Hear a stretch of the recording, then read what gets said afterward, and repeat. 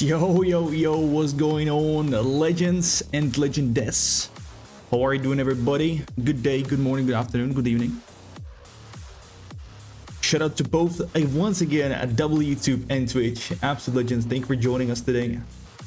What's up, Mr. Sajin, Charger, Tim, Mr. Flysky as well. We got Stoya as well.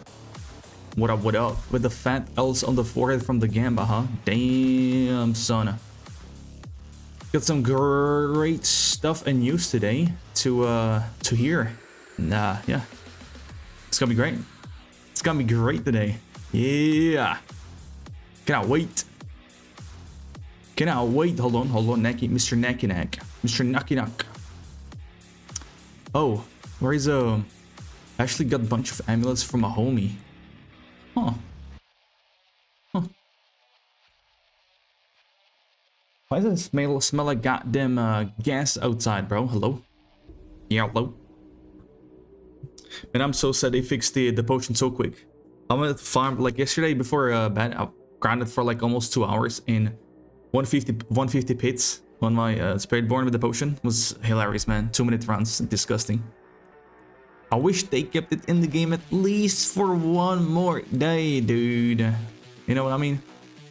Some quick blast. What's up, Nguyen dot on the YouTube rogue build? If I can recommend one, it's Overpower Flurry Rogue by Alexiu on YouTube. I haven't done a rogue yet. I just don't have enough time, dude, because I have other builds to I wanna do. It's too many builds, bro. Too many builds. I ain't got enough, you know. I'm just limited by resources, dude. I'm just limited by resources. That's rough. Should I join or should I join him or? Anyways, I swapped off to a Mighty Throw build yesterday, and boy, oh boy, this is night and day different. This is the same setup as Hota, just different points from Hota to Mighty Throw. Dude, the difference is fucking night and day. It's crazy. What's going on, Andrew? On YouTube, what's going on? Good to see you, bro. Who can help me with pits? We might be running them later, Tim. We will be running them later, bro. So I can help you. What's going on, Ives? What's up, you legend? What's up, you legend? Do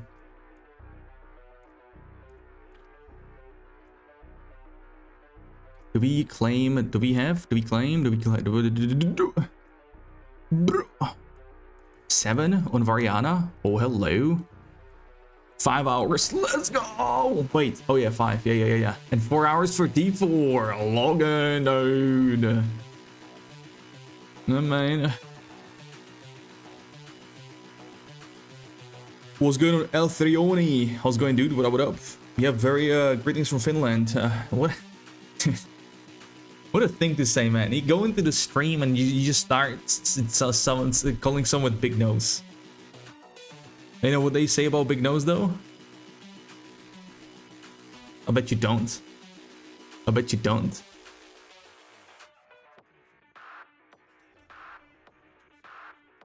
Nice stonker you got there. Well, thanks, man. I'm very proud of him too. It was, you know, took me a long time to build it right. Big nose, no. This fucking guy, dude. A big snout too, like a real dwarf, man. That's why Short King is on top, you know. You know. Brother, what are these GAs on this vendor? Man, initially I thought this lowest roll aspect. Initially I thought this vendor with items would be good, but damn, dude. What's going on, Sean? Greetings from Saudi. Oh, damn, Sean. I had no clue you're living there. What's going on, bro? Good to see you. Good to see you.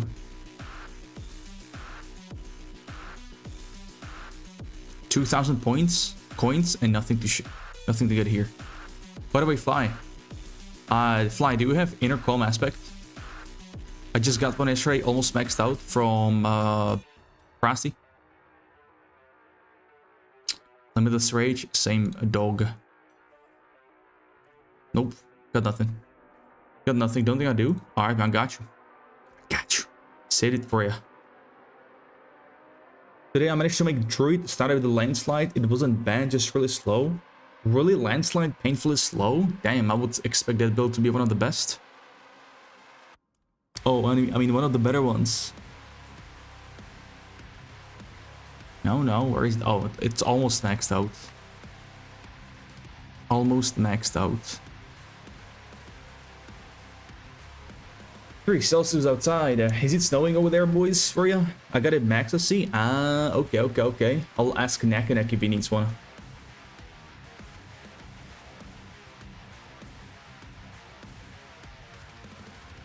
Expect. You got snow today? Nice. It was snowing a little bit here as well, but not for too long. It was going in a heartbeat. It's going in a heartbeat. Man, I think this will be a problem playing with people in a group because of resources. I just now flies headbanging to this music right now. Oh, he's not a fan, huh? He's not a fan.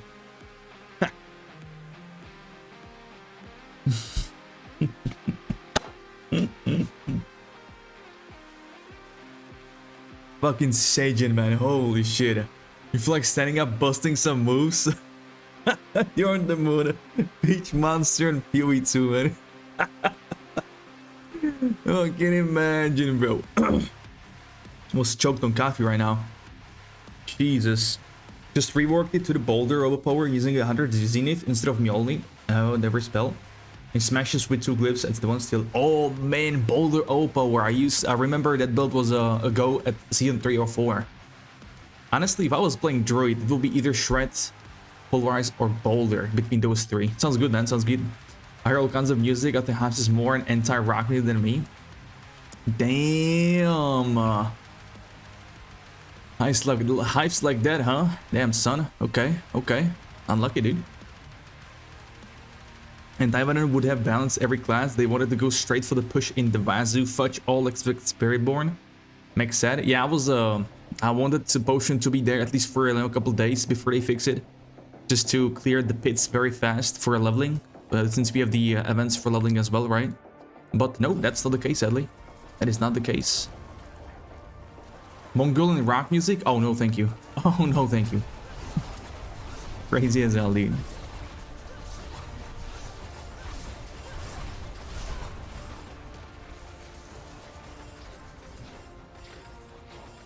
Don't hate the rock though, just don't prefer. Okay.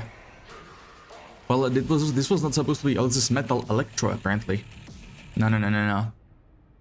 Let's go with the dark cyberpunk EBM industrial bass synthetica. That's what I'm talking about.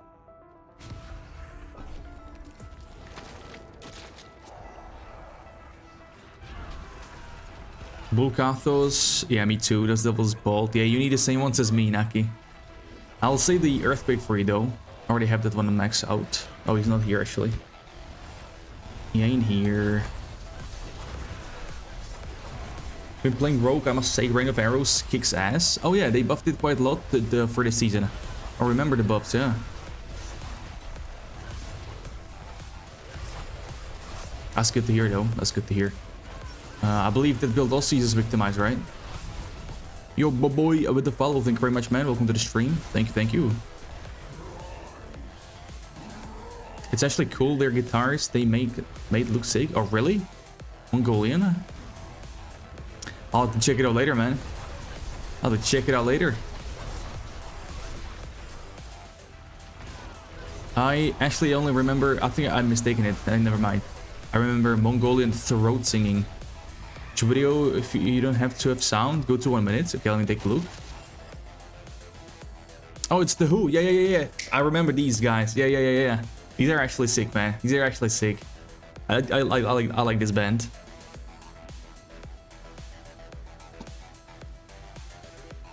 The Who band. Holy shit, they are huge in the worldwide. Wow.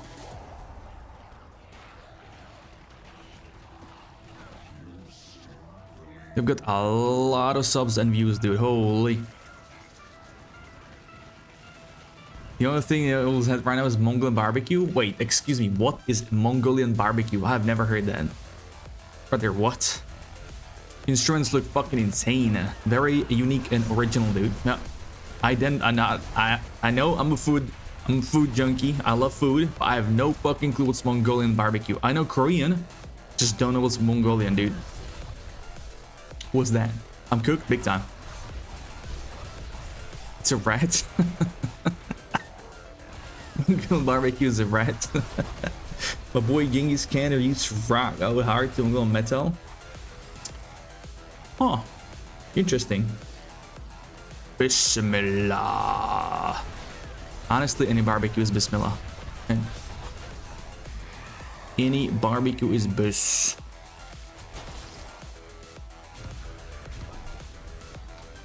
Bis food though. Huh. Would you look at that?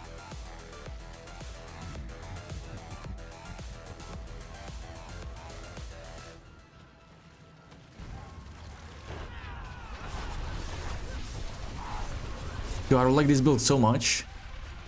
I like mighty throw more than expected, no gonna lie. You pick meat, veggies yourself, get a bit of soy, some Mongolian barbecue sauce, and fry it for you on the... They fry for you in the pan? Oh my lord. You guys have a Mongolian barbecue over there? Sounds like you are fucking visiting there every single weekend.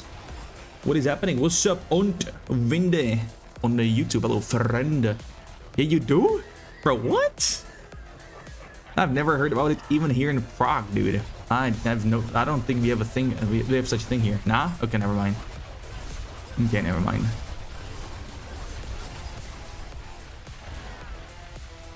Never mind, though.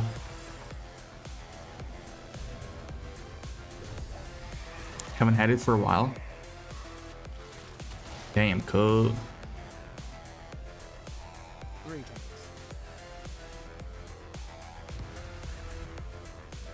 Brutal picks, man. Brutal picks and air runs so far. Yeah.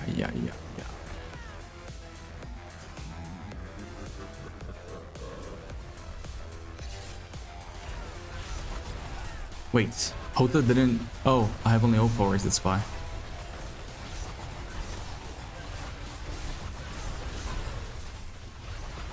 I had to drop inner cone for horde. I gotta get something else, like I guess limitless rage or edge master is a yo. I really must work the pants too for better resources. What's up, Mew? Early stream, big dog. What's up? Some say he single-handed fixed climate change from killing so many people. Looking out for 10% of population, dude. That is very scary, man. That's very fucking scary. I can climb, dude. Climate change, man.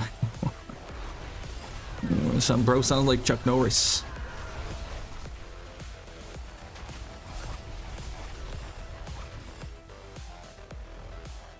How's the snow looking, Mew?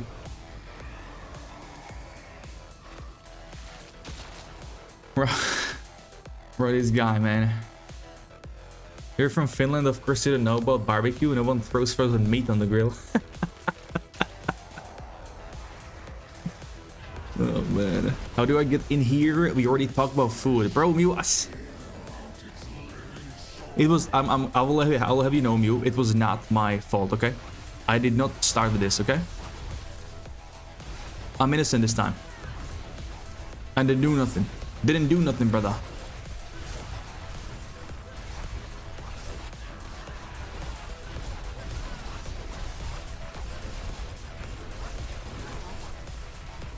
Surprise though, we should get some emotes for food, boys, like for real. Yeah, what's up, Tamaguchi? I haven't had this build on YouTube yet. It's kind of fresh, it's kind of new. I will have it soon though. Love this one. Love this one, big dog. Tonight's so big. Tonight is massive, bro. You know what else is massive? This coffee on my table. Snow, that's wild to think of. It was like 34 in Perth, Australia. Oh, you're from Australia. You're from the future, Andrew. 34, man? Yeah, it's 3 Celsius over here for me. It's supposed to snow as well, dude. That's kind of crazy. This guy's a walking dustbin. Bottomless. Bottomless. Campfire into PoE 2 into hardcore. Oh, damn, you got hardcore after that? Mew? Right, man, alright. Spawn on. Snowing here in ESA, Chicago currently. Hey, yo, what's up, Howard? Good to see you, man. Good to see you. You're from Chicago. That's awesome, dude. Someone all the way from Chicago and goddamn Australia is watching me here. in Prague, Czech Republic, 11 p.m. Okay. Who wants to ride a moose for an hour to get barbecue?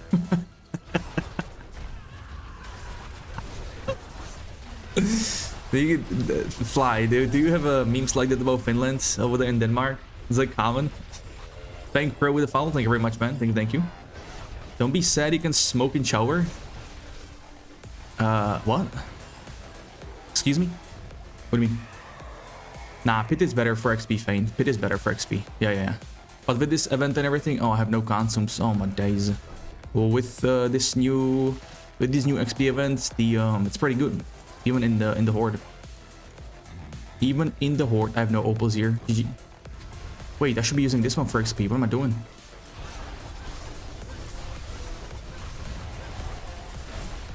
Yes, sir. If you have tobacco in your mouth, it won't get wet in shower. That's true. Yeah, that's true.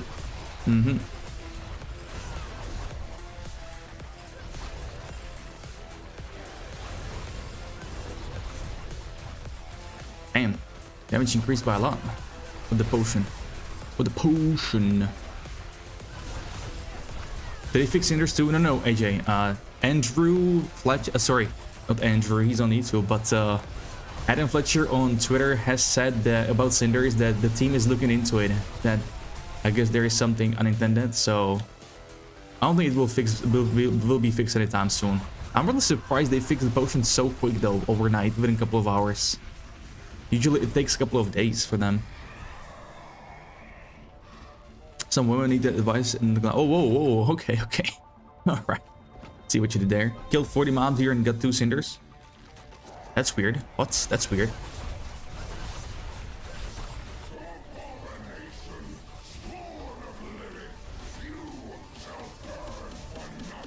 It should not be like that for sure, my man.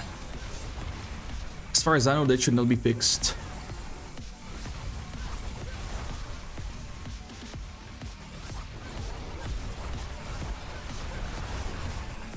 I think I might throw Pulse Size instead of Hota. That's useless. I need to roll this off. Oh man, I think I have like 5 tries there. Should be good.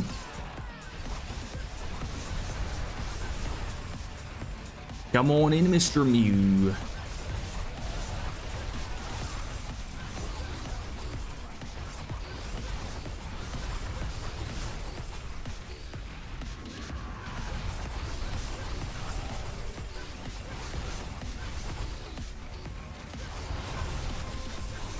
%19 lucky hit on my throw is pretty brutal, dude. That's pretty brutal.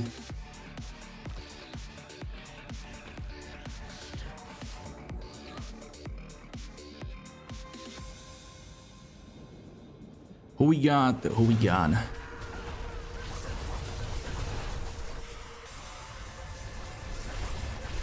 Can they stop running? Thank you.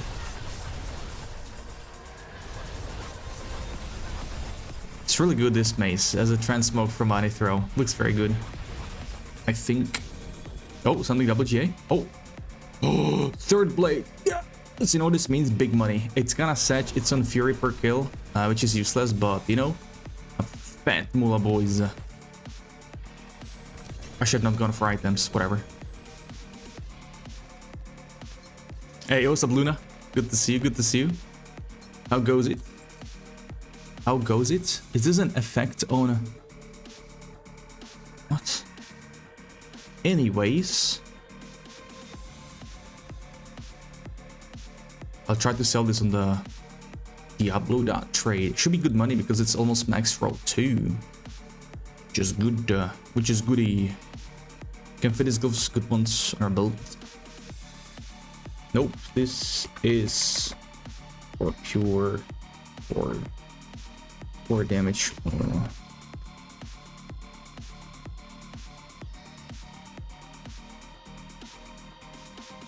If you want any boss mats, I got 7 or so stacks of steel. Need to make room to storage. Oh, I know about the room with the storage. All right, Andrew. All right, man. For a little Grigor action now. We'll see.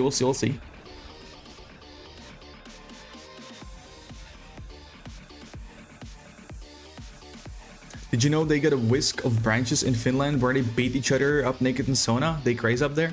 Wait, that originates from Finland? Yeah, I've seen it, man. I've seen it too. I mean, people do it even here in Czech Republic. Holy, crazy, man, out there, up there, crazy. So yes, I did. Guys are build iffy. Yeah, it's good for circulation. True, I can imagine that. Vihta sauna, Alright. Yeah, actually, Andrew, I just realized my Spiritborn is also stacked with mats. I need to run him, man. I need to run these bosses. Bro, I wish this type of build will be viable every season. This is such a great build. I'm loving this so much, man. So good. Voila, so good. I forgot to change the aspect. I think I'll go with Edge Masters. I can go with Slaking, but not needed actually, never mind.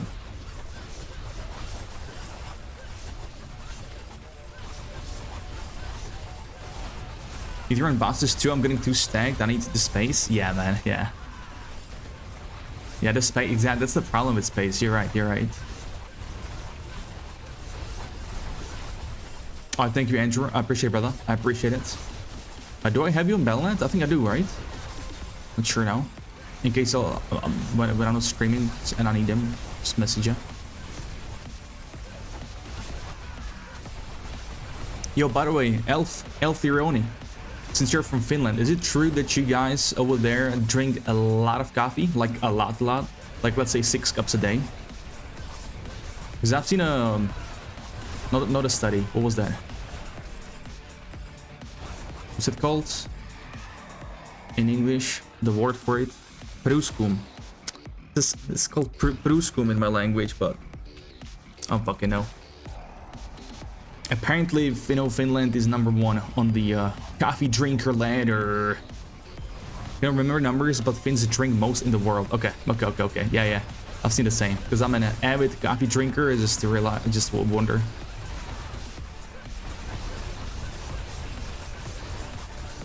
Yo, since we got the squad in the group right now, Citadel win. Citadel win.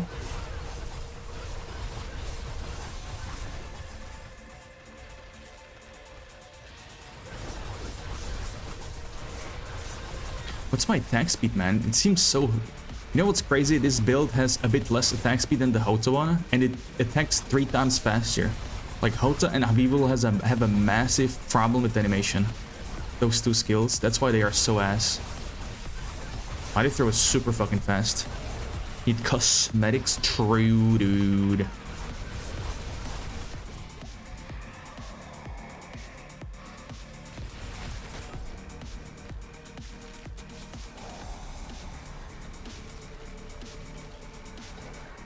I'm really curious, like all memes aside, I'm very excited and curious what we will hear today on D4 stream about Season 7 and PTR.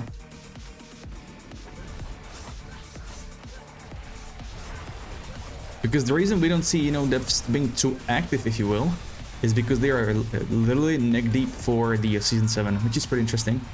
Because it's kind of far away, but yeah. We got a staff I got it for 300 mil. 300 million for this? No, man, no shot. No shot, dude. Congrats, man. That's huge. Finland collective labor agreement employment contract is 10-15 minute coffee breaks per 6 hours. Yeah, like literal coffee break. Oh man, I love that counter already. That's actually cool.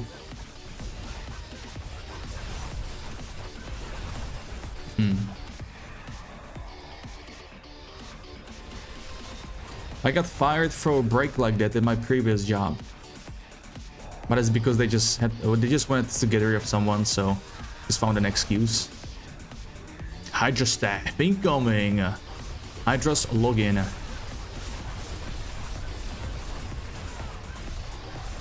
I heard it's because they need to give him coffee because they lazy AF without. Really? I mean, if you drink that much coffee, I doubt it has any effect on you. I can speak for myself, dude. Coffee does nothing to me. I could sleep like a baby after drinking one. No problem.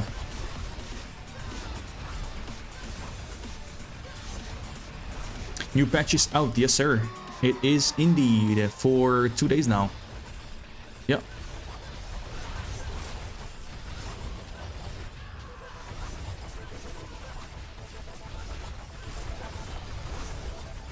Am I on Unbridled? Yeah. What's going on, Accents? Good to see you, bro. Good to see you. CN7 in for today? Yes, sir. In 3.5 hours. At 8 p.m. For you, 7 p.m. Drink like 6 cups a day. Devour 2 energy on top of that. Wait, what? Mew, what? No worries, bro. That's crazy, man. 6 coffees and 2 energy drinks? Okay, that's wild, dude. That's some crazy work. That's some crazy work, my guy. We don't always drink coffee. Sometimes we need to have sex with all the beautiful Finnish women we have. That's a great... thank you for the information. He is wild. You sleep like a baby after that?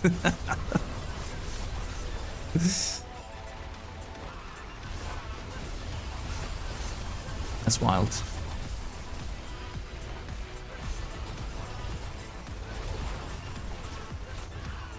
How's a meteor, by the way, Mew?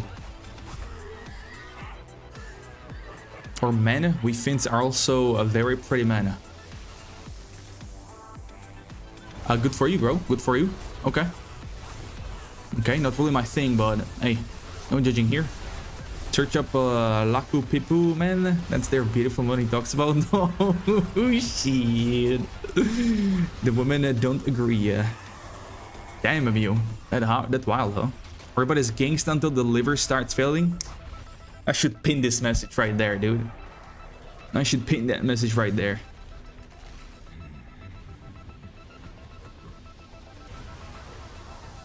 Let me see. Let me see. Fly. What kind of abomination is this? Images? Bro, we call this type of person Oompa Loompa in my language. Oompa Loompa. Yeah, that's pretty crazy, bro. What for 20 bill, thanks.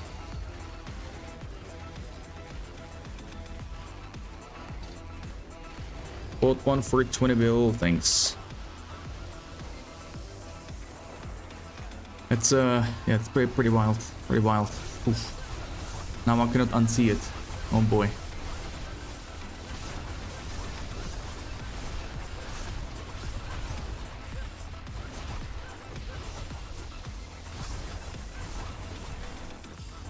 Not even death can save you from me. It's scary. It's scary. Wait, I haven't. Did I post the third blade? Am I tripping? I don't think I did. My listings? Yeah, nothing. What was I doing? Wait, where's my third blade? Did I salvage it? Oh! No, I locked it in. I guess I put it in the storage without thinking about it. You guys got me distracted. Got some protein dark chocolate mouse with 0 added mouse.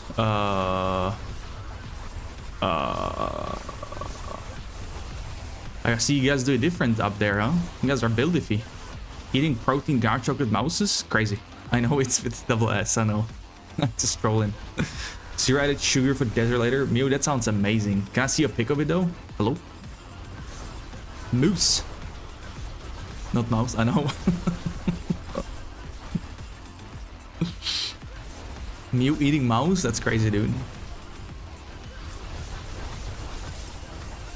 Hey man, when the times are dark, you gotta do what you gotta do, right? Like eat a dark chocolate flavored mouse. I'll do? Okay. Alright, okay. It's moose. Yeah, I know, right? Mouse? It's moose. Your Lilith scanned after a true. Yeah, yeah. You got the title right here. Not in game.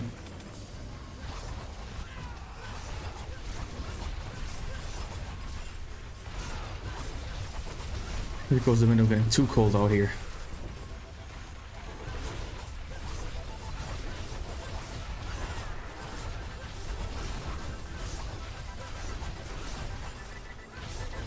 Man, hitbox for Mighty Throw is so weird, the aspect.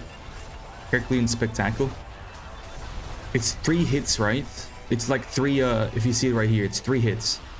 And sometimes under a weird angle, when you're fighting a single target or whatnot, it gets only hit by 1 of these procs instead of all 3. But if you land all 3, you just delete everything within seconds. Really odd ability.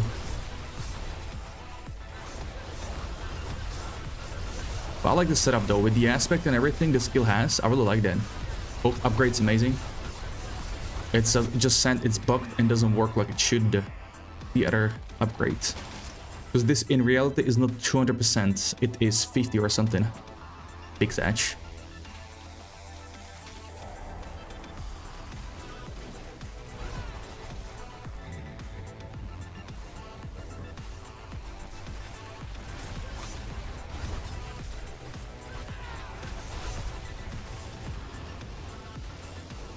I had to change the gloves. No, I don't even have the gold because I had to borrow some money from Irritated. He got me 20 bill. Need 10 more for him. Should take a look what I can sell in stash. I'll get some stuff.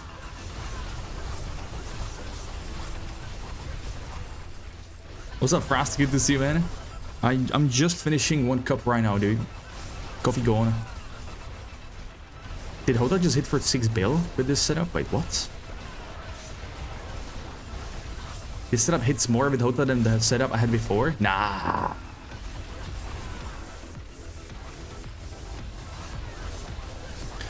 Maybe 7% better than Pulse? No. The Pulse is better for one reason, AJ. It's because of snapshotting. Snapshot is bugged though, it should not work. So that will be fixed going for Season 7, I'm pretty sure. Because it was reported in detail what's bugged with the snapshots. And yeah, the dev said it's unintended.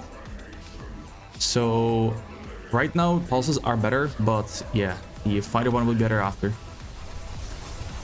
It's up to you. Like snapshot is very annoying to use because the I don't know, the gameplay with that build is just kind of annoying because you gotta activate like 3 different or 4 different things, meaning like limitless rage activation, Hota overpower as well for the damage increase. Quack's rune is also what you need to snapshot. Because if you activate all these buffs, they will carry over to those pulses in Mighty Throw. So as long as there is 1 pulse ticking on the ground, and you spawn, you know, 1 on top of each other, the snapshot will always be active. You kind of need to do it only once if you're in fight, but yeah, it's just kind of annoying. So I just like the fighter one, or warrior, what is it called? Warriors one. 2J Shroud just dropped. Oh, Andrew, it's the all stats and health, the most important ones. Congrats, bro. Sheesh. Lucky.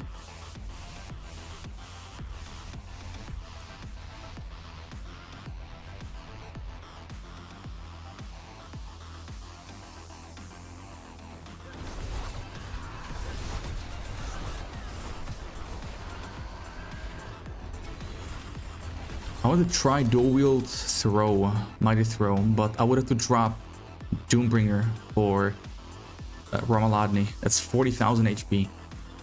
That's not. What's my update? Let's try and go for items.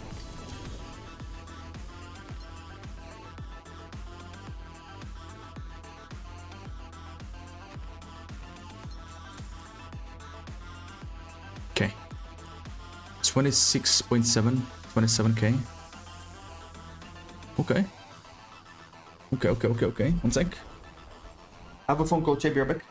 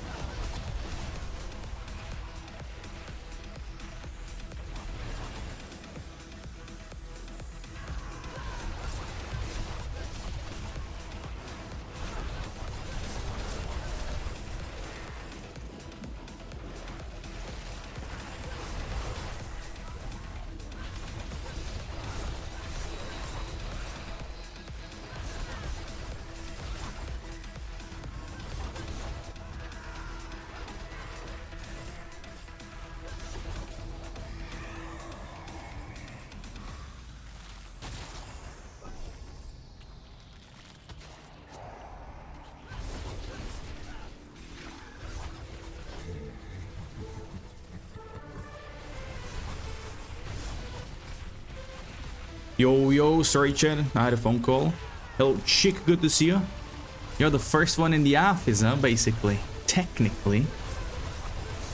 Good to see you. Good to see you. Rubber banding from all these cinders. It's going great. Good.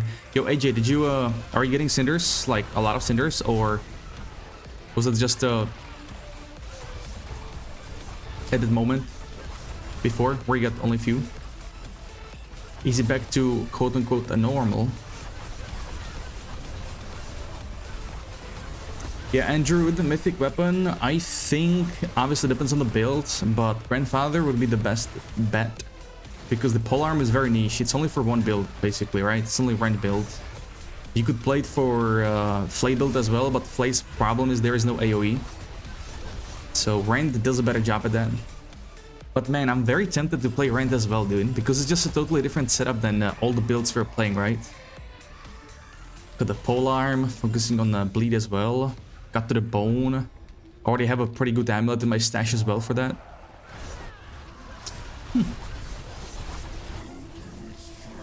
If I'm lucky with Masterworks and whatnot on the gear, I get some mad slap. Sure, I'll probably do it.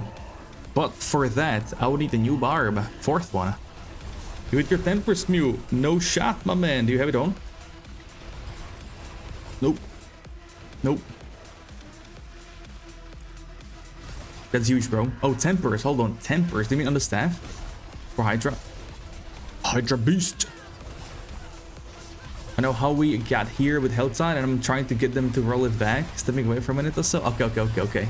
Oh, you actually know that? Because Adam said on the... Yeah, Adam said the team is looking into it. So by team, he meant you. Okay. I see how it is.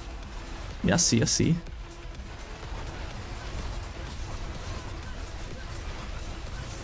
Planchet. Oh, you got max rolls on both? Bro, this staff is a dream. This staff is a dream, dude. That's wonderful. Max wool, max Hydras.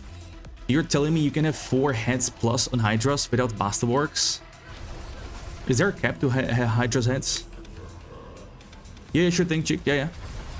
Sure thing. Absolutely. Do it so I can copy your build? Alright, Andrew. I will try to, man. I'll try my best in that.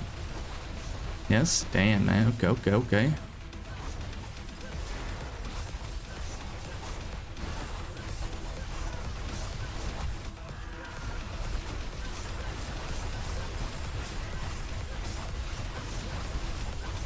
Dude, I need to imprint this build into my memory and record every single thing I have on the setup. Because I would love to recreate this in every season. Season 7 as well. We'll see today on the changes. You know what I hope? I really hope we get PTR before PoE 2. You know, the PTR for Season 7? I hope it happens before PoE.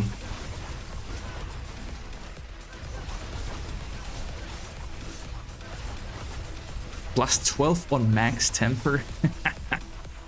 What's up, Doom? Good to see you, bro. Grinding some barbarian on the new builds. How about you, dude? How about you? How we doing? Dude, limitless stretch is insane damage increase. You know what?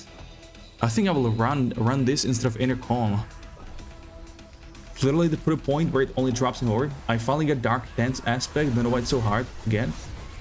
Oh, but you're right, Frosted. That aspect is exclusive only. That it drops only in the horde. Exclusive in the horde, yeah, dude. Tonight, Doom, let's get it, dude. In like what, 4 hours? We got Diablo 4 stream and then PoE stream. That's awesome, dude. Lots of news. Kind of bummer that it's 1 hour, you know. First D4 and then PoE in 1 hour. It's kind of a bummer. I would like 2 hours at least. But it is what it is.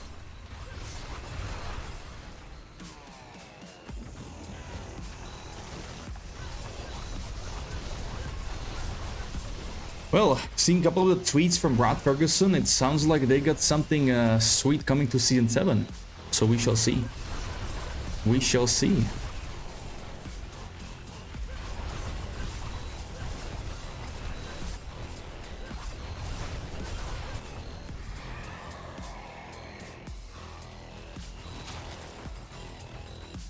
What's up, clients? I don't have this built yet on YouTube or Planner. It's kind of fresh, but I will pop it soon. Did they patch the anti-venom? They did, Frosty. They were super fast on that, dude. They were super fast. How is plus Whirlwind? Bad. Bad, dude. We don't scale with Whirlwind on Earthquake or does Devil Whirlwind build. So that's useless. Uber Mephisto Jesus. Surely, bro. Surely.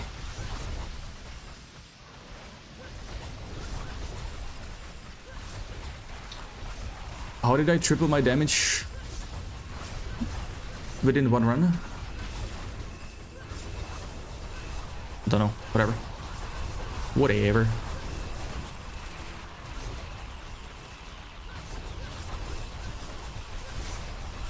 That's the triple proc. Okay, that's what I was talking about earlier.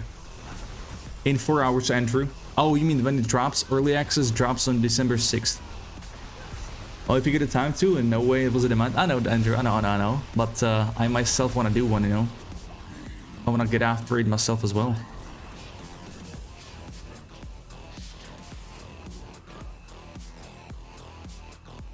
Yeah, these gloves are not good, Amir. Those gloves are only for pure Whirlwind core skill builds, and we don't use that.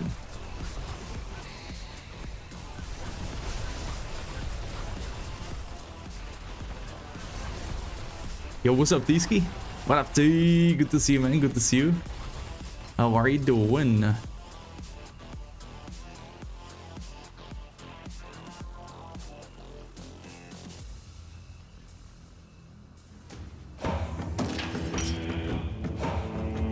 Here we effing are, boys. 1 month from 4 effing years. Miracle, let's hit a pause here, dude. 4 years. Like, how is it even possible? 4 years, dude. Hello? I've known you efforts for almost a decade now. Absolutely insane. Happy to be here in Sweden. Every year so at this moment. You're already in Sweden? Bro! Join just PC before her Final Fantasy raid since I get it for AOC weekends. Ah, you get your grind secured for the weekend, huh? With the boys, happy to see you still grinding it in. Get the bright while you can. Yo, Miracle, my man, my dude. Thank you very much for the resub. 4 years is absolutely crazy. 10 time no words, man. That's wild. But it's a long time support, Miracle. That's actually very cracked, man. So thank you very much, brother. Thank you very much. Let me get some hype over here for you. Let me get some hype over here for you.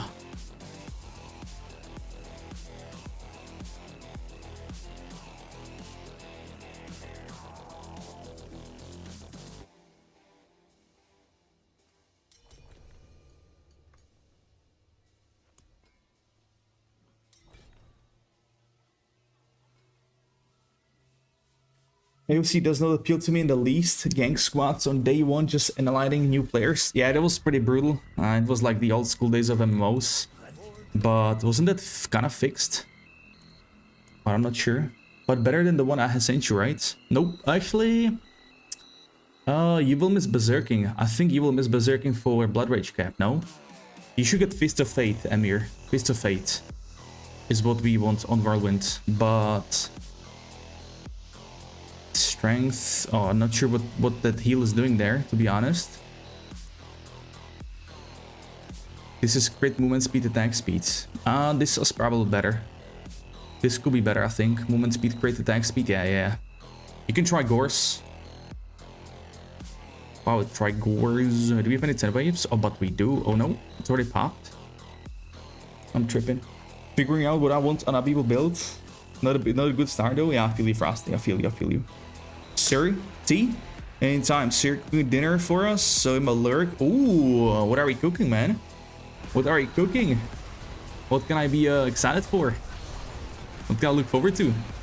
Sounds good, man. Happy you made it to Sweden, man. Enjoy your time over there, Miracle. Enjoy your time, man. With Newt.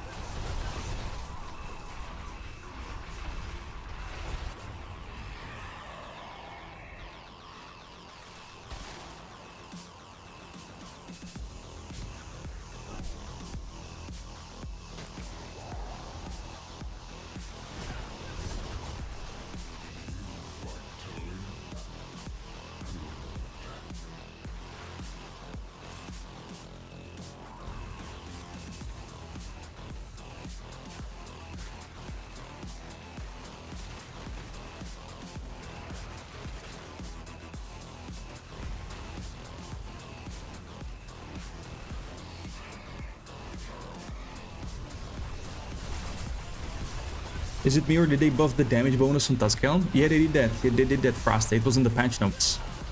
They buffed it from like 15 to 25, was it? I think it's still too low, man. Ever since they removed the aggressive resistance passive there for the DR, I don't find that headpiece good at all. I mean, if you're starting out and this is the first thing you drop, sure, it's good, but yeah. It's 25 now. Actually pretty good, 25. Actually pretty good. I was gonna say, I thought it used to be double the Berserker bonus. Yeah. If that headpiece was giving up 50% damage instead of 25, that's a different story. And it still would be behind Ugly Bastard.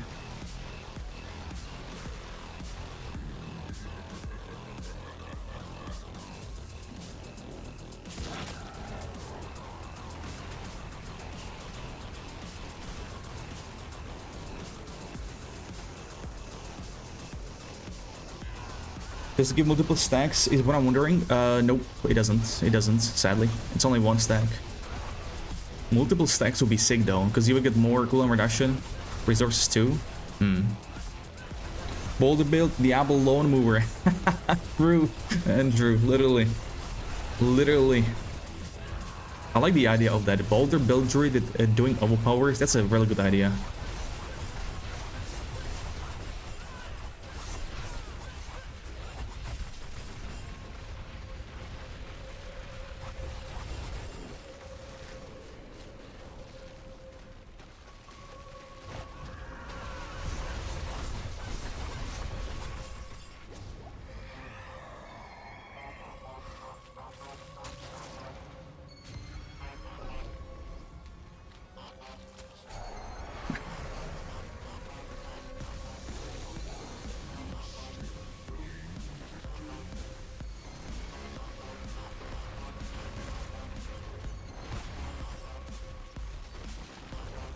Yo, Drex, thanks for the follow and good to see you back, man. Good to see you. I finally went for the Mighty Throw. Finally, because I already did the Death Blow video, so that was allowed. I allowed myself to go for another one. Love it, dude, man. This is my hands down the most favorite build I've ever played. I will definitely try to recreate this for next season if it's possible. We'll see today if we'll get some news. Once we get some news for, you know, season 7 and then PTR. I hope Mighty Throw will be fixed though. The warrior passive. How about you, Drax? How we doing, dude? How we doing? A lot of warfare damage? Yeah, for sure, for sure. But it's very, very rewarding, right? Very rewarding. Like, I tried pure Hota build with the same setup, which is pretty insane for O-Power, right? Just change an aspect, points to skill tree. And, dude, that was so bad. That was so bad. Jillians are going to close to 1 bill a piece now? Oh my god. That's pretty insane.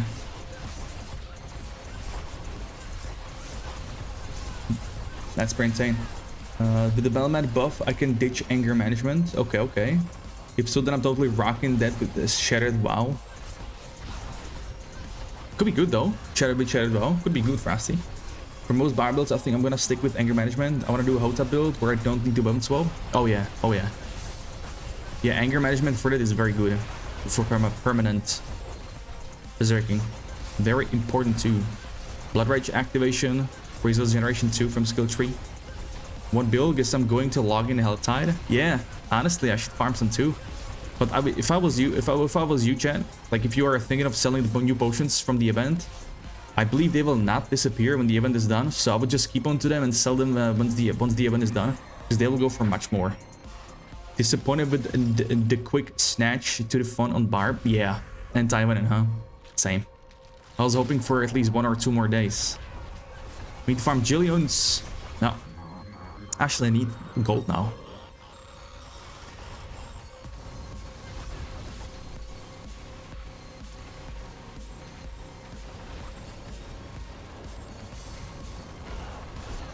Like the market, of course. Absolutely. With the amulet, I have BLT. Vanish Lord. So I basically keep spamming Mighty Throw. I have enough of a setup where I can just spam it even running Unbridled Rage, which is insane. That's why I really like this build. And Hota is here for all powers.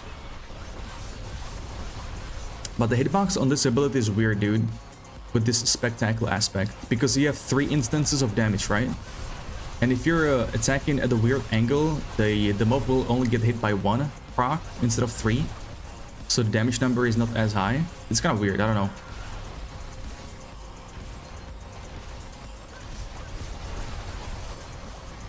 You don't farm millions, or billions, or even trillions, or quintillions. We farm jillions. What a saying, bro. What a saying. Did you guys play D4 last year during this season, like with this event? Because apparently there were some sick transmogs or like cosmetics, which we didn't get this year. Kind of sad. I would love to see them.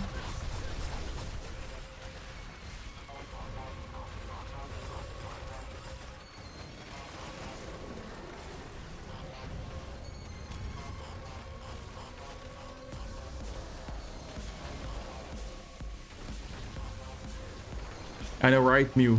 We want some skins, man.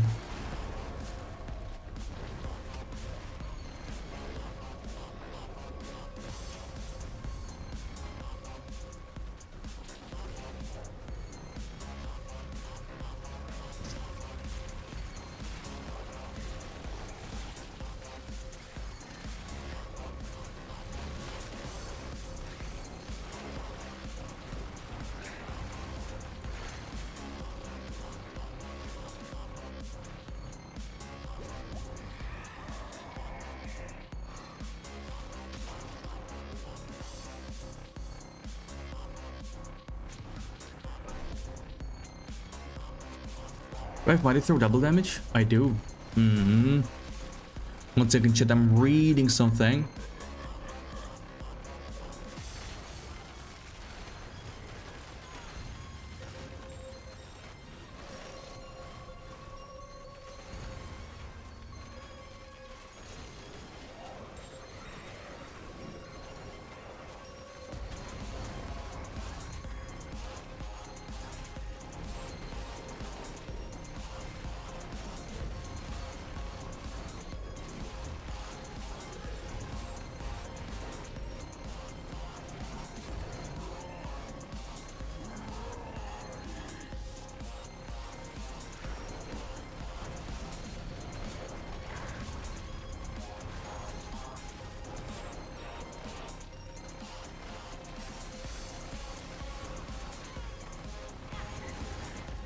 Okay.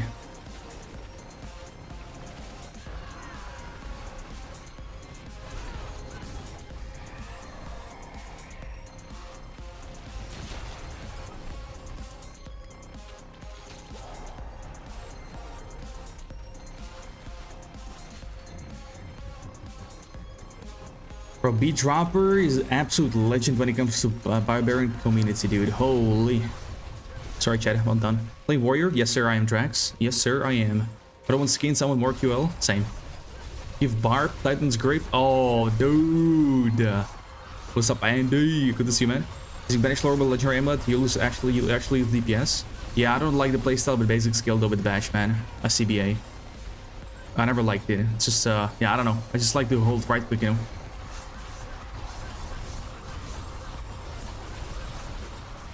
I have WoW and 2G having Valop on Valop. I think I'll be able. Oh, okay. What's up, SW?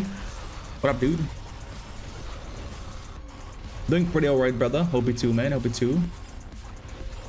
Trying to figure out how I'm gonna do this data build running WoW Hellhammer with ugly BLT. I need to redo my boards with Might, Crusher, Mortal, Wrath, Dominate. Nah, those are pretty good actually. Yeah, those are good, Frosty. 4G alive now.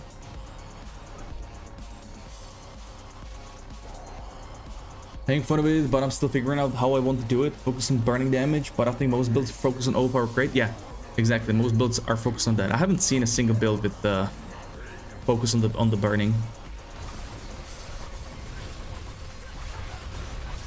How am I making Fury? So invigorating Fury here as a temper on the pants. I am trying to get it to triple masterwork without any luck. So you basically, as you spend Fury, you get heal here, and this is linked with Starlight.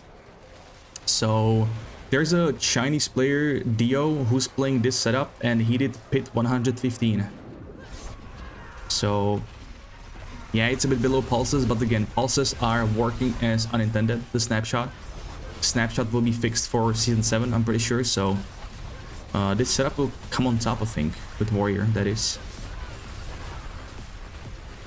Use Flay instead. Sure. The king, right? Play the king. Alright, Chad, what are these runs? We have not had a single Wave 10 run with over 1,000 cinders. I mean, ether. Rape. So yeah, every time you heal over 120% over max life, you get resources. And this gets amplified by resource generation.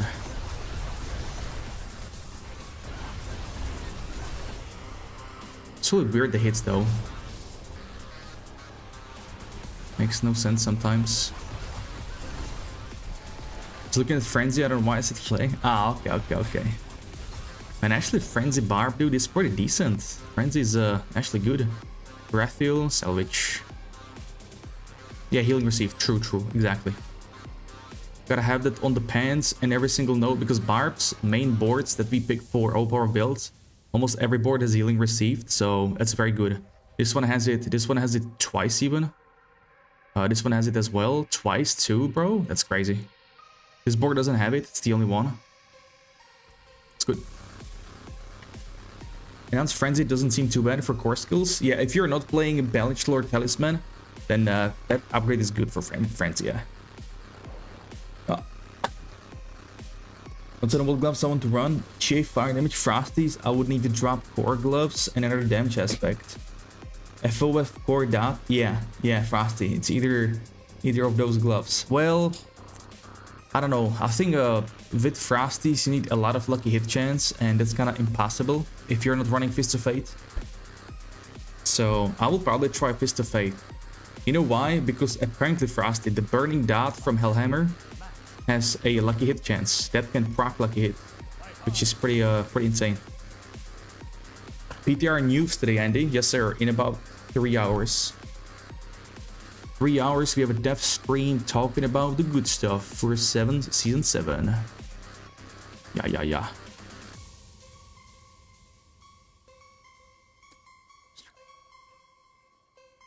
When if you're pulsing, you also proc lucky hit.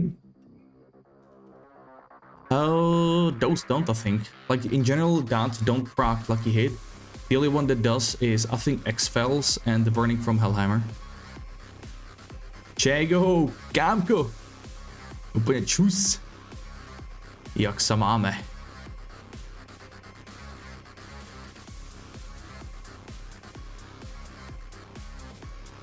You've got this one? Oh my days. Use it, bro, Amir. Use these, bro. Hello? 100%. Of which party today, AJ? Yes, sir. Starting off with some Diablo 4 action, moving on to Path of Exile 2. Bring some coffee, bring some popcorn, bring some booze. Which affix to max? I have crit or attack speed. Your aim is to get 100% crit chance if you can, Amir. So I would go with crit and then maybe attack speed. Pick up with Transmog, check out my Barb. It won second place in Transmog comp. It's for play besides tattoo weapon. Whoa, let me see what you got, dude. Damn, this looks sick, dude. Trex, what is this tattoo? This looks actually very good. I have low graphics, so excuse me if it looks bad. This is from the 3rd season, right? The weapon. Dude, this looks wonderful. This looks wonderful. Nice. Smokey bro with the follow, thank you very much. Appreciate it. What's up, Naki? The only thing I've seen lucky it not work with is Thorns. Yeah, and Burning Rage. True. Yep. I see a quick +5. Oh, did fly dip? Did fly dip? Today's a good day. How come? Lots of news. Ah, yes. That's true.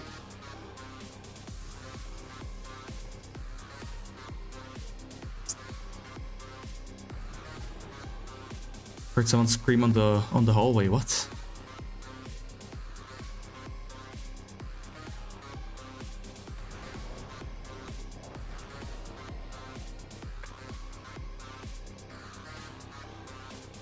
News always shit, so don't get to be so hyped.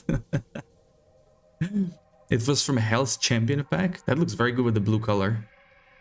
Looks very good. I like that.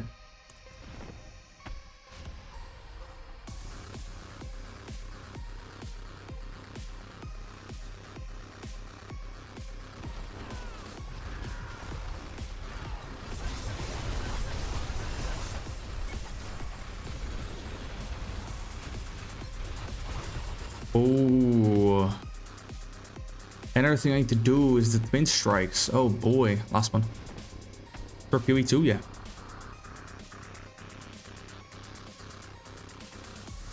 Should get a snack. It's past 5 PM.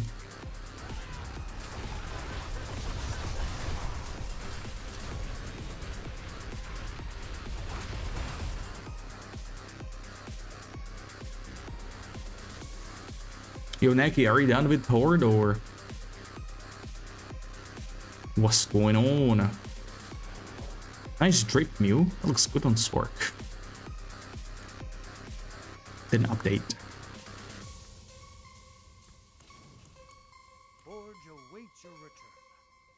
Hey, it's you, Smokey Bros, Andy from YouTube. Finally install Twitch on your. Okay. Just to watch me.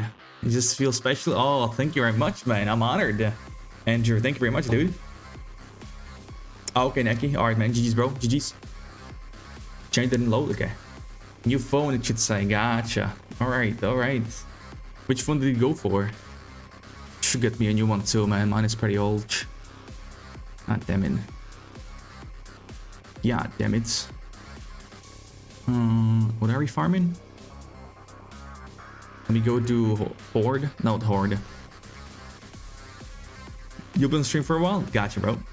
Are we locking in for PoE2? Of course, my man. D4 first, because that happens 1 hour before PoE2. So D4 into PoE2 action today. Which party? Here we go. Here we go. But not WoW, though. WoW, for me, is gone.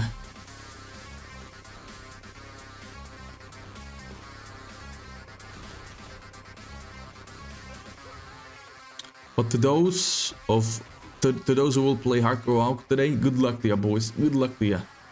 Can you even masterboard the weapon? My hand hurts so many hours. You've been grinding for that long, yeah? Oh man. Oh man. Out of loop, let me know what's going on with D4 today. Sure, yeah. Sure thing. We shall see. Come back, Drax. You still doing bosses? I have some boss mats I'm not going to use. You can add them to yours. Run some people. Sure. Yeah, sure. You have space here. I don't have much space. Actually, yeah, I will.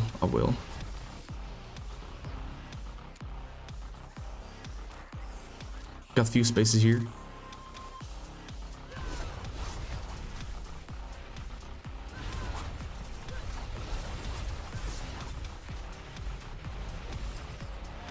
I haven't figured out how to raise the groundstone completely. It's impossible, Frosty. Nah.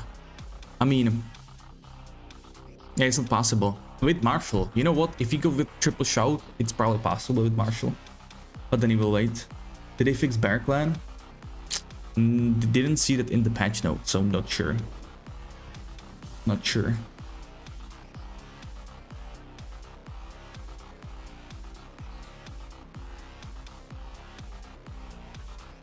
Need to run the ends? Yeah. No, AJ. Naki is not doing hordes. He stopped. Like, I'm on an island by myself, the only person with zero interest PoE2. Really? Nah, you're not the only one. You're not the only one. I actually made a poll yesterday on my YouTube channel asking people if they're interested in PoE2 because today's a stream. And there's quite a few people who voted for nope. Not me.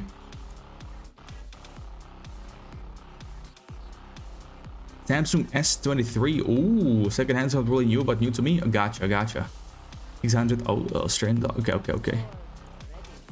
That's still quite alright. That's a lot of mats right here. Oh, I had enough. Oh, nice. Oh, damn. Thank you, sir. Wait, really, Drax? Yo! Resource cost, armor, and heavy handed. Damn. Thank you very much for that, dude. Appreciate it. Appreciate that. Dang, right? With Drax hooking me up. Berkland might be the only way to do it if procs like it should. Nah, Berkland sadly is the same as normal cooldown reduction. So that one will, if you're at 75% cooldown reduction and you slap on extra Berklands, it will do nothing. Okay, Rage of Hergeth could work. That's the only reset, I would say. I wish I was a streamer. Give them to someone who can use it. Alright, man. Thank you once again. I asked you the other day and he just said no. PoE was too complicated for me. I'm scared PoE 2 will eventually do the same confusion. No, that's the contrary, actually. They are making PoE 2 quite the opposite from PoE 1. Sajin said it perfectly yesterday. The reason, like, both games will get, you know, development, even PoE 1. It's not like they're stopping with that game, because PoE 1 will be for Zoomers, and PoE 2 will be more, I don't want to say chill, but just slower game, right? And it won't be as confusing and complicated as PoE 1. Yes, it does have a skill tree, massive one, but it will kind of tell you where to go. So, nah, PoE 2 will not be that geeky. Oh, the ground stomp, I'll try today. Okay, dude. Oh, I love that combo.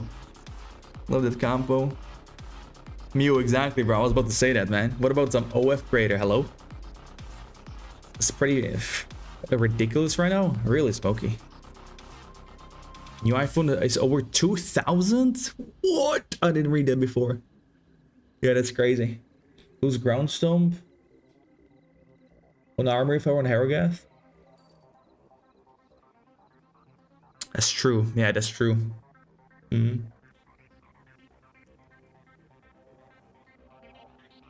Oh, I will be. Don't worry. Don't worry, Andrew. I'll be on the PoE 2 grind, my man. Don't worry. Every single day. Since December 6th. Neck deep, my dude. Oh my days. This transbook is lit, brother. I've never seen this armor. What is this? You got the chest piece? Yo! And the offhand too? Oh man. This is absolute peak, bro. For Sorcerer.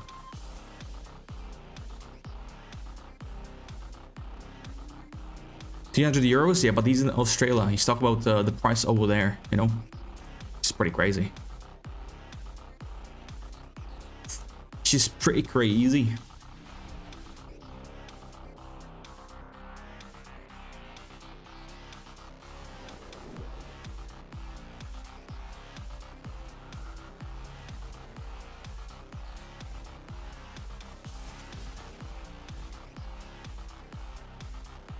Yeah.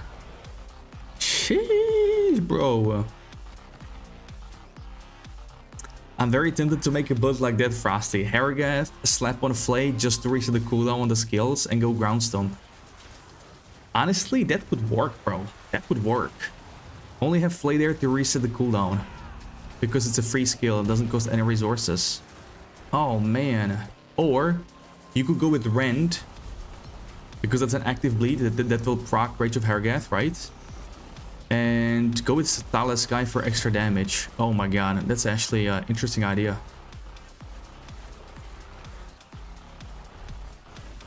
Got something for me? What do you mean? Yo, Andy, how are you reading my mind, bro? Stop reading my mind, bro. Hello? Oh, yo, really, Neki? For real, bro? Okay. I mean...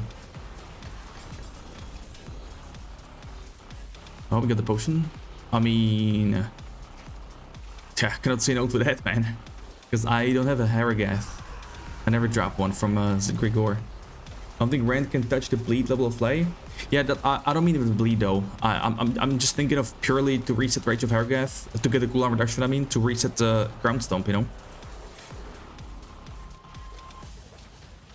But I agree with you. Flay's better for bleed. But Rand, you know, Rand is AoE.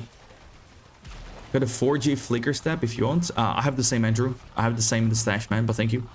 I dropped them too. But your phone in a different way. Used to have a max-sized iPhone, my pinky kinda ended up being crooked from it, so I went back to regular Pro. Damn. Pinky F from holding a phone? That's quite brutal.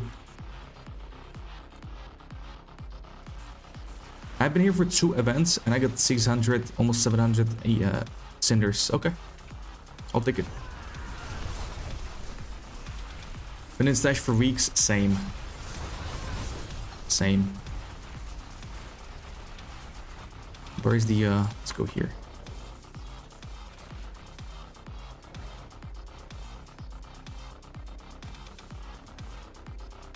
Coming to you, Miss Brenna. Miss Brenna.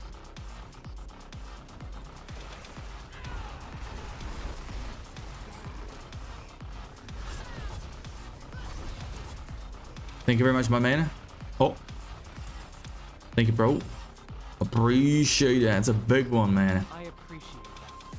Dude, I want to try to lead build so bad now.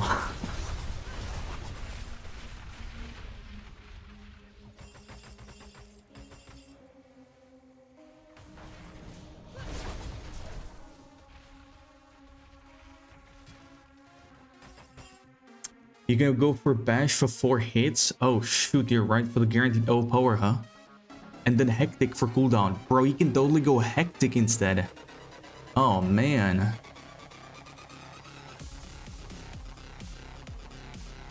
Damn, I have a crazy idea actually. Yen's blessings just for the shouts. Similar to this build. That could work. Oh.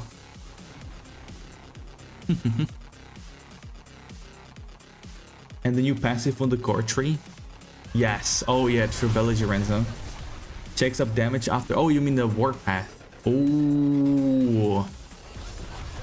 Ooh. Okay. Welcome back, Fly. What's up, Droten Broski? How's it going, man? What's up? What's up?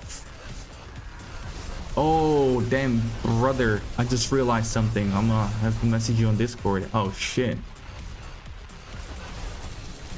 Double G amulet. Watch being heavy-handed and, never mind. Strength and max life. Whatever. Whatever. Draconoth Oath for cooldown. Okay, yes, yes, that's good.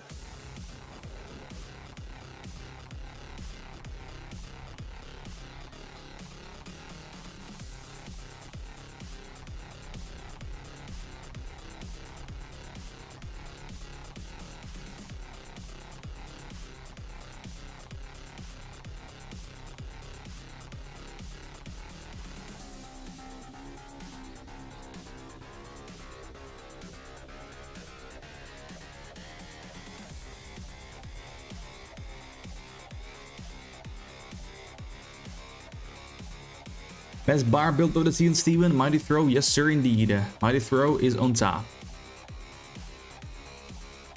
Especially after the patch notes. Natch boats. Natch boats. Go grab the one up top here. Bro, it showed weapon. Why is it armor now? What? Oh, let's go down here, never mind. That's what she's by. What?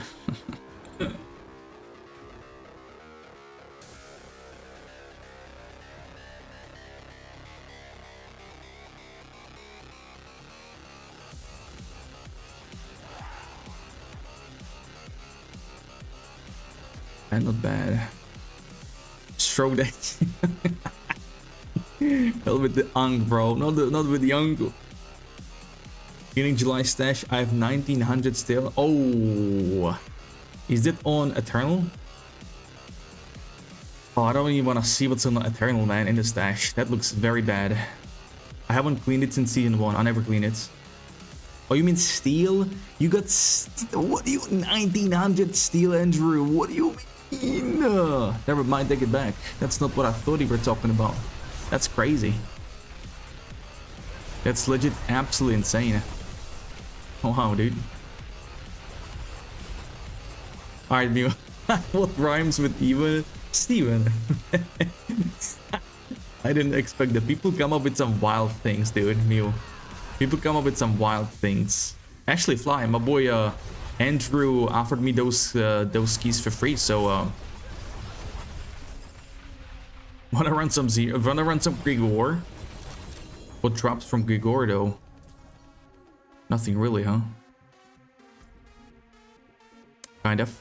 Money +1. How do we get +1? Seller. Quick seller sweep.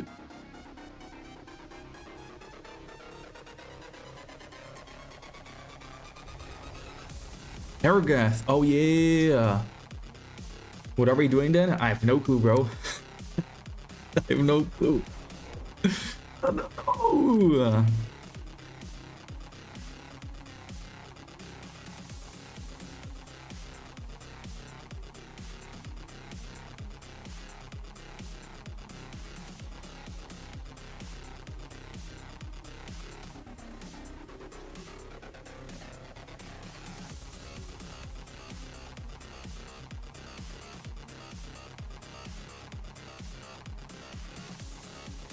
You get some house dogs. Ooh, hey now. Got also 1,000 hearts. Damn, Andrew, you're stacked, my man. I might not need Berserk Ripping if I run a Ravenous rent stacks. Oh, Berserk Ripping wouldn't trigger on Harrogath anyway, Frosty. Sadly, that one is not working. It's actually supposed to not work. You only need active bleed basically, which is a rent play. What's up, DDH, my dude? Been a minute indeed. Been busy with work. I hope all is good either way, bro. How was the background growing? Amazing, dude. Is there going to be a guide to your build anytime soon for this setup? Yes, sir. I basically cooked it today, if you will, so that's why I have no guide yet. But definitely, bro, definitely. I also uploaded the Deathblow Overpower setup, which is the same setup like this, just different skill, and that one is also amazing. That's a true boss killer, man. Very powerful.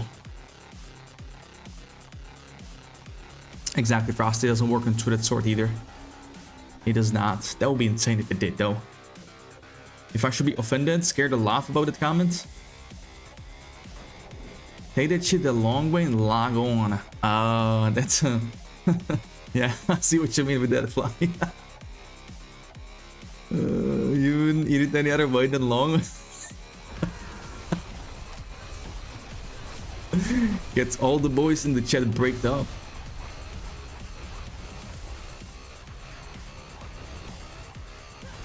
All right, Andrew. All right, man. All right. I need to clear my stash too, dude. It's 2 pack right now. I need to clear that. Need to clear that too.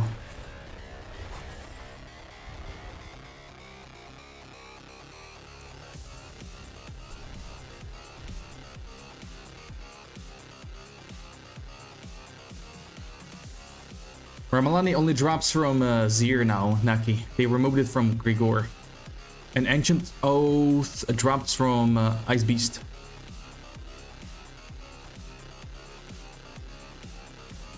Huh. It makes more sense if you were talking about corn, because you wouldn't eat corn the long way. You eat citrus. True, true. It's even impossible to eat it the long way, no? That must be some width action going on in that mouth for that. Holy chaos, my favorite. Chaos. Oh, I need some opals here. Oh boy. I kind of want to run the raid though for the skins, you know. Double J, Rupture, and I wish Rupture was a proper build. Want some? You got some? Let's go. People eat corn side to side? Bro, how else do you eat corn? Headshot. Unless you're trying to deep throw it. God damn, dude. That's a different action. Sub headshot.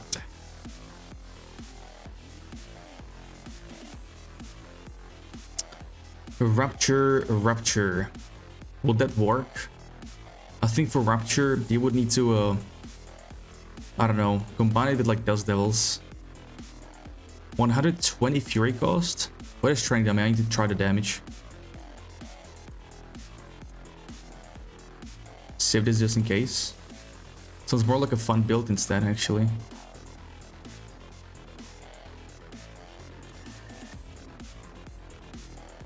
me some milk. Carbon, all more fiber content. Milk sounds good though. Pause.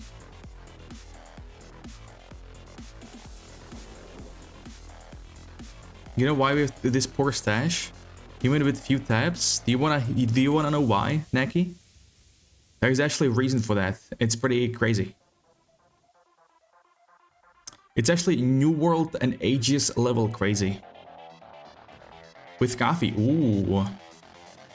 So every time you enter a town or see people in open world, without you knowing about it, you're loading their stash tabs, right? In the background. So that's why we cannot have many stash tabs. If we had many stash tabs, this game would not even start up, okay? This game would crash immediately. Yeah, there you go. There we go. I didn't even tell you I got it done the other day and I promise I ain't doing it again. Oh, hell yeah, Andrew. Congrats, man.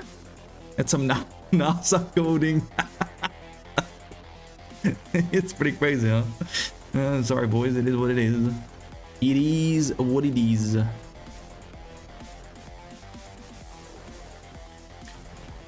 What do you want to assign it with? Let's try dual wield here.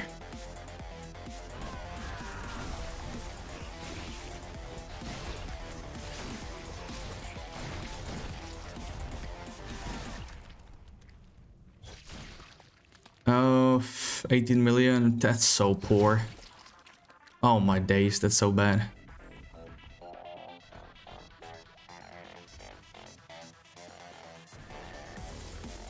Never mind. Never mind. You remember, did they set the new PoE2 dates? December 6th. Spiduri Armory? I guess, yeah, I guess. Yeah. Man.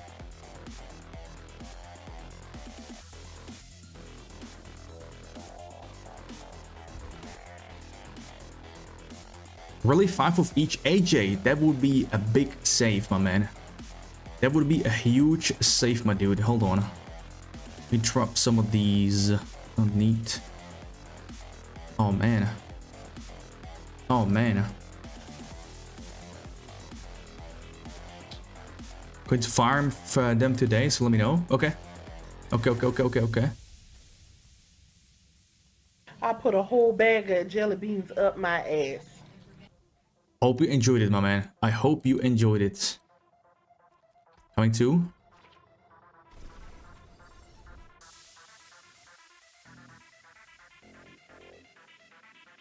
Do you want gold for it? I can buy them. Did I have any response on the swords? I did not. Sag. Menyam.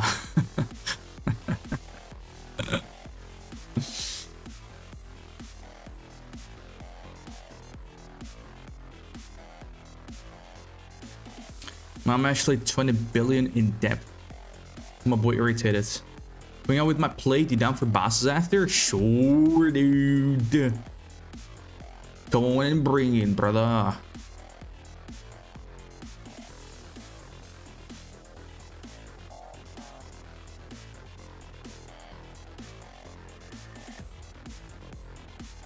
Thank you, my man. I appreciate it.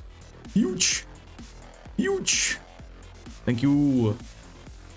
Still got blood as well. All right. Yeah, we can start with Zir since we got a lot of blood, so we can make space for the living steel from Andrew. Do you have some space for Basmet's fly, if anything?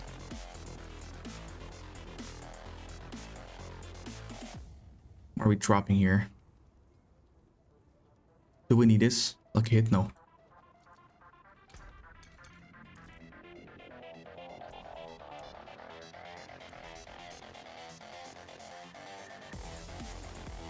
Oh, do we have mats actually? 38. Okay, let's try and get mats, hopefully.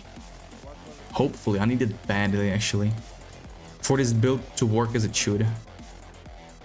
150 ms? I need to reload, boys. I'm lagging like crazy.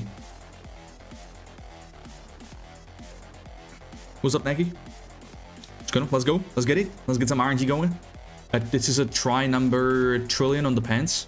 Surely, right? This is the... This is the right one. It's a workout. It's a workout watch. I'm gonna go in there and one-shot it. Right?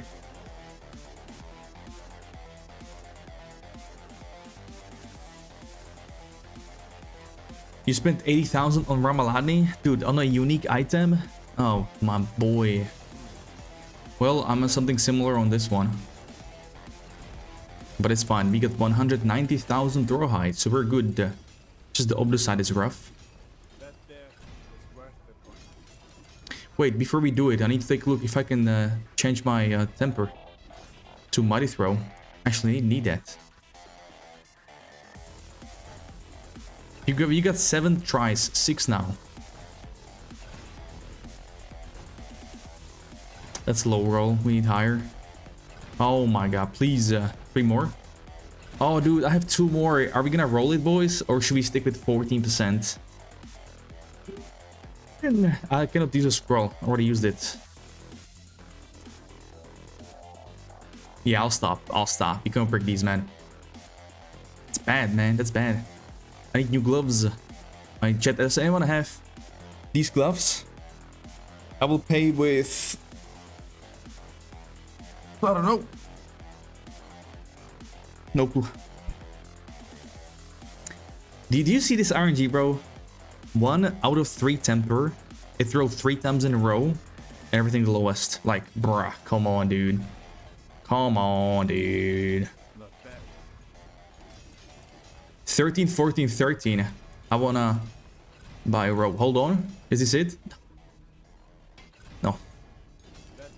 Starts here? Yeah. 30k mats. Here we go. Surely we hit that. I just hate masterworking legendary items.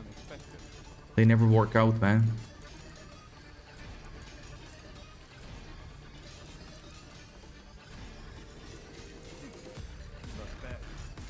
I mean, I do have a second pair of pants with this setup. With this, Hold on. I'll show you. I really want to get the high roll on the mighty throw pulse. I need a triple Lego. It's huge, man, for sure. For sure.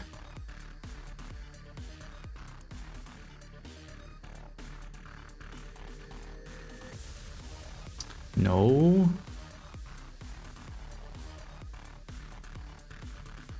Max life healing received. That's what I had. Bro, where are they? Hello? I had 2 pairs. One from Dante. And I bought another one after.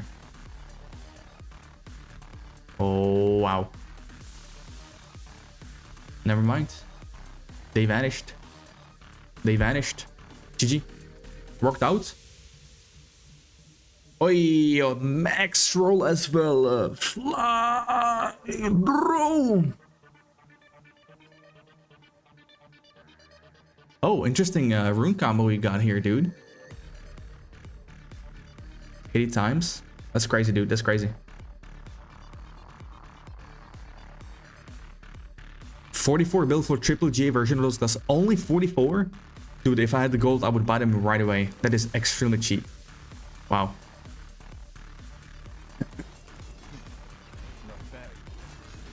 I'll get the gloves with G upheaval. That's all good, man. That's all good. Thank you, though.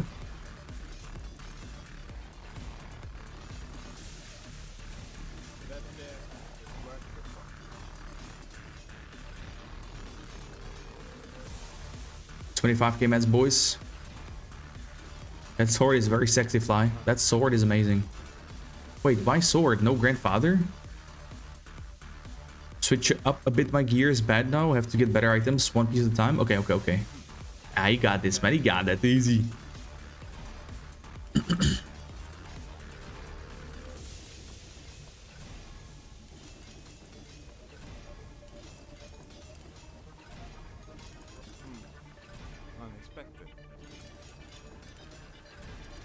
Come on, game. Okay, here we go. Try number 10. Can this stop, please? Need a good strength brute force amulet. Okay, strength brute force. Okay. That's the hardest item for Barb.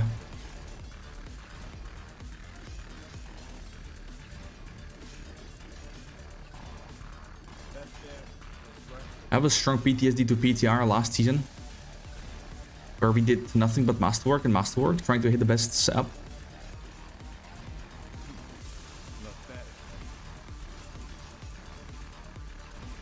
Who doesn't need it? Let me know if you got it. Alright, dude, I'll let you know. Surely.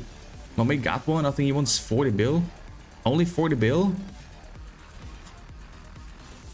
That's basically free. The hell? For such peace. Bros, we got 14,500 mats right now. We already wasted what, 20, 30k in this session again? 20k? Friend price? Yeah.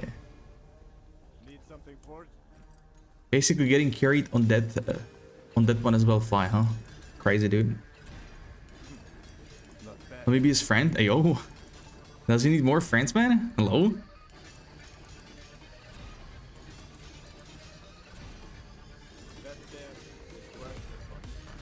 Single GA? Yeah, but it's still a good price, I would say.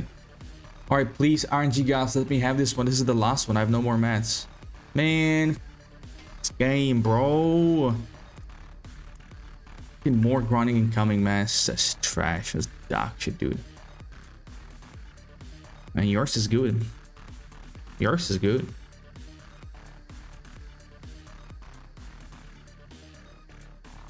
Yours is insane.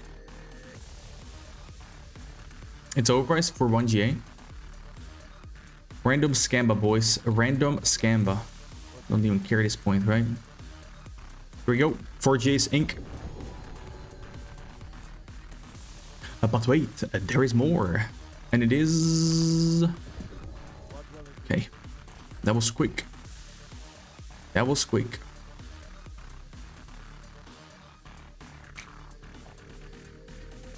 Steven Jackson with the sub on your YouTube. Thank you, sir. Alright, chair. Alright, chat. Zir, who is up for some boss runs? Who is up? Who is down? Go. 3, 2, 1, go.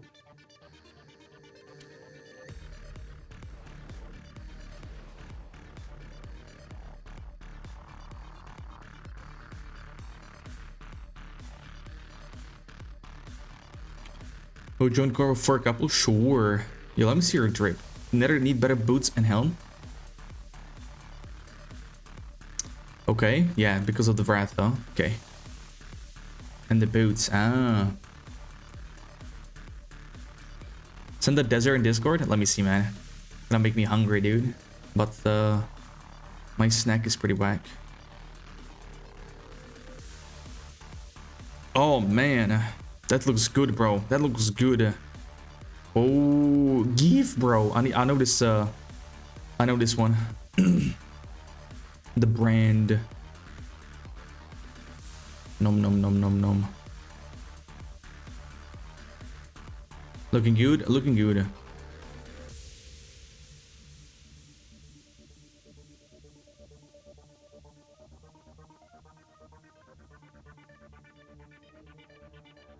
What's new today? PoE 2? What do you mean? Are you asking or? It's D4 first and then PoE 2. Let's go. Easy. Good luck. Good luck.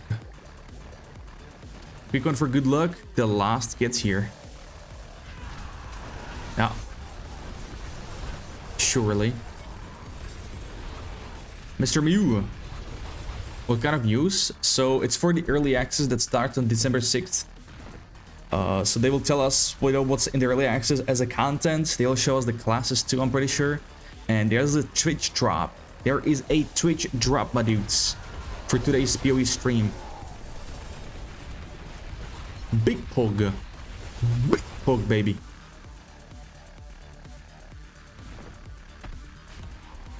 Which looks pretty insane.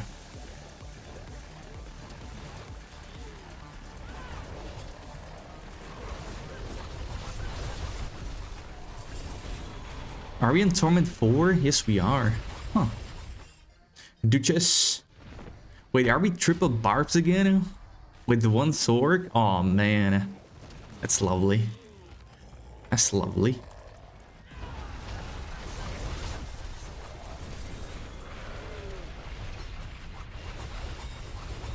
You know what? I need to go with the green potion here for big mats. Big mats. You have any drip? Your drip is actually good, man. Your drip is actually good. That's a no cap, dude. That's a no cap. Your dear Gith with a follow. Welcome to the stream, big dog. Thank you. Thank you and thank you. My drape, let me see. Oh, hold on. Come on, bro. You're invisible again. No, you're not. Let me see. Oh, trash.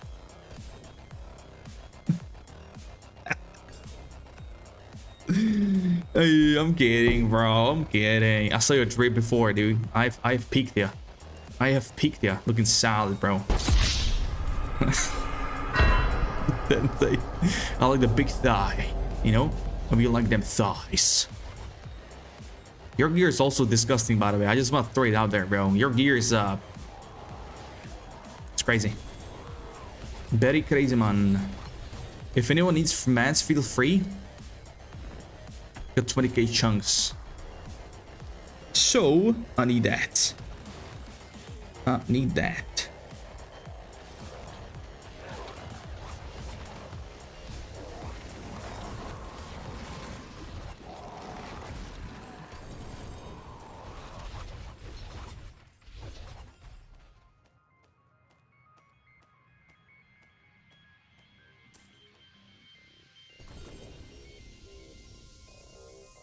Oh, this guy, Mr. Mew. Crazy.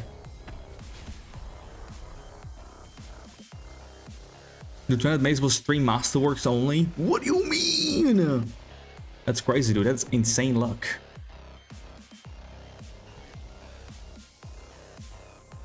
The game just froze my stream. That's awesome.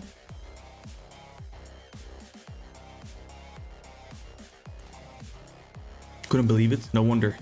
That's impressive. You know what? Actually going for salvage items is not worth. You know why? Because bosses drop way more mats than salvaging. Unless it's G items. Which is pretty insane. But it is what it is. That's sad too, dude.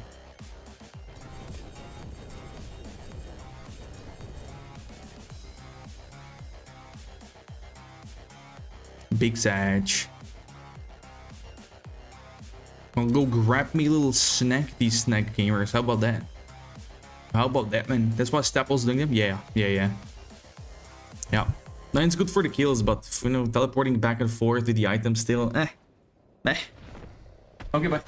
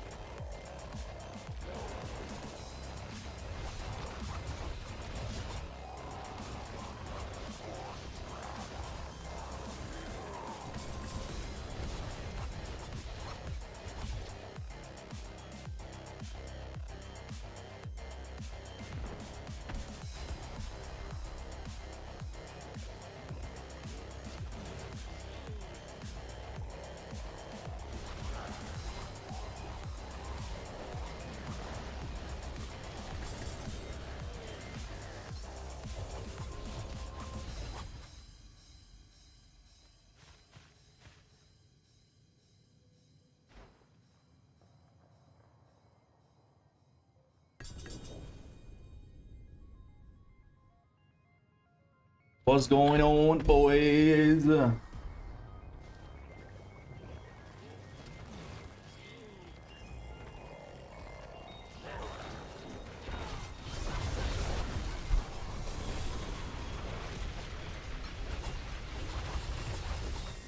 What do we have here?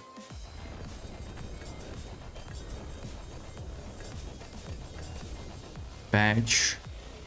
This is actually not bad. Nope, 1 resistance.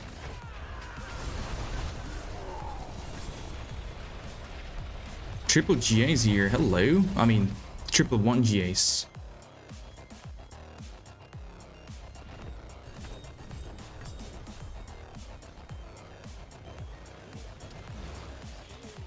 I'm so sad I don't have the drape from, was it 3rd season? With the gold and blue theme. Should we reset? Yeah, let's reset after this, boss. Let's reset. Let's reset us.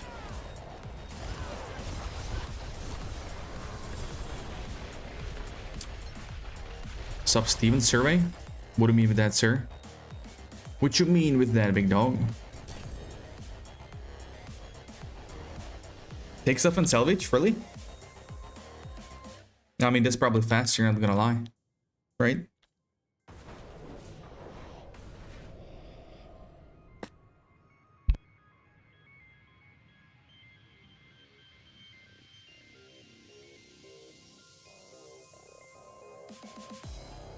I do need mats, yes sir. I'm gonna TP2 actually. No, or not. I'll just walk there.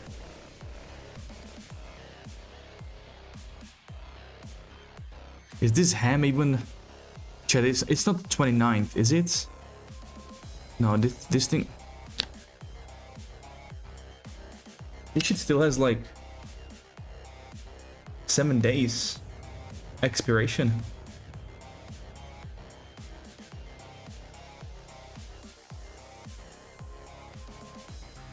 It's 21st, okay, so it should be fine.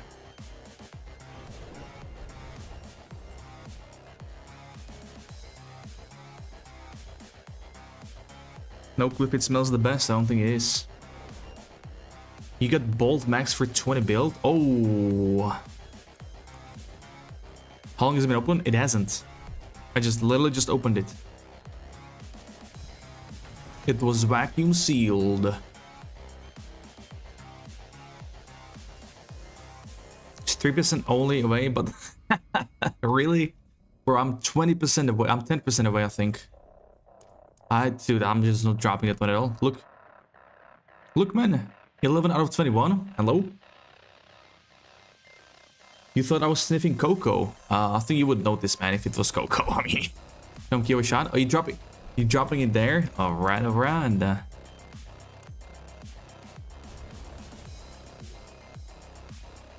Don't know, man. This ham smells kinda sus. Ain't gonna lie, dude. But it's got still 7 days for expiration date, so it should not be like that, right?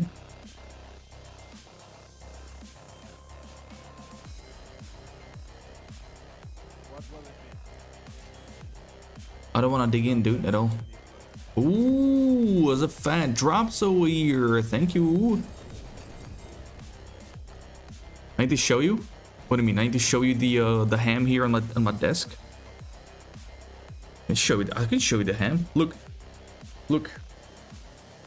Do you see that? Oh my days, bro.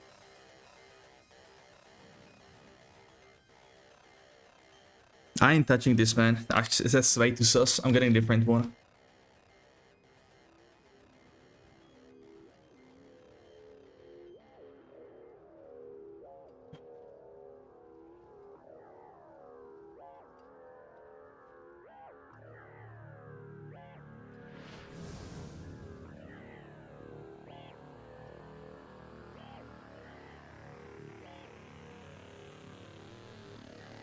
Ham always smells sus. Yeah, but that's because of the meat. That's true. That's true. But this was a different smell, dude.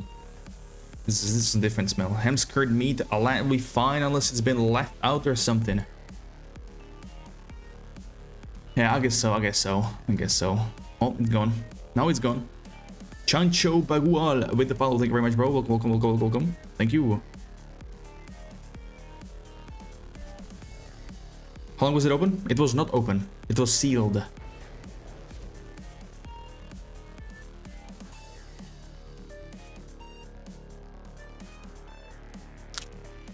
Trust me, I work in the meat packaging place and every ham smells different. Okay. But I mean, I've been snacking on the ham every single day, so I kind of, you know, I can tell when it's smelling different than usual. Game problems.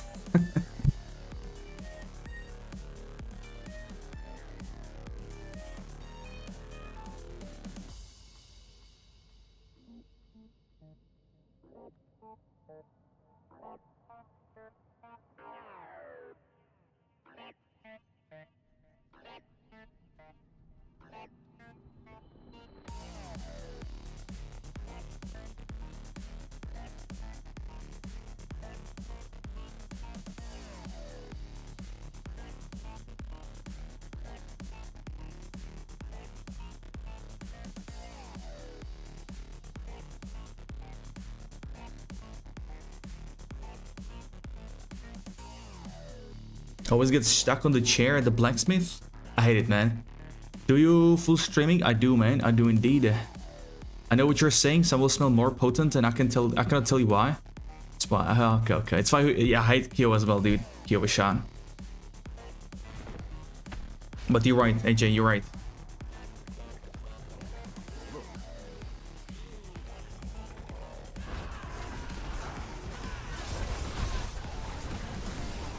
We'll see for how long, Naki, because this Twitch being fucked is pretty depressing, you know.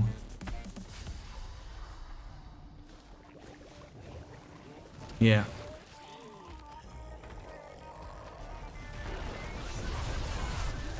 I wonder if they forgot about me.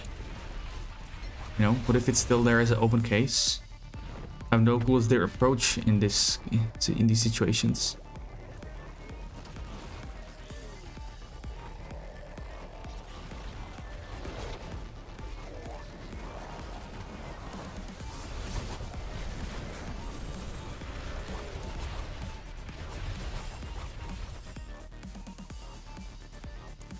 Double J bastard. Let me see. Jesus. Bad.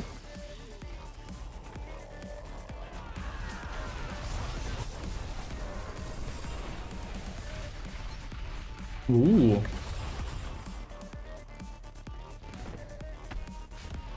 Zero, I was asking in chat and you did not say anything.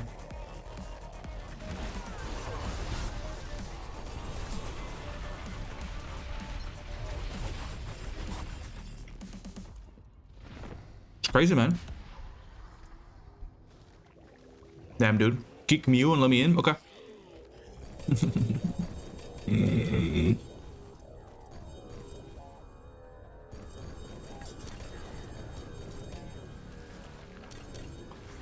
gotta dip in like 5 minutes. There you go, Zero. My boy AJ making a spot for you.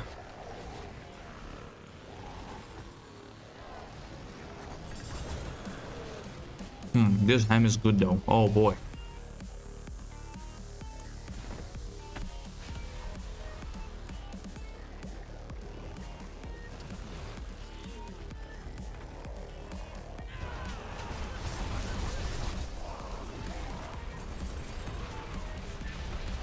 You has left the party? Damn, bro. You just made him leave like that? That's crazy.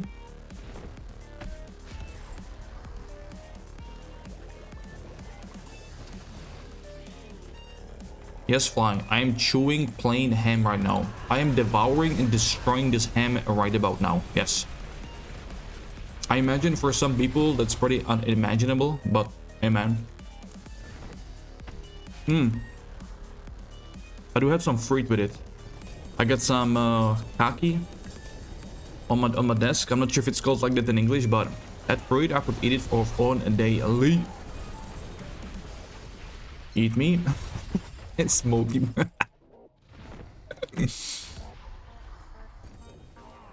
So I'm gonna spend a dime of what you got in my inventory. You mean gold?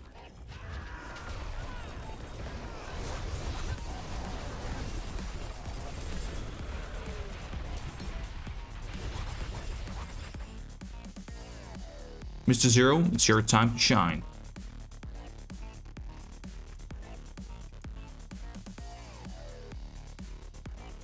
But you're offline, so you have to request. Alright, GG's AJ.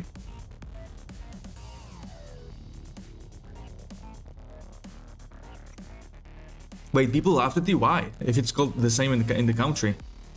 Well, I mean, especially in the store, they should know, no? So you know what I'm talking about, which fruit. Dang, son. This is good, though. This is good.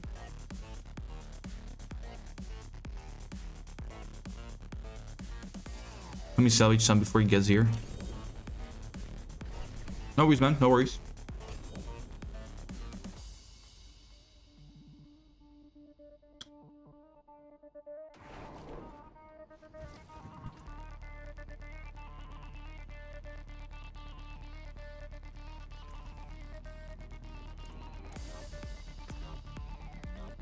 No space again. My skills are matched.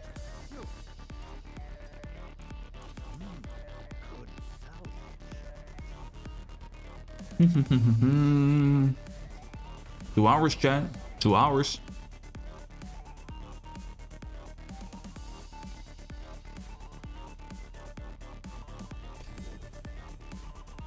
And the gates will open.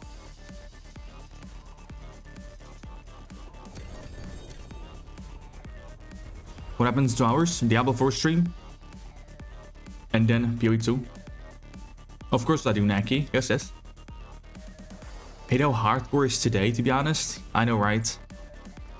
I mean, it's pretty late. It's pretty late.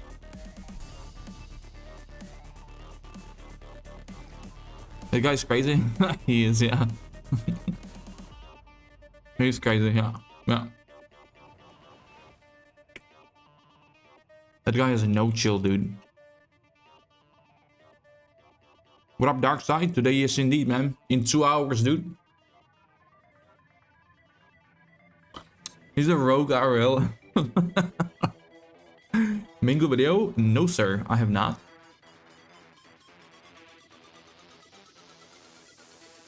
Yeah, no worries.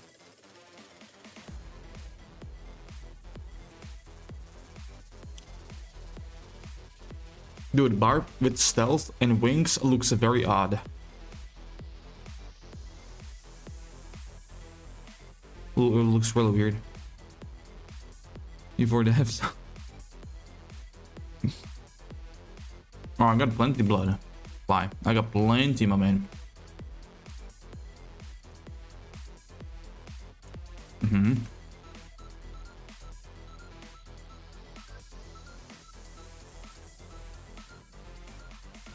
You got that stack 0? Damn!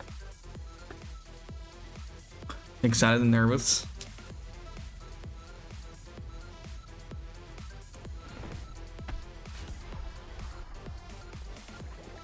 I need to make space in my bag because of the potions here.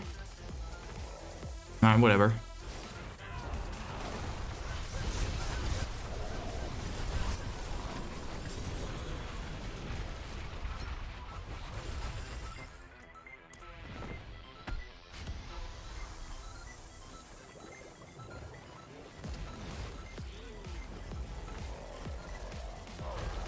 He's so nervous. Why is he nervous? Yo, what's the challenge again? Or the race? They're doing a race, right? In OnlyFans? Am I getting it right? Ooh, hello.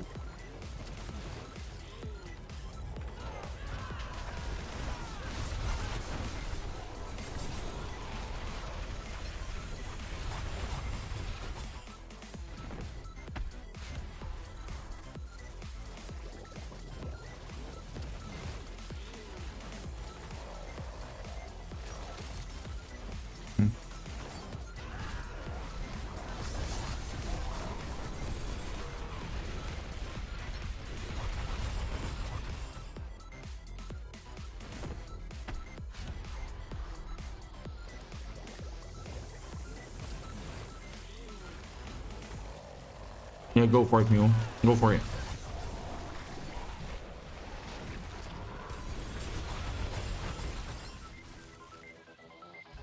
Yeah, but what's the race? What's the challenge in OnlyFans?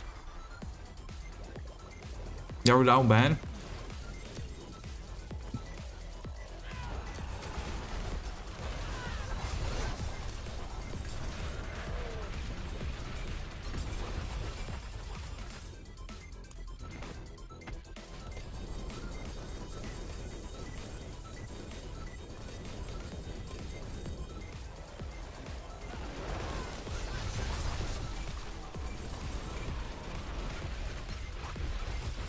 Wyman.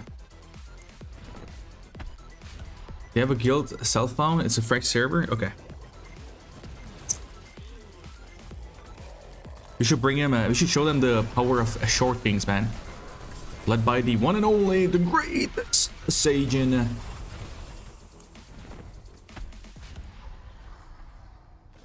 Oh, Zero's and Rogue. Hello. People gonna trade when they race? Oh, damn. Race? Interesting.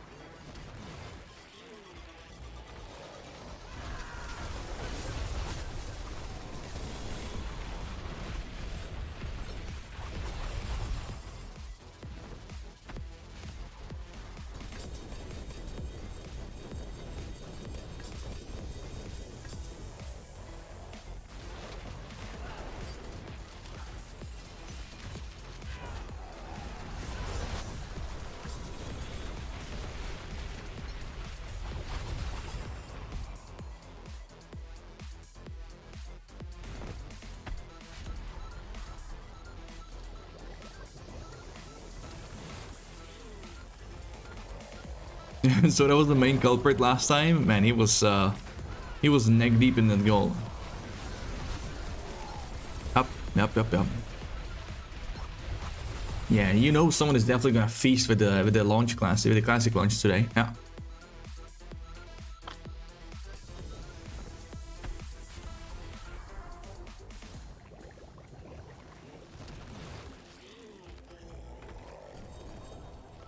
Let me see, Frosty, hold on.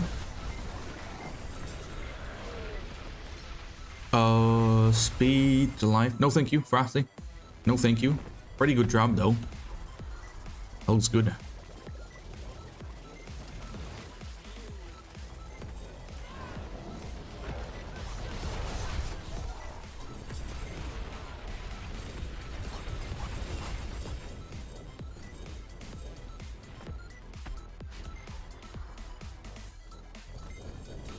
The bot setups, right, Seijin? Man. If you showed that to yourself, you know, back when the Classic launched, you would think that's a different world. It's aliens invading us. Blue disappearing. Drop WGA. Oh, shit one.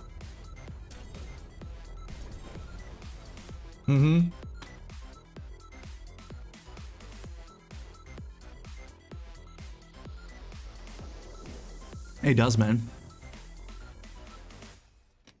NASA space station. Oh, thanks, Fly. Legend. That got most.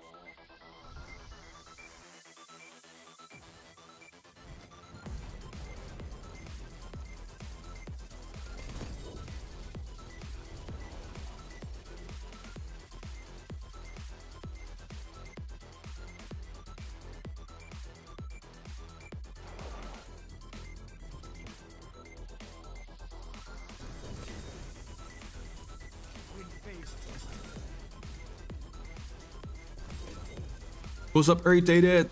Good to see you, bro. Gotta ask something about the missing patch. Why would I use buff Dusk Helm multi on certain condition when I said the same thing? Like the headpiece would have to get at least 50% damage increase for it to be somewhat good.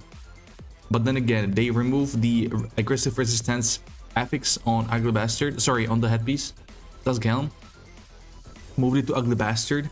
That also gives you more damage. It's crazy. Great question, man, but I have no answer to that. I'm sorry.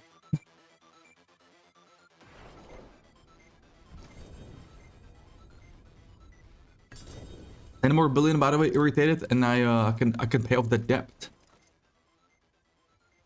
No, it got sent only once. Oh yeah, it's only for you visually bugged. It was blocked at first because of the word Ugly Bastard, but I enabled it. It doesn't look like the range stacks are triggering, but the Berserk Ripping is of Ground Stomp. Really? Berserk Ripping? Huh. It's interesting.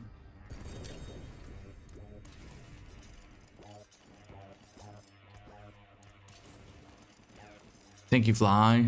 Legend! Legend! Well done. I appreciate that.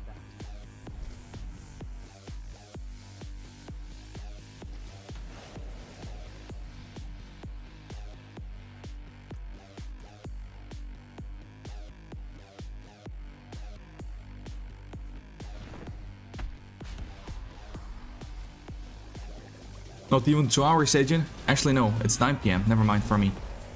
2.5 hours.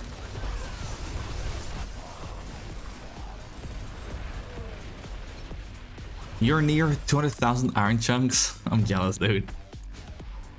2 hours 45. No. Oh. Luckily, we got D4 to save us in almost 2 hours. I'm striving the fuck in. So that was the gripping and left the Revenus on, and the Rue bleed wasn't triggering the bleed. Oh, the bleed, the red from Revenus doesn't proc that. Yeah, that's true. That's true. It's been reported a while ago, which is very odd. I think can you guys sense it as well? I think it's coffee time.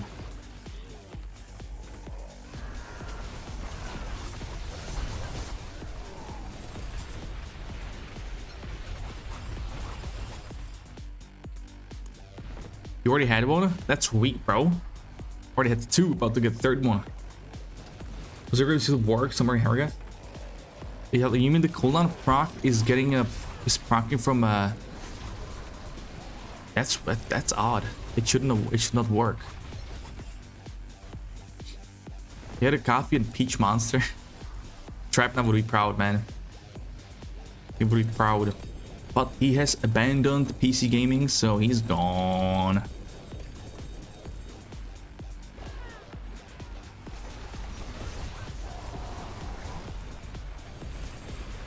Sleep is important. I know, man. I was joking. I was joking. Now this is me.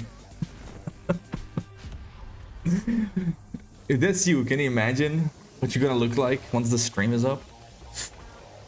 Bro!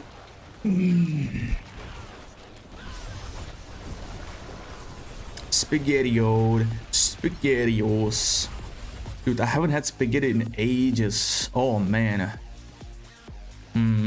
I would like some of that. Not like fly, man. Feasting on the carbonara at almost 2 a.m.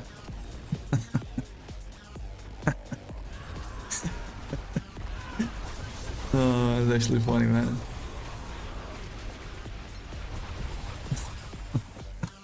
Like, who does that?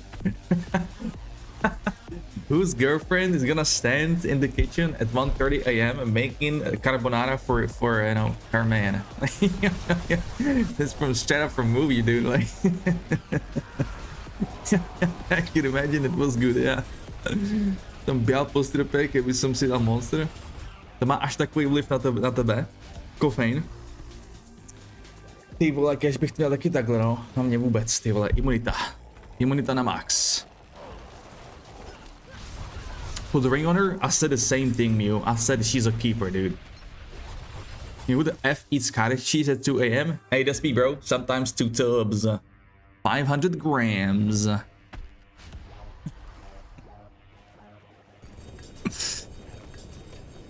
I guess you could ask the same, yeah. He's casting a spell on us. Then they the real question, though. Is she real, though? Yeah. Good question indeed. Good question indeed.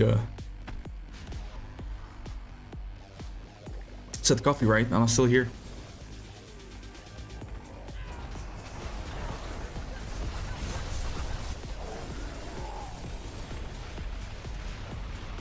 What's that? It's fucking mean, dude. Somebody touch my spaghetti! Find the food! Mine's gone! And my chair is broken! Somebody touch my spaghetti! Bro, this is so cooked. How do you even how do you have this meme in your mind, Mew? It's crazy. The deep voice and the accent.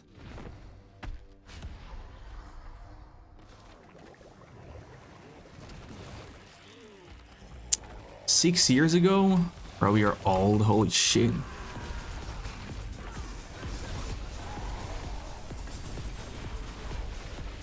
I made a coffee and have some pie with the raisins and chocolate. This guy, man. Come on, Andy. You don't have to kill me. You don't have to finish me off like that, bro. Come on. Hit a donut song with that years ago? Oh, man. That's actually a good idea for that. What's up, Snus? All good, brother? 07, brother. 07. I'm reading the message in game. All Gucci, all Gucci. Hope all is good on your side. I'm sorry.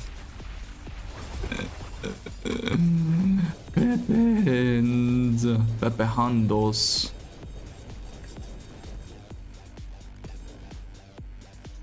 Your gear is all GAs? Oh, hell yes. No, that's what I'm talking about. That's what I'm talking about.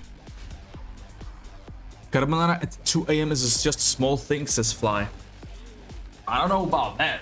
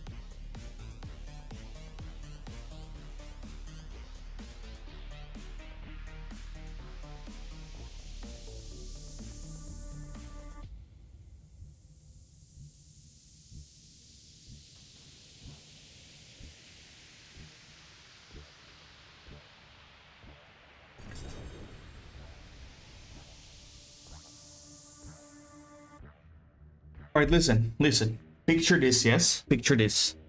If mosquitoes fly, why don't flies mosquitoes?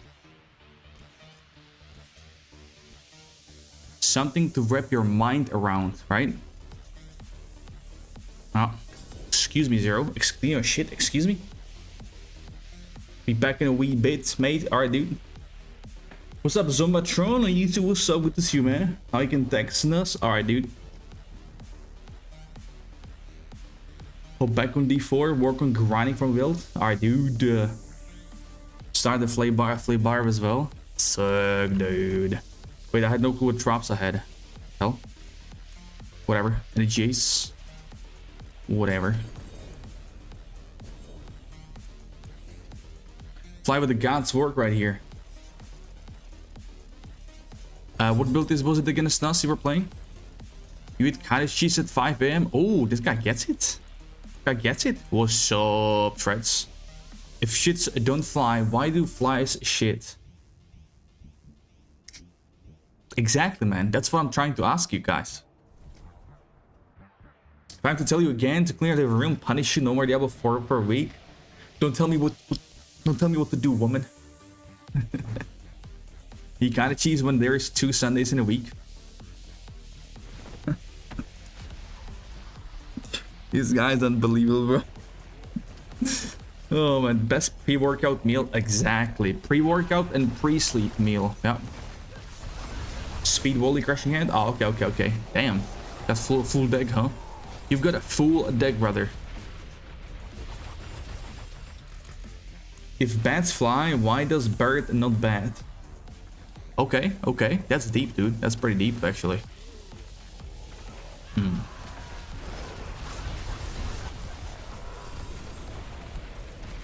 Pre-workout for you?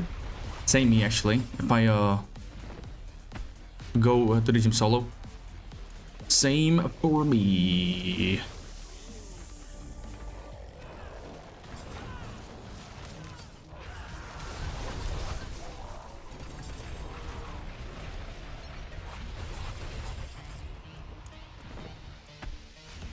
My pre-ban is Greek yogurt, whey protein, and oats and freight. Oh, sounds much better. Sounds much better. So unlucky.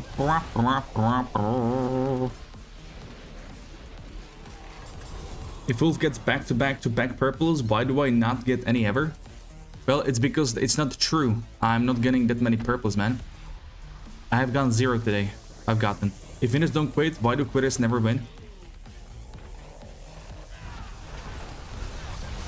Now that's something to think about. Yeah, that's a question for $1 million.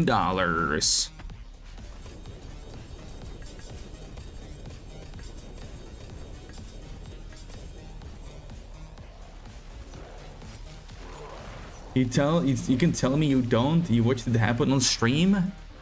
Okay, yeah, it happened once, man, but that was ages ago. You know, that was ages ago. Ever since then, nothing, dude, nada.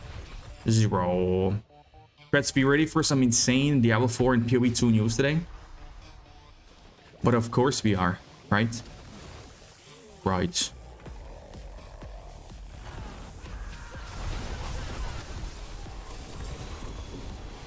And as I say that, I got a purple Zombatron. Thank you, man. Thanks, man. Huge.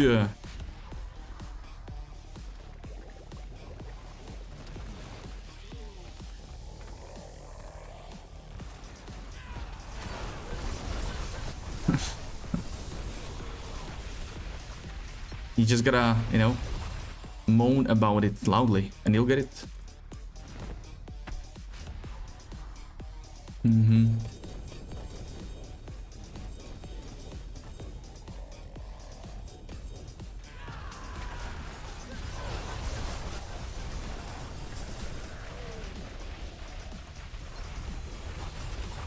Oh, you're playing Rain of Arrows. I just noticed. No, it's Flurry. You're playing Flurry Overpower. Wait, no BLT? Or is it a hybrid build? Interesting. Doors don't bend? Why do you bend though? That's nice. That's a smooth one. A smooth. Yeah, but why? P4 Campfire at the same time? It's 1 hour before PoE2. Stay till end of February in hospital. Free character full J based best season ever. Damn, dude. Since February, that's crazy stuff. I'm sorry to hear, dude. Sorry to hear. But hey, let's see, get the grind, right? Get the grind, man. Not even in the build yet? Okay. How much would a woodchuck chuck if a woodchuck could chuck wood? I would say about 5, I think. Rough estimate.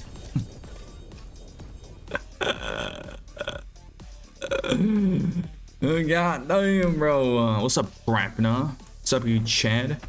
It's the build you use while cleaning toilets. Build. It's like build. As much wood as a woodchuck could chuck wood. Huh. I didn't think about it that way. Interesting. No clue what it says, by the way. No fucking clue. Did I enjoy the bug yesterday with the potion? I did. A bit too much, man. Sadly, it's gone. If the devs want, you know, things can get fixed overnight. If they want, you know. You could see it right there on the potion. Triple G Ariad's bearing. Does anyone want this for free?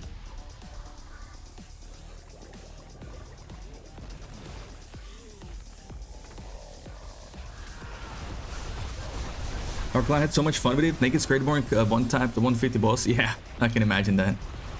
I can imagine that. So cold outside. Yeah, I heard.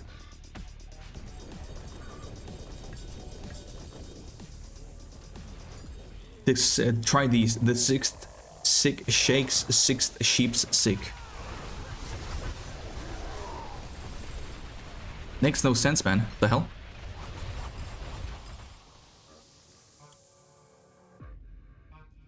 Trent, doesn't make sense, that sentence, right? In English. You know it's cold outside when you go outside and it's cold?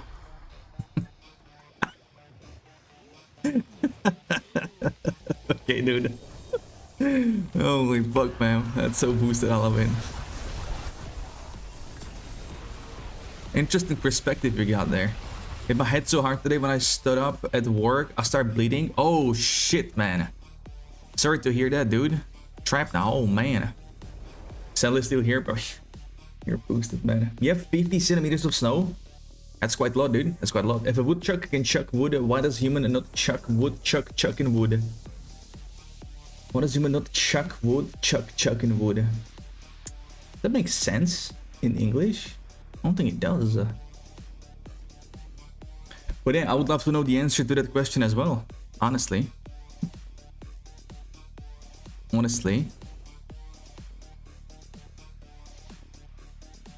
Can someone help us out on this one? Hello?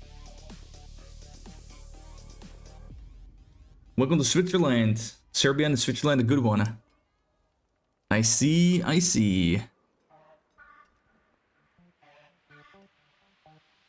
Wait, what is this number? Wait, what?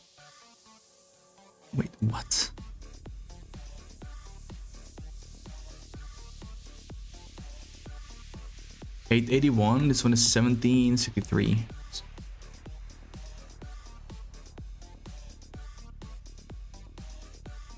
Whatever. Betty bought a bit of butter, but the butter was so bitter, so she bought some better butter to make the bitter butter better. Okay. Cheers, fine. That's fine. That one was okay. That one was a-okay.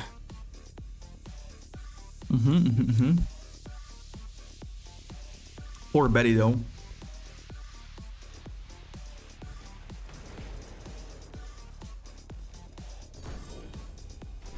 I nailed that shit, huh? Holy, bro.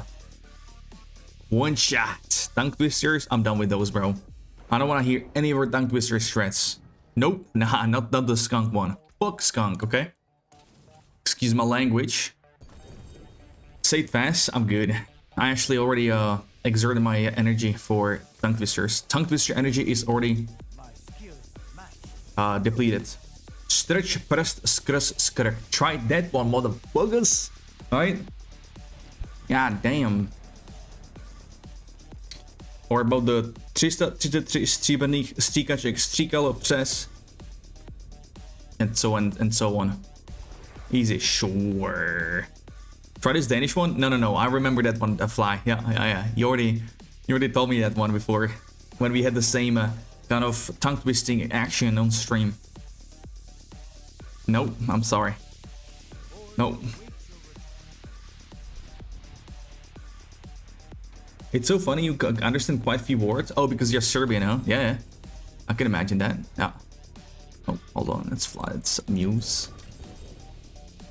What does it mean, fly? Is it some spell? It looks like it, huh? What does it mean, though? Shreds, what language is that? You literally just rolled your head on keyboard now. Come on, man. Come on. What is this? What is what? That's not mine. This is Exosa? Exosa? What the fuck is that? Look, Dane words look as shit as spoken. Because it's not mine, Zero. You gotta punish someone else. You lying? No, you are lying. It's yours, man. You try and blame it on others. So go now, chop, clean up. South African language? That's crazy. Try this Dutch one. Oh man, what does that mean? What does that mean? You guys are pretty crazy tongue twisters in your languages too, not gonna lie. Sound pretty crazy. Holy crap. This snow just dropped overnight. Oh my days, dude. How can you even work with this? There's no way you can work with this trap. Wanna come shovel? Sure. Yeah.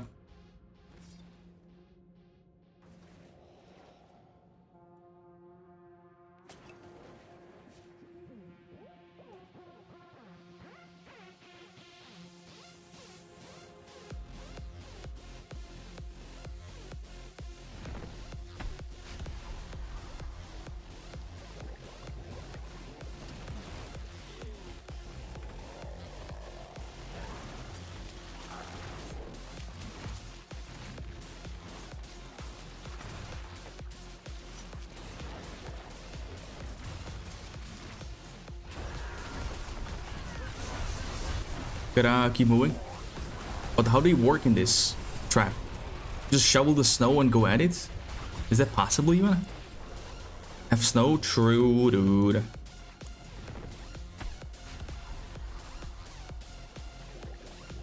No, I will show you a of Lo de Bola. Lo de Bola. Okay. Okay. I'm kinda scared, man.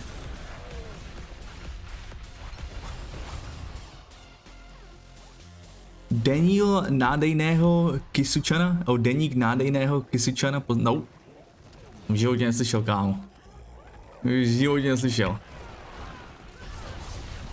See, Dante here in the chat is actually cursing all of us right now. Since 20 years we had no such snow this time? Really? Dude, I haven't seen snow here in 20 years too. Don't be scared, you would want one, I'm sure. You get it on disc.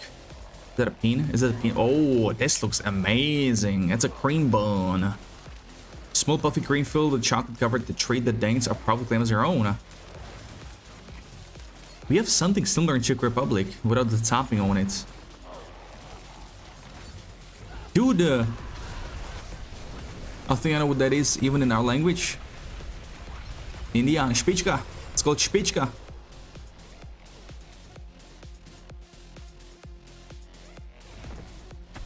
Is the inside, the filling inside, does it have some alcohol in it?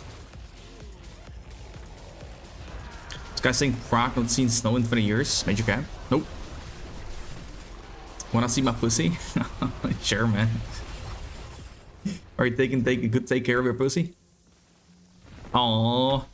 Sleeping, man. He's sleeping. Or she? What are you talking about? Cats, obviously.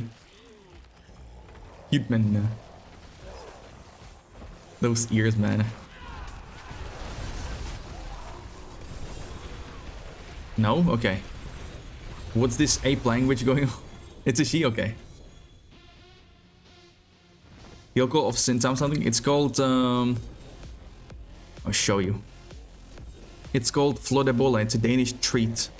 Right here. If you can Google it. I want some right now, Fly. Thank you, man. Much appreciated. Much appreciated.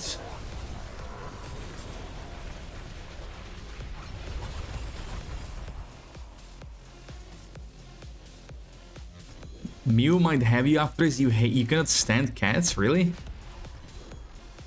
Squiggly lines. So the Coomer is waking up in chat with one word.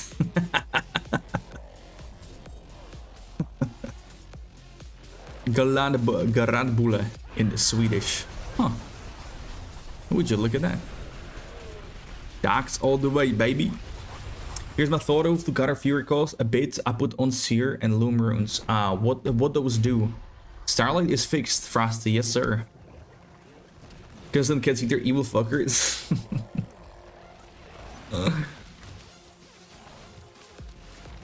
We call those dream puffs. Yeah, true. My kid is adorable. Aww.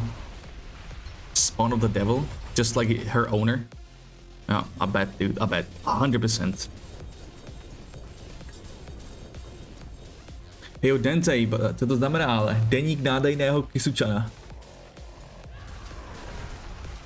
To čo? To čo je? Cast on channel skill and then refund 25 Fury? 25? That's good actually. Don't you have to cast it like 3 times in a row, right? You've got 6 cats? Whew. She comes and sleeps with me at night, lays on top of her chair while I'm gaming. Norwegian forest cat is pissed. Okay, dude. Alright. I can imagine. 50 about winter? Damn, dude. Never heard that.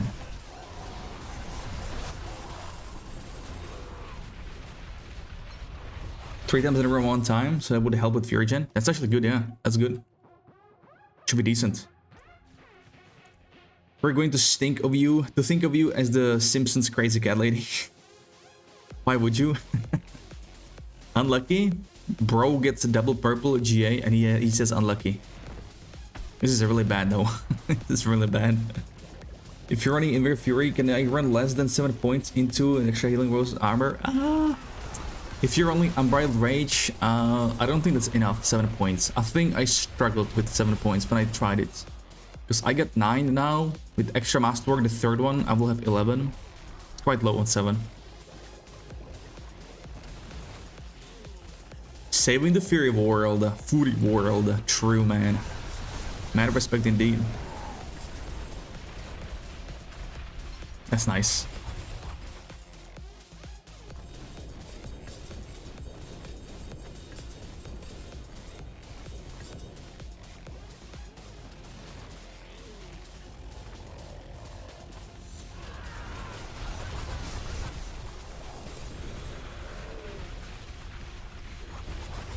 Not even death can save you from me. Sniper Elite, what you got? 3 billion for that? No. Got 6 dogs also, they sort of blow because 4 of them are puppies. You got 6 dogs and 6 cats, that's crazy, dude. They turn your back and they'll F you up. 6 dogs? Bismillah. Bismillah.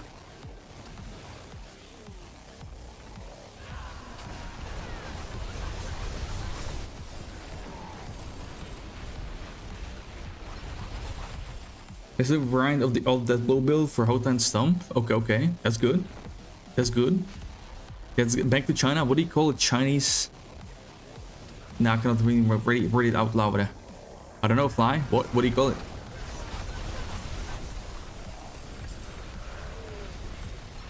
Right now I got Perdition, Tim. Perdition.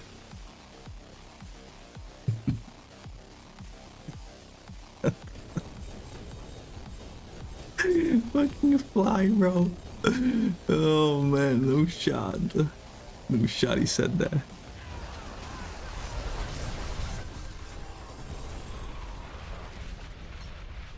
What's going on, Elliot? The best build for Barb right now is Mighty Throw. Let's see how far the pit here I can go. How high? Okay. I'm building this build. Sounds good, man. Let me know. Zumba, let me know. Perdition. Nice, man. Smooth. I have no keys, boys. I got 8 blood. I've got only 8 blood. Alright, Snus. Yo, Snus, I have a... Yeah. Locked and loaded and ready to go. GG stream is announced. The start saying POE was delayed. Even the silver gun animal, we're watching top scans. What do you call a dumb giant? Okay, no clue. No idea. What? That's so fucking good. One dumb hoe.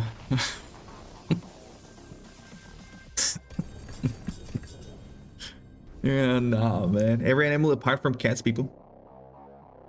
That's crazy, man.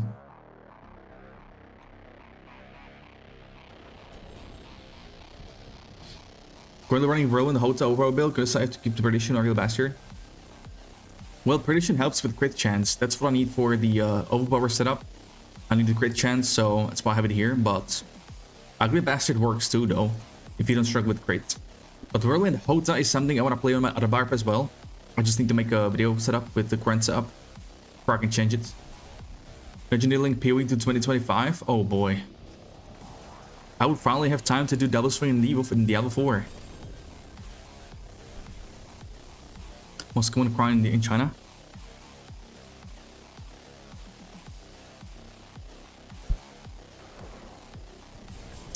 The tier 50 is Torment 3 already, Zombatron, I think. It gets auto changed in the pit.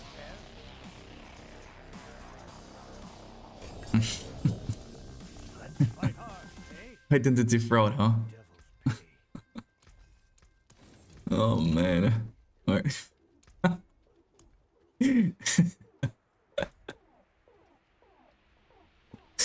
Oh shit, dude. Alright, what else do we do, boys? Let's do Grigor. How about that? Back to shoveling snow. Tell him. Anyway, interested because it isn't a Blizzard game, being there #1 fan boy. Might have to go log into Twitch now to read all these jokes. Actually, these jokes are in the chat on in-game, Frosty. They're in the game. But some they are kind of, you know, some people could call it racist, so I cannot read them out loud. But Fly goes hard in the chat in game.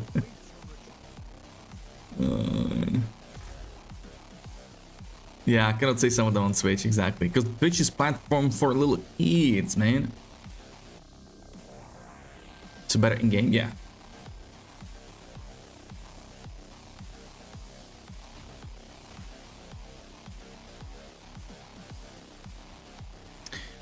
Oh, sorry about that, Tim. With Perdition, you'll have easier time hitting the crit chance cap, which is what we need. That's what I need on this overpower cap as well, overpower build, I mean, so that's why I went with it. But if you don't have a problem with that, you can go with Ugly Bastard for sure. Family show!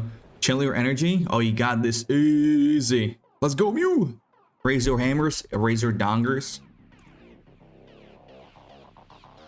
What's going on, Jamie? Good to see you, brother. What pit is my highest? One pity. They'll make another excuse not to pay you. Exactly, Frosty. Exactly, man. Also mentioned not playing classic re-release today. You know what I cannot wait for, Drepna? In 5 years to finally play classic re-release. Cannot wait, man.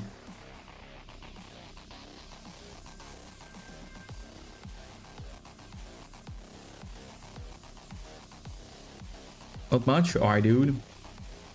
Console gaming. And before it turns into ESO console player. Can I wait for in 5 years to remake Short Kings in Sejun? Yes! Yes, the supreme leader. This build is called Mighty Throw, my dude. Optimus Prime. Non-basic skill, Mighty Throw. Spamming to proc. Banish Lord. Yeah, same, Jamie. A bit sad they already fixed the potion.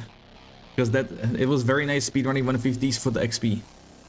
Can we wait to see how famous you'll be in 5 years? Hopefully, Zombatron. Hopefully. No. Items classic release. Running around Hogwarts doing Revelio. Oh, Okay, but that's base. But that's base trap. That is BIS. Can we go beast and ice? Any Ori plant? We plant Grigor. Well, I mean, I just need to make space with these living steel in my bags, and then we can do beast if you want. We can do beast after.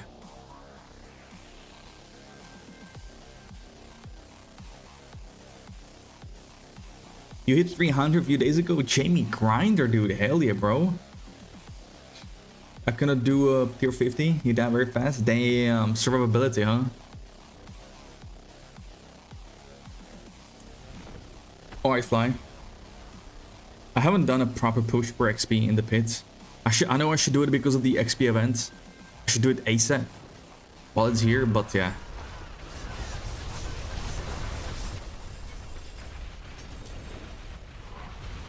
Six more levels.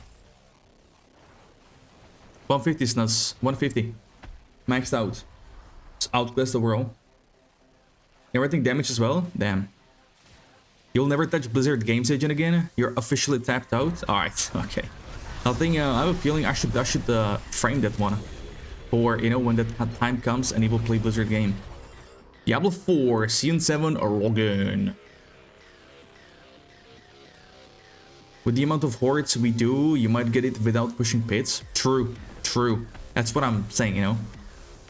Frame it? Yeah, Drapna, especially you. Yeah.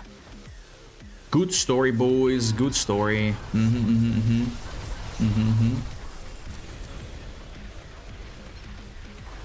When you log into Mist of Pandaria, stress as well, man. Classic login. It's push friends only. You want to solo? Now I want to see the damage. Can you guys let me solo this one? Please. There it is, man. There it is.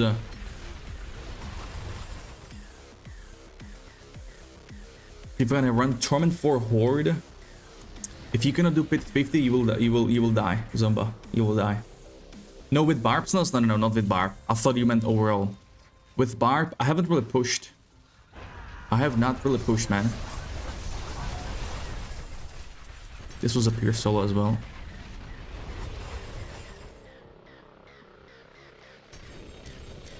Can I get 4G Twin Strikes? Thank you very much. Can we to have Sajin on his Gichet Dwarf Priest and Mob? Same, dude. Will be glorious. Will be glorious. Sure, dude. Oh, whoa. Well, thanks, man. Didn't have to pay me that much. Well, thanks, big dog. PvP only, no guild. Hit your compass wrong? Yeah, they removed the difficulties for that one. Whirlwind Hota stuck around tier 80. I see. It's my next build I want to try out, Whirlwind Hota. But overpowered, no, not overpowered, an Earthquake one. I play hardcore anyways, helps with your depth. True, man, thank you. Is it better to do J health versus J strength percent? Nope. J strength percent. Skill's different, dude. That skill's different on Amulet.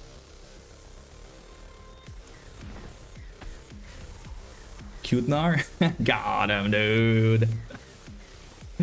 What a legend! No, you. Sajin is a retard gamer. He turned into full casual, yeah. RIP. RIP. RIP.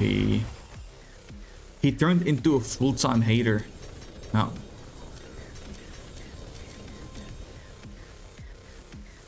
Help. I didn't know this either. Laying in the corner. Barb is in a really bad spot. Barb is number 2 behind Spiritborn. Barb is doing good, bro. Barb is doing good, man. It's just for Barb, you need, like, you know, very good gear. I'm talking about perfect masterworks, tempers, affixes, as in great graphics, and that's hard. Expensive.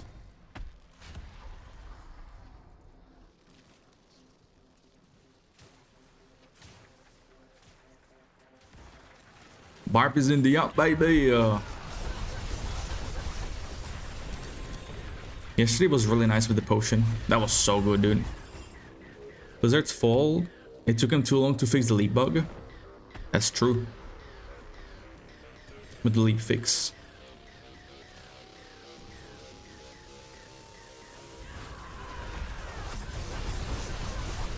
This time I see you, Zero. Okay? But I cannot target you. Oh my god, dude. Yeah, I cannot target you through the loot. I cannot see you. I'll jump it back for you though.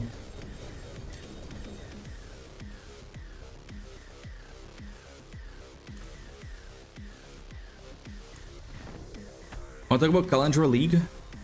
What's up, DC? Good to see you, man. Just firing some bouncers on the barb. I wanna pull shreds, you know, one rip an Ellie and return to D4. Good guy, man. Good guy.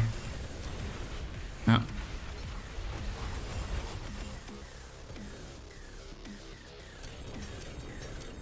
I totally support his decision. His decision.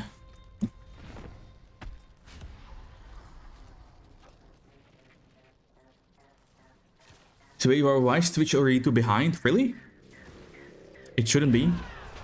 Or no one had said anything, Snus. Not sure. Grinding gears damn near impossible. Exactly, dude. Exactly. It's crazy. Triple G amulet. Why is it not? Oh man. Wind strikes, please. My build is actually really nice. And survivability is still, but CDs are hella low. Quota is always up and everything. Oh, that's good, man. Used it because it feels really wonky. Yeah. I know those builds, man.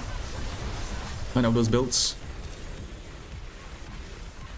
This building YouTube channel, not yet Optimus Prime. This is a new build I came up with basically today, but soon I will, my man. Soon I will, and I will also make a planner for it.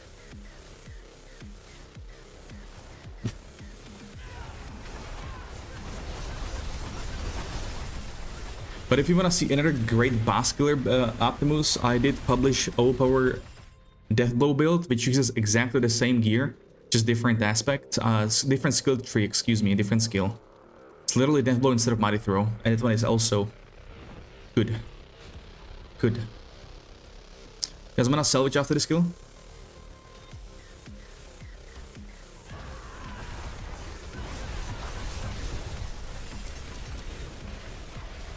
Behind Twitch, your answer for me, but on YouTube not yet. Did you try to refresh the YouTube stream or something?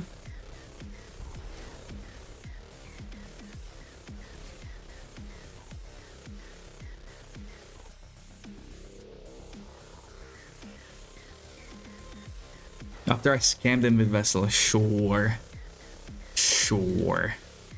But my fault, you guys aren't built for it. No, my fault, you guys are low.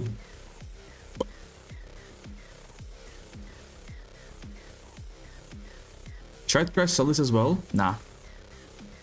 No space. Sage. Fuck this sword. CBA. Not bad. Wind strikes. AO. It's good. Since I probably won't do map classic, it depends what I got going. Like somewhere I plan to not be home. Aha. I like good games. Like sitting on your ass cheeks and doing nothing. Yeah, nice game, bro.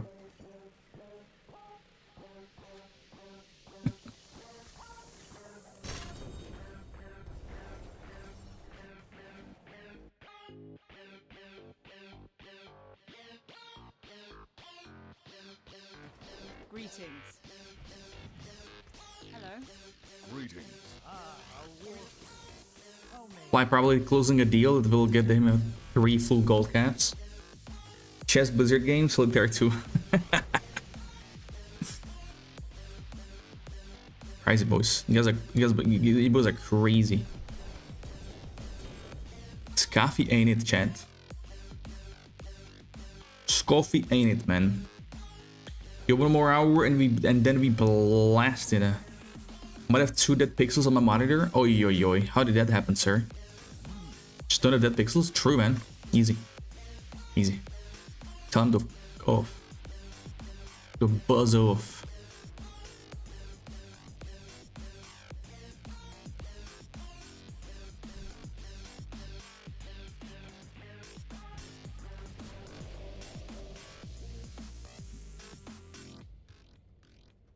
You're on Black Friday deals? Oh, you wanted one, right, Shreds?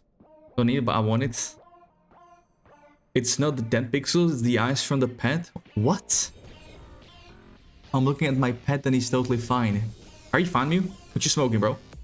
It's probably those 6 cups of coffee and two energy drinks for you, huh? You have a scroll or mouse binded so that you can use it in direct loot? Yes, I do, DC. I do indeed. If you go options, controls, you need to click this one here and then force interact. On the loading screens? Ah, okay. It's so awkward to use. I need to rebind all my shit because having chains, quota, iron skin, numbers feels so weird. I can't do it at the same time. Oh yeah, that's bad. You need 3 fingers, right, for those skills. I had a build like that too, Zumba. I had to rebind it because that's pretty wild. Yeah.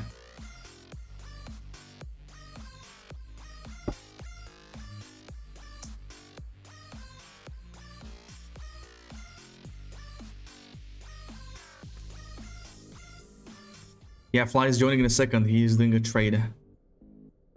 Should I bind it too? Oh, I have no clue, man.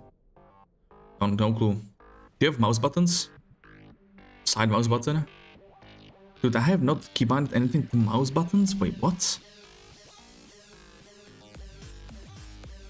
Bro needs 3 fingers for that skill. Help me, almighty ancient one. True, man, I'm ancient. If you look at my hair, dude, I'm old.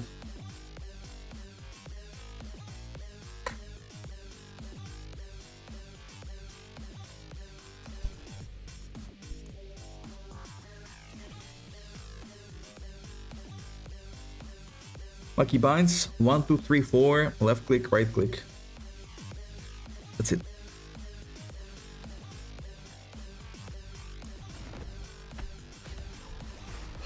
If you do it, will it let you use the scroll wheel in your inventory as well? Nope, it won't. That's the weird thing. It won't. Like if you want to sell items and whatnot, it's really weird. It lets you interact with NPCs and loot, but that's about it.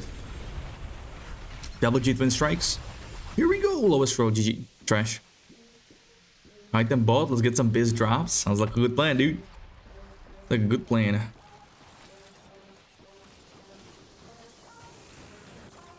Yeah, I know DC with the dropping stuff. I know. Sadly, not the case, man. Not the case.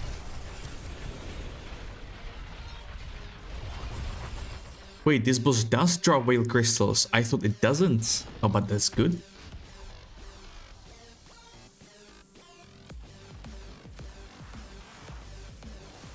I think.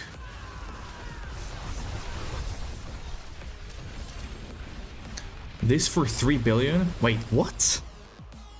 Rebuild for these? Are you gonna use that? Actually, never mind. I don't want it on Spiritborn. I got one more summon after this, boys.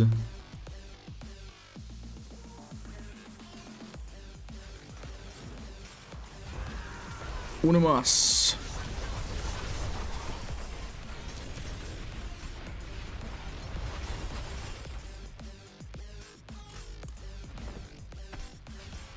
Anyone got Ja and Gar up for trade or sell, chat? My boy AJ.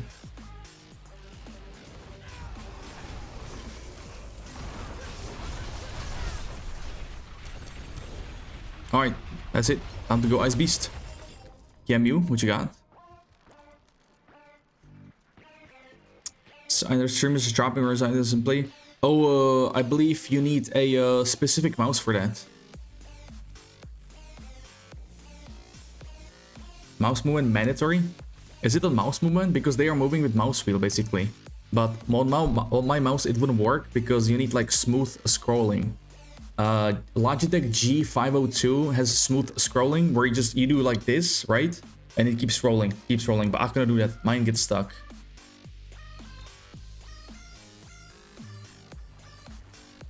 One steal. I've literally won a fly. I've literally won. Yeah, Trapna has that. Trapna has the mouse. He can tell us. He played Evade Build Spiritborn on that too, right?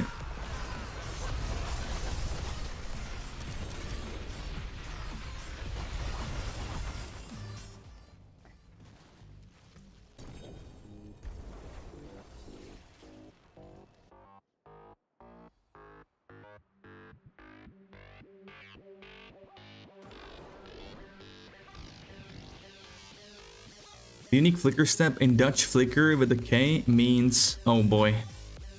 Oh boy. Not a good look. Not a good look. In Dutch you say, huh? It's pretty crazy. Your game is freezing? Oh boy. Memory leaks. Memory leaks! Hey, we got 3 as well with ice. Nice. Appreciate the answers, of course, man. Of course, of course. You're the only one to actually answer me instead of getting a bad response. Really? Oh man. Yeah, I mean, I have the same experience when I don't stream and I'm on some streams. I get the same experience, which is pretty crazy. I don't get it, DC. Wish I could help you more though, but I think it lies in the right mouse. It's impossible. Actually, hold on, trap now. Trap now. Actually, need to know this too. How do you bind? Do you just have this like a mouse wheel up and down here, trap? In move, interact, basic skill. Game is freezing. Have you tried defrosting? My god, what's up, Snooze? Oh, you need it here. Okay. DC, try to put mouse up and down in here on these. Yeah, I mean, it would be super awkward for me to have this one with the mouse wheel. The window next to it.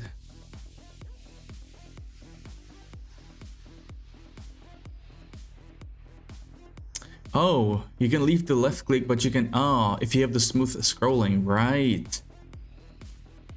Right. Is this loot? I already claimed this. No, I'm not, Drap. I'm not. I was just curious. My boy DC is curious, actually. Ice Beast. Ice Beast. Where are you? 0.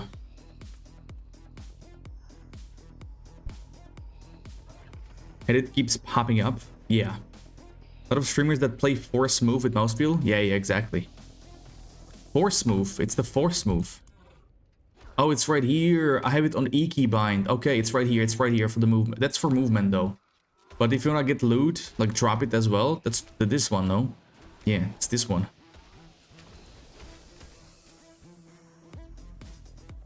Then you put mouse wheel up and down on evade and remove space. Okay. Okay. Right on the evade. YouTube is behind. I don't know why.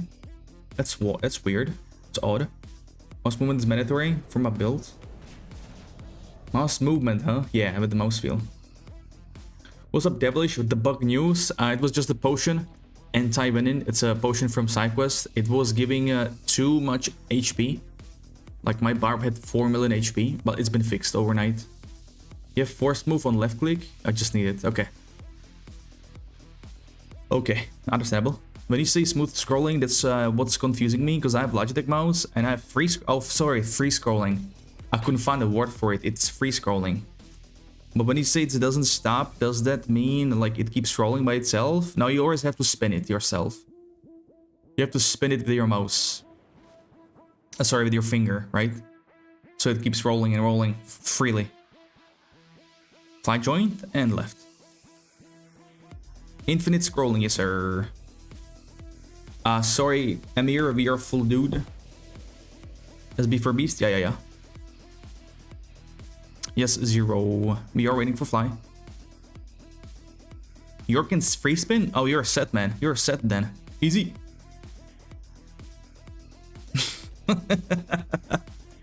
Fucking Dente, bro.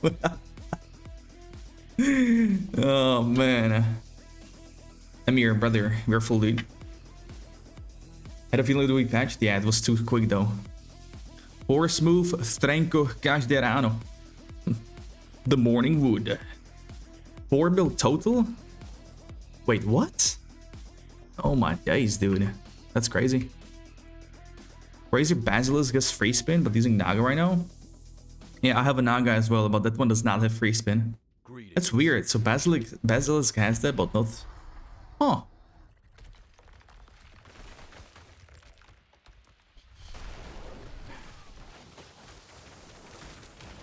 Trapna, send me a screenshot, a picture. My boy has 24689 Mice. I don't know what to say, dude. I don't know what to say. You were Basilisk? Okay, okay. That's quite crazy, man. That is quite crazy. Yeah, yeah. Damn. Oh, willing to pra cima. Okay, then I see that. I see that. I'll take a look at it later.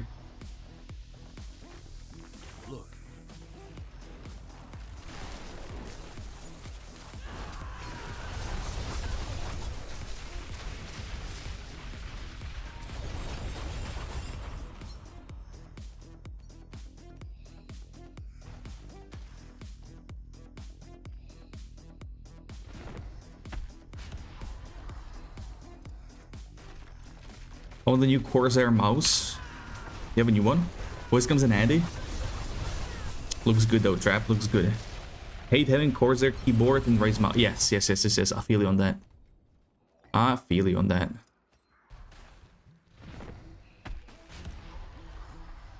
Good question, Zero. No idea, dude. No idea.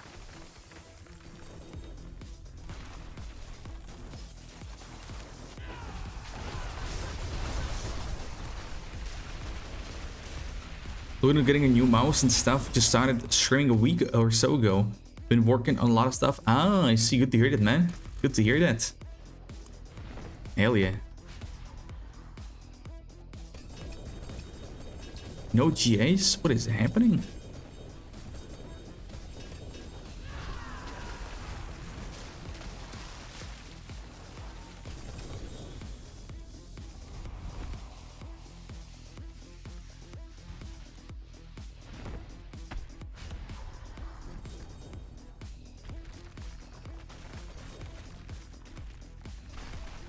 We like ass. This guy gets it, man. Straight up. Not beating around the bush. Straight to the point, man. Had 6.1 trillion damage shot. Damn. That's nice. Almost infinite damage. The number must have looked crazy on the screen. Streamlapse a little bit, but I've been doing it all myself without anyone showing me. That's the honestly, DC, that's the best way, dude. I do the same. I've set everything up myself. I always watch a guide on YouTube and that's it, man. But yeah, I've also forgot everything else as well.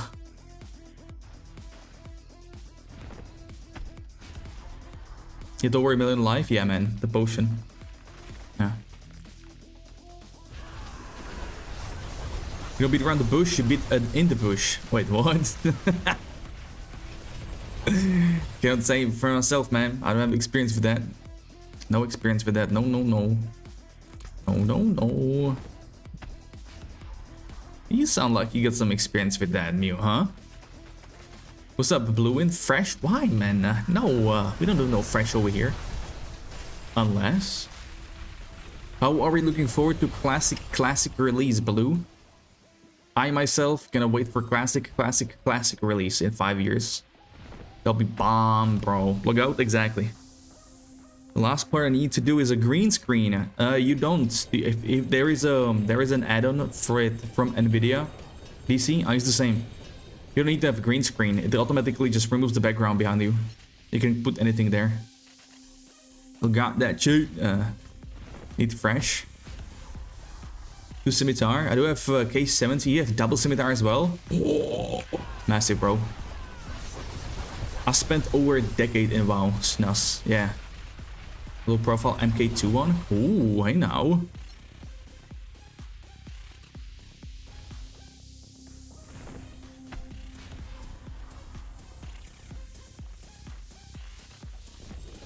Oh, I cannot tell them apart. Crap. I'm not such a mouse geek like that. You played 8 years in Method, Snus. Damn. That's some achievement. This was my last key.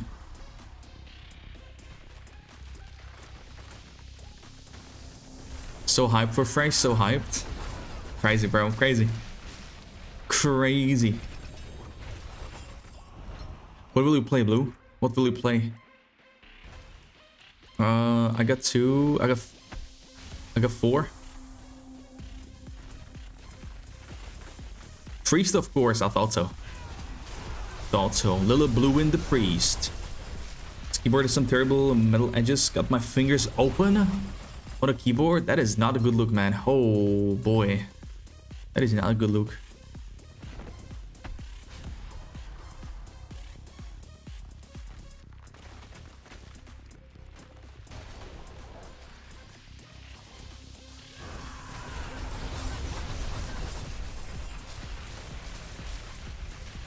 Is TC going to play as well? TC? He said he won't, but I don't trust him. No one can take them away from me. Hell yeah, dude. Hell yeah. So like the servers will be available as soon as they launch. Oh, bro, remember the GOOs back in the days in 2019 when they first released it? Oh man, that was so bad. But remember logging in, having PC on from you know, since I got up. Went to work, and then before I left work, I logged in through TeamViewer. Oh man, trash key, trash card. Classic air fresh tonight, yes sir. Osman, I am not playing, my man. I am done with WoW. We gonna wake up at 4 AM to dodge the queue? Easy, bro, easy. Good morning, Pat. Good morning, Sunshine. He won't play, okay. Okay.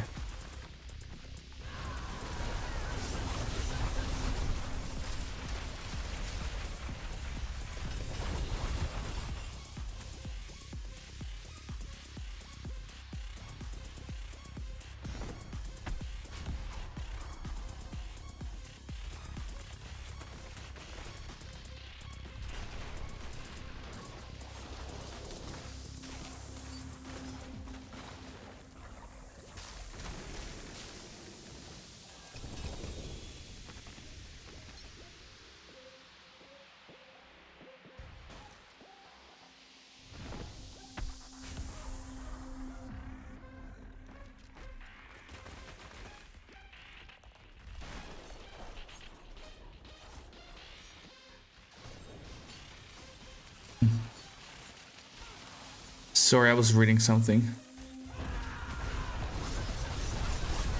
Do you guys want to reset after this? I mean, salvage. Right now. Did you hear the news that Elon Musk was world #1 Diablo 4? Is that true? It was because of the potion that was bugged yesterday. It was because of the potion, which has been fixed already. If I got like my tip of an axe, I got like my tip off. That's not a good look. Cutting off your tip. Whoa. I'll just sue them. Exactly, man. Get him.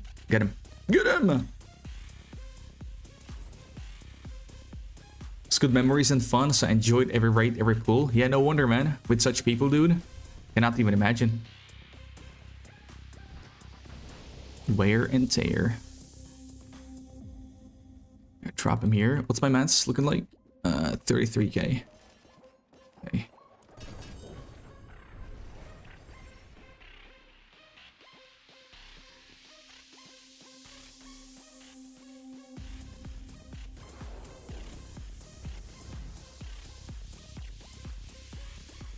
Hope you guys are ready for some D4 stream in 40 minutes with Season 7 and then PoE 2 right after that. In 2 hours, not even actually. Gonna hit up some voice with Mr. Sajin. Cool watch party.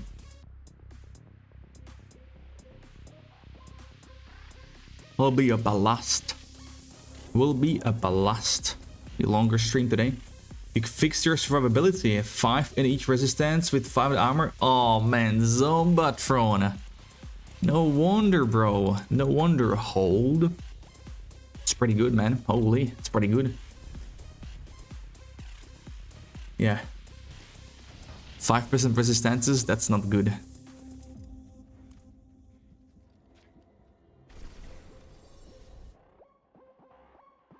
By the way, Fly, you can just salvage items, man. It's fine. It's fine. I got some chunks now. Thank you. Thank you either way.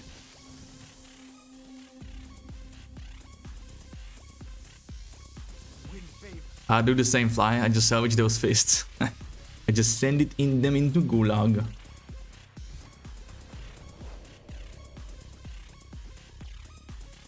He needs some milk. I would want some milk right now. What's up, blood? How's it going? Almost 70 in everything but cold. And I have like 700 armor now. Hey, you should be fine though. You should be fine. 1000 armor is the cap, but honestly, I don't think the armor cap is that needed.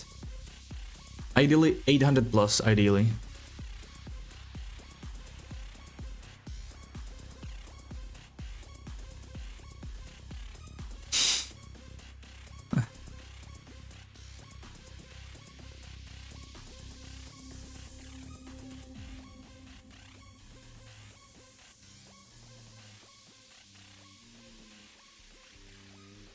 Fucking Diplo, dude.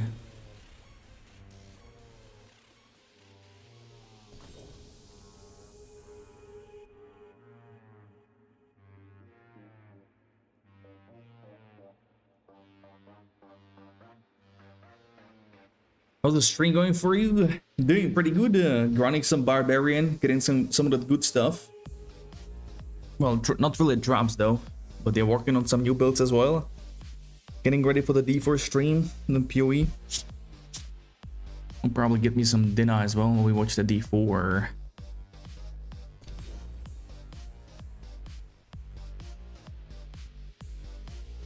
You have a blizzard there? For a second I thought you mean the company. I'm boosted. That's gross. Blizzard is no good.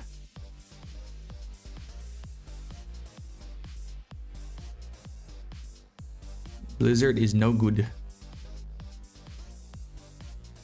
have some more mats? Nope, I don't. This wouldn't be considered, just weren't there. You reached and go again, right? 10 heads, bro. Of course, you gotta get that 12 Mew. Come on now. You get some of the good stuff called up the side 100%. Well, first was one of the hardest and so dissatisfied. Kill Jaden, really? Kill Jaden. Dude, don't even remember that boss.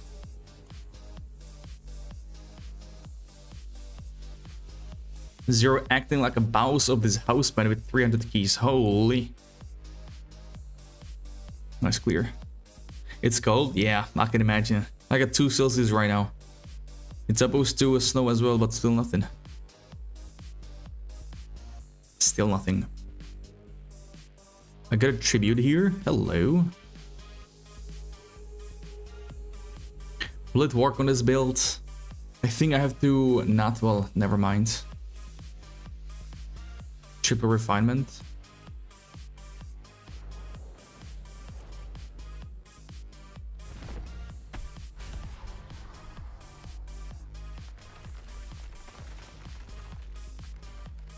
Was it Banish? Do you like what you see? Big dog? Did this guy just offer 100,000 gold for this triple jeep areas? Someone literally just offered 100,000 gold for this. You like that, Dante? This is a courtesy of my boy Flywire in the group, in the chat.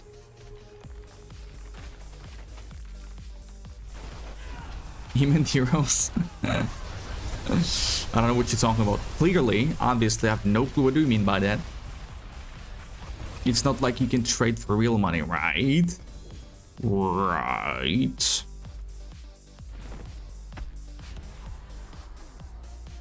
Give you a handshake and a pocket full of lint. Okay, I could get behind that. Lint is this. Did you say something to me? You're beautiful. Fly that platinum G2G sub. No, but that's the thing, right? Like, you can see his disgusting, absolutely disgusting gear on all his characters, but this guy literally flips items, and that's what he does in D4 since the beginning. That's what he just enjoys in the game the most. He likes trading, right? What was it? What was with like method? Was it with like method? Or are you asking Snus? Apparently, yeah. Guess it's the name, since I only can say like, oh, I knew you're gonna hit me with some of that good stuff. Yeah. When you have space for boss runs and I'm allowed, I would come with you. Yeah, sure. Yeah, and Snus. Absolutely, bro. Absolutely. But since we got the D4 stream in a bit, I think we are gonna just wrap it up with a few kills here and leave the rest for another day. You have a ton of X, dude, for Duriel, but not... Yeah, whatever. Shards. Actually, not too bad now that we killed this Grigor. Alright, my man. Alright, but Dente, have you tried Shattered Bow? Have you tried PvE setup for Rent? I guess not, right? And race perfect too? Alright, dude. Tomorrow, I actually might be... Wait, what's tomorrow? It's Thursday, isn't it? Oh, man. Might be effed for tomorrow, boys and girls. Oh, yeah, I started second barp yesterday. Ooh, okay. Background behind me is just called Background Streamlabs Overlay. This is from a... this was in a package with stream alerts, webcam frame, and all good stuff in a package, so...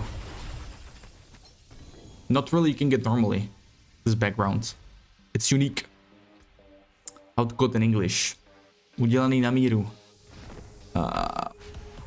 It's been tailored to my needs, if you will. Imagination.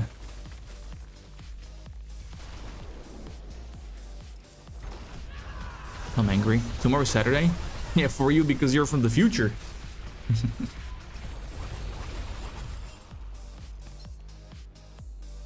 Tomorrow is Friday, okay. Wait. Just 20 seconds. I need to recheck something. Need to look at my shift at work, man. Holy look out.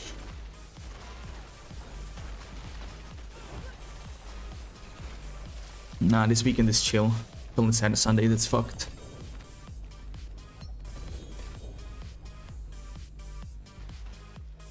Hold on, threads. Let me quickly catch. Let me catch that quick W. W. Here's the quick W. Thank you very much. Já jsem milionář.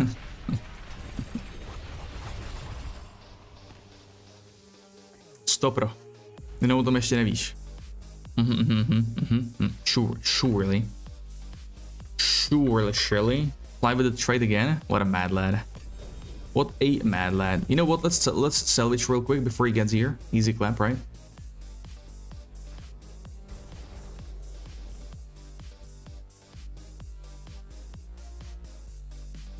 And yeah, DC, this is not green screen. You don't need green screen for this background. Nvidia has a add-on, if you will, that removes the background for you, and you can put anything in there. You can put literally anything.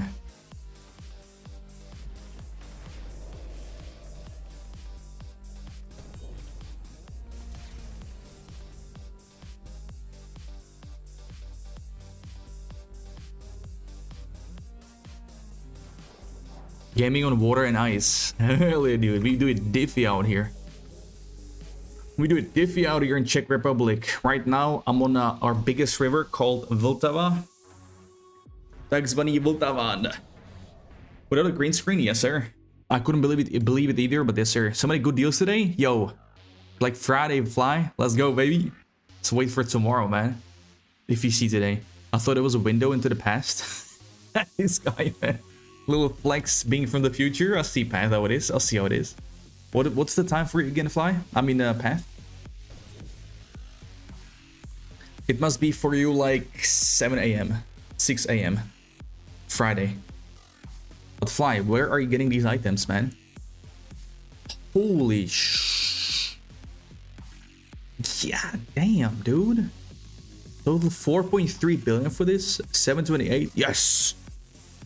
How do I go about doing that? Let me see. How was it called? There is a... Just type in NVIDIA green screen in Google and it should let you, you know, you should see the link for that. I can't recall what it was called. I don't know what it was called from NVIDIA. Flies duping rapper the mofo. Google it, mate. Yes, sir. Yes, sir. 30 minutes, boys. 30 minutes before the gates are open. And the gates are open. Should we go with this layout on the stream, or should we go with the other layout? Chat, for the dev stream, should we go like this? Just put it on the screen, or should we do it like this? You know, have the chat down here, have the stream over there. What do you think about that? What do we think about that thing?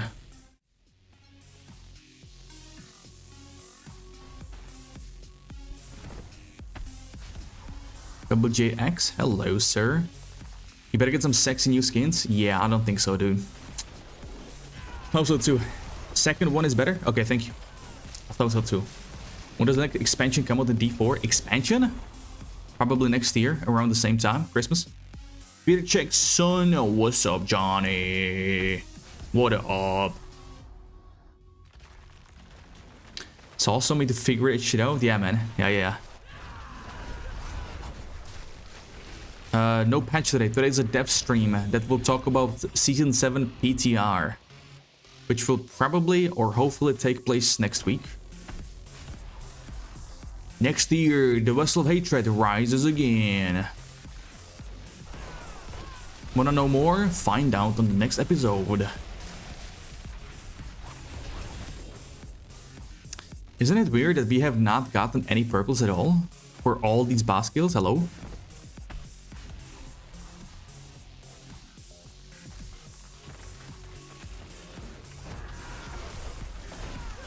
Is that what you're waiting for?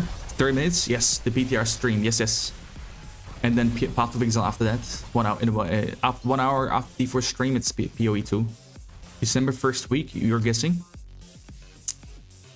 Oh, man. Together with PoE? Hope not. There'll be Rip Bozo. Peaceful Boots. Congrats, man. Congrats, Zero. PoE 2 out today on just a stream as well. PoE is out on December 6th. Is the early access. Well done. I believe they are launching it after Thanksgiving on December 1st. Yeah, most likely.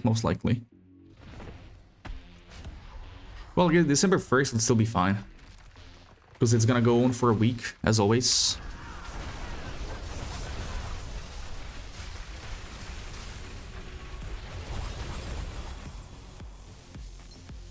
J&T Renation? Oh, okay. That's different then.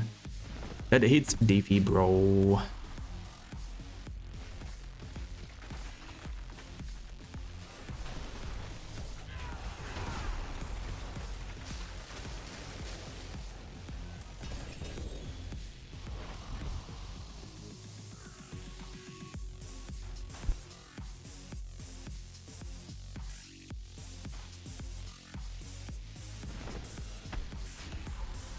Terlaski. Yeah, I used mine as well. Will be your first PTR I've played console up till this year. I started at the beginning of this year on PC. Switched it right before it started. Hey yo, we gonna enjoy DC. You will enjoy it. Unless you don't like spoilers, then you can stay away from the season, from the PTR I mean, but it's good, man, it's good. Need to remove some uniques and aspects and just add them to skill tree. That would be interesting. That'll be interesting. Paint Gorgers, 120. Anyone got the 2? I already gave you mine. I don't. Damn, Zero, you're really lucky / unlucky, huh? This game gates me. Like my drops, man. I had the same. Oh, no shot, Fly. On the last kill, you just dropped almost perfect Wound Drinker. Oh man. Oh, congrats, man. Congratulations. There's the Danish RNG I was talking about earlier. That's what I'm talking about.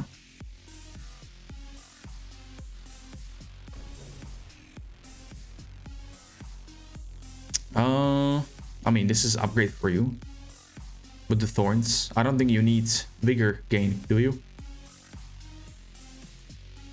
Can you imagine like a legendary, you know, like grant you... Oh, legendary note. Grant you with the Ramline it does with the crates? Oh, that'd be so good. Not really? Okay. Okay.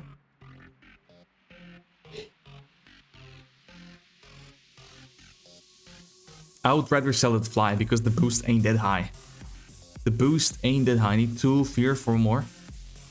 Unamas. Unamas for the boys in the back.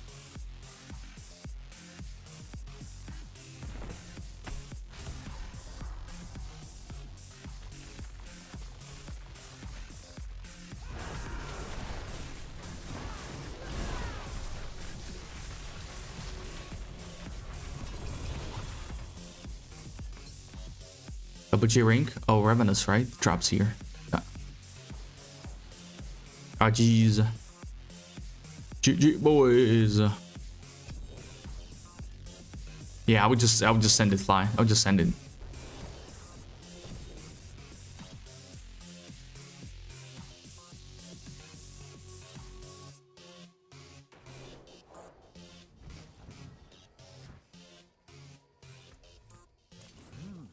Good salvage.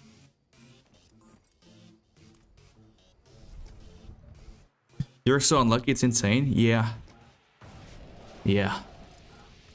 I feel you on that, bro. As a proud owner of 4 GAs with lowest rolls, I feel you.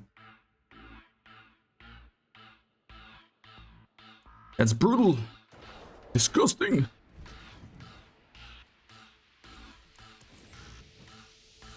Was the chunks almost 36k? That's nice. All right, Fly. Listen, dude. Listen. Listen. That's my line, okay? Not yours. Not yours. Saying it after you dropped max roll 4G ring. Yeah, nice one. Yeah, nice one. You guys want to run some refinement keys? Understanding? I got 3 here. 4G gloves, bro, and this shit had to be pain gorgers, but a bad roll. Yeah. That's double. Yes, it is, man. It is, it is. Look at stupid unique 4G X-Files Ghastly. Yeah. Those are always the worst when they drop as a 4GA. Because those are useless. Big Sage.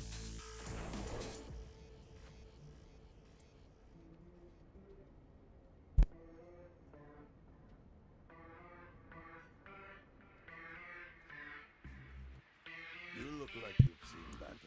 Stick to the trees and keep safe. Bro, I just finished coffee. I cannot stop yawning. Oh my lord. Go take a quick leak. Gotten 4 4G X-Files this season. That's some RNG, dude. That is some RNG. I don't want to say, yeah, not the best one though, probably. Pissing me off so bad. So many hours together, that many mans. I know. 4 GAs should always be max rolls. Or the more GAs you have on the item, the higher chance of having higher aspect it should have. I got 3 here. Fly. Got 3. Copium Wish, make gameless RNG more about skill and grind. Oh, brother. You just described perfect world. But as you and me both know, perfect world doesn't exist. Nope. Perfect world is a cow level, baby.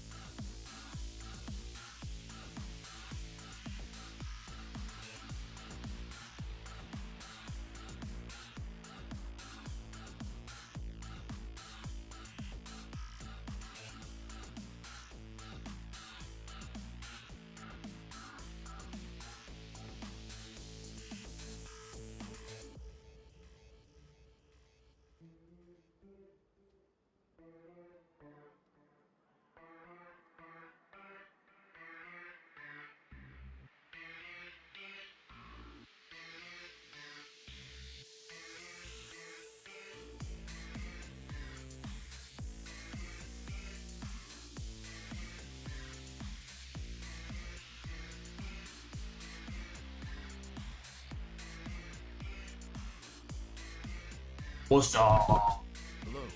What up? Imagine guys standing here like soldiers. Doesn't matter what we pop here. Does it? No, it doesn't.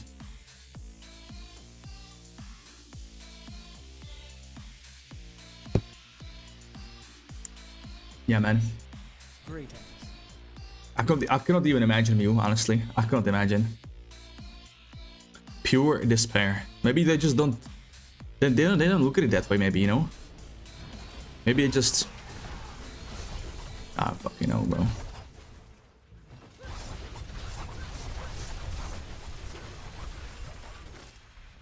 Good party chat. What you got?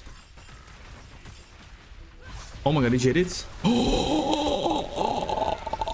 He actually got it. Wow, you're so lucky on that item. That's crazy, man. Happy for you, man. It's awesome. 600 dolls and shackles fly? Jesus. That's quite huge. Oh.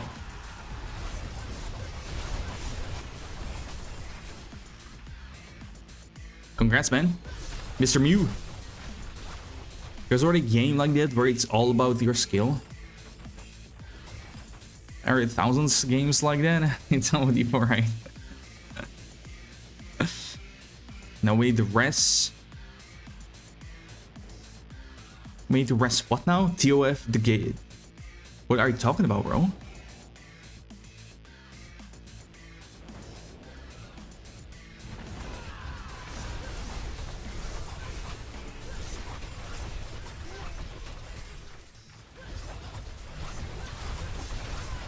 By the way, Morgan, you're blasting some No Rest for the Wicked, huh? I've seen that. I have seen that. Cannot type? Yeah. I'm usually great at cracking, you know, people's sentences, but bro, that one has me cornered. I ain't got a clue with that one. Don't have a clue.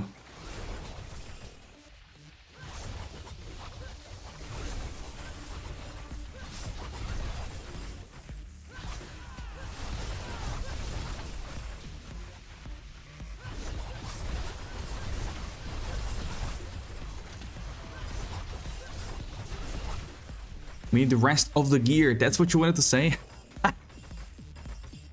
You'll get all gear? Almost. Okay. Surely we get that, man. Surely. Guaranteed.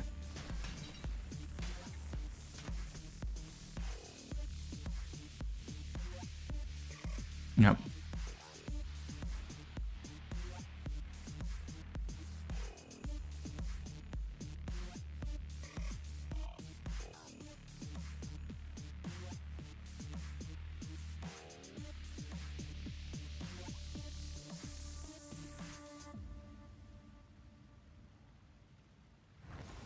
Did I finish the 9th build and kill Echo Knight? It's my 8th character. 8th? Whew.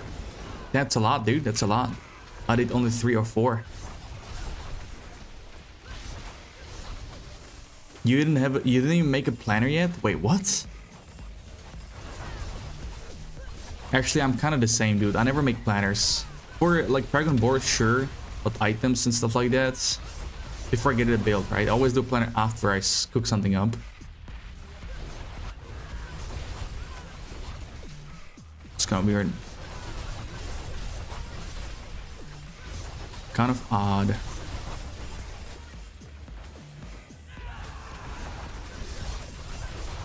Oh, we don't need this one. We might still get a shadow update release in the TGA. Okay. Double campfire online. Thank you. Eat coffee bad. Let's get after it, bro. Let's get after it.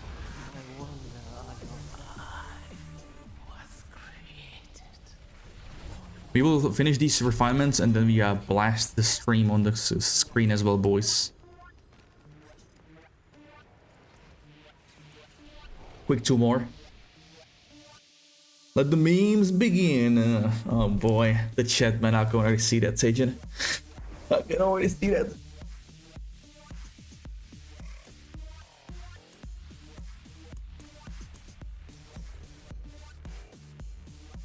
$40 minutes, yeah. It's already on. It's always on the even on. GG Zero. Oh, you are going to eat. True, man. Bon appetit.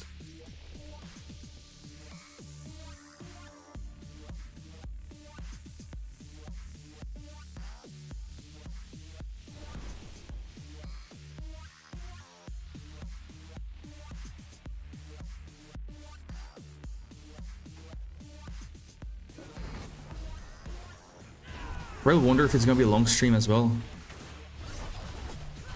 Perfect time to make a coffee and have a puff. Oh, hell yeah, dude.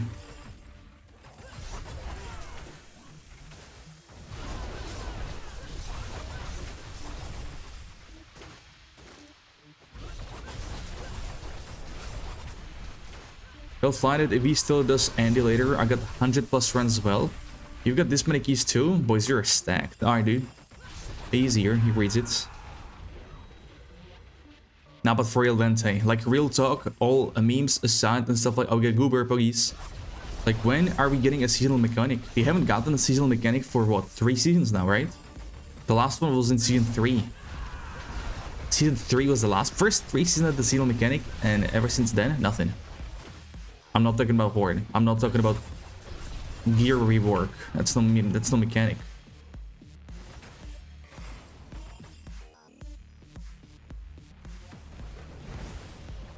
Surely in the 7th season, bro. Next season, surely. Surely.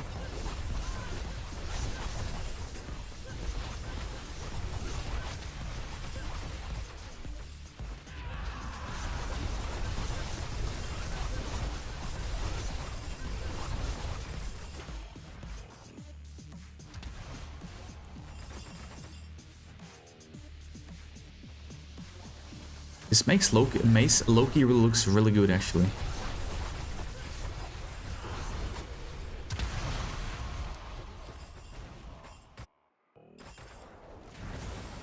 Oh, didn't.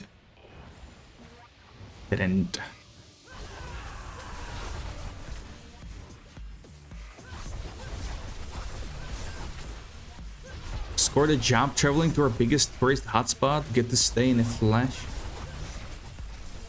Airbnbs make some good. Whoa, Path, let's fucking go, bro. Start next Monday. Congratulations, man. That's actually huge. Happy for you, bro. Happy for you. Told you, man. Things will work out. Things will look great. There we go. There we go. Easy. Season 7, Season of Armory, Season 8. Tak v píči, kámo, protože to tak nejspíš bude, ty vole.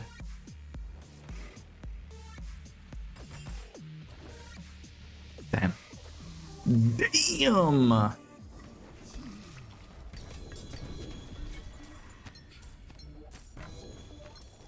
Will you have access to gaming, Path, while you're there? Wait, are we like actually moving, or... Oh, we got G on Warcry. Hello. Here, one more, boys, one more. Uno más. Uno más. Any of you will grind Horde while the stream is happening? Oh wait, my PC would break anyway. Fucking hell, dude. Resin Refinement, just the last one here. Wait, I just could drop another one. Just because there is a dev stream happening in like 10 minutes, so we wanna bang him first before it starts.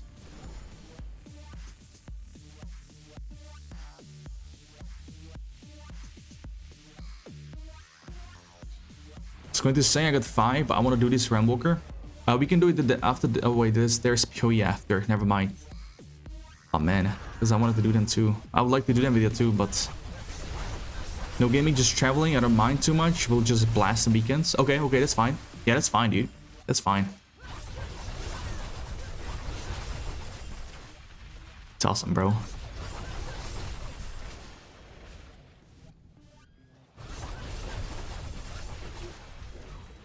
Oh, you got 4 as well.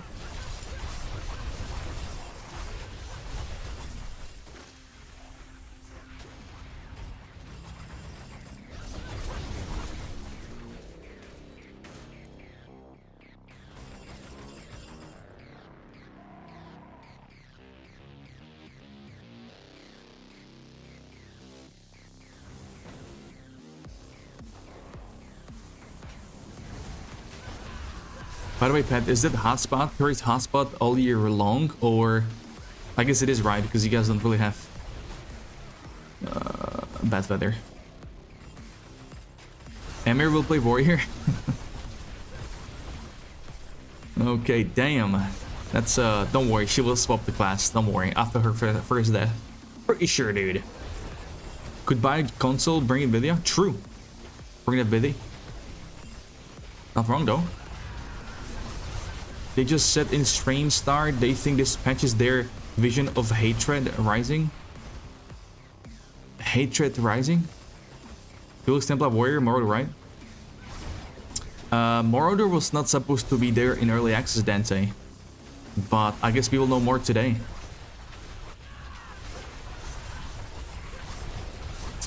Alright, after this tribute, let's pop the death stream, boys, okay? After this next floor. Man, I'm so pissed I cannot play in the background. I could just smash some horde in the meantime. Whatever. Whatevs. Whatevs. What build is this? This is Mighty Throw, my dude. Mighty Throw. Using Hammer of the Ancients on the, you know, on the skill bar just for the O power. Guaranteed O power. And more Fury gain. Spamming build, you know, just spamming Mighty Throw. I don't like basic skill setup, so I don't like that. I'm not rocking that, dude. With Bash. You know, most builds, or all builds, Mighty Throw or Bash, but nah. Hype for the melee boys. Exactly, dude. Pretty much.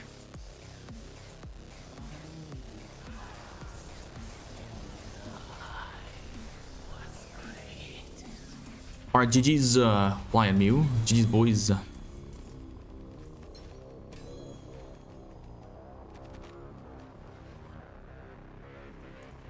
I hear a cat outside. Alright, let's swap the scene. I gotta do it on YouTube as well. YouTube Shorts. YouTube Shorts.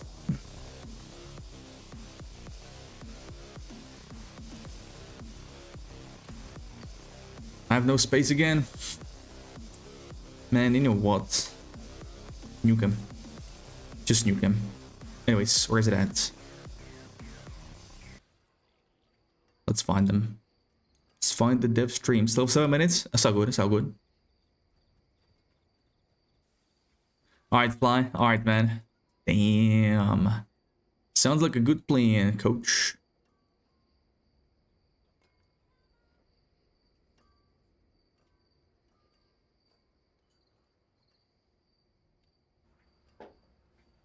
I'm Victor Lee, a principal concept artist on Let's change it to change the scene. And I concepted the Priestess of Hatred.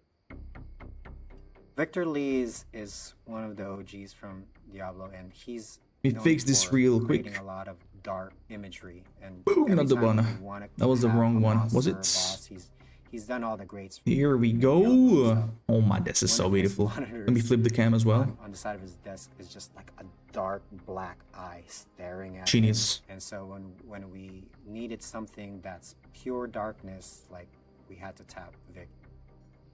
I feel like when we're talking about hatred, I kind of visualize it as like a black, webby-like thing. So I thought a spider configuration would work for this. Alright, alright. Oh, this is the creation, huh? With souls, human souls trapped in their abdomen. Can you guys see it fine on YouTube as well? Are we all good? Are we all set? I have this nagging feeling for a long time that why I felt it's not working. Yeah, No volume. matter how interesting the design is, That's good. Thank you. I'm not Mr. Miyagi. pushing the boundaries. So I basically rethought the whole thing. A lot of our creatures are just like raw aggression. It's just muscly and just brutal. Maybe this one is more insidious. What if the human figure is not controlling the hatred, but it's the other way around? Like the hatred is actually mocking humanity. It's like dragging a puppet around. So what I did is I kept the human figure as a focal point, but the rest of the creature is this moving mass of basically a ball of hatred. it broke a lot of rules, but I just felt like this just Can you make fits. Mephisto as a boss, please? So Thank I went ahead you. with it and rendered it out.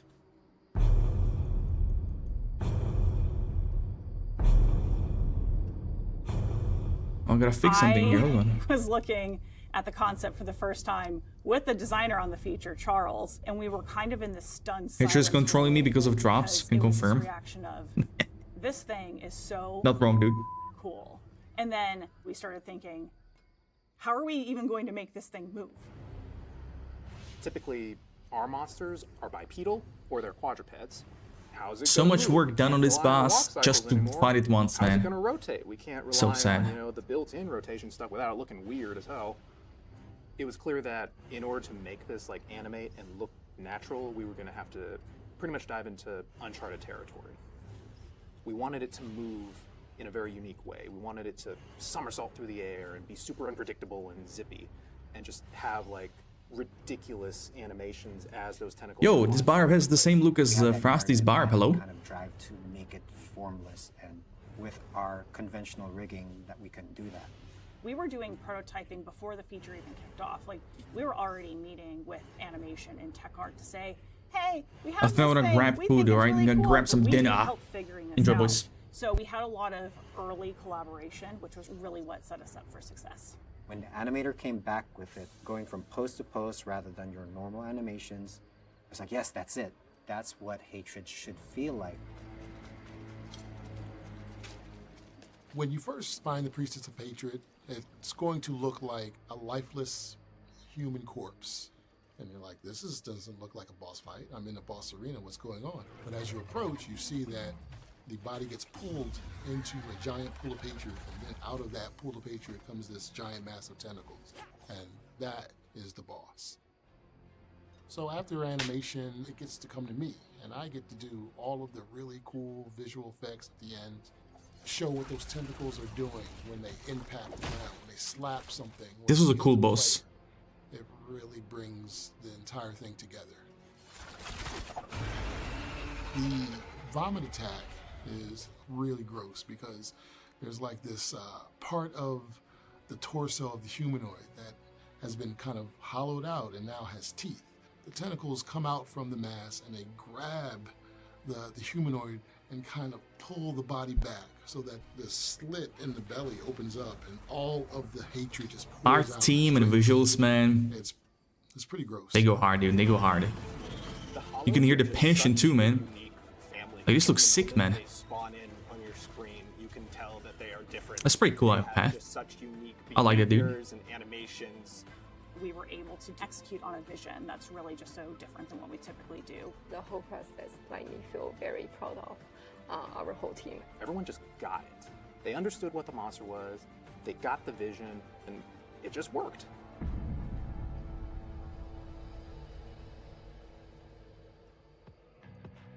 The eye on the screen has many functions. It keeps me in the right frame of mind. What we're doing is dark. It should be horrifying. I should feel the fear while I'm doing it.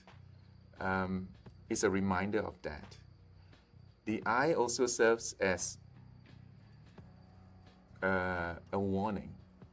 Like, get moving. Don't dwell too long and wander around, you know. Get this thing moving. Get the work done.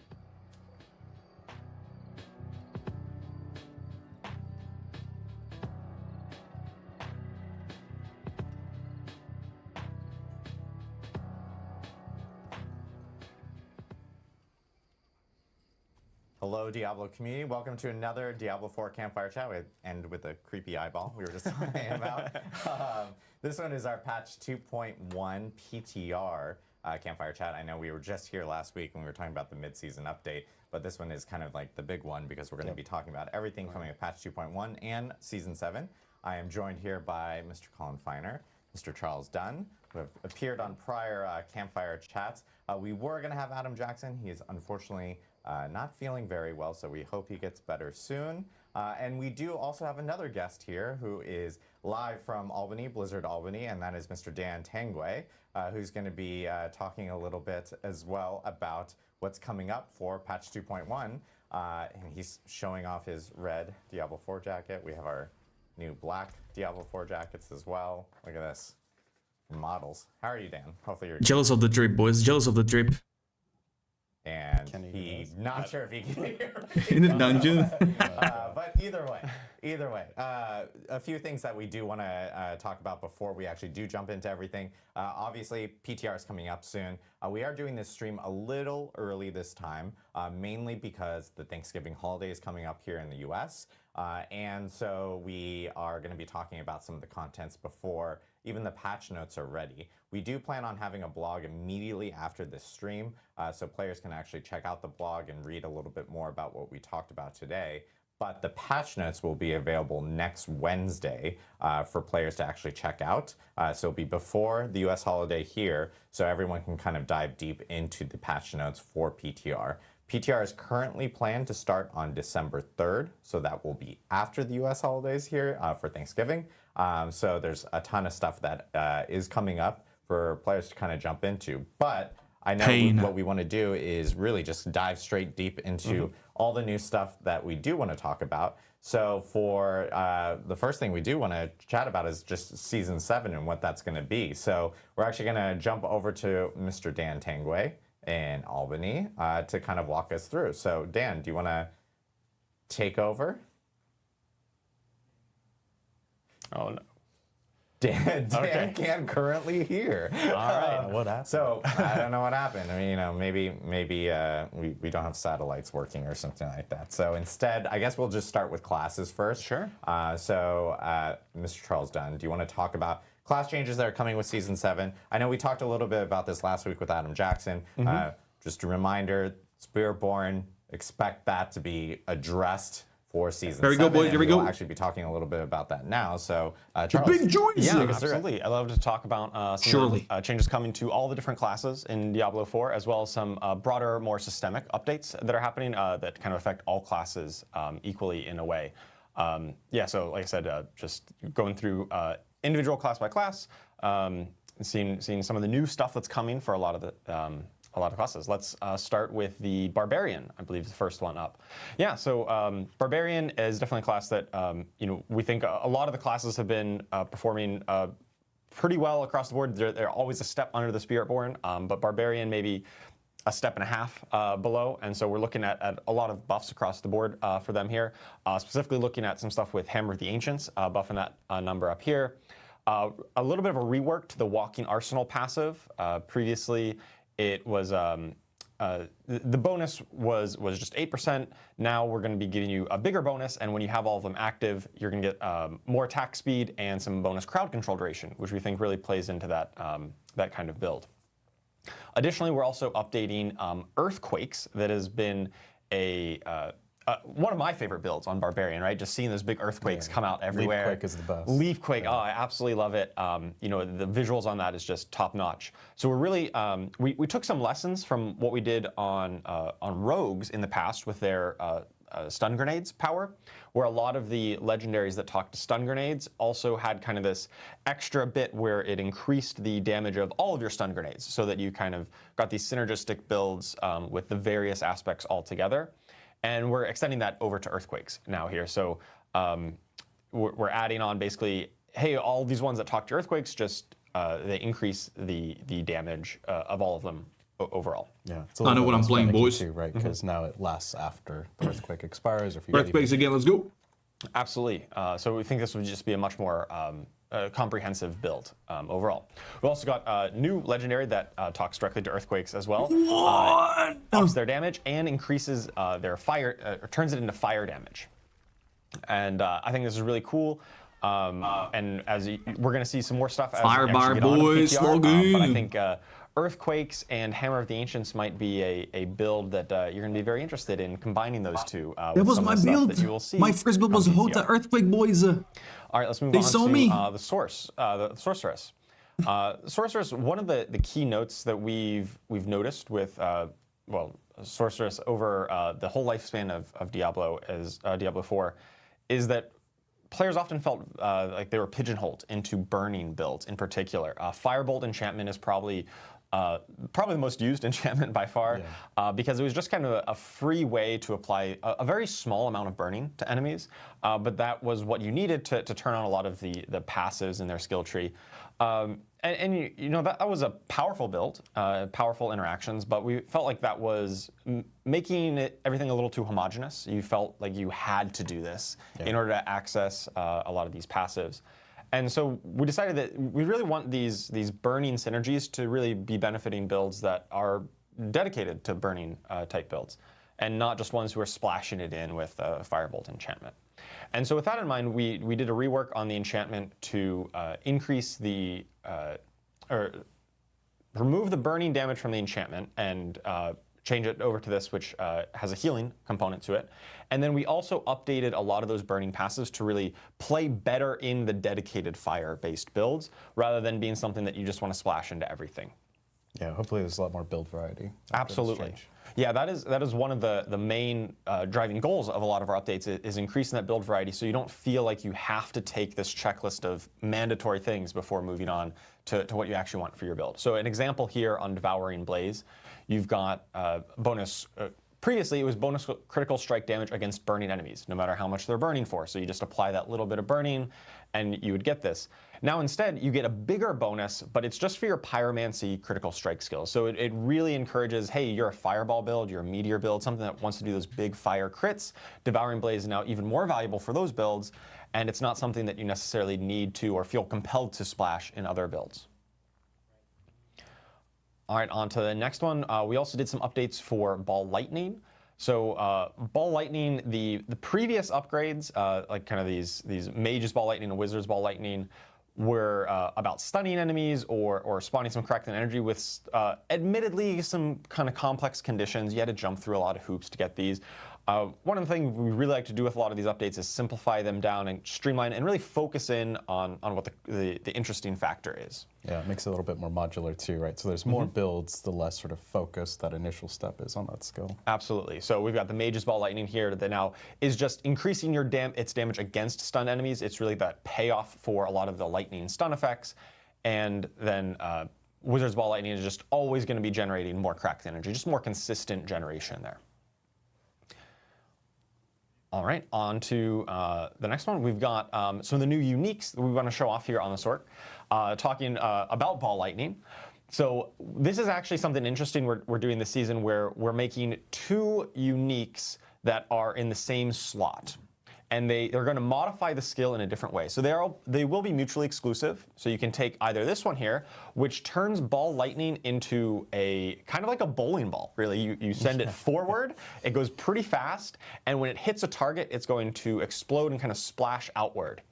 And I think this is really cool. It offers a switched up play style, so the way you're familiar with Ball Lightning, which was kind of slow moving forward, or if you pick the other unique, you can actually retain the old gravitational aspect. So we can go on and take a look at that one here in the next clip.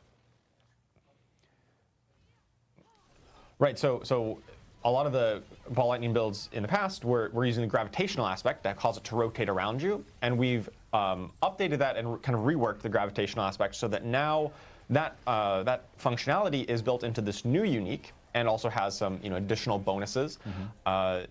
To encourage this kind of play style. And obviously the gravitational aspect that used to do this has been reworked into a new cool effect that you'll be able to demo out on the PTR as well. This is like a fun trade-off now and sort of how you want to use Ball Lightning. Yeah, it really helps it be a bit more build defining, which is our goal for a lot of the uniques is hey, you get this unique and it feels like it's very foundational to your build. One thing I do want to call out here is the inherent affix on this, right up near the top, that Ball Lightning can be cast while moving. This makes it a lot smoother to just be moving around at I want to play this so bad, bro. Ball Lightning, and you're not going to have to like stop like that. Melee sword, login boy. Stop to cast it. It just feels much smoother, and this is one that you really. This build is just wants to be on the move, right? And that encourages that. Exactly, Mew. All right, exactly. So let's talk about the Druid next. So this one, the Druid is this season a lot of werewolf updates. Season of the Werewolf. I absolutely love werewolf builds, and I think they've been, maybe a little bit behind the rest of builds over the course of Diablo's history. And so this season, a lot of our updates are really focused on building making that build come up to par. Yeah, like pure werewolf, right? Not Pure like werewolf. mixing it with other things. Yeah, a lot of times you saw some like rapid shape-shifting builds, and those are fun. Those are great, but you know, pure werewolf wasn't quite hitting the mark, and so that's what a lot of our focus is. Let's take a look at some of these updates. So we've got updates to Shred, you know, the main core skill for these werewolf builds. Previously, the Raging Shred upgrade was just a combo attack that applied some poisoning damage.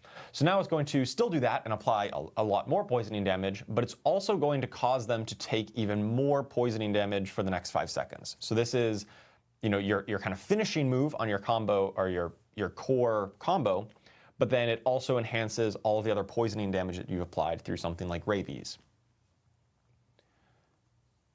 All right, we've got updates to Boulder. Now this isn't necessarily with the werewolf theme, but still Boulder is a skill that we saw a good opportunity to improve Boulder on poison, login. We had 2 upgrades on Boulder in the past, the 2 choices, and they were both fairly similar. They both dealt with critical strike chance or critical strike damage, and we thought that was an opportunity to rework one of them to give it a different identity. And basically the identity was Poison Boulder. Like just a giant ball of poison. Yeah. What does that look like, or what does that do? Changing the damage type always helps sort of branch out and make it feel really different. Yeah, and we got some really sweet visuals for it too. I'm not sure if we have a video on that. I think we'll just have to rely on that in the PTR. Yeah, people will see it on the PTR, but yeah, it's got some cool visuals associated with it.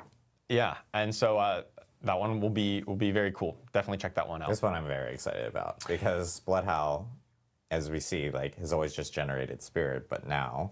Yeah, it was always just generating some spirit, but you still do that, but now it gives you even more increased damage until you shapeshift out of werewolf form. So going back to what Colin mentioned about really focusing in on pure werewolf, that was an area that we felt, hey, we want to really reward you for staying in the werewolf form and really committing to that identity and just making sure that felt like an appropriate payoff, and this is one of the areas that we're doing that in. All right, so let's talk a little bit about one of the updated legendaries. So the aspect of the Blurred Beast. So this previously was a legendary that just caused your Shred to do some bonus damage to poison enemies. It was fine, but it wasn't too enticing. But now with the new update here, this is fucking you perfect, actually man. still do more damage just all the time. And depending on how far you're traveling for Shred, you're gonna do some bonus hits. And it looks so cool. Your werewolf is dashing across the screen and then just doing this like multi-hit kind of attack. And so if you're really close, you're just gonna get maybe 1 additional strike, but if you're at this further distance, as you see in this clip, you're gonna get the full 4 hits. So it's really about positional gameplay, a bit more than it was in the past, and you get very heavily rewarded for it when you do kind of execute that properly. That's awesome. And it's gonna be really great for like movement, just moving around across the map, which I know movement is always a big thing that players really, really want. People have always been asking for, so it'll be cool to see people kind of like just bouncing around as a druid with the aspect of the Blurred Beast, so very cool. Yeah. It's always great when we can inject like changing how you play also, right? Because you can imagine like launching into a group of enemies, then picking out specific targets that you really want to launch to, and that's how you optimize that build. Yeah, absolutely. This is one of my favorite ones in this patch, actually. Big fan of a lot of these Druid updates. Aspect of Wolf's Rain. So this is a combo kind of legendary, combining the powers of Hurricane and your Wolf companions. So when you cast Hurricane, all of your wolves actually spawn a little mini Hurricane of their own. And these will do bonus damage for each of your active wolves. So it really encourages these companion-based builds that already have this wolf pack of 5 wolves following them around. Now your Hurricane affects all of them, and they get bonus damage for how many you got. So you really want to be stacking up as many wolves as you can. They all get Hurricanes, and you just get to shred through the whole screen with that. That's super cool. Exactly devilish. Druid looks crazy for Season 7. Moving on to Rogue. So this is one that Shadow Clone has been probably the Rogue skill that I would say it maybe wasn't quite hitting the mark compared to most other skills.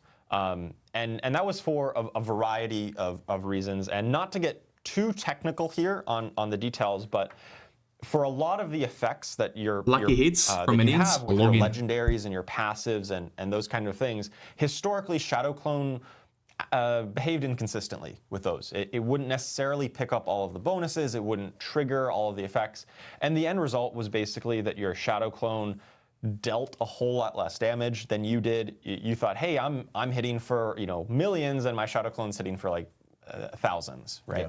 Yeah. And so we really looked at that comprehensively and thought, okay, we need to kind of rethink how shadow clone works across the board to really bring it up to par, to make it behave the way you expect, and then also extend that to a lot of the other summons in the game. The summons like your necromancer skeletons, your druid companions, and so on. So we did basically a rework of that entire system. And the long and short of it is that they should just work a whole lot better going forward in this season, where they're going to trigger all of your lucky hit effects. They're going to interact with all of your damage modifiers and multipliers that they previously were inconsistently working with. So just one example here, a very simple example. You've got Wind Striker's aspect. This is a very simple legendary that just says, hey, when you critically strike, gain some movement speed. Now in the past, that was only when your player character, critically strike with one of your skills. And it would not happen whenever one of your druid companions or your shadow clone critically strikes. But now all of that will work. So your companions or your summons or your shadow clone critically strikes and you have Wind Strikers, now your character gets that bonus. It's huge. Yeah, I really can't overstate this, like how many new interactions and synergies this unlocks with not just shadow clone but all of the summons in general across the game. Engines for Barb. In particular, we've got a new unique item, and this one is Assassin's Stride. And the effect here works with mobility skills and your shadow imbuement. Once again, kind of playing up that combo aspect. So all of your mobility skills are going to always be shadow imbued with some bonus potency. So they're going to do some more damage. And whenever you damage an elite or boss with a mobility skill, there's a chance to trigger an instant free shadow imbuement explosion. So those of you who like playing shadow step builds, one of my favorite ones with Rogue, just like Adam had said before about jumping around the screen with werewolves, you can do that with Shadow Step now too. And you're just going to be getting a lot of those resets and kills much quicker as you leap out of the shadows, trigger a Shadow Imbuement explosion, and then move on to the next pack of enemies. Really cool, unique for that kind of build. Additionally, Caltrops, maybe the skill this is that such was a good the change, most bro. kind of clunky and control-wise to use. Thank God, seriously. If you've ever tried to use Caltrops, it can be a struggle sometimes where your character would leap backwards and you wouldn't go in the right direction, wouldn't hit the enemies. We've updated the animation here to just basically be very similar to the smoke grenade skill, where you just pick a point on the screen, your character throws it, and it just goes where you point it. I am the king of like caltropping one minion out of like 100 and then also falling, like jumping back into like a giant mob and going like, well, I didn't calculate that correctly. So that update, we were talking about this beforehand, like before we even went live, and I was like, thank effing God. I was like, oh my God, please. So I'm excited for that. Caltrop should be so much more usable now, and we think that this is a really good change going forward. Yeah. All right, on to the Necromancer. So Necromancer, we've done some improved itemization and updates to the overpower synergies, specifically the Rathma's Vigor key passive. So previously, it would just give you an overpower once every 12 seconds, and or when you overhealed for some bonus life. And now we're just tacking on a big chunk of overpower damage to it. Bloodland we definitely Stonks felt like login. these pure blood-based overpower builds were just not quite hitting that mark. And, just pumping the power into these pure builds through the Rathma's Vigor key passive, we think is going to be very helpful to make these builds really shine. On to the next, we've got one of the new uniques. So similar to what we did with the Sorcerer, where we had kind of these paired uniques, we're going to have two uniques in the same slot for Necromancer as well, this time in the pants slot. And they're both going to be this is working with insane. So this one, Kasemi's Legacy, will cause, instead of shooting one blood wave out forward, you're going to get two that kind of converge 300%. on you. And this, this is definitely changes up the targeting of it, the positioning requirements, and really the use case, because it's pulling towards you instead of pushing away. So instead of being a defensive Double skill, damage, it's much more about the damage and 300%. pulling them together. And then when they hit, they do a big chunk of damage as well. So definitely turns Bloodwave into a much more damage-focused skill and a little bit less on the CC or the knockback crowd control of it. Yeah, and it plays super well with that key passive. Absolutely, absolutely, especially if you want to be using this for that big damage moment. Blood Now, the sandwich, alternative as Devly is, says. Indria's memory, where it still shoots the blood wave forward, and then at the end of its path, it will trap the targets in a bone prison. But this So is this mental. is a unique that is very much about combining blood and bone. So a little bit less of the pure blood and much more about combining Wow. the two.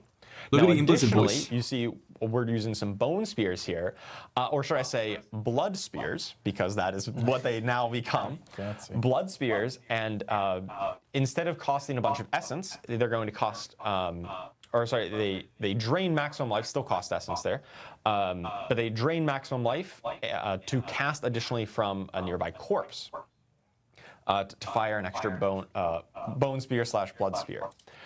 So there's a lot going on with this one, but I think it really comes together to be a very strong build when you're using the Bone Spear and the Blood Wave, and then casting Bone Spear reduces Blood Wave's cooldown. That's the inherent affix on these legs. Really makes a really cool build that I think synergizes very nicely. Yeah, it's awesome.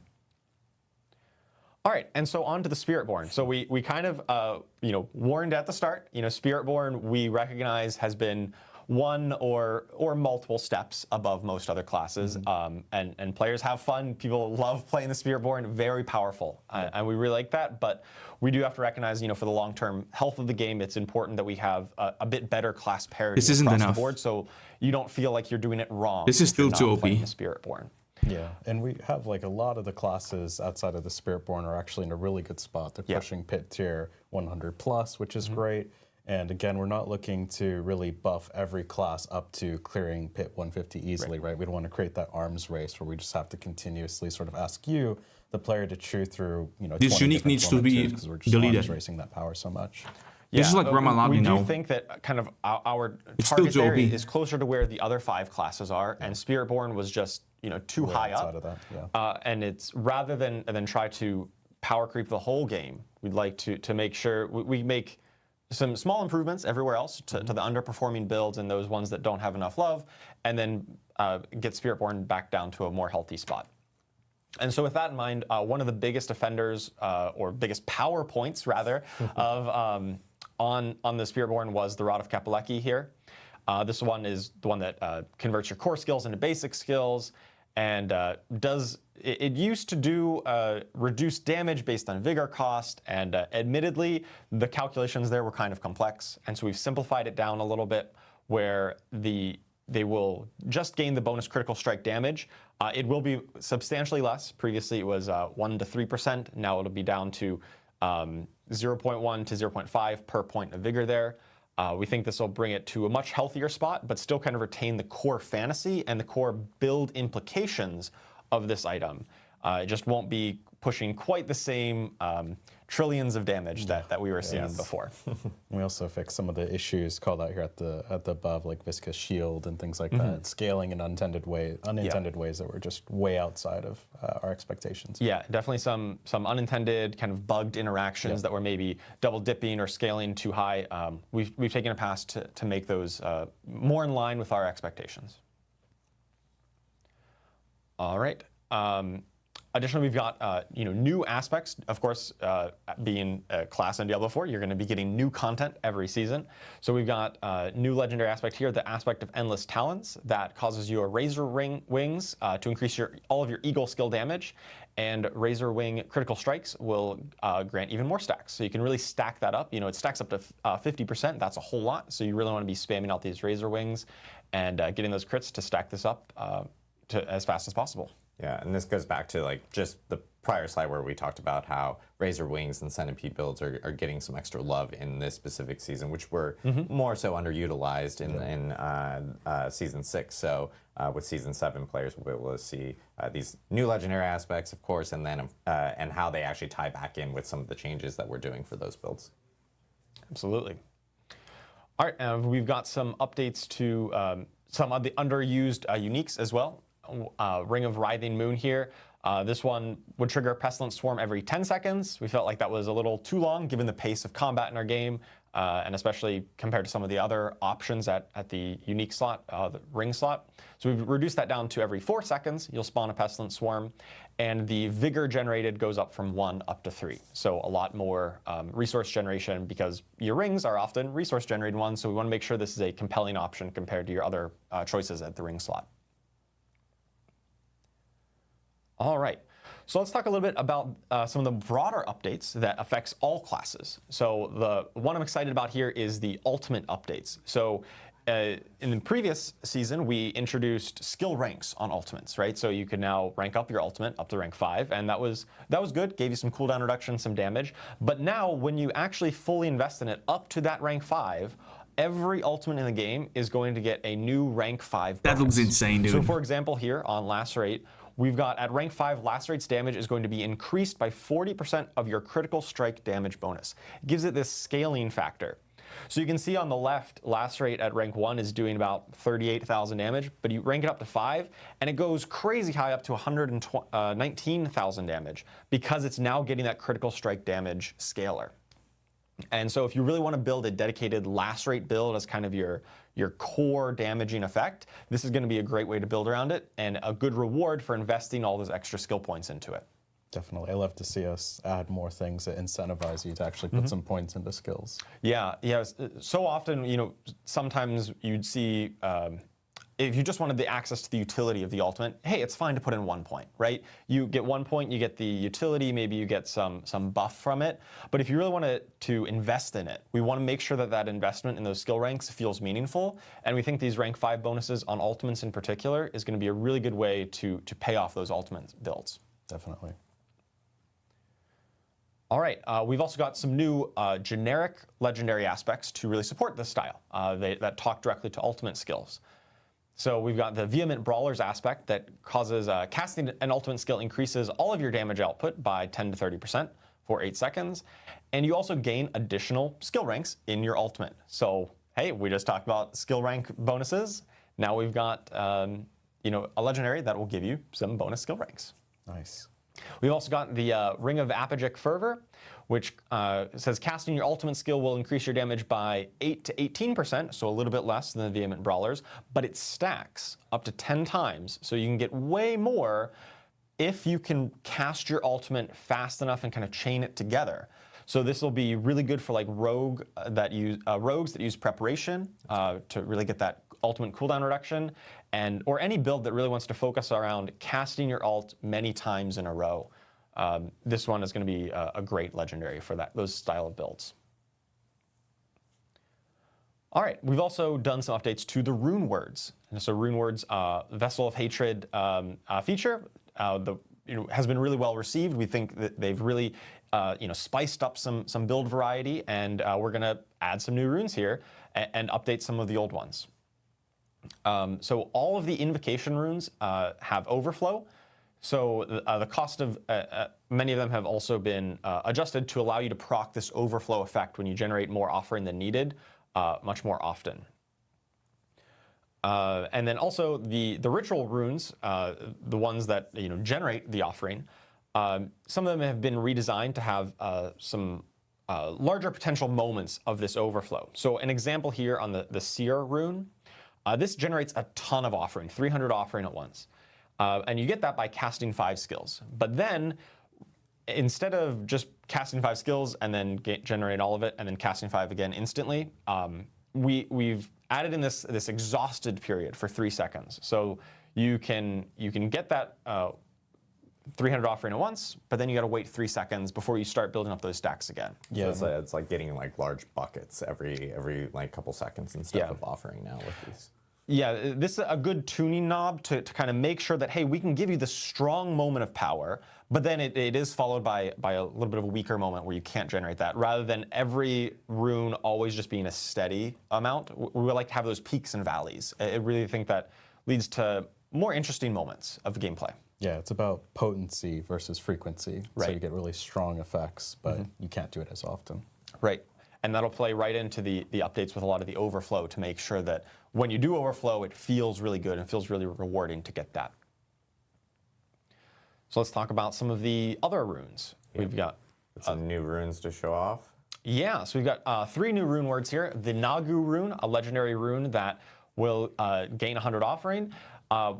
As long as you're maintaining a summon. The first and so, rune is as I insane kind of alluded to for earlier with ancients, the bro. Shadow Clone section, summon is our new catch-all term They'll for get fixed. anything that you summon. Yeah, it's pretty self-explanatory, but that includes things like Necromancer minions, Druid companions, Sorcerer conjurations, Rogue Shadow Clones, and even Barbarian Ancients from some of your effects, Call of the Ancients, and some of the legendaries that summon those. Those are all summons.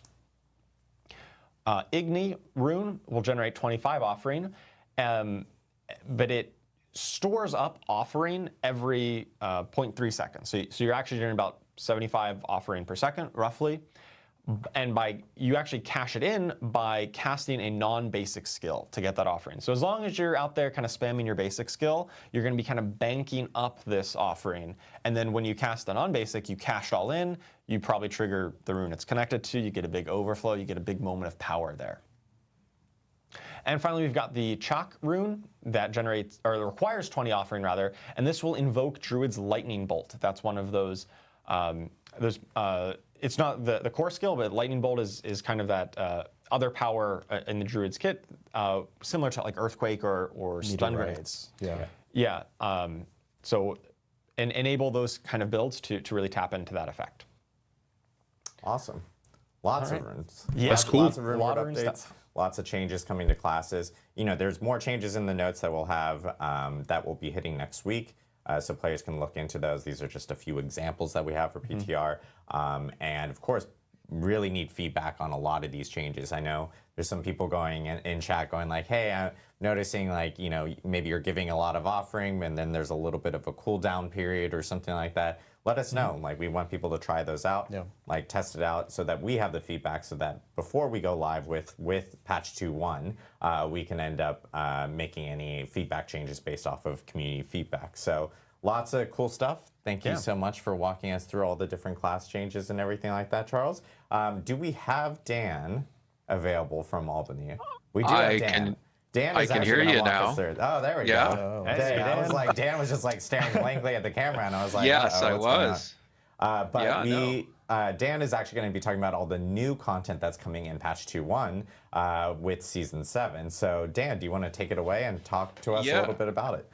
Absolutely. A couple of technical difficulties could not keep me from sharing this with everybody. So, this PTR for patch 2.1 is a PTR of a couple firsts at this point. This is going to be the first time that we're bringing the seasonal realm to a PTR. So what does this mean? We've got a lot of seasonal content coming up in season 7, and we want to be able to get all of your feedback on this content. It's pretty important for us to, you know, like Adam was saying, really have those iteration cycles where y'all are able to test and, you know, show what's working and what isn't. This is also going to be the first time since season 2 that we're bringing back seasonal character powers. So if you remember in season 2, Season of Blood, they were vampire powers, and you slotted them into your Sanguine Circle. And so for season 7, it could be a little bit different. Not vampires this time.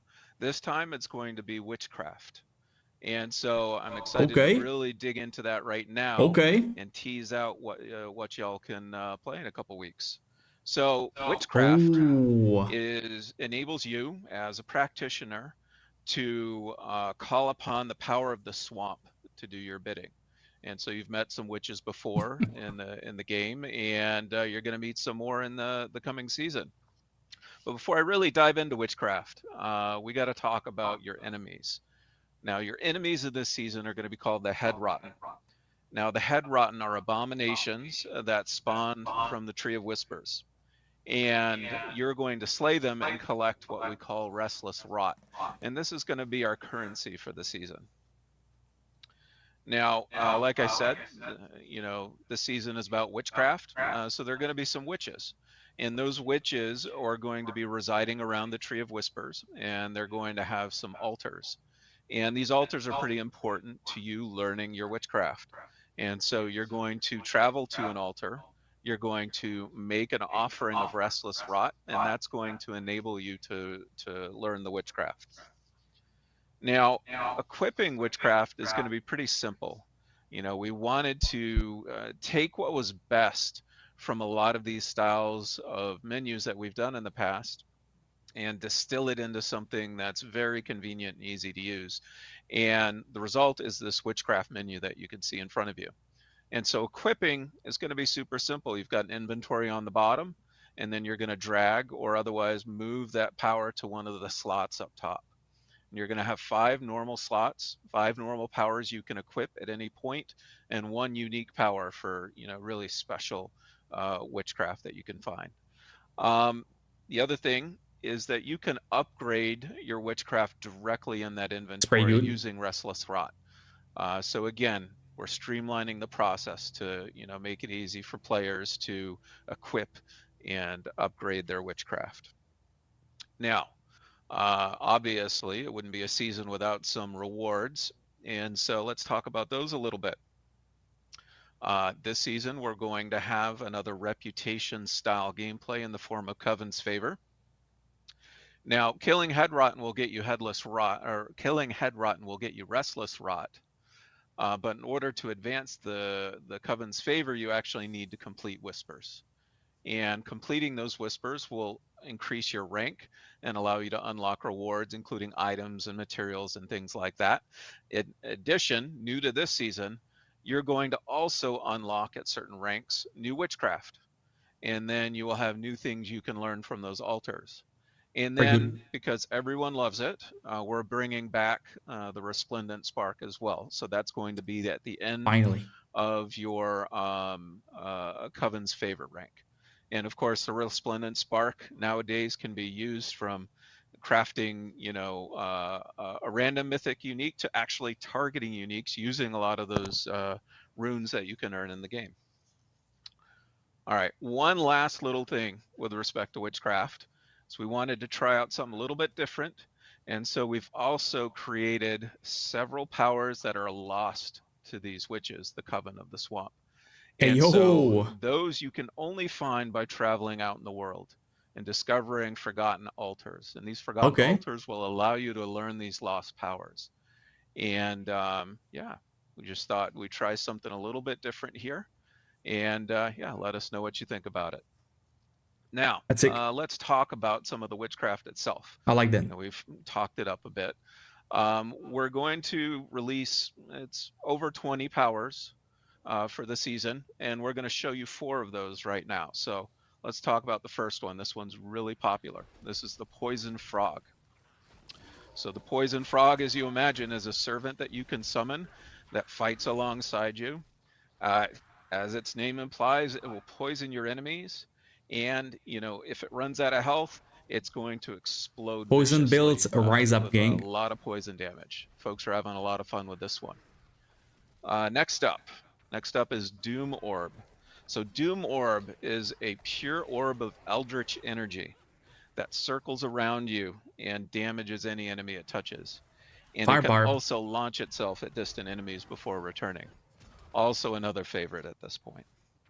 Vengeful Servant. So Vengeful Servant, as the name implies, is another servant like the frog. And this one will absorb damage and then rush enemies.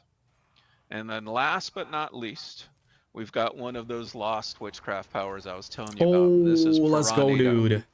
So this one procs when you cast other powers.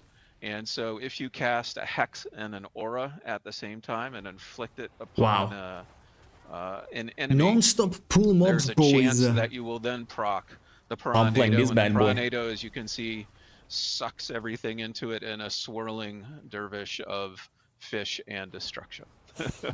So yeah, that's a peek at some of the witchcraft powers you're going to be able to play with soon. That's sick, man. Can you imagine the screen that does those earthquakes on this? Our powers if we aren't offering you some new activities within the season to participate in.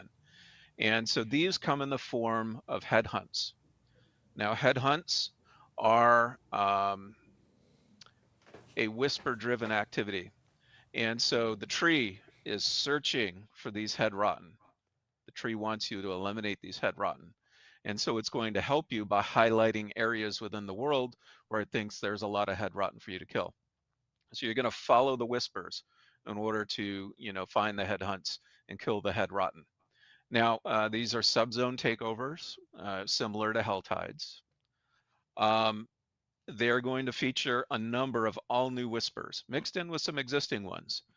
This was an opportunity for our team to try out some new whispers and really kind of tell a little bit of a story each time you're going out on A lot of events there as well. because whispers offer us that opportunity. Now, completing whispers has a chance of spawning a head rotten boss. And the head rotten bosses are the things you're really going to be looking out for, because those are going to give you some additional rewards I'm going to tell you about. Delivering a head rotten boss's head to the Tree of Whispers enables you to earn occult gems. Let's talk about occult gems. Now, we're pretty excited about these. Occult gems are special socketables that have unique effects that help you fine-tune your build. This is the one unique that we're talking about. They can only be slotted in the jewelry slot. And so this is a way of basically having them coexist with runes. And they only last for the season. So when your items transfer to the Eternal Realm at the end of the season, these are going to disappear. But in the meantime, I think you're going to have a lot of fun with them. Let's dive into them a little bit. So each occult gem has built-in defense. We don't want you to have to make a choice between, a royal diamond or a royal skull and an occult gem. So all of these occult gems have defense built into them, so that really you're getting a bonus above and beyond those gems that I just described. And so here are some examples of them. First up, we've got the Elder Sigil.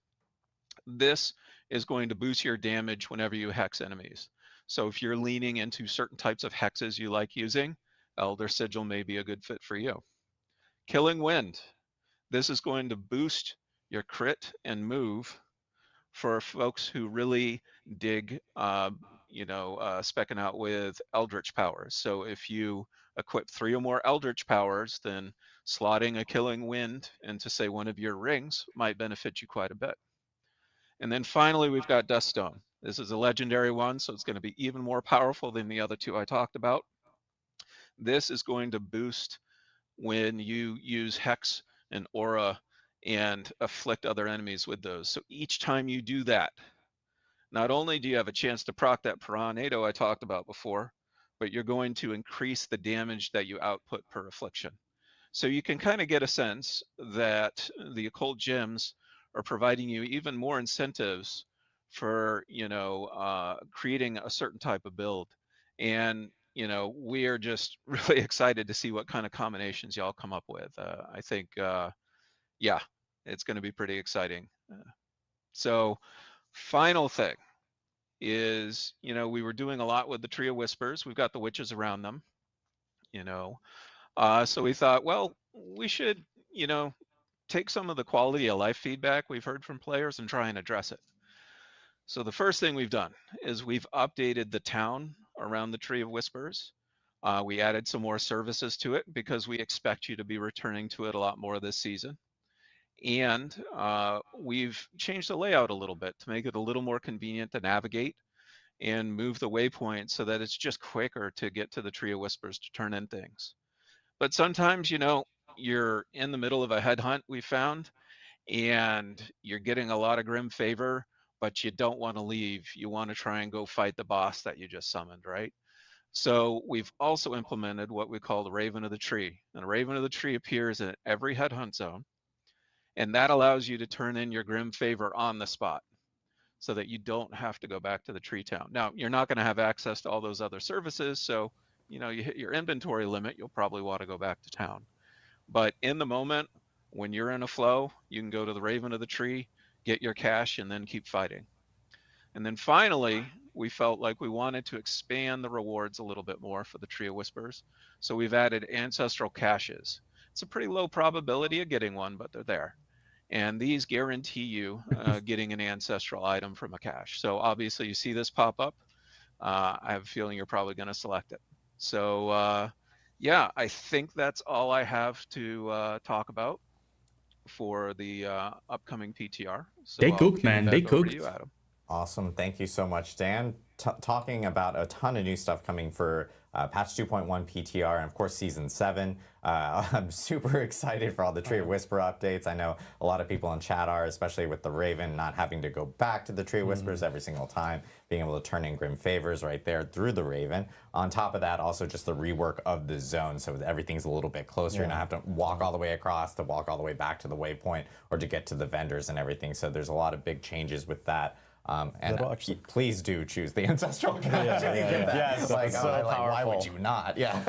And I think it's important to remember we added the ability to favorite waypoints as part of Season 6 or the last patch that we did. So it's super helpful with that Witch Town. Yeah, most definitely. And of course, people have been seeing some of the new witchcraft powers and noticing some familiarities of like past Diablo lore. And I will say we'll be talking more about the story of Season 7 as we get closer to launch, so players can hear more about kind of like the origins of all of like what we've been kind of talking about here with this story with Diablo 4. So thank you again, Dan, for walking us through all the content that's coming with Season 7. And of course, last but not least, we do want to talk about some big quality of life changes. One really, really big one that we're really excited to talk about. And let's go. Mr. Colin Finer will talk and walk us through everything.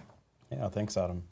So most of these are sort of systemic updates, so I'll talk through them. Paragon migration is more just a reminder on how the new Paragon system works. All of the Paragon experience that you've earned in a season is actually at the end of Season 6 going to be added to your Eternal Realm Paragon. So what that means is, if you're Paragon level 230 on a season, all of that 230 worth of experience is going to get added to your Eternal, which probably is going to level up your Eternal Paragon. And I mention this because we added the really cool Soul Stone. I kept calling it the Vessel of Hatred Crystal, but it's the Soul Stone. That really cool Soul Stone that you get at Paragon level 300, you can actually earn that on Eternal. So if you're not willing to sort of put in hundreds of hours to get that in a season, you can work your way there on the Eternal Realm as you sort of cash in these seasons. So we think that's going to feel pretty good. It's going to be really nice as you're like playing through multiple seasonal characters, and then eventually you'll end up just getting enough XP to actually earn those rewards at level 300 Paragon. So that's actually, it's not like, I have to have it in this season or something like that. You probably end up getting it in a couple seasons if you play pretty extensively and you level up your Paragon. Yeah, definitely. The second one here is now we are essentially tying the unique power. So if you think about like the Fists of Fate, that random damage roll from 1 to 200, that's going to be tied, the floor is going to be tied to the amount of greater affixes that are on that item. So if you have 1 greater affix, the floor is going to go up a little bit from the 1%. When you get 4 greater affixes, it's going to go up quite a bit. It's not exactly perfect because we wanted to maintain the sort of specialness of a 4GA with a perfect unique roll. We've seen some of those on Reddit, and I think it's always such a cool moment to sort of see those drop. But it's going to be a substantial increase to the power of the floor. So it's going to be nearly impossible to get a 4GA with a really crappy unique power roll. Yeah, it's always great getting a 4GA and then rolling 1%. Yeah, That always just feels bad. You never want to be comparing like, oh, I got a 4GA. Well, my 1GA1 is maybe better because it has a better unique roll. That wasn't a moment we felt was really enticing. So we wanted to make sure that the more GAs you get, just the better the item is. No more shorts with belt items, boys. Absolutely. So that should help quite a bit. And then I'm going to talk about one thing previously on that, which is ancestral legendaries. They are now going to, when an ancestral item drops, it's going to drop the top end of the legendary aspect roll. So if you think in Season 6, we added 5 more ranks to compensate ancestral being added. Good, dude. Rank 21 is usually where they end up landing. Now, ancestral items, when they drop, they're going to be at the top end of that. So you should always be pretty excited when an ancestral drops because it's always the best sort of top end ranks of that legendary power that could drop. We saw lots of conspiracy theories on Reddit of people going like, hey, I think like my Codex of Power is not getting updated correctly or something like that. And we totally understand. Like there was a lot of confusion behind it. We admit that on our end. And this just makes it easier and better for players in being able to grab it. It's not Colin behind the scenes on a computer like it was. It actually was. He was literally just like making sure you got the lowest aspect rolls or anything like that. Grind harder. So that most definitely will address a lot of the confusion there, as well as just make it better for players overall. Yeah, definitely. And then the second point here is we've pretty substantially increased the ancestral drop rate across the board. They're not going to be raining from the sky, but it's definitely a pretty substantial increase that we think is just going to level up all the different activities in the game, and that should just feel a lot better. We don't want to go too far where they're no longer special, but we thought that we were a little bit too conservative on our first swing. And this will affect all Torment tiers, right? Not just tier Torment 4? Yep, exactly. So all Torment tiers are going to get this increase. Great. And then the next one, so we saw that gems were dropping a little too frequently, constantly getting stuck on the ground, and players were capped on them. So we are doing a pass to reduce them overall, but to compensate, we're actually adding a sink for them. So you're going to be able to take gem fragments and craft random legendary amulets and random legendary rings. Those all obviously have a chance to be ancestral once you get into the Torment. So it's a really nice way for us to sort of make sure that you're never hitting a point where you just have so many gem fragments. They're worthless, right? Awesome, yeah. And then the next one I think is going to be I'm super excited about, and that's class quest updates. They're going to work similar to Altars of Lilith, right? Do you have more details on that? Yeah. So class quests. So most classes, or every class, has this special mechanics. So like on Sorceress, you've got your enchantment slots. And in the past, when you hit level 15, you'd get a quest where you had to go and help out a mage to find a lost tome. So for players who have already completed that, you are going to, if you do need to log into that character first to kind of unlock it across your account. But once you've done that, any subsequent sorceress that you make, once you hit level 15, you're going to immediately unlock that first enchantment slot. And then once you hit level 30, you'll unlock the second one. Now, for every class, the exact level is going to be different. It depends on when that would normally unlock, but you won't have to go through the whole quest line to do so. But for those of you who really enjoyed doing those quests, there will be a pretty juicy reward if you do choose to do it, but you're going to get that mechanic right off the bat. That's awesome. And you could still just log into your seasonal character and do it to unlock the class mechanic. We don't require you to log into your eternal character to get this. Cool. So I think that's going to be awesome. I always check the time, I'm level 40. I should probably go do my class quest. I have definitely forgotten to unlock We're my getting golem, it. my Armory. necromancers for a little longer than I would like to admit. Well, production spoiled it as they raise their hands up in the air. But the next update is obviously a big one, which is finally we don't have to say we're this getting is in Armory, development. boys. Armory is coming. No with, more Season alts. 7 patch One 2.1. character, baby, to rule them all. Want to go through it all? Absolutely. Hell This yeah. one was a really niche request. We had to dive super deep into the forum. So that one guy who asked for this is for you. I'm just kidding. This has been a super hot requested feature. We're excited to bring it to everybody. So everybody's going to get this update. Armory is going to allow you to save builds. It's going to save all your equipment, all of your skills, all of your Paragon, all your Paragon glyphs. You can even name it. And what this really allows you to do is be a lot more flexible in the end game, right? So if you're really liking your Fireball build, but you got this really sweet Ball Lightning unique, now it's really easy to just save off that Fireball build if you ever want to come back to it, and you can start building out that Ball Lightning build. So we're really excited about this. We're not going to charge you for respecing or anything like that, so you save it, it's yours. It's even come with some cool quality of life things where we actually mark all of the equipment that's actually part of an armory slot. And that's really important to know because we're just saving the equipment, right? Yeah. So you'll want to know if you're going to modify this item that it would affect any of the loadouts that are currently using this item. Yeah, if you take a legendary and say change the imprinted aspect on it, you know it's still part of that build, so it might not be the right one. So you do probably want to get multiple sets of gear if you want to be building these up, but it's so much easier to swap between them, so much easier to explore all of the new build possibilities that we introduce every season with the new items and updates. Absolutely. And it's in all the main towns. It's even in the training rooms, which is very nice. And it's important to note that we will swap it from anywhere. So if the equipment is in your stash or if it's in your inventory, you don't have to worry about it. We'll just swap it out for you. Yeah, it'll just it's auto-magically does it, which is really nice. Absolutely. It makes it as easy as possible for players to be able to really utilize the feature, which I think is great. Cool. So yeah, we're super excited. We're really leaning into the flexibility. That's why we've just removed a lot of the cost to switch around, and we think this should open up you know, if you're playing a druid, you don't have to go make another druid or go through 300 clicks to change out your paragon. So yeah, and I think one thing I do want to note is because this will be in PTR, we really need people to actually test it. It's a brand new feature. There's a lot of complexities behind it. Obviously, it's pulling things from your stash, pulling things from other inventories, etc. So want to make sure that players actually do get an opportunity to actually test it during PTR. Give us feedback. It's something that we're going to continuously iterate. One thing I do want to call out is in PTR, it won't have controller support. It will have controller support when we do launch it with patch 2.1, the final patch itself. But for the PTR, it won't actually be, there won't be controller support on it. So I just want to caveat that now for players that are actually going to, that do play on controller to note that it won't be there for that specifically. So tons of changes coming for Season 7. Obviously, all the class changes, the ultimate changes that Charles talked about, the balance and items are related to that. New rune words, reworked rune words as well.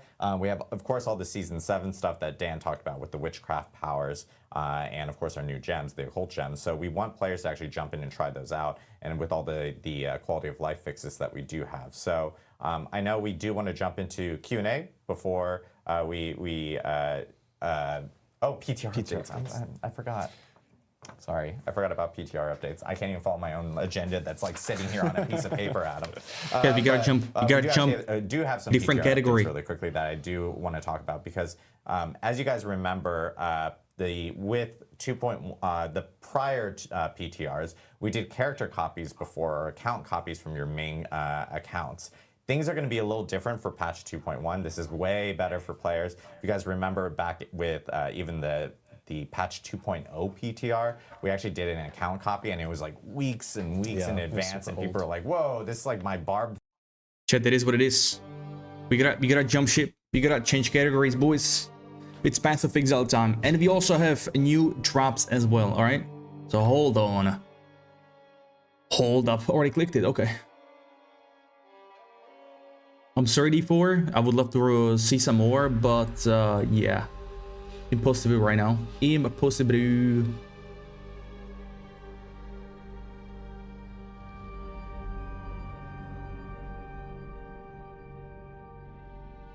Let me change it up real quick, gamers.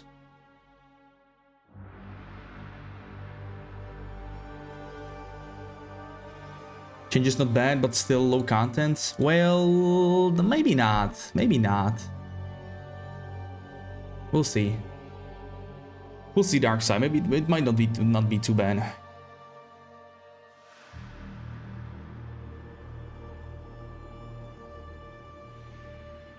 Yeah, but Shreds, it's the launch of the new game, and VO8, I mean, D4 is like a season only, right?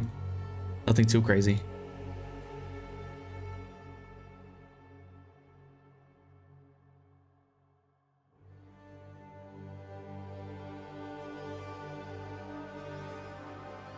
The difference is wild though, that's for sure.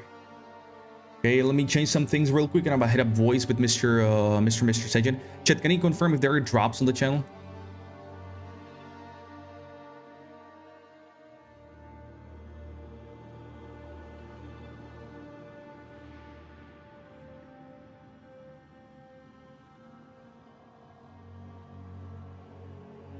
It should be updated, Frosty. I already updated it.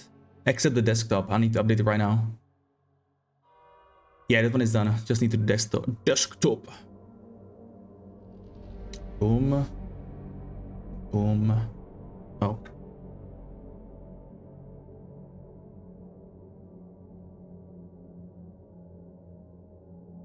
Okay.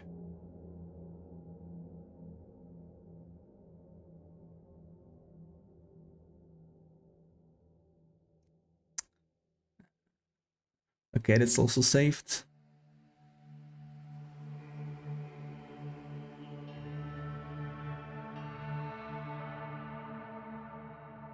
Was that new? Was that no drops as of yet? This drop kinda, I'm not gonna lie. Let me join my boy Sajan real quick. Just what are we facing here? A relic of the old world.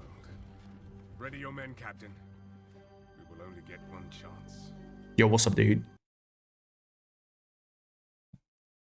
Yeah, I can. Yo, stream F. Stream ripped. Hello? No.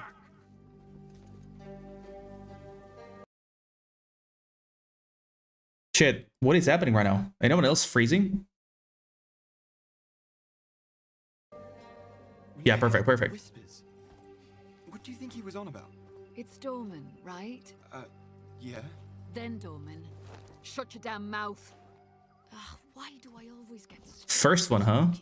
Nice. Hey, the kid's got a mean cleave. Give him a chance. The drops our live trap? Alright, thank you, man.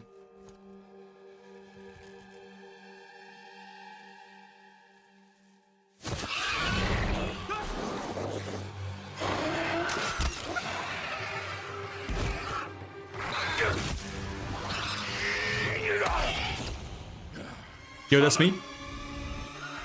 Bog. Damn, bro.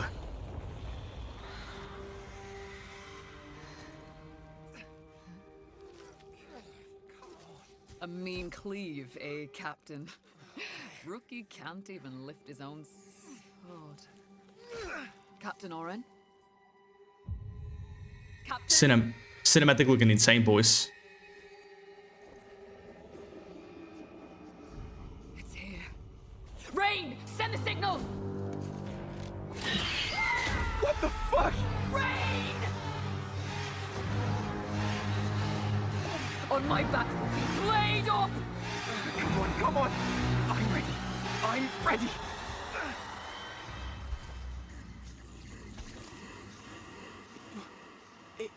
It's a man. No, it's not.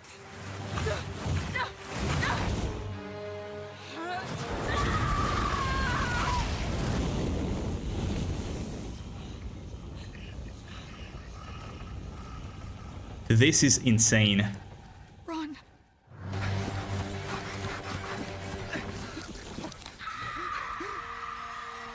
Bro, this is crazy.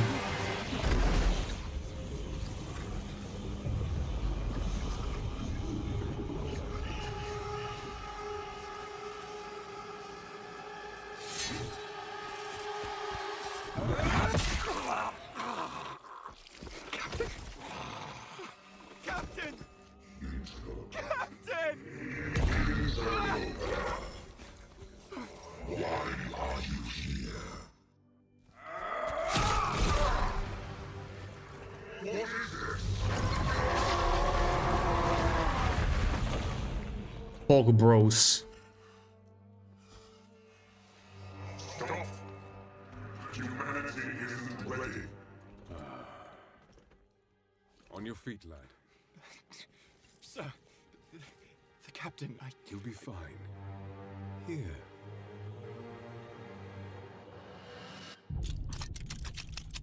And now it's a GG. I lost.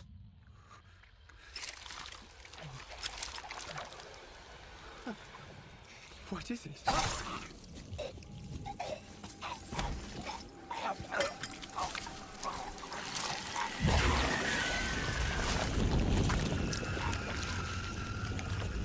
Get the body. Stop. Mortal. It can still be contained. You don't know what you have unleashed. Your kind no longer control this world. We cannot destroy your body, it's true. But you will watch as we destroy everything you have built. Bind him!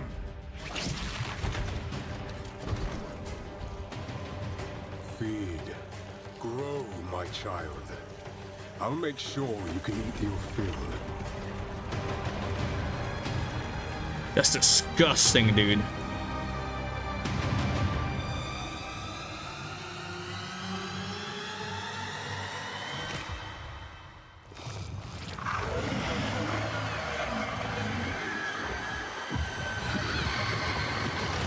Unexpected trailer, dude, honestly. Big W, dude, for the cinematic. No joke. Hi, I'm Jonathan Rogers, Game Director on Path of Exile 2. Now, Path of Exile 2 is going into early access in around 2 weeks on December the 6th. But even though it's early access, this isn't just some small taste. The game is huge. In this live stream, we're going to be introducing everything you can expect. So without further ado, let's roll the gameplay trailer. Okay, another one? Is a thing of beauty. Let's go, boys. But impermanent. Life and death are mortal enemies, and yet bound to one another. The continuation of life must be protected at all costs. Some have said my methods are brutal. To this, I say, there can be no salvation without sacrifice.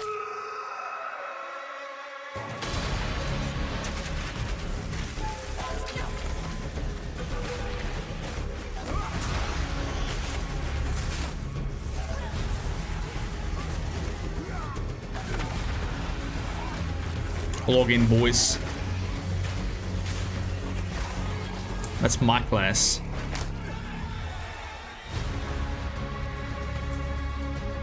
Oh.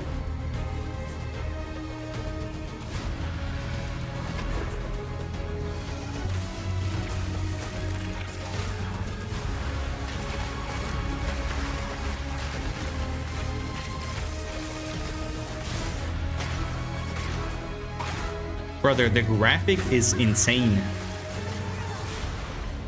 This is PoE 2, Zero. And I will do what I must.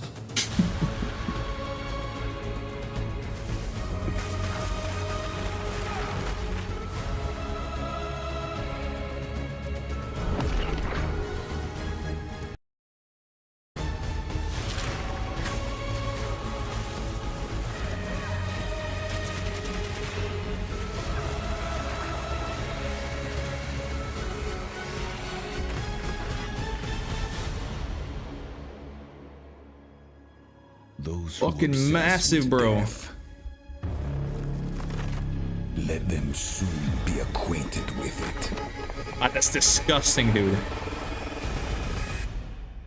Hands, Now, as you just bogeys. saw, even in early access, Path of Exile 2 is a big game. It's actually been 5 years since we announced PoE 2, and over that time we've revealed a lot, but it's been in bits and pieces. It's pretty hard to keep track of it all, so today we're going to do a full rundown of all the content that will be available at the start of early access. Oh, let's go, Classes, dude. character progression systems, and for the first time, a full overview of the end game. This is going to be a big one, so get comfortable. For 20 years, Rayclast has been free from any sources of corruption, but the Count of Ogham, tempted by promises of power, intends to harness it once more. The dead are rising, monsters are mutating, and madness is spreading. Under the dark influence of corruption, the Count doles out sentences of death to any who would question him.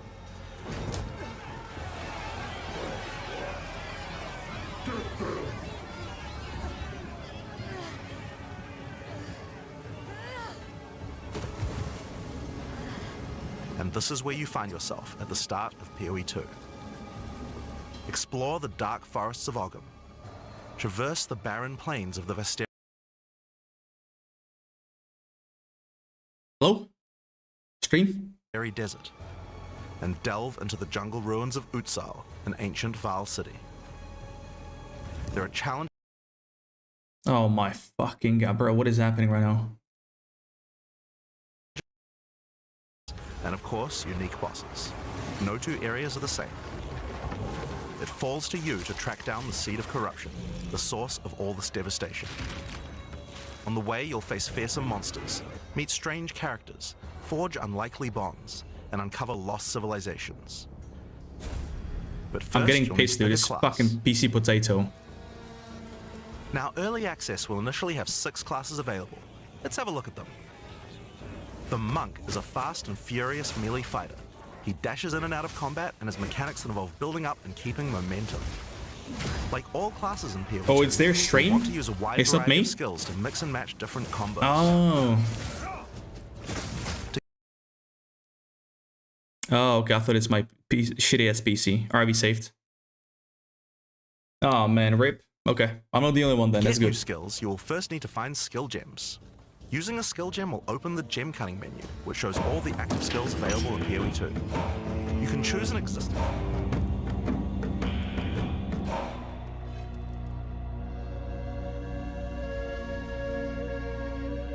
Technical difficulties. Yo, Maya, thank you very much for the strong resub. 5 months. I appreciate it. Thank you very much for the support. You legend. Dude, I was actually panicking, thinking... Yeah, I can.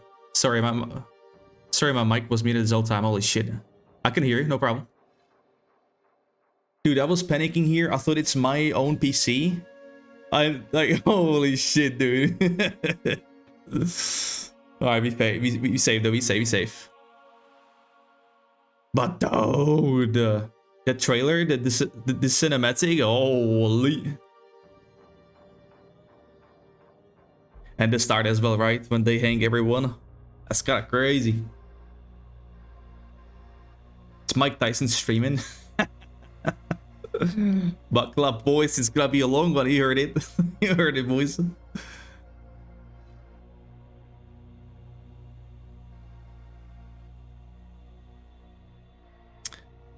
It's pretty rough, man, with such an announcement. Back to the E4 we go, boys. Nah.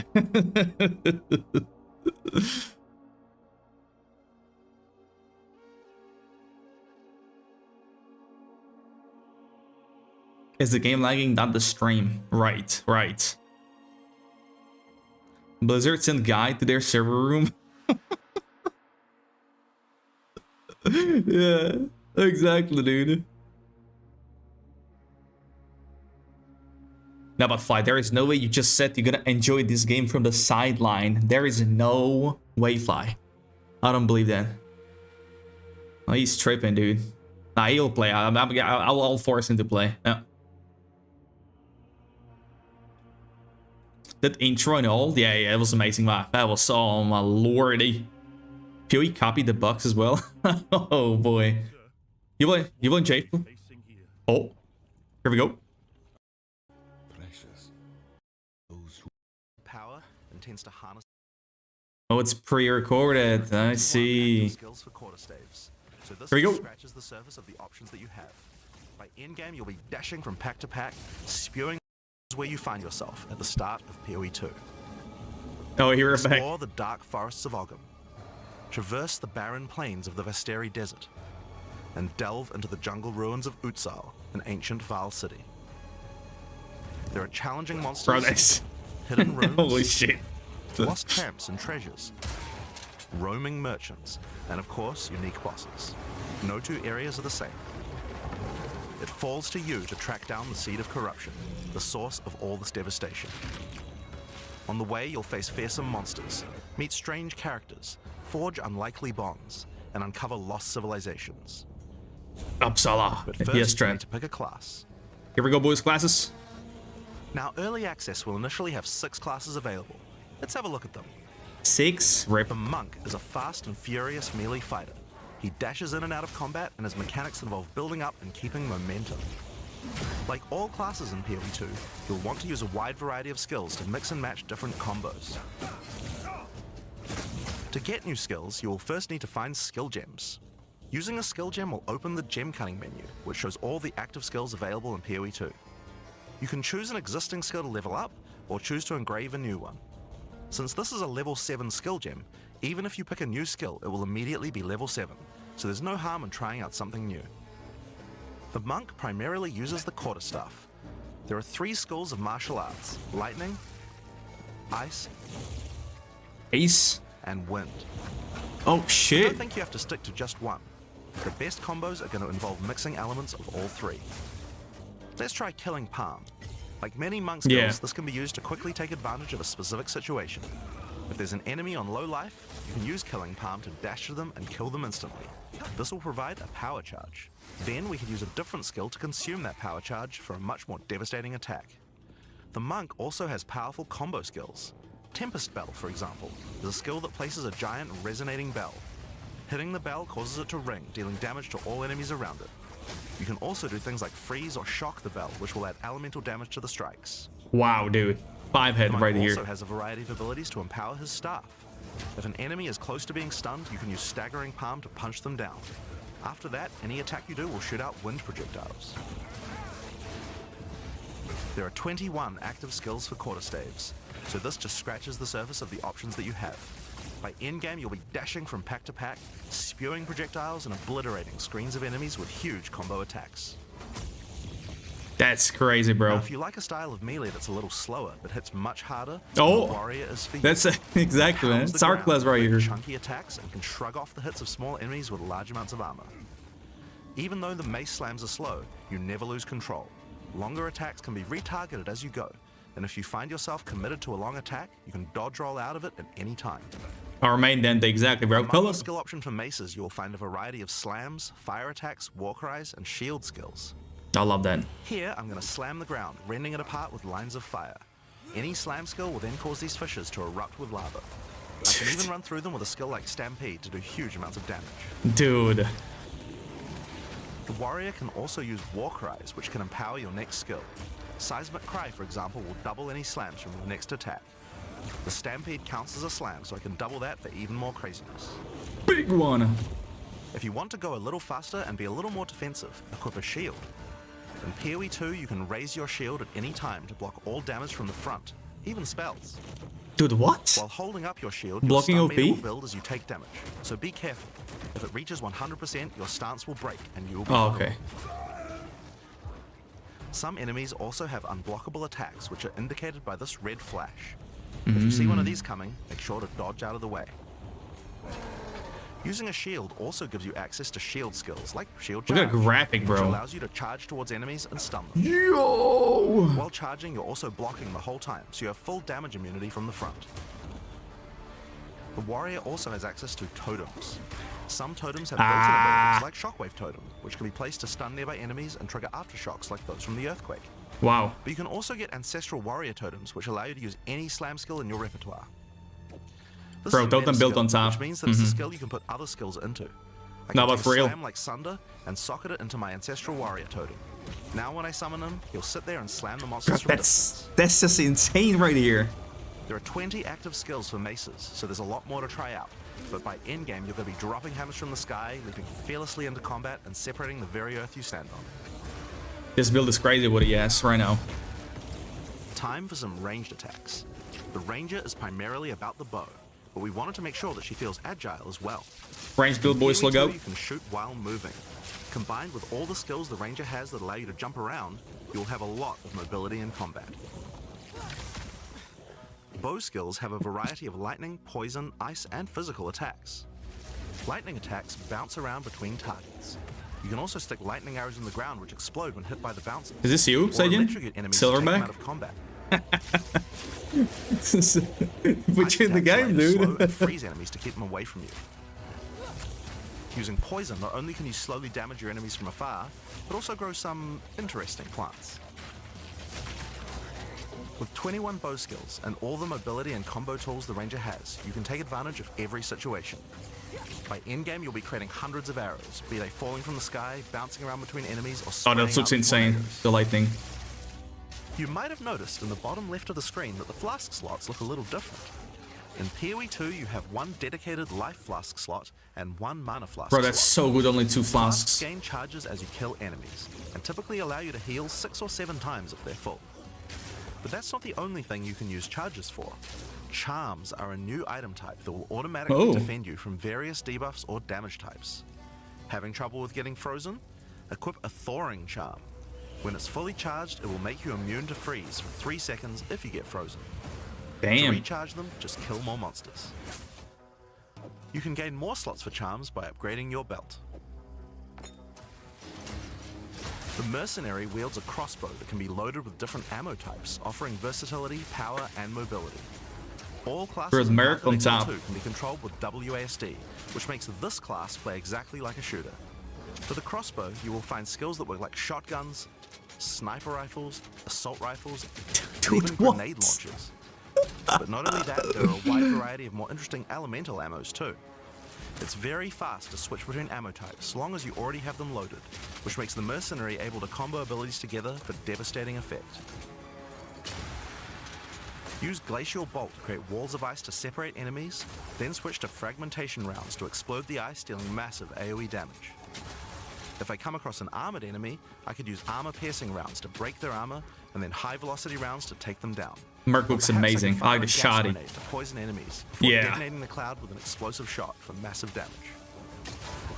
The design of this class is wild. If you want to call in some suppressing fire, you can summon artillery ballistas. These have a minimum range, so you'll want to prepare your position carefully. I'm behind the Newton stream. By the turrets, man. Holy. There are 22 active skills for crossbows. By endgame, you'll be calling destruction down from the sky as you litter the battlefield with grenades and pepper your enemies with your automatic shotgun. If you're looking to take a backseat and let your minions do the work, then the Witch should be your choice.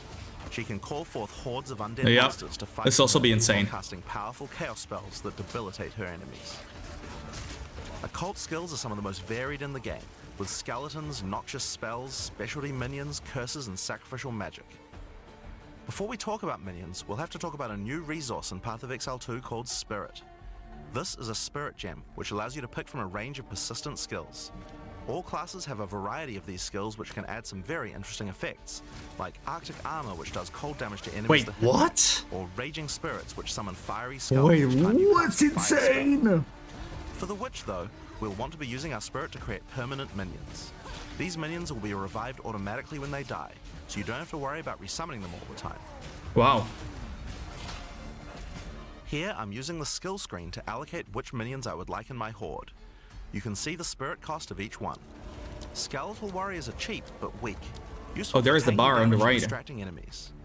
But I want more heavy hitters in my army, so I'm going to unsummon some warriors Yeah. and instead add skeletal arsonists. Yeah. Permanent minions come with special active abilities called command skills. You can order these guys to detonate your own minions for even more damage and area of effect. If you want a bigger army, you'll need a scepter. This new weapon type is imbued with even more spirit, allowing you to summon even more friends. And if you This want sounds an even OP. bigger army than that, you can take advantage of corpses to summon true hordes of minions. But what can a witch do while her army is at work? Well, she has a range of chaos spells to spread disease amongst your enemies, or bone skills to impale them. Or, you know, you could curse them to make them weaker so your horde can take them down. There are 25 active occult skills. By the endgame, you will be the leader of a fearsome army of the dead, consuming everything in its path. The sorceress bends the elements to her will, using them to unleash devastation on her foes. This classic spellcaster weaves a flurry of elemental magic from afar. The elemental skills have everything you might expect and more. Fireballs, icy explosions, lightning storms, you get the idea. Each spell is unique and has many different ways to build and combo with others, even between different elements. For example, Flame Wall conjures a burning line that not only damages enemies, but also empowers all projectiles that pass through it. Yo. If you place a wall with fire lightning sparks through Yo. it, they'll gain extra fire damage.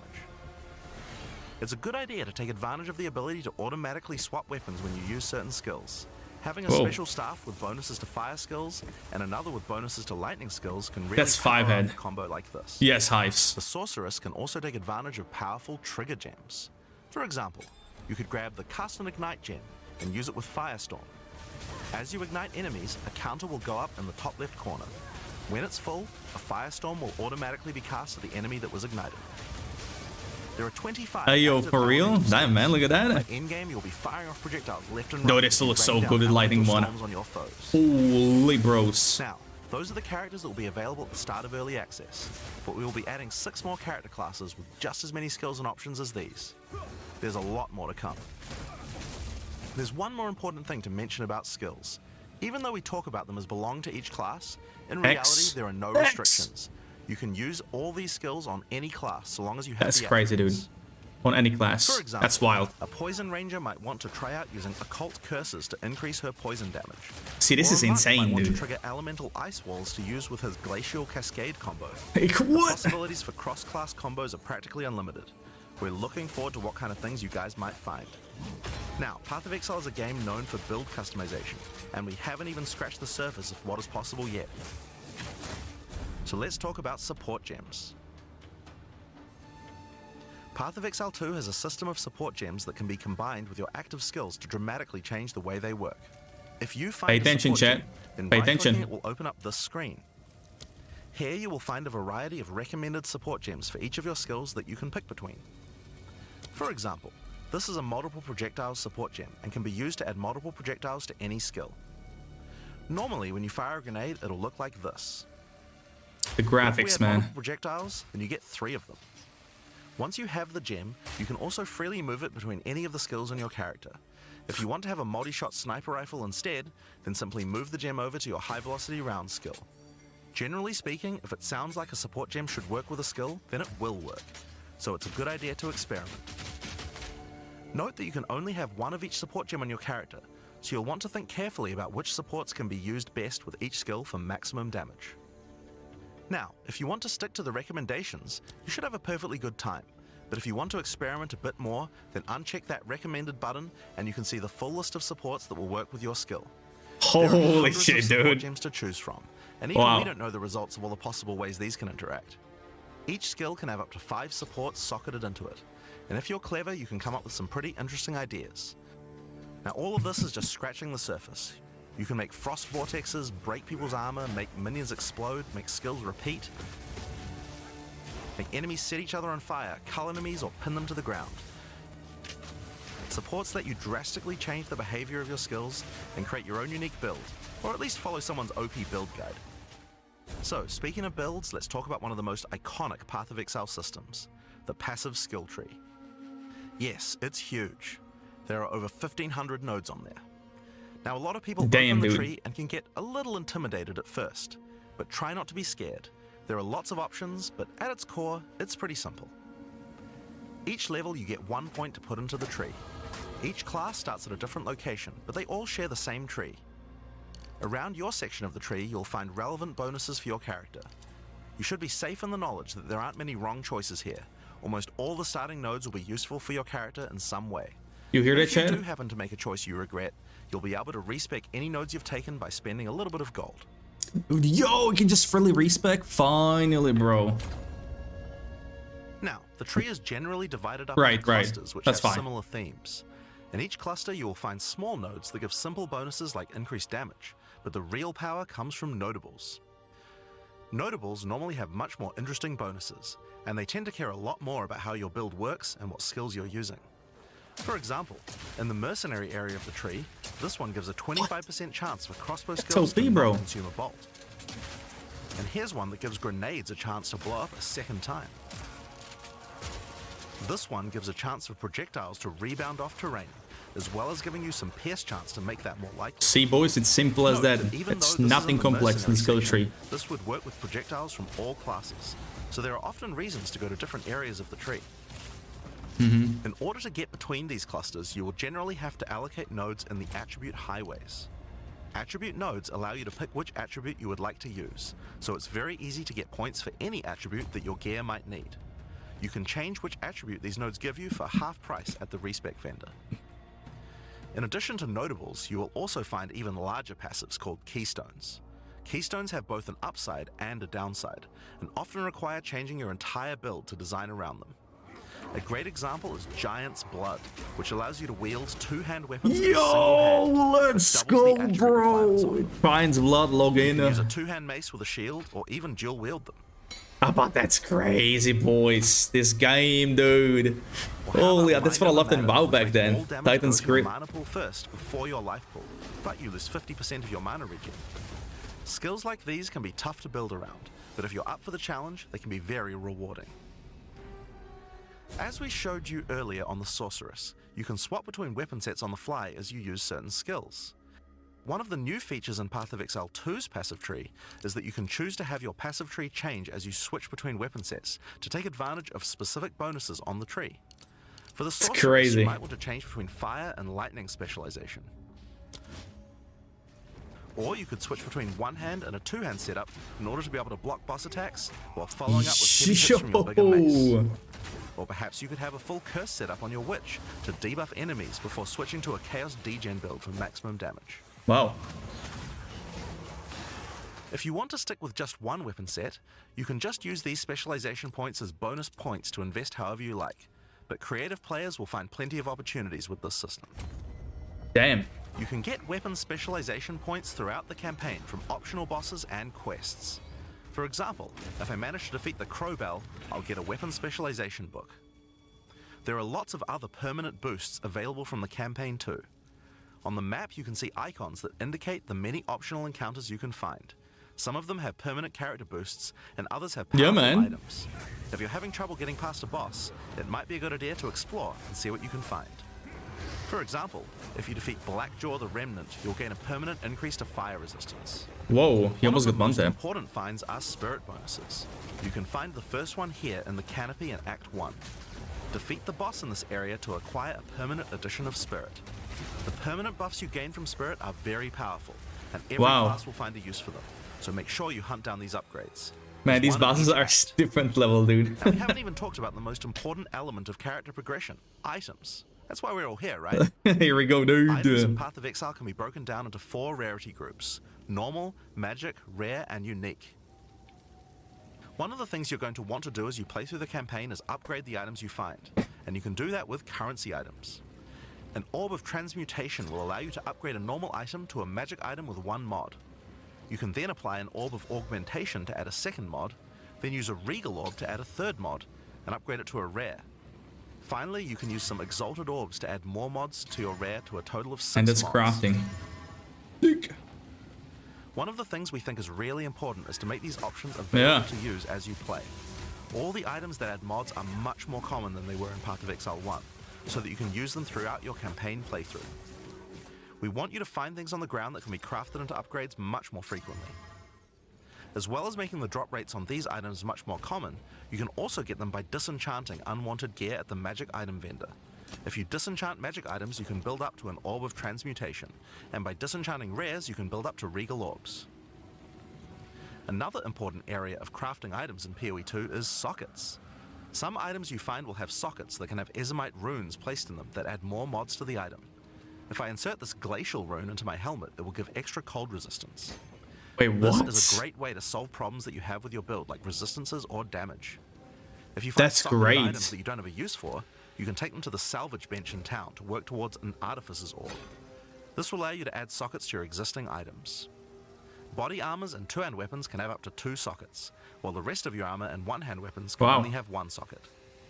You can also salvage items with quality to create items like armor scraps or whetstones. These will allow you to increase the quality of your items for an up to 20% boost. Whoa. If you don't want to disenchant or salvage your items, you can always sell them for gold. Gold can be used to buy items from vendors, and we've tried to do a lot to make sure that the items they have for sale are actually useful. Every time you level up, they get more stock, so make sure to check back often. Other vendors offer a gamble. Pay a flat amount of gold and you'll get a random item of a You specific log in, type. dude, Gamba. This could be a great way to improve your gear, if you're lucky. Gold is also used to respec your passive skills. Take advantage of this system to experiment with your tree and rework it as required. Pretty expensive, man. The other thing you might want to use gold for is the currency exchange. This allows you to exchange currency items with other players on an open market, in exchange for a small gold fee. Trading in All game? items in Path of Exile are freely tradable. We never bind anything to your character, except gold. Now, most gear in Path of Exile 2 is randomly generated, but there's another type that isn't. Uniques. They are especially rare, each with a handcrafted set of unusual mods which can dramatically change a character's build. They're not just better rare items, they can do much stranger things that can fundamentally change your character. Corpse Wade will make any corpses you run through explode into clouds of poison. Dude. The Sands of Silk is a body armor that changes your dodge roll into a blink, morphing you into sand as you teleport past your foes. Bro! And of course, some uniques are just pure hits of dopamine, like Quill Rain, which just turns your bow attacks into full auto. By Oh, doubling your attack speed. man. Each unique is something that you can build your character around. We try to make sure that most Dude, the unique trip items is have a potential use wild. in-game, Look at this. even if you find them early on. And as you can see, every single unique item comes with custom art to match. Wow. The last character progression Oh, system you can do Ascension, during the let's campaign is Ascension. go! Second Starting class, in Act baby. 2, you will come across Ascension trials, tests that you must complete to unlock your Ascension class. We'll explain these trials soon, but first let's take a look at what Ascending can do for your character. Each class has access to 3 Ascendancy classes, but at the start of early access, only 2 per class will be available. Please give me Zerker. Please give me Zerker. Ascendancy classes are unique to each character class, so choose wisely. They can drastically affect how you build your character. As a Shit. sorceress, you could become a Stormweaver, a master of the elements. Okay. Tempest Caller causes elemental storms to be summoned each time you do a critical hit with a spell. Holy. With Strike twice, you can stack 2 copies of Shock for more damage. And going deeper into the tree, you can make all your damage types apply Shock. Make a Shock build from any skill. Alternatively, you could become a Chronomancer and command time itself. She literally has the ability to stop time with time freeze. Holy she has many other time manipulation abilities. That's busted, Using dude. Temporal Rift, she can teleport back to a previous location, resetting her life and mana back to what it was. What a With great Time design, Smash, man. She can reset all her cooldowns and cast all her spells again. Mm.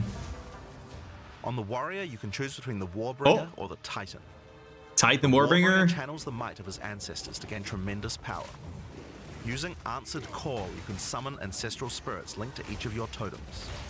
Okay, With Jade okay. Heritage, you can encase your body in a protective layer that absorbs all damage until it breaks. Damn. Warcaller's Bellow allows you to explode the corpses of your enemies. And with Great Wolf's Howl, you can ignore the cooldowns of your war cries. Damn, bro. Let all that anger out. Okay, okay. I like the shouts. It's all about hitting big. With Earthbreaker, every slam is a chance to create an aftershock. Mm. With Crushing Impacts, every hit becomes a crushing blow, which will allow you to stun your enemies with ease. With Wow. Surprising Strength, you can take advantage of stunned enemies to deal It's 40% Titan angle, more boys. damage. Yeah. As a ranger, you might choose to be All right, not bad, not bad. Expert markswoman who can take down foes with style. With endless munitions, every attack gains an extra projectile. With Gathering Winds, she gains a small increase to movement speed with every attack. But be careful, she loses them when getting hit. With Eagle Eyes, she will never miss, allowing you to stop wasting all those passive points on accuracy. Wow, that's a hella OP. You could become a Pathfinder, the master of flasks and poison. She can choose from one of several throwable concoctions, Nah, allowing her to Frosty. spend her flask charges to throw explosive bottles that deal various types of damage. A bleeding concoction will make your enemies bleed, while a fulminating one can shock your enemies, allowing you to do extra damage. Contagious Contamination Yeah, allows her man. to spread poisons between her foes, while Mm. Overwhelming Toxicity doubles the number of stacks they can be infected by. Running Assault allows her to move much more quickly while firing, while Relentless Pursuit makes her totally immune to being slowed by enemies. The Witch Damn. can ascend into the Infernalist or the Blood Mage. As an Infernalist, she Blood can summon Mage, a dude. loyal Hellhound companion. The Hellhound sets enemies on fire, as well as taking a percentage of the damage of the Infernalist gets Holy. hit. With Pyromantic Pact, you can turn your mana into Infernal Flame. As you cast more Bro, spells, what? the flame builds up, and if it overflows, you'll take damage. Oh. Using Bringer of Flame, you'll want to make sure you keep the flames topped up. While your Infernal Flame is above 30%, all damage from you and your minions will ignite enemies. Dude, what is this She can also design? transform into a literal demon. Yo, While in demon what? form, she takes an increasing amount of damage. What? Her cast speed and damage increase rapidly as well. So if you're planning on transforming into a demon, make sure you stack a lot of life recovery. Hmm. She can also become a blood mage, a master of life and energy. All blood mages must pay the price of making skills cost life as well as mana. But in exchange, every monster they kill will drop life remnants, which allow them to quickly gain back that life. Yeah, play hardcore with Crimson this. Power, she can gain large amounts of extra life, and with Vitality Siphon, she can use her spells to leech life back as well. All Once you've right, got a that's good. significant amount of life, you can use Gore Spike to make your critical hits deal incredible amounts of damage. Wow. A monk who is in tune with the elements might become an invoker. Here we go. With Elemental Expression, the invoker will create waves of elemental power each time he does a critical strike. With Damn. Faith as a choice, you gain the ability to meditate, allowing you to double Meditate? your energy shield. Choose Damn, between bro, I am the double? Blizzard or I am the Thunder to specialize in cold or lightning. And I Shall Rage will allow you to turn into an unbound avatar. Each time you apply a status ailment to an enemy, you gain Unbound Fury. When you have enough, transform into an avatar to deal way more damage and inflict even more elemental That's ailments. crazy. What the hell? Some monks choose to reach into the darkness instead. Oh. The Acolyte of Chayula can exchange their mastery of spirit for darkness, a resource that can be utilized to both absorb and deal damage. The Shroud of Darkness will protect you from all damage incoming, but if you take Grasp of the Void, you will deal extra chaos damage from all the darkness you have. Their Dark Pact offers greatly increased resistances to chaos damage and can allow their mana leech to not only happen Wow. instantly, but apply to their energy shield as well. Bro, this one looks Another insane. node you can take is Waking Dream, which allows you to see into the domain of the Breach Demons. There you will see the Flames of Chayula that can be taken to gain life, mana, and damage. My brain, but this is a game. I know, right? Monk looks so the best so far. You might choose to become Kinda. a Witch Hunter. Witch Hunter, let's Obsessive Rituals will go! give you a sorcery ward, allowing you to defend yourself against elemental hits in exchange for less defense against attacks. With Zealous Inquisition, your enemies have a 10% chance to explode on death. The chance is doubled against demons and undead. With Judge, Jury, and Executioner, your Wow. initial hit against enemies can deal up to 30% of their life and damage, if you're lucky. Dude. This is great for hunting powerful bosses. Are you And serious? with Witchbane, you can break your enemy's concentration, preventing them from casting spells as often as they would usually do. You could also choose to become a Gemling Legionnaire, enhancing your abilities by embedding gems directly in your flesh. Integrated Efficiency will give you extra skill slots. Free skill Infusion slots? gives you extra maximum resistances as you sock up more and more support gems.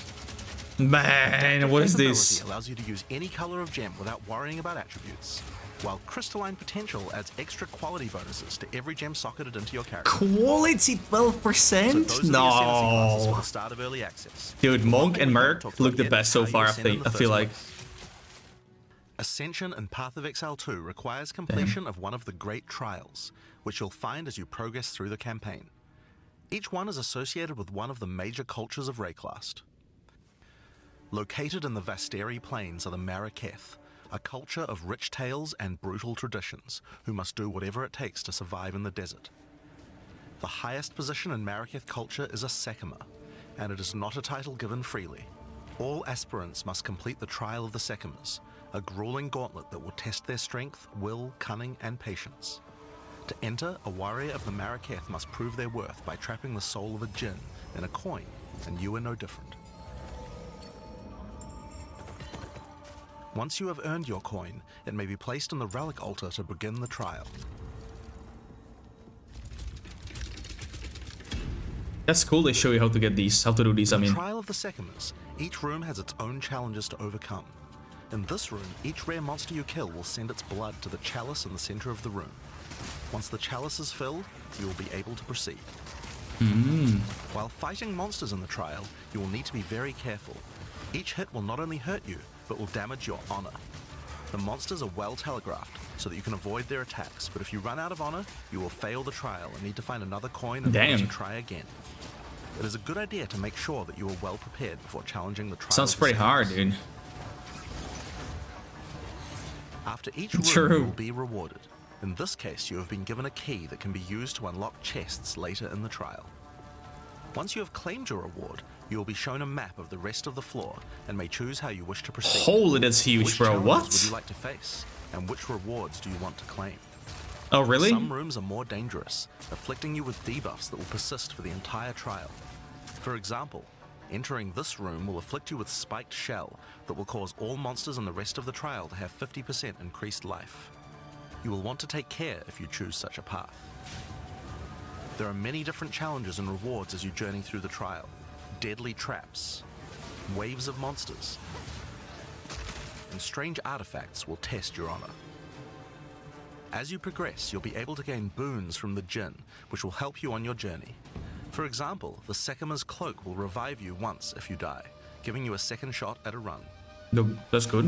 One of the rewards you may find is Sacred Water, an extremely valuable and treasured resource to the Jinn and the Maraketh. Trading it with the Jinn will allow you to receive many benefits. He looks you can sick, man. recover honor, gain additional boons, or remove afflictions. At the end of the floor, you'll find a powerful boss which will truly test your limitations. In order to ascend, you will need to defeat him.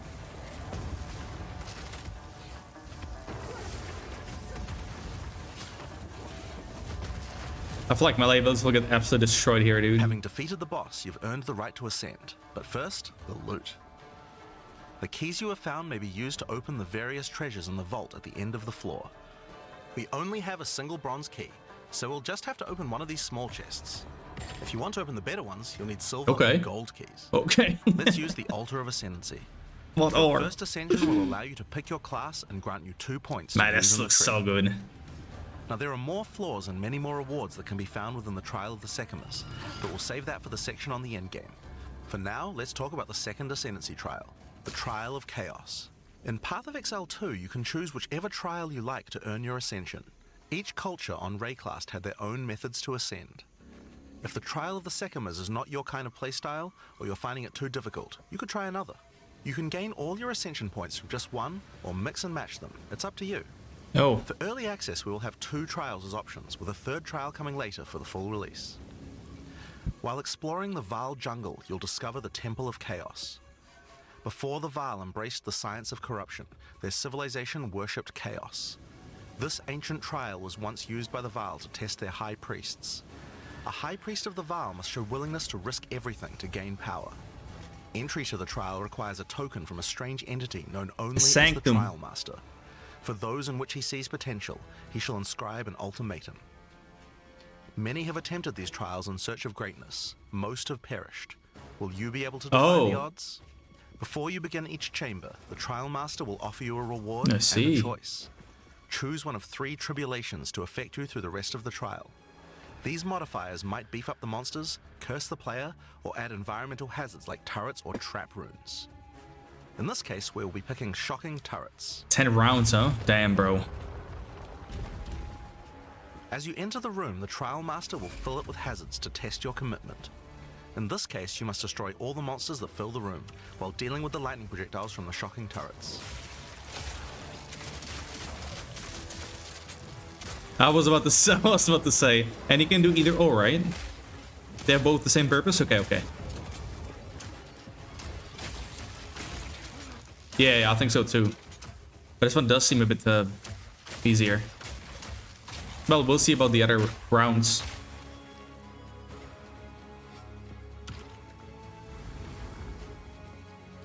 After each room, you will need to make a choice. Take the rewards you have earned so far, or go double or nothing. Increase your rewards, but take on more risk. Each tribulation you add is minor on its own, but they quickly stack on top of each other and can become overwhelming. There are many types of chambers in the trial. Each will test your resolve in different ways. This one simply requires you survive for a certain amount of time. Another requires you to escort the stone idol through the level as elevators full of monsters descend to attack you. Should you be able to get through the first 3 chambers, you will face your first boss. The order of the bosses is random, and combined with the tribulations you have selected, the fight will never feel the same. Sick. After defeating the boss, you may claim your rewards. Of course, there are the items, but you also gain the right to ascend. Dude, this looks way better than the first one, not gonna lie. Then you can claim 2 more points to add to your Ascendancy class. Now, it's possible to go much deeper. There are more bosses, rewards, and risks to take, but we'll talk more about that when we get to endgame. So how about we talk about that now? So far, we've only been showing you footage from the campaign, but some people would argue that the endgame is where the game truly begins. Something that happens almost every time a new action RPG launches is people saying, there isn't enough in-game content. He's right. Well, we want to make sure that in PoE 2, people don't feel that way. And we actually only changed our development priority for this recently. The first 3 acts of PoE 2 already take around 25 hours to complete if you're a new player. This is already a pretty significant campaign. It's 25 hours. Hundreds of hours in in-game each league. Holy fuck. We realized that finishing the rest of the campaign for early access was actually a bad idea. Instead of having acts 4 to 6 in early access, we could concentrate on in-game and make that great. For new players, a 25-hour campaign is already a huge game with lots of content. But for existing action RPG players, what you mostly care about is all the in-game challenges to overcome. So several months ago, we switched the entire development team's focus over to making in-game content. At the start of early access, there will be 50 bosses and around 400 monster types. But the great thing is that the rest of the game is like 80% there. Dude, that's we insane. added content to roughly double the size of the game during early access and into release. Now, in order to make the endgame happen at the same character level as what it would be after we added the rest of the acts, we've added a second difficulty level called Cruel. You will keep the campaign with all the monsters and bosses leveled up. And of course, new rewards. You can kind of think of it as like a new game plus. It's also a lot faster to get through the content the second time as your clear speed increases. Smart. That will take you to around level 65, where the endgame begins. Once we add the remaining 3 acts, we'll be removing Cruel difficulty, So you'll progress straight from the end of Act 6 to They're endgame. being separate addition to the early access that will not be there for. Explain That's that, I'll hand crazy, over to bro. Mark. He can tell you all about it. Endgame, baby. Hi, I'm Mark Roberts, Game Director on Path of Exile 2. Well, one thing that Path of Exile is known for is having a lot of distinct endgame content to choose between. Each endgame mechanic needs to have its own progression system, areas, bosses, rewards, and player power that can only be gained from that content. We are going to be adding a lot more over time, but for Path of Exile 2 we decided to start with 7 distinct systems you can progress through. This is the Atlas, and it serves as the core of the endgame for Path of Exile 2. It's infinite and expands in all directions. What the fuck, Now, we are dude? not going to spoil the plot too much here, but corruption from the beast has blighted the land, and your objective is to help fight it. In the center of the Atlas you will find the Ziggurat, a temple in which the Val research the fundamentals of space and time. Here, we can open portals to nearby locations and begin cleansing corruption and finding resources. In order to power the portal device, we will need waystones. Each waystone has a tier which will determine the level of the monsters that you will face. To go to an area, simply click one that is adjacent to an area that you have already completed. Insert the waystone and click Traverse. Portals will open, allowing you and your party to travel to the area you have selected. All the areas in the endgame feel distinct from the locations in the campaign, and we have dialed the this randomization up to 11. The Mongol. monster packs you will face in each map are totally random, and the combination of them can lead to some very interesting combat situations. There These are over endgame builds, right? 400 monster Somewhat. types in early access, and they have a lot of varied and interesting abilities. Depending 400 on which mob combinations types? you face, you might find some serious Holy challenges. shit. In order to cleanse the corruption from the area, you will need to defeat all the powerful rare and unique enemies in it. Once you have done that, the area will be marked as completed and you will be able to travel past it to progress deeper into the world. If you die, then the map can no longer be run, and you will have to find another way around to get to the areas behind it. There are also all kinds of other random encounters you might run into as you play maps. One such encounter are precursor artifacts. These are ancient, corrupting monuments that irradiate the monsters around them. The monsters that feed off the corruption are drawn to their power. If you defeat the monsters and cleanse the artifact, you will get a powerful temporary buff. Some of the buffs make you faster, others rain lightning or fire around you, and some even give you increased experience or help you find better items. You can also find strong boxes. These enigmatic chests guard piles of treasure, but are always a trap.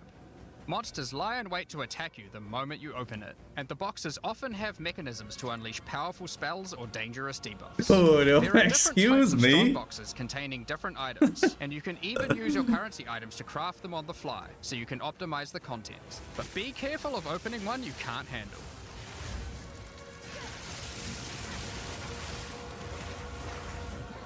Frosty. Sometimes you'll discover monsters frozen in essences, solidified crystalline. All this in PoE1, right? These dangerous monsters can be broken free. Yeah. If you defeat I them, remember. the essence they drop can be used to upgrade normal items to magic items with a guaranteed mod from a category. This was good for For crafting example, PoE1. we could use this one on some boots to ensure a movement speed mod. Nice. Rarely, essences will also drop that allow you to upgrade magics to rares, adding the guaranteed mod.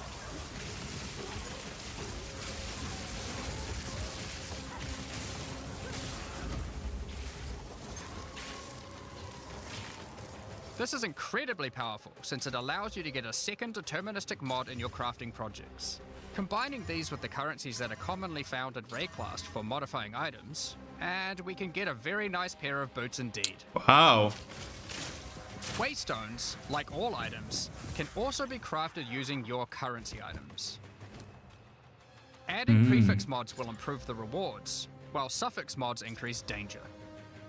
The more dangerous a map is, the more waystones will drop. Adding mods to your waystones is key to progressing to higher tiers and sustaining them, but it will require you to take on larger challenges. Alright, so maps. There Okay. are a variety of factors you'll have to consider when crafting your waystones. Some maps will have higher density, some lower, some have more magic and rare chests, or monsters, some are more linear, and others more open. Make sure you explore and think about what makes certain maps good if you want to maximize your returns. As you cleanse corruption from higher and higher tiers of the Atlas, you will gain points that you can spend in the Atlas tree. This tree allows you to juice the danger and rewards of all areas in the endgame. You could increase the number of monsters, the number of rares, the number of precursor artifacts or strongboxes, even the quantity of item drops. Bro, Merc looks As you wild. explore the in-game world map, you'll notice various different biomes, from snow-capped mountains to dense jungle valleys. Most maps are restricted to certain biomes. As you continue to explore deeper into the Atlas, there are all sorts of things to discover. These cities are constructed by different peoples of Rayclast, and have specific items that can be found there. These strange structures marked on the map don't appear to do anything for now. Perhaps you'll work out how to use them later. You might find unique maps like Untainted Paradise, an undisturbed island full of beasts that give an extreme amount of experience. You may even find a lonely man just enjoying his retirement who will give you a unique item for free. In addition, you can find special areas that would make a good spot to set up camp. Clear these areas of hostile inhabitants, and you'll be able to claim them as your own hideout. Let's Decorate your hideout go! as you see fit, and invite various NPCs to join you there to create your own personal base of operations. A great tool for exploration are towers. These mysterious precursor constructs are dotted around the Atlas. Completing the tower will reveal a large area around it, allowing you to scout out your next challenge. There are lots of things to find, so keep looking. Some sections of your Atlas are influenced by corruption. This adds extra modifiers to the maps in the region, increasing difficulty and rewards. Here, slaying monsters in close proximity to each other will cause the vestiges of corruption within them to merge together, forming powerful and grotesque abominations. You may have noticed while looking at the Atlas that some of the areas have these icons above them. The icon indicates that the area contains some kind of special encounter. This icon indicates that the area has a powerful boss. Because only 1 in 4 maps contain a map boss, we are able to make them very powerful and very rewarding. These bosses this will be come from the difficult. campaign, Hell but yeah. have had their difficulty increased with changes to AI and some of their abilities. It's worth noting that because you can see where the bosses are, you can choose to take them on or avoid them. If you do choose to hunt bosses though, then you will be rewarded with special points for the boss hunting section of the Atlas skill tree. The points here will allow you to specialize in boss killing, giving you much greater rewards for defeating them. For each different type of Merc content is in a the beast. endgame, we are adding specialized trees in order to make it so you don't feel the need to respec your points when you change between different types of content. We will be showing you 7 of these by the end of this presentation, so there is still a lot more to come. Bosses are not the only Holy icon you dude. will see on the Atlas. Let's take a look at one of the endgame systems, Breach. If you played PoE 1, you might be familiar with Breach. For PoE 2, we have created sequels to several PoE 1 leagues. While the mechanic is familiar, the monsters, bosses, rewards, and progression are all new. A breach is a tear in the fabric of reality. Opening it will allow you to see the demons and otherworldly monstrosities Man, I that love lie this in wait one. on this other plane of existence. By engaging with a breach, you'll create Yeah. a bridge between Yeah, their yeah. world and Rayclast. That looks insane. In order to keep the breach open, you will need to kill the demons that pour forth. The faster you can kill the monsters, the more monsters you will fight, and the more loot you will find. You can also find clasped hands that will open and drop more items if you run over them. These can be a good boost to the rewards of the breach, so keep an eye on them. Nice.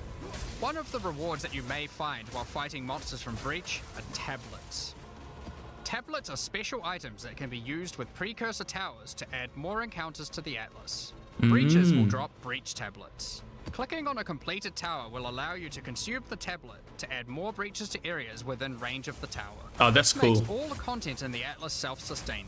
Want to do more breaches? Find the tablets, add them to your towers, get more breaches, getting more tablets. Soon your Atlas will be covered simple as in that. otherworldly domains. In addition, like all items in PoE, you can craft them. Use your currency to Oh, add mods to your yeah, we can tablets, craft allowing you everything to in this upgrade game, all the man. breaches in range. Tablets can have up to 2 mods. These mods do things like adding extra rare monsters, That's great, though. extra clasped hands, or even monster density of breaches, allowing you to keep them open longer. Often, you will find multiple towers near to each other with overlapping areas of effect. This can allow you to rarely juice the mechanic by stacking the mods from multiple tablets. Ooh. In your fight to hold the breach demons at bay, you may want to use the powers of their world against them. Each in-game mechanic always has player power that can only be gained from that mechanic, and Breach is no different. In Breach, you will find catalysts, items that can increase the quality of rings and amulets by improving specific mods. You can also find Breach Rings, a special base type that can have its quality improved by catalysts up Holy to dude. 50%. In this case, you could create a ring with around 170 life.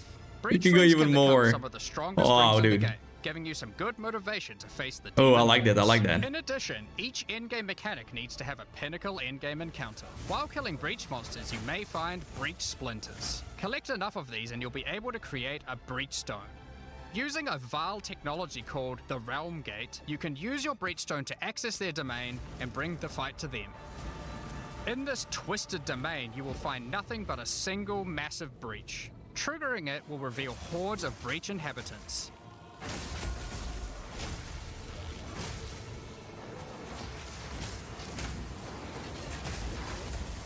Dude, this skill is insane on Monk. I like it. Should you be fast enough, you will be able to fight their leader, Zesht. Oh, let's go, dude. I will. The biome looks so wild. Yeah. Oh, this is the Twitch drop, chat. The fingers.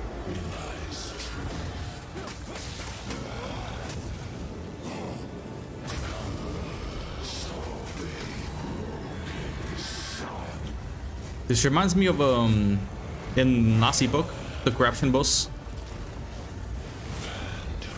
This is just one of the pinnacle encounters of PoE 2. We won't be showing the rest of them, so you will Oh, have this to looks discover insane. them for yourself. I like that. But rest assured, this is some of the hardest content we have ever made. All of these encounters have specific uniques that can only be found from them, but that's not all. Yes, we still specific have uniques. The progression system. Defeating Zesht will give you points to allocate into the breach Tomb section Lord, of the hello? Atlas tree. Allocating these points will make breaches and the breach domain even harder, but will Yeah, give you more I know, rewards. right? The small Tomb nodes Lord will would like to increase have a the ward. difficulty of the twisted domain, while the large nodes have more specific bonuses. For example, this node adds more clasped hands to your breaches, and adds a pack of magic monsters that can guard them. Get some Nice. more points and you can allocate Waking Nightmare, which will double the number of splinters you get from clasped hands, and inflict you with a mysterious debuff. In order to earn more points, you will need to No, defeat right. Zesht at a higher difficulty, and some rewards from Zesht can only be found by increasing the difficulty of the Twisted Domain above certain thresholds. Defeating Zesht at difficulty 4 will be a challenge indeed, but there are many more One threats tab, in dude. Breakfast. Ritual altars are sacrificial sites built by the mysterious King in the Mists. If you encounter this symbol on the Atlas, then you know that the area It's contains also on PoE 1, ritual right? altars. Ritual altars demand tribute. Every monster you slaughter in the circle will feed the altar. Even the After same looking mobs? sacrifice, Damn, touch dude. it to begin the ritual. The monsters you just killed will be resurrected by the King of the Mist's dark magic, and you must fight to survive. I kind of like this in PoE 1. The tribute you have offered to the altar can be spent to buy powerful items, but they can be expensive. To gain more tribute, you will want to find more altars. Each successive ritual you do within an area will spawn the monsters revived by the previous ones, in addition to the ones you sacrificed. Man, how are we supposed to wait A truly 2 weeks, imposing number man? of foes, but will have The a flicks. significant amount of tribute to spend. One of the rewards you can buy with tribute are omens. These are special items that allow for meta crafting. Crafting items that affect other crafting items. Have an item with good prefixes but bad suffixes? This omen will help you to remove the mod you don't want while keeping the ones you do. There are a Wait, bunch more what? of these with different effects, but we will leave them for you to discover. I think this is too much for peanut Also and drop casual tablets, brain. which can be used to specialize into getting more rituals. If you want to get to the pinnacle boss of ritual, then you will probably want to use them. They can also be crafted to grant mods, making your rituals more rewarding. The pinnacle encounter of ritual is the King in the Mists. Feared by the Asmeri people, he is said to have brought eternal darkness to the Wildwood. We won't show the encounter, but just like Breach, there are a range of unique items you can get for defeating him, and you will gain points in the ritual section of the Atlas tree. That's cool, dude. There's so much Some endgame maps have content been here. Touched by insanity. A mysterious entity has taken a special interest in you. This Step looks through the trippy already. looking glass and you will find your nightmares coming to life. When you touch a mirror, the mists of delirium will spread out across the area, infecting your mind. You must stay within the mist to maintain the nightmare, which is as profitable as it is terrifying.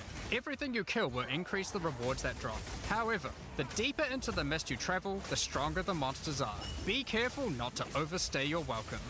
Rare and unique enemies will become vessels for terrifying demons, who will manifest out of them to unleash powerful attacks on you. The mist also offers a strange crafting material, distilled emotions. By combining these emotions, you are able to instill your amulet with a notable from the passive skill tree. This is like gaining an extra passive point for free attached to your gear. They are also particularly great because you don't have to traverse the tree to get them, allowing you to get off-class bonuses that would normally be much harder. Oh, okay.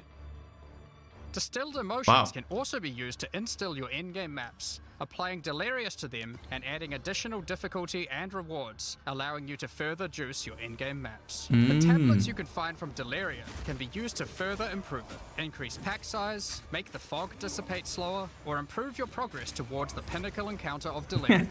Speaking of which, every now and then you will find simulacrum splinters. The mysterious entity will create strange encounters based on warped versions of your own memories. Monsters and simulacrums come in waves that get progressively more difficult. You will receive loot at the end of each wave, and you will have to make the decision to leave now or continue on, facing up against even tougher foes from the mist. The bosses you will face as you get deeper into a simulacrum are truly terrifying. I almost want If that. you can complete a simulacrum, you will gain points for the Delirium section of the Atlas skill tree. There's so much endgame here, dude. We're not even done. While clearing corruption, you will It's basically all the PoE 1 combined, right, together in here in this endgame. burial sites with lost Verisium artifacts, and they want you to help. I didn't like this in PoE 1. This Calgurans have expedition. locations where the relics can be found. Yeah, Place okay. explosives as best you can to dig up as many as possible. There is just one problem. Corruption has brought the corpses of their ancestors to life, so you might have to do a little cleanup before you can reclaim the artifacts. Nah, it was okay actually in PoE 1. It's okay. You can also find remnants, the destruction of which will further anger the restless dead. Each one you blow up will make the subsequent monsters more powerful, but also more rewarding. Danig, Rog, Tujin, and Gwenin will exchange the artifacts for useful items and runic magic. You can also find tablets to increase the number of expeditions and the rewards. This one increases the radius of explosives, while this one increases the number of remnants you will find. Eventually, you might discover a logbook. These are special maps full of buried treasure and relics, essentially one giant dig site. Here, you can create an extremely long chain of explosives and go through a very high number of remnants. But be careful, many remnants have mods that can really brick your build, so you will probably want to avoid these ones. If you add too many remnants, you could easily make the encounter harder than you can handle. There are all sorts of interesting things buried under the ground in logbooks. You might find dripping caves and hidden pirate caches. But the most powerful encounter is Olroth, the ancient undead commander of the Knights of the Sun. Defeating him will grant you unique rewards, as well as points to spend in the expedition section of the Atlas tree.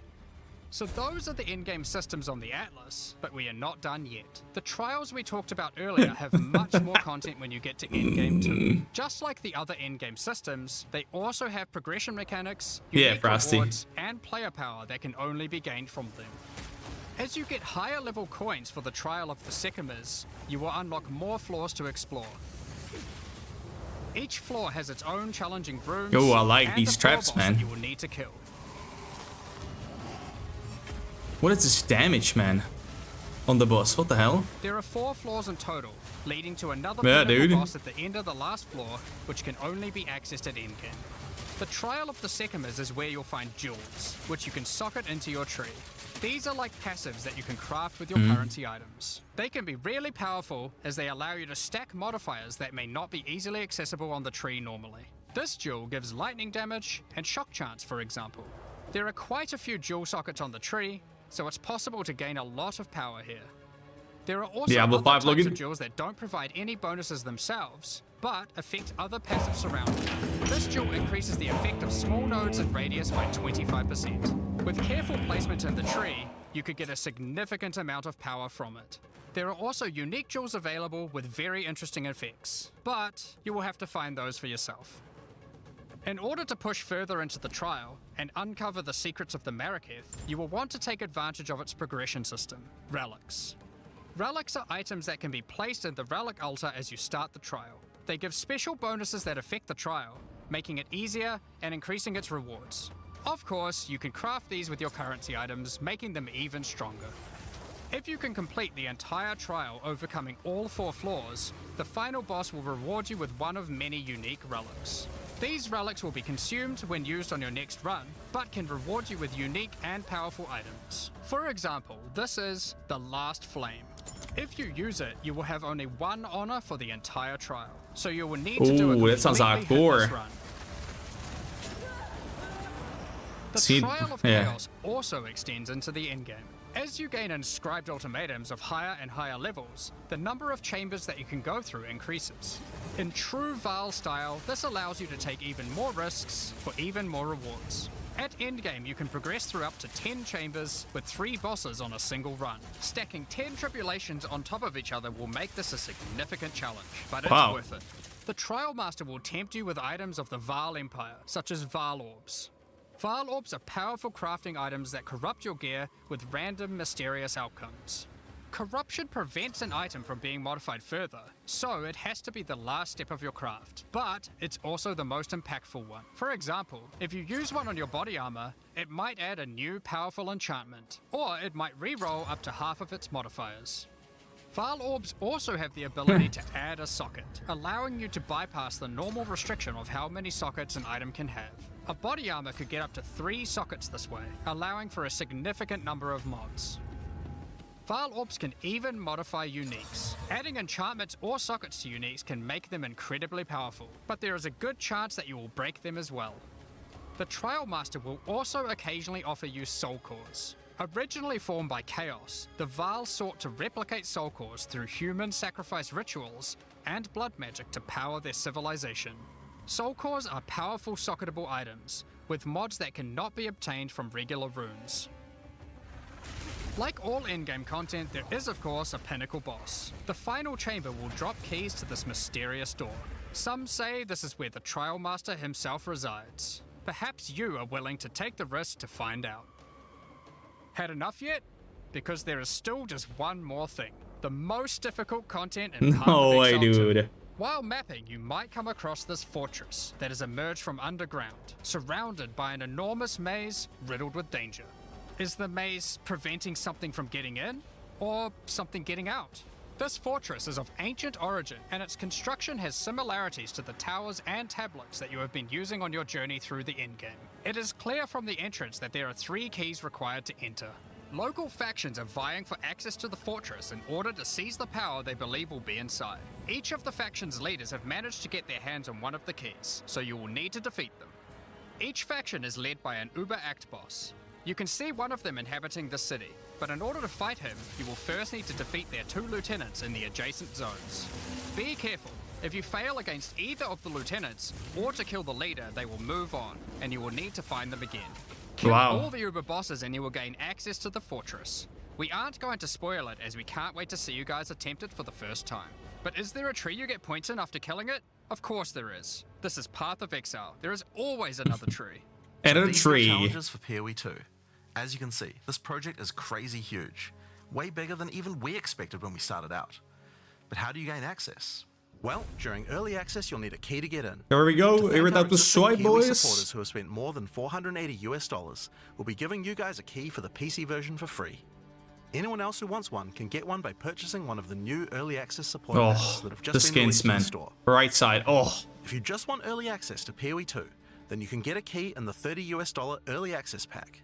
The pack also comes with $30 of points to spend in the MTX store. But we also have a variety of other supporter packs filled with exclusive microtransactions, points to spend in the store, Wow, this looks and good, even man. physical items. The cosmetics can be used right now in PoE 1 and in Path of Exile 2 when early access starts. Oh, I want them all, Most of this footage dude. has been recorded in Path of Exile 1, since that's where you can use them immediately. The Lord of Ogham supporter pack contains a cosmetic armor set befitting of the Count of Ogham I like himself. There is also a matching back Yeah, I like this, man. I want it. I need this. depicting the influence of corruption. Holy shit. Also in this pack, you can find a portal formed of the rusted armor of the fallen soldiers in the Red Vale of Ogham, and the offspring of a vicious Crowbell boss found in the hunting grounds. This one doesn't look so vicious though.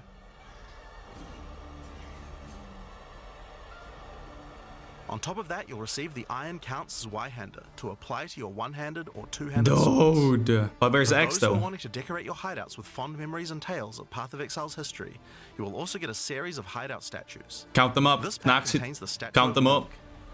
For Path of Exile 1's closed beta, each pack contained a true New Zealand icon, the Kiwi. Following this tradition, all packs in the series will also contain a new themed Kiwi pet. The pet will loyally follow you Dude, into this battle, skin is but run away at insane, the first sign of bro. trouble. Become the ruler of the desert with the King of the Faradin supporter pack. Show your mastery of traversing the sands of the Vasteri Plains. The body armor will allow you to glide along the ground. with ancient sand Holy. magic. Now, each armor set Login. comes with body armor, boots, gloves, and helmet, but the boots are covered in sand. If you'd prefer to show them off, you can turn the gliding off if you want. The accompanying back attachment equips you with two powerful pillars that can control and manipulate lightning. They will periodically release their energy in a powerful blast while in town, and hover in a circle around you, arcing lightning between them, forming a barrier of energy. Replace the appearance of any bow with the Faradin's Glory skin. Or replace the appearance of a spear with the Tyranny's End Bro, spear what the skin. f- That's The a spear skin can be applied to staves and that's a war sick staves in skin. Path of Exile 1. Wicked. If you want to truly show your worth as a king of the Faradin, then you definitely need your trusty, moving entire city fortress known as the Wait, Dreadnought what? to travel across the You Vasteri can get Plains. this? In Path of Exile, you No. can decorate your hideout however you like, and it's no exception here. It comes with a variety of thematic elements to use, or use The decorations from fuck? elsewhere in the game. Additionally, you will get the Deshret's Blessing That's level up mad. effect. That's mad. The King of the Faradin Kiwi pet. And last but not least, a statue depicting the Vaal Oversoul from Path of Exile 1. For those who don't know how supporter packs work, each pack comes with all of the cosmetics from the previous tier, so you'll get all the items from the Lord of Ogham supporter pack as well. The Thaumaturge of the Vaal supporter pack features an armor set and back attachment themed around the Vaal and their pursuit of science and progress. You can find the Soul Core weapon Oh, effect in the this pack, axe. which Oh, causes thaumaturgic maybe. energy harnessed from sacrifice to spill from your weapon. This pack also contains Doryani's Idol. It replaces the default appearance of any foci to an ancient relic once used by Doryani, and this can be applied to shields in Path of Exile 1. That's not the only Vaal weapon you'll find. It also contains the Wand of the Thaumaturge skin, and the Royal Sacrifice Dagger skin. Oh yeah, they do You wouldn't look think to amazing. put sacrificial gems on a Kiwi, but the Vaal did. Thaumaturge of the Vaal supporters will receive the Thaumaturge of the Vaal Kiwi pet. Oh, look, he's got a little armor. And the Statue of Aw. Darkness. This is also the first pack in the series with a physical item. When purchasing this pack, you'll receive a Path of Exile 2 logo Yo, t-shirt. merch, But if you baby. don't want one, you can opt out and return for additional points to spend in the store. Becoming a Warlord of the Karui supporter will grant you an armor set and back attachment adorned in jade carvings and iridescent feathers resembling power. Enough to even impress the ancestral gods, specifically Tukohama, the Karui god of war. Overkill, you say? Dude. I think the Karui people would disagree. Why not drop a Dude. gigantic totem on rare enemies you slay to crush them to That's a pulp? crazy, man. Replace your crafting bench in your hideout with the Ancestral Canoe crafting bench, where Ancestral Chief Mata will summon a giant canoe manned by Karui warriors to aid in your crafting desires. We must all start somewhere. You'll also get a pair of weapon skins. Equip Akoya's Felling Axe skin to your one-hand or two-handed axes, or Tukohama's Crusher to your one-handed or two-handed maces. Not a fan of the skin, but it still looks good Karui though. Warlord is always accompanied by their trusty Kiwi. Equipped with armor and harnessing ancestral magic. Oh, they the make the Kiwi. perfect It's got sight. footsteps. Footprints. Once one of the most feared beings in Rayclast, Malachi Badminton was slain by a powerful cosplay. exile. May the statue commemorate the virtue of Exile's past, present, and of the future. Of course, it's not all about dressing up in game. You'll want to look good in real life too. I like this build he's Becoming playing. a Warlord of the Karui supporter, you'll also get My a Path of favorite. Exile 2 hoodie. Our final tier of supporter pack in the series look at this is chat. the Liberator of Rayclast supporter pack. The Liberator of Rayclast armor set and back attachment come made with the finest materials in Rayclast, and shattered glass mosaics suspended in divine power.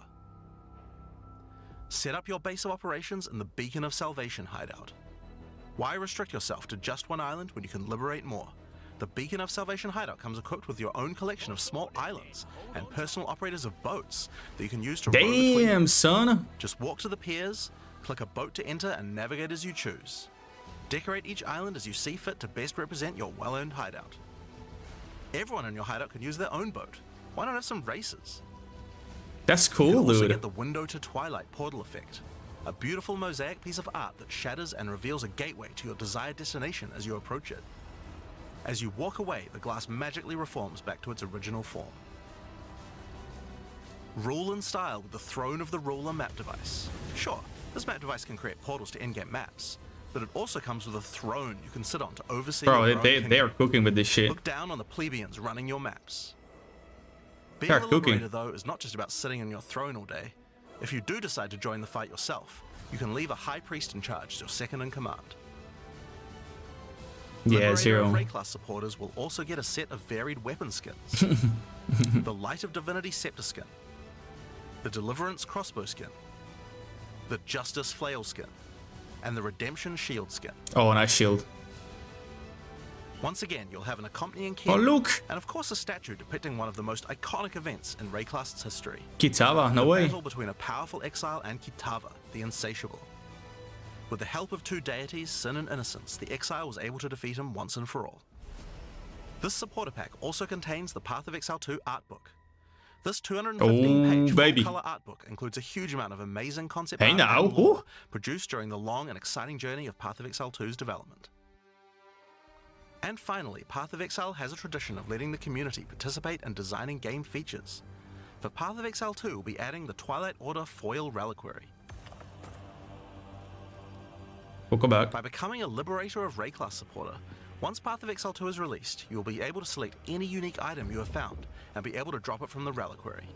Once players have submitted their items, keys to the Reliquary will start dropping, and other players will be able to find foil versions of uniques that you have submitted, along with a message for the lucky player. The more players submit the same unique, the more chances there will be for the Reliquary to drop them, so choose wisely. Now, almost all of these items are Pay available to win, to dude. use in PoE 1 right now. There are a few exceptions where the item class clearly doesn't exist, such as crossbows or flails. And there are also a few microtransactions on weapon types that are unavailable in PoE 2 at the start of early access. Once classes that use those weapon types are added, those microtransactions will be available to use. If you can't decide which supporter pack to choose yet, you can always start with the early access supporter pack that just includes a key and some points to spend in the store. Then you can upgrade to any of the following tiers at a later date. This is These awesome. supporter packs will be available for purchase throughout early access. We'd really like to thank you for your ongoing support. Without you guys, Path of Exile 2 could not have happened. And the graphics PoE 1 is also I'm sure you insane. guys have a lot of questions. Stick around. Q&A, because coming up baby! next, we have a live Q&A with Ziggy D. Plug in, dude. That was crazy, man. So far, though, the amount of endgame, like for us that played PoE 1, we are familiar with some of this content, most of it. But dude, new players that never played PoE, that's too much for the brain. To the post-show discussion and Q&A. I hope you all enjoyed what you've seen so far. It's been pretty exciting for us here as well, as you guys have been inspired already just watching things. And you're already cooking a new Ascendancy class. Yeah, for sure. Nah, Pete, nah. Go to design whenever you can. You're trolling, bro. Absolutely. There's been a few fun moments here already. But I'm your host, Ziggy D, and I'm joined by Jonathan and Mark to talk about everything you've seen. Honestly, it's so much. I mean, we were really keen to Dang. make sure that when we went into early access, that people didn't feel like it was just, limping along and kind of, just like a minimum amount of content. We really wanted to kind of blow people away. So hopefully people feel like, yeah, there is enough content. Frosty, can you guys sprinkle Blizzard for us? It was certainly a mission to get all that stuff in. Yeah, I did come here expecting that there would be, maybe a basic mapping placeholder end game and your 3 acts and, the half the classes. But you've made a decision here clearly that's got the core PoE player community in mind. Absolutely. So, I mean, we have to make sure, look, Path of Exile's endgame is kind of known for the fact you get to choose between different types of content, and that, like, you know, some people enjoy one thing, some people enjoy another, and I feel like that choice is like a huge part of what makes it good. So if we didn't have that when we entered endgame, then I don't think that would be, you know, like that wouldn't be a Path of Exile endgame. So that's kind of what we have to make sure of. So we kind of said, okay, well, like, what is the minimum number of like different in-game things you need to be able to have in order to be able to actually have a viable in-game that we feel like you get different choices, and that's how we ended up with what we have here. I definitely feel like a lot of games nowadays release, you know, and their campaign's intact and real good. You get to the end game and it just falls real flat. Yeah. And Not it was wrong. certainly a very important moment for us when we were like, hold on, that's the wrong thing to do. Like, let's not make the same mistake as everyone else. Let's pivot.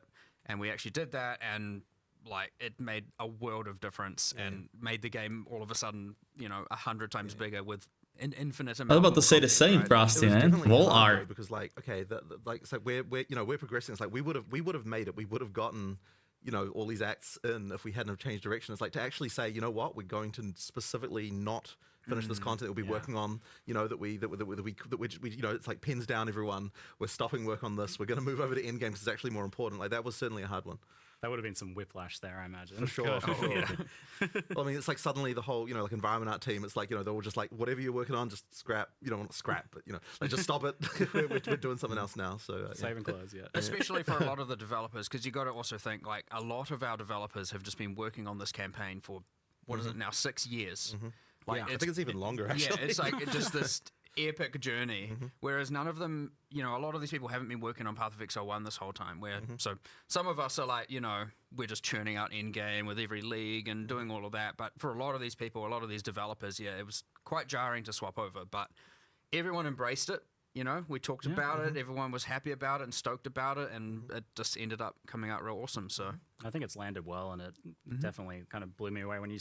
So even before I saw anything, we were in the car on the drive here, and you were just info dumping all of the end game. You're like, oh, we got this feature, we got this feature. I'm getting dopamine just from hearing about it. I haven't even seen anything yet. But do you guys feel like you're competing against yourselves a little bit here? Because Path of Exile's kind of set the bar. The original game has set the bar for what is available to endgame in a game like this, and it makes it's not acceptable really to launch with just nothing in terms of an endgame. Absolutely. I mean, yeah. I mean, like, if you're not competing with yourself, then I don't think you're going to make good progress, right? So that's what you really have to do. Yeah, but cracking that out for beta even. Yep, absolutely. Pretty Well, as I exciting. said, I just think it would not have landed nearly as well without that. And I think it's important that our existing Path of Exile 1 community feels like they're also served. Like, yeah, sure, we're doing all this stuff for new players, and that's really important, and that'll expand the audience. But, you know, if we launched and all the PoE 1 players are unhappy, that wouldn't be good. So, you know, we have to make sure that they also feel like, you know, they've got a game for both them and for all the new players we hope to bring to the genre. And you definitely want all those different axes as well. Like, just having two, right? You'll get a lot of content can be immediately divisive, right? Obviously, that's the nature of it. That's how it goes, right? And so you have all of these different avenues because there are different players who like different types of content. Yeah. So if you're just like, here's your one end game system, well, I don't like that immediately one. then there is a portion of players who are just like, I don't want this, right? And so having all of these options is like ultra key, and that is what Path of Exile 1 has taught us. And again, it's like, I'd say lessons learned, you know, for the genre, and it is expanding in other games and stuff. But yeah, certainly, as you said, competing with ourselves, yes, PoE 1 has like, you know, 40 axes, you know, and we've got 7 really good ones here, and obviously more to come. But 7 is a lot, mind you. Especially when it's all like, you know, like people have to learn a lot of things again. It's going to be very interesting to see how long it takes people to do the kind of difficulty 4 pinnacle content. It's like we have you know, we have to. It's honestly like we actually don't even really know, because like you never know what people are going to find in terms of builds and so on. Like I'm hoping that it'll take people a while to be able to work it out, but you know, you never know. Maybe end of day 1, people just be like, oh yeah, easy, no problem, mate. You know, could be what it's like. We have a few people that are doing that sort of thing. I saw like a solo self-found level 100 in 24 hours or something. Yeah, for sure. There's stuff to learn. Period. There's stuff to learn. And I mean, PoE 2 has changed a lot over the years, so more than 5 years of development now. And what was that initial pitch when PoE 2 was first put forwards? Like, as to what it's going to be? Because it was much smaller in scope originally. Yeah, so when we started, it wasn't even a sequel. It was just we're just updating the character rigs, and over time, it kind of feature creeped into a proper sequel. But the thing that we were saying is, whenever we were talking about it, and I guess this is the main thing, is that we're like, okay, when we make an area here, it needs to be that there's like a theme for it. It feels unique from everything else. We're not gonna just, like, have recycled stuff like within the campaign that just feels like, oh, we just took this area and modified it slightly. Each one's got to have its own stuff. It's got to have monsters that were like carefully thought about that fit in with the world, and it's got to have bosses that are actually like good tier quality. And every area is going to have one. So those decisions have kind of been things that have meant that.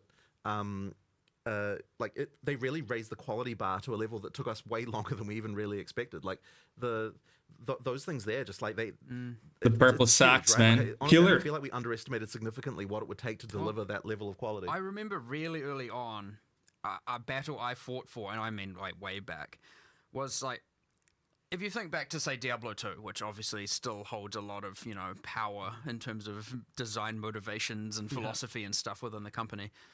You get things like the super uniques, and PoE 1 did them, and it's just like, here's a boss with 1 or 2 skills.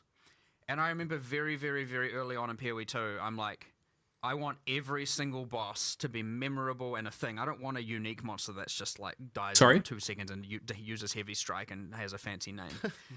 And I remember, I remember getting some pushback at the time and thinking like, I love the bosses, my favorite part of everything, and so I was just like, man, I don't want this. This is just terrible. But of course, that decision, me pushing for that, me wanting that, turned into this megalithic. What have you done? Now we have 50, aiming to be 100. Honestly, probably later, several more 100 once all the end games, everything start to evolve and more expansions comes out.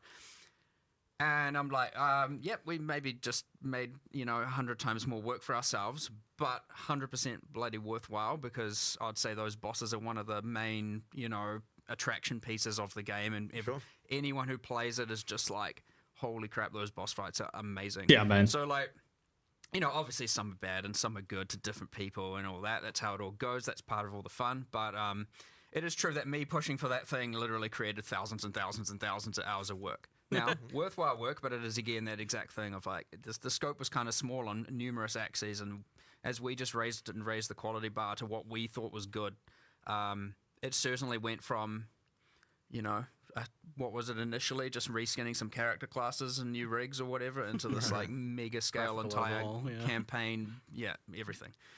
But full standalone separate game. Yeah. Fun other anecdote, since we went out of that territory. It was originally codenamed Project Chimera. What? I don't.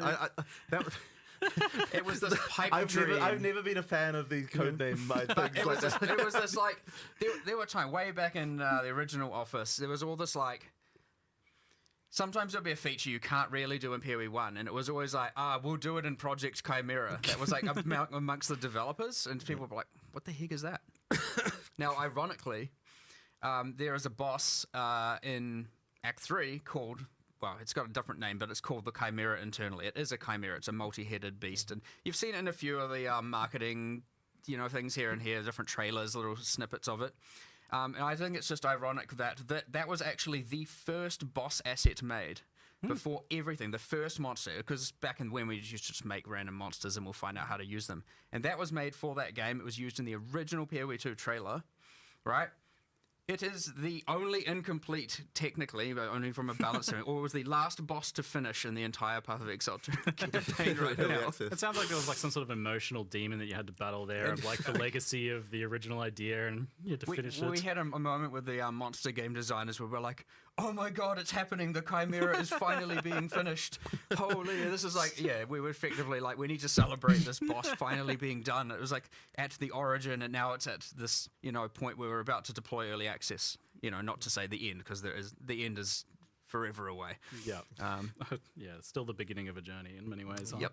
But on that note of celebrating, like, how do you guys feel having now kind of, for the first time, I feel really like laid bare kind of everything you have. You're putting it out there, and only being 2 weeks away from everyone playing it. Well, it's always scary, coming into a release, and I think especially for, there's like a bunch of people on the PoE2 team who have, you know, who are, like they have, this is their first game that they're going to be releasing, and that experience is something that you know, like. Yeah, like it's tough, and honestly, I think that even we were feeling a little bit cocky actually about the fact because you know we release you know content for PoE1 all the time, and I feel like we kind of felt like we knew what it took to get a game released, but honestly, like PoE2 was just a whole entirely different demon as far as getting things out right. Like it's just way more difficult. Like when you actually have to make everything, like the whole frickin' thing right from the ground up again, it's like wow, there's way more stuff there, and like there's even things like the passive tree where it's like. I feel like we underestimated what it would take to get something like that to an actual releasable state. Like that was a huge amount of work, just like absolutely colossal to get it to you know, to get that kind of stuff in shape. Like it's just been crazy. So yeah, like obviously it's nerve-wracking, you know, coming up to a release day. But I think we do have something that players are going to really enjoy, and you know, like it's always comforting when, you know, I mean, we had a live event in LA recently. You know, people, you know, we got to the time limit and everyone's like, oh man, we don't want to stop. You know, so like I'm really, I think people are going to really enjoy it.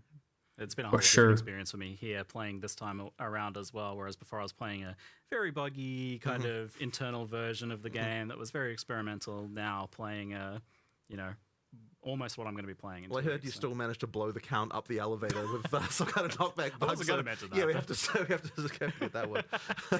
I did send the Act 1 boss up an elevator with knockback. It was good.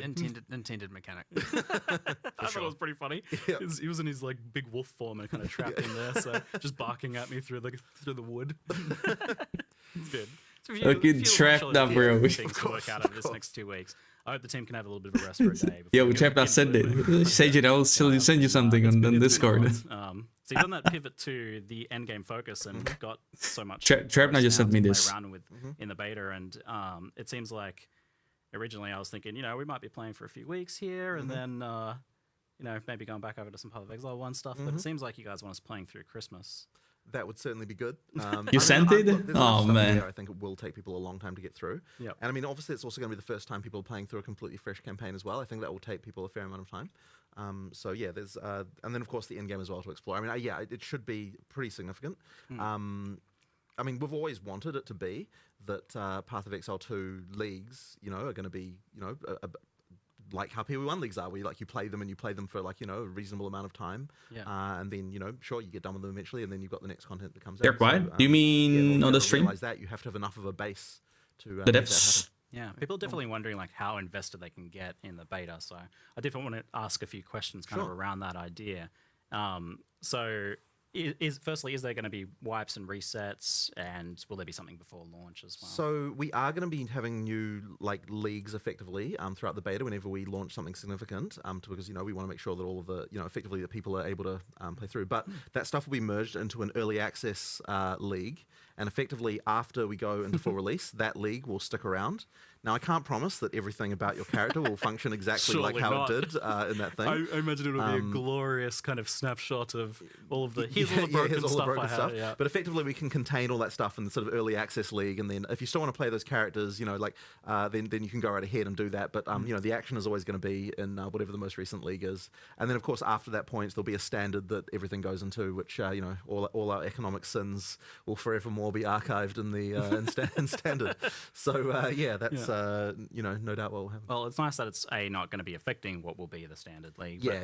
Also, that's the idea. People will be able to kind of get invested in their characters. Because, yeah, absolutely. I mean, there's even something kind of cool about the idea of making something that will be like that little historical piece. Yeah, absolutely. A little collectible. Absolutely, and I'm sure there'll be some handful of legacy things that only exist in early access leagues. So you know, I guess we'll have to see what comes with unique balance. You talked about like the you know, playing for a week or how long are we expecting? Well, we also got to remember, and a lot of the, you know, a lot of the PoE1 players will be thinking very differently to people who are obviously going to experience this as a new game, but it is a new game, right? You don't have all these predefined, hyper-refined builds to play to immediately, you know, go through things. You don't have people coming in with like fully detailed. That's so good, man. What he with just build talks guides of about. exactly what to do with what items.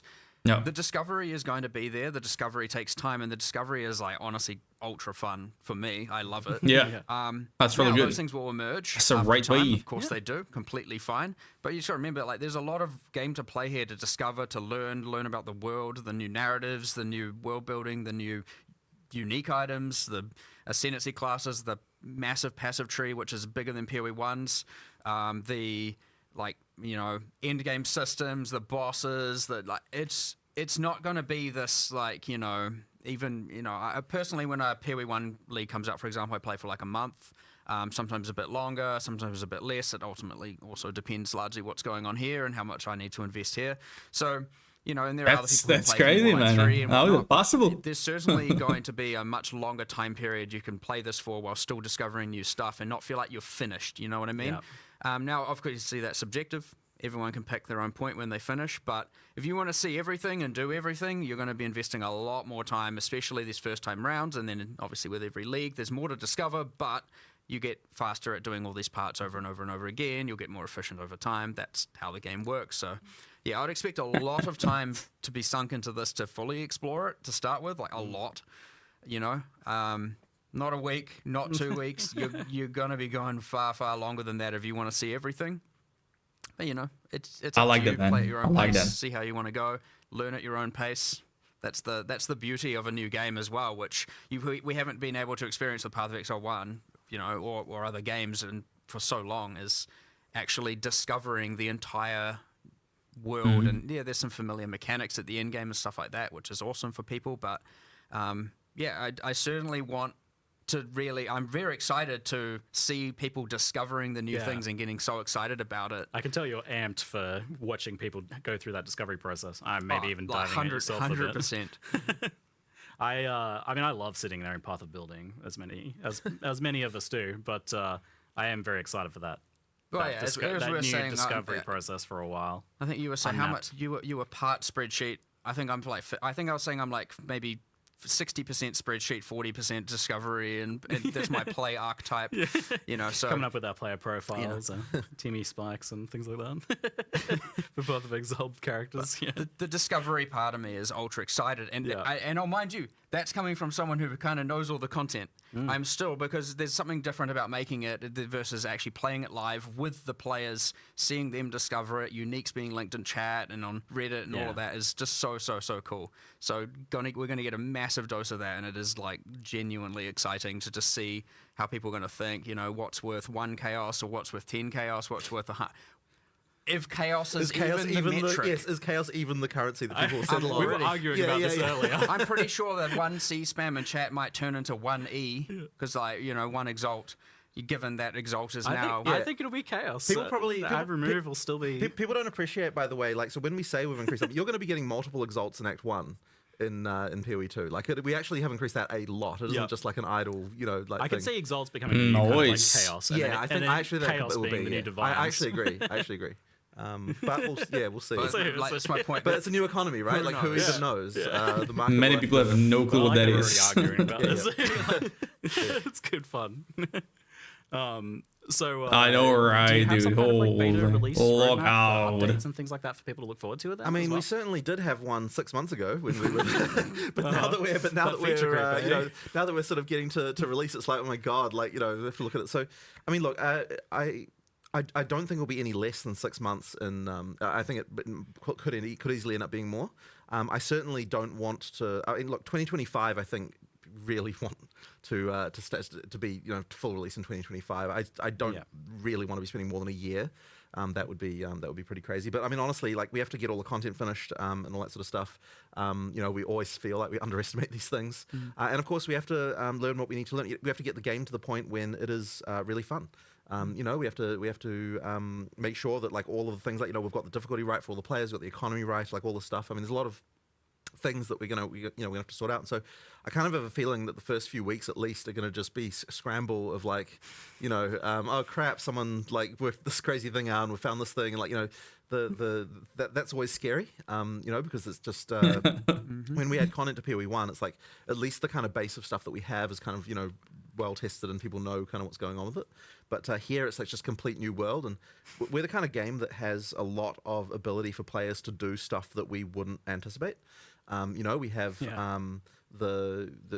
just the way support gems work and everything like that. So there's certainly a lot of worry that there's just going to be builds that are like completely ridiculous that we just never anticipated, combining certain things in different ways we don't expect. With hundreds of support gems, it can be like that. So that's going to be an interesting one. It will happen. Yeah, for sure. It is will. inevitable. Exactly. Right? It always there's nothing happens. we can even do about it because you'd need hundreds and thousands of hours of testing to be able to do that with what can only be done with hundreds of thousands of players.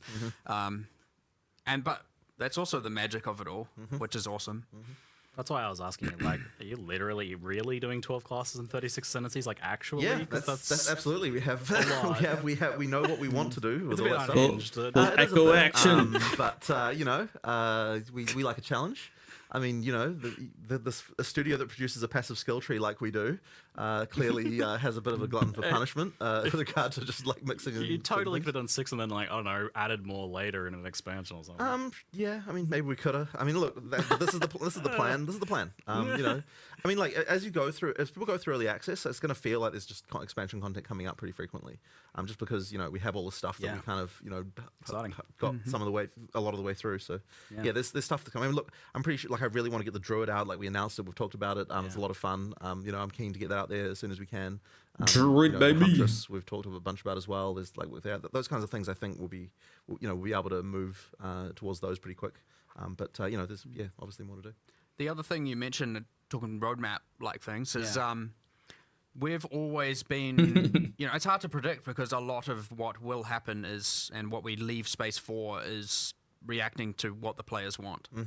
And so if you plan everything for so long, you're going to have very, very, very slow reaction times to fixing, or adding certain content where there maybe the issue is like, the campaign needs more of this, or this class needs more of this, or something. So if you're planning, then you're going to be delivering on what they want solved like a year down the line or even longer. And where we like to remain very, very dynamic and like, you want to be able to fix that stuff like, this is the main problem. Like, sure, obviously you need more than a week sometimes, most of the time. But we want it generally to be that the next releases, expansions, updates, whatever, can alleviate as many of those problems as possible. So, yeah, you try not to get too strict with the planning has generally been our philosophy because especially when it comes to actually having the live service product out, because that is very, very important. Otherwise, you're never going to seem like you're doing what people want. And what are you doing if not that? So that actually is a good point. Like, I was going to ask, what do you folks, what does the team want out of the beta? Because obviously it's like a good way to market the game, but it's also, key to shaping the game in the future. Like, the actual beta, it's not just early access. I think one of the most important things, I think it's going to be really good for the development team to get back into a live mindset and like get it back into the idea of like, okay, everything we make is shipping. People are seeing this. Like, get back into this. People are seeing, like actually getting back into that and like, being able to sort of see directly, like, okay, we make something, it goes in the game, people like it, don't like it, like that kind of stuff. Like, and that really, like, that has been our studio for like most of its lifetime. Obviously, before we released PoE1, it wasn't, but after that point, I mean, we are a company. We are a company that likes to think that we can do live service better than anyone else. Like, that is our goal. And so, like, getting back into that again, for everyone in the studio, so that everyone's working on things that are going to be releasing within, certainly in less time than 3 months away.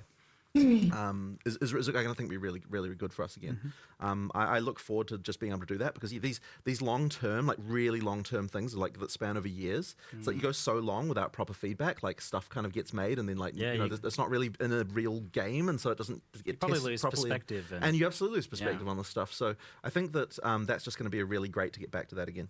Yeah, I honestly, as you said, it is early access, it is a beta period, and I'd say personally speaking, the thing that, and we mentioned it briefly about the character balance and the builds that are broken and all that, that's obviously pretty useful to me, right? Yeah. Plus, we have other systems in there, like, the checkpointing system, right? You have to kill the boss in one life. These are things we haven't mass tested, and obviously other games have, and they work, and that's awesome. There are other things like, the end game system is a little bit less forgiving in that if you die, you fail the map, right? These things are things that we obviously need to test and iterate on in the future by adjusting the difficulty and stuff like that. And especially as you get towards this point of, the end game, like, okay, Act 1 has been tested like crazy. Yep. Right? And you get less and less testing as it goes on because you get less people, they've just been around for less time. And so, yeah, it's going to be a huge amount of iteration and feedback and from the players and us just reevaluating all the stuff. And the thing is, we're always dynamic about that stuff. Like, we'll just change things if it's wrong. We'll redesign it. We'll come up with a new way. Jonathan's a firm believer of if A doesn't work and B doesn't work, then we'll find C, we'll find option C, we'll find option D, and we'll keep changing things and we'll make it work. So, yeah, it's going to be a lot of that iteration on our design decisions, how forgiving, because, like, the game is pretty hard. It can be pretty hard. And so when you're on that fine line of, like, things are difficult, it's not too easy to know if you've tilted one way or the other. So, finding what everyone agrees should be the common corrected difficulty is something that I will obviously be paying very, very, very close attention to. It's a pretty hard thing to nail down when you are making the game. Mm-hmm. And so we've seen that a lot, where you folks have been pretty willing to change and then rechange and rechange again some of the core features like flasks and the waypointing system and portals. And you're keeping that kind of mindset going into the beta then? Of course. I mean, look, we're always willing to change stuff. Like that flask thing, like the most recent change to that was like ultra recent. Like, have we even had like a closed beta of that yet? Was that? No, I think we haven't. Yeah. But I mean, I think it's way better than it was. Like, it's the things have improved a lot. And honestly, like that's one of those things we've been wanting to do, something to sort out flasks for ages. Yep. And it really came about because when actually looking at what new players were having trouble with when they were playing, Flask Piano was actually like, even from the very beginning of the game, actually ended up being one of those things that like people just had trouble with, just like just the manual dexterity required to like hit all your different flask keys, and then you have to know when one of your flasks run out so you can move to the next one, and like various things like that. Like all that stuff actually was like just a weirdly large amount of mechanical complexity right from the very beginning. And then even at in game, I don't think it was really that satisfying either, because you ended up very with, glad it changed the flasks all the time, and obviously it's all utility flasks that people are using at in game.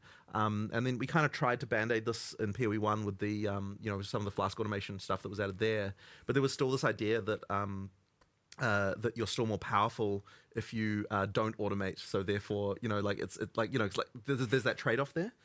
So you're just more powerful if you get mage blood. Really, sure. I guess. Sure. And then it's all automated, and you're very powerful. All right.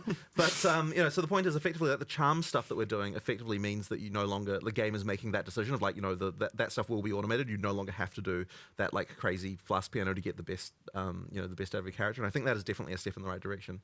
And the other thing as well is it actually makes the crafting more meaningful, I think, on the flasks, because when you've got like 5 slots, then like the individual mods and the individual stuff like seems to tend to not matter as much. I mean, obviously, people want instant recovery and things like that, but like but like now it's like it's much more meaningful. Like on your life flask, the choice between do I want instant or do I want way more life, like that kind of stuff actually can be a lot more meaningful once you've only got one. So yeah, I think it is a lot better personally. You have we'll jump ahead to flasks since we're on the topic. You have locked in effectively the fact that there's a mana flask there now, so there's always going to be a mana flask slot. And how does that tie into your design for mana? And are we always going to be using a mana flask slot, or if we solve another way, what does it do? You can absolutely solve another way, and then you'll just have a flask slot that isn't doing anything for sure. But I think it kind of has to work that way, because we really don't want. Because like once you sort of start to get into changing that around, I feel like the system sort of starts to break with regard to like the feeling of like I know where mana is, I know where my health is, like that kind of stuff. That being said, we've always got uniques and stuff like that. I believe there's already there is a unique that allows you to equip 2 flasks. But the thing is, then that's a build choice that you're making, so it's a little bit different, and that's fine. But I think the system as it works now it's a lot easier. So it does sound like on the mana side of things then that there are going to be multiple angles of solving mana, Of course. So we've got Leech edition number 475 of how it works, and we've finally got it right this time. I think it works. So I think it's good. So I think that Leech will be more common. I'm not going to have to like crack out the Leech diagram showing the different buckets and things like that. I was saying I think that Leech might be. No, I think. I was going to say Leech is one of the topics in the studio that has wasted the most designer time of anything in the history. But I actually don't think it's that. I think the actual worst offender is what stats should Dex give you. I think that is like that one has wasted there's so many arguments about that. I feel like that one's never come to the fore. Like we know about the Leech one, but no one is happy about it giving accuracy. But no one has a better idea than what accuracy that it can give. And then, like everyone's going to come up with like in chat a bit. I bet they'll be like saying, it can give this or this, whatever. But there's like yeah, seriously, there's been endless arguments about that topic. It's like it's outrageous. Yeah. Yeah. You've got me thinking about it now. Yeah. I mean, speed would be good, but then that's No, but probably you too can- much. no, That's too much. something like Dex, you just yeah, can't. Dex no. stacking speed. Oh, we can get all the designers Yeah. down here right now. Yeah, I know, but we'll just have it. We'll just have it out again. We'll just have it out again. Yeah, yeah. The longest Q&A of all time. Yeah. It's already going to be that. Sometimes you're just like, you start the day, and you're like, all right, here are the problems we need to solve, and then you're like, what about? But then accuracy on Dex comes up again. No, it's 3 p.m. and we're still discussing dexterity. Yeah. So go home. Just make it accuracy again. Yeah, exactly. That is literally how it comes back to accuracy every time. This is okay. Yeah. Rewinding a little bit, we can't forget our roots with Path of Exile 1, of course. So for the PoE 1 enjoyers, what is the plan for PoE 1 during the course of this beta? Is there going to be leagues launching? Is it on the back burner? Yeah, there absolutely will be leagues launching. Now I don't know the exact date, but the plan is kind of late February. Yep. But I mean, look, we'll see what happens. I will admit that unfortunately we did have to steal a few PoE 1 resources just towards the end here, which is kind of been a bit unfortunate. I really wish we didn't have to, but yeah, as I said, we kind of underestimated some of the stuff. But everyone is going to be going back to PoE 1 again for the February league, and you know, we're going to make sure that we can do that. Like one of the things that was a big problem for our studio when we had a long-term project and a short-term. You think people will go back to PoE 1 February? You know, you always had that thing of like you always want to work on the short term thing. Yeah. So now that we've got 2 short term things coming up, I actually think it's going to be a bit easier to prioritize in some respects because Funnily enough. you know, it's like it's all that stuff is then you know, it's like coming up soon. So, but we'll see how it goes. But yeah, we need to get that PoE 1 expansion out next. Yeah, obviously, you know, I just want to always make it clear that, you know, the reason why things can't be so planned out is, again, we're just releasing this game. Yep. Obviously, we pivoted to endgame, and then that needed more resources. And then, of course, combined with the fact that, you know, things obviously change. There are unpredictable things in the environment we can't necessarily guarantee. And then, of course, you have, you know, Christmas coming up and all of that, right? There's so many variables to consider, but we also don't know how much time is going to be invested necessarily or need to be invested into live operations for post-release. How many problems are going to go wrong? How many builds how many of the uniques are broken? How many, you know, and where do all these resources go? There are like just millions of variables here to consider, and so like it can get very, very difficult, especially at this time. But once you release, you have a bit of a grace period, so to speak, where well, more like a period of extreme amounts of fire, where we're putting out fires everywhere. But we have a period where we're fixing everything. You get everything stable, and then we're going to be like, all right, let's recalibrate, figure everything out, and what is our plans, and then establish all of that, based also on the feedback we get from that, you know, period where everything's on fire. Not to make it sound like it's going to be bad, but that is the inevitability. Is there's always problems. Hopefully, it appears good from a player perspective, but there's always going to be like, oh my god, people found this, and you know, like we don't have to see all the fires. Yeah. Like ideally, the best thing is when we're able to fix some kind of exploit before people even hear about it. Yeah. And when I say exploit, I'm just talking about some broken thing. Like if we we're obviously normally have to worry about like the whole mid-league nerf concept, but it's like if you can deal with something within like an hour or 2 of it happening, then it's like you're kind of okay because you know no one had a chance to kind of like everyone didn't swap their build over to it or whatever. Yeah. But yeah, we're gonna have to be really on the ball for PoE 2 just because there's so many things that are new. Well, I mean, look, we have several bosses with several elevators. How many of them can be pushed up the elevator? You know what I mean? Well, that's what I mean. When I say a fire, I'm talking about bosses getting pushed up elevators. Like, that's not okay. I am liking my mercenary flashbang knockback is very fun. Right. Yeah, you need to look into that, by the way. The whole flashbang. I feel like you're going to nerf my build. Yeah. Is this when he's Stay away from my finding fires grenader. already? Yeah. No, these are the fun things. Discovering that stuff can be very fun for the players. It's just internally, it's like, oh no, what are we doing? It can get a little bit panicky after release, you know, and it you know, there's lots of things going on. You're like, oh geez, what do I solve first? But obviously, you know, it's the same as PoE 1. We're good at it at this point. Got some experience under your belts. You aren't going to be torturing us with like releasing beta stuff at the same time as PoE 1 league launches. Yeah, the plan is to keep them separated a bit from each other so that you know, you get a chance to play. Don't with make me both choose. Yeah.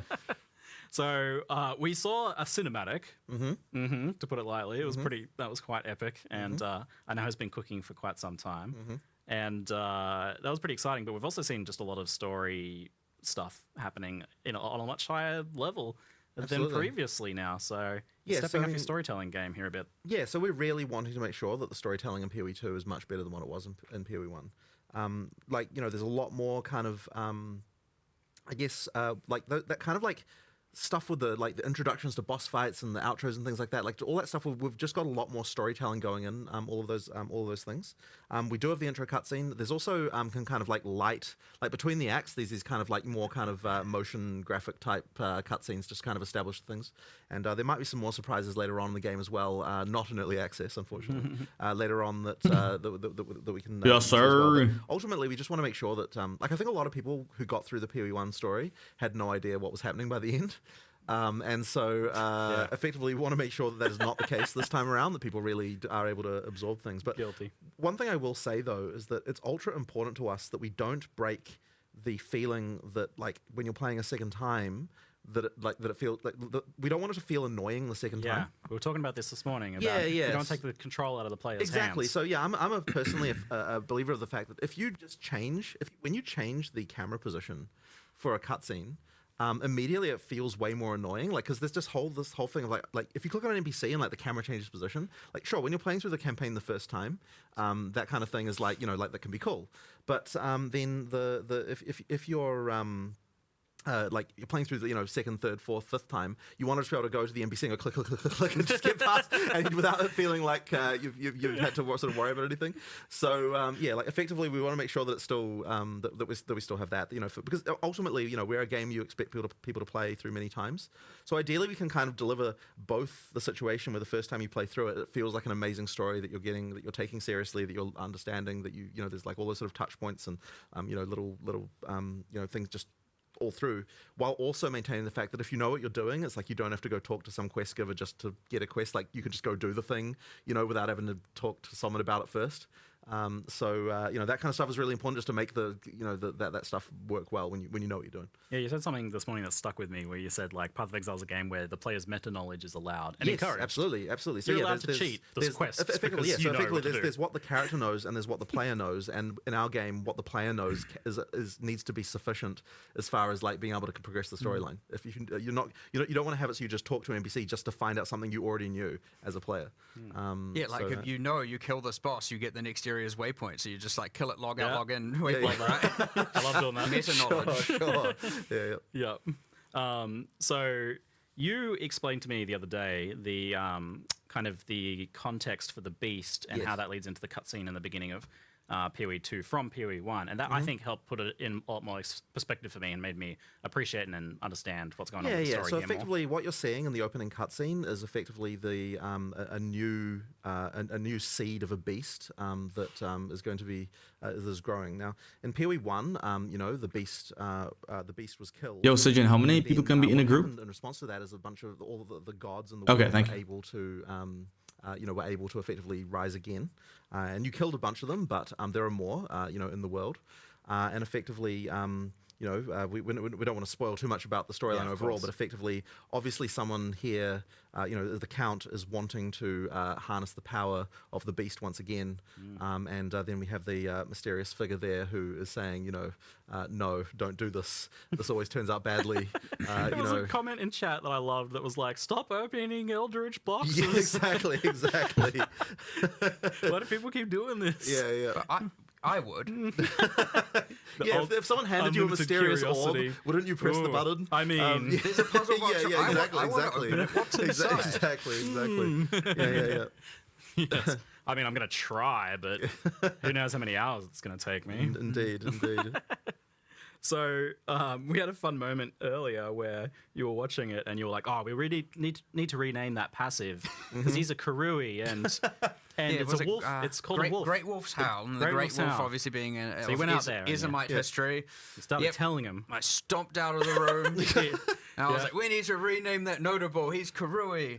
And then I was kindly reminded that actually he was an orphan who orphan and was adopted by a Ismite and raised and So yes, there is a mixture of Karui and Ezomite background, and I was like, it works. You "Oh, were wrong. fair enough." I walked back in here all sad and whatever. My bad. He looked- It's fine. The name he is looked good. so chastised when he came back in. But that just like points to the fact that I feel like you're doing a lot more with the characters here. For And sure. You even mentioned that ascendancy stuff is going to have an impact Yeah. story-wise. So, like with that's wild. We just think a lot about this kind of stuff. So the acolyte of, and I always get this name wrong. The acolyte of is it Chalula? Chayula. Chayula. I always say this wrong. The acolyte of Chayula, for example.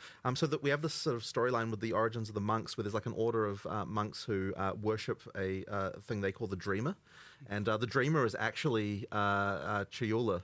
So they don't know this. So they're effectively worshipping a breach demon. So the acolyte of Chayula is effectively you embracing the fact that I'm worshipping a breach demon. I'm just going to go all the way.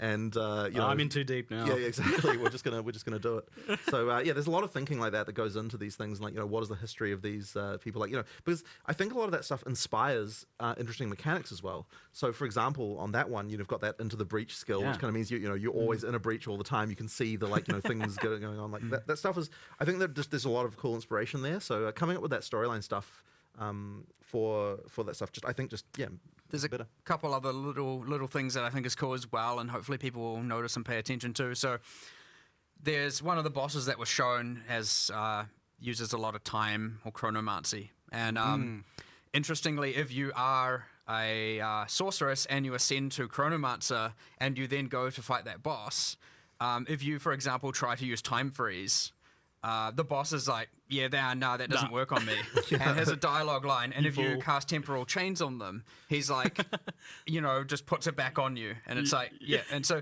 there's interesting things like that, and it doesn't like change things on a grand scale, right? It doesn't make a certain class not viable or anything like that. But there's just interesting little quirks and quips everywhere.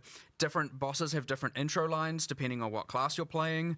They have different skill lines sometimes depending on what class you're playing. Yeah, I mean, we've got different dialogue all through the campaign for different classes. Like the sorceress is obviously from the Maraketh. When she goes back to the Maraketh, there's kind of a little backstory there about how she was banished originally. So she needs to find a way to she needs to be accepted back into their culture again. Like we've got things like the character we talked about earlier. So the warrior, was an orphan. He was brought up by actually one of the NPCs in Act 1 town. So obviously there's a whole different dialogue there because he's effectively his adopted son. We've got things like that.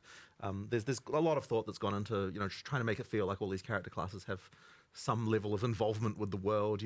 That's very Pog, dude. The moment that you there's other little things. So like more on the narrative side, obviously we saw the world map. You have the icons that show different things that are in each act, like all the things you want to explore, Such a good find, idea. and awesome. But each of them also has a little bit of text on them as well. And like, for example, there's one in one of the first areas in the game that's just like a camp of Iron Count guards. And, we showed it in a trailer when the Ranger class trailer we did, whenever it was, you saw the Ranger kill some of them because they were trying to like hurt a child, and the child was just trying to get some food. And the Ranger just like snipes them with arrows and kills them ruthlessly. And so you read this thing and you're like, you hear whispers of an Iron Count, scouting party that was slain by a rogue archer or something like that. So you get these little things where we're like connecting a lot of little dots, and even that you absorb a little bit of interesting little information. You've got other things, for example, when you enter an area, it not only says the name at the top now, it has almost a subtitle text that's giving you a little bit of history. And these little things like somehow make the world building feels so much better. And when you approach certain landmark rooms and you walk into them, you'll get a banner at the top as well which says what it is and gives again a little bit of a thing. And all these little micro narrative delivery mechanisms like make you feel way more immersed in the world and way more aware of what's going on and way more connected to your character, way more connected to the bosses, to the NPCs. There's a lot we're doing now that we certainly never did before. We didn't even think of before. But yeah, it's I like that awesome. a lot because like as an action RPG gamer, I don't really care too much about plot, but I do want a really cool world to be blowing monsters up in. Basically, that's like I want the characters to be cool, I Quite want the does. baddies to be cool, and I want like the things happening around me that like build out a bit of that story without me having to stop killing stuff. Yeah. And it sounds like there's more of that going on as well, which is great. There's Well, tons. There's the baddies being cool. I mean, that's Yeah. that's I'm how we watching you almost cook. designed an ascendancy class in here just before when we were watching that trailer earlier. Yes. So what you were saying a shadow. You came up with a shadow ascendancy. Yeah. Internally we had some developers watching the trailer yesterday, getting excited about it, and then I was like, I want to play that. I want to play that character. I want to be that character. Yeah. That's awesome. That like kind of Val Thaumaturge type character, and so like all of a sudden it's like, we should make that a class. And Yeah. then we had another guy like suggest it should be a shadow, and so now I'm like, oh yeah, we're definitely, come on, we have to do a Val Thaumaturge like shadow sick. ascendancy. Like that's gonna be cool. And you can do awesome things now. Even That's sick. I know it's hard to see because you hide it under all the armor, but you can do things like, you know, with our character classes, just due to the upgrades and models, where all of a sudden now the character can have tattoos added to them and stuff like that is completely feasible in the future. And like, I want to do a lot more of that stuff. Like for the there's little things like for the Warbringer, I think was the class name on the warrior. When you take that ancestral totem node, all your totems now have like an extra blue glow to them, kind of like they're enhanced by this ancestral magic.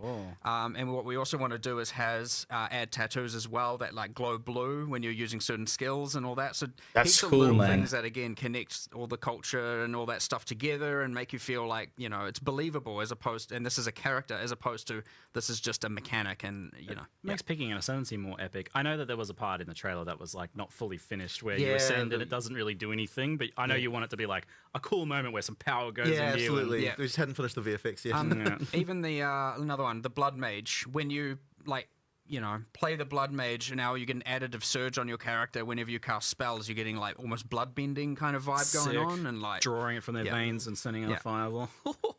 It's cool. Yeah. It's real cool. Yeah, you can have like the tattoos get tattooed on them as they ascend and things like that. I mean, that just makes taking ascendancy way more cool, which is already, I think, I almost feel like ascendancy is more important than the classes for players kind of like feeling the vibe of what they want to do with their character. Like, For sure, because the classes are pretty open. You can play whatever skills, Yeah. whatever weapons. Sure, you're on a passive tree at a start point, but you know, by high level, you kind of go wherever you want to go.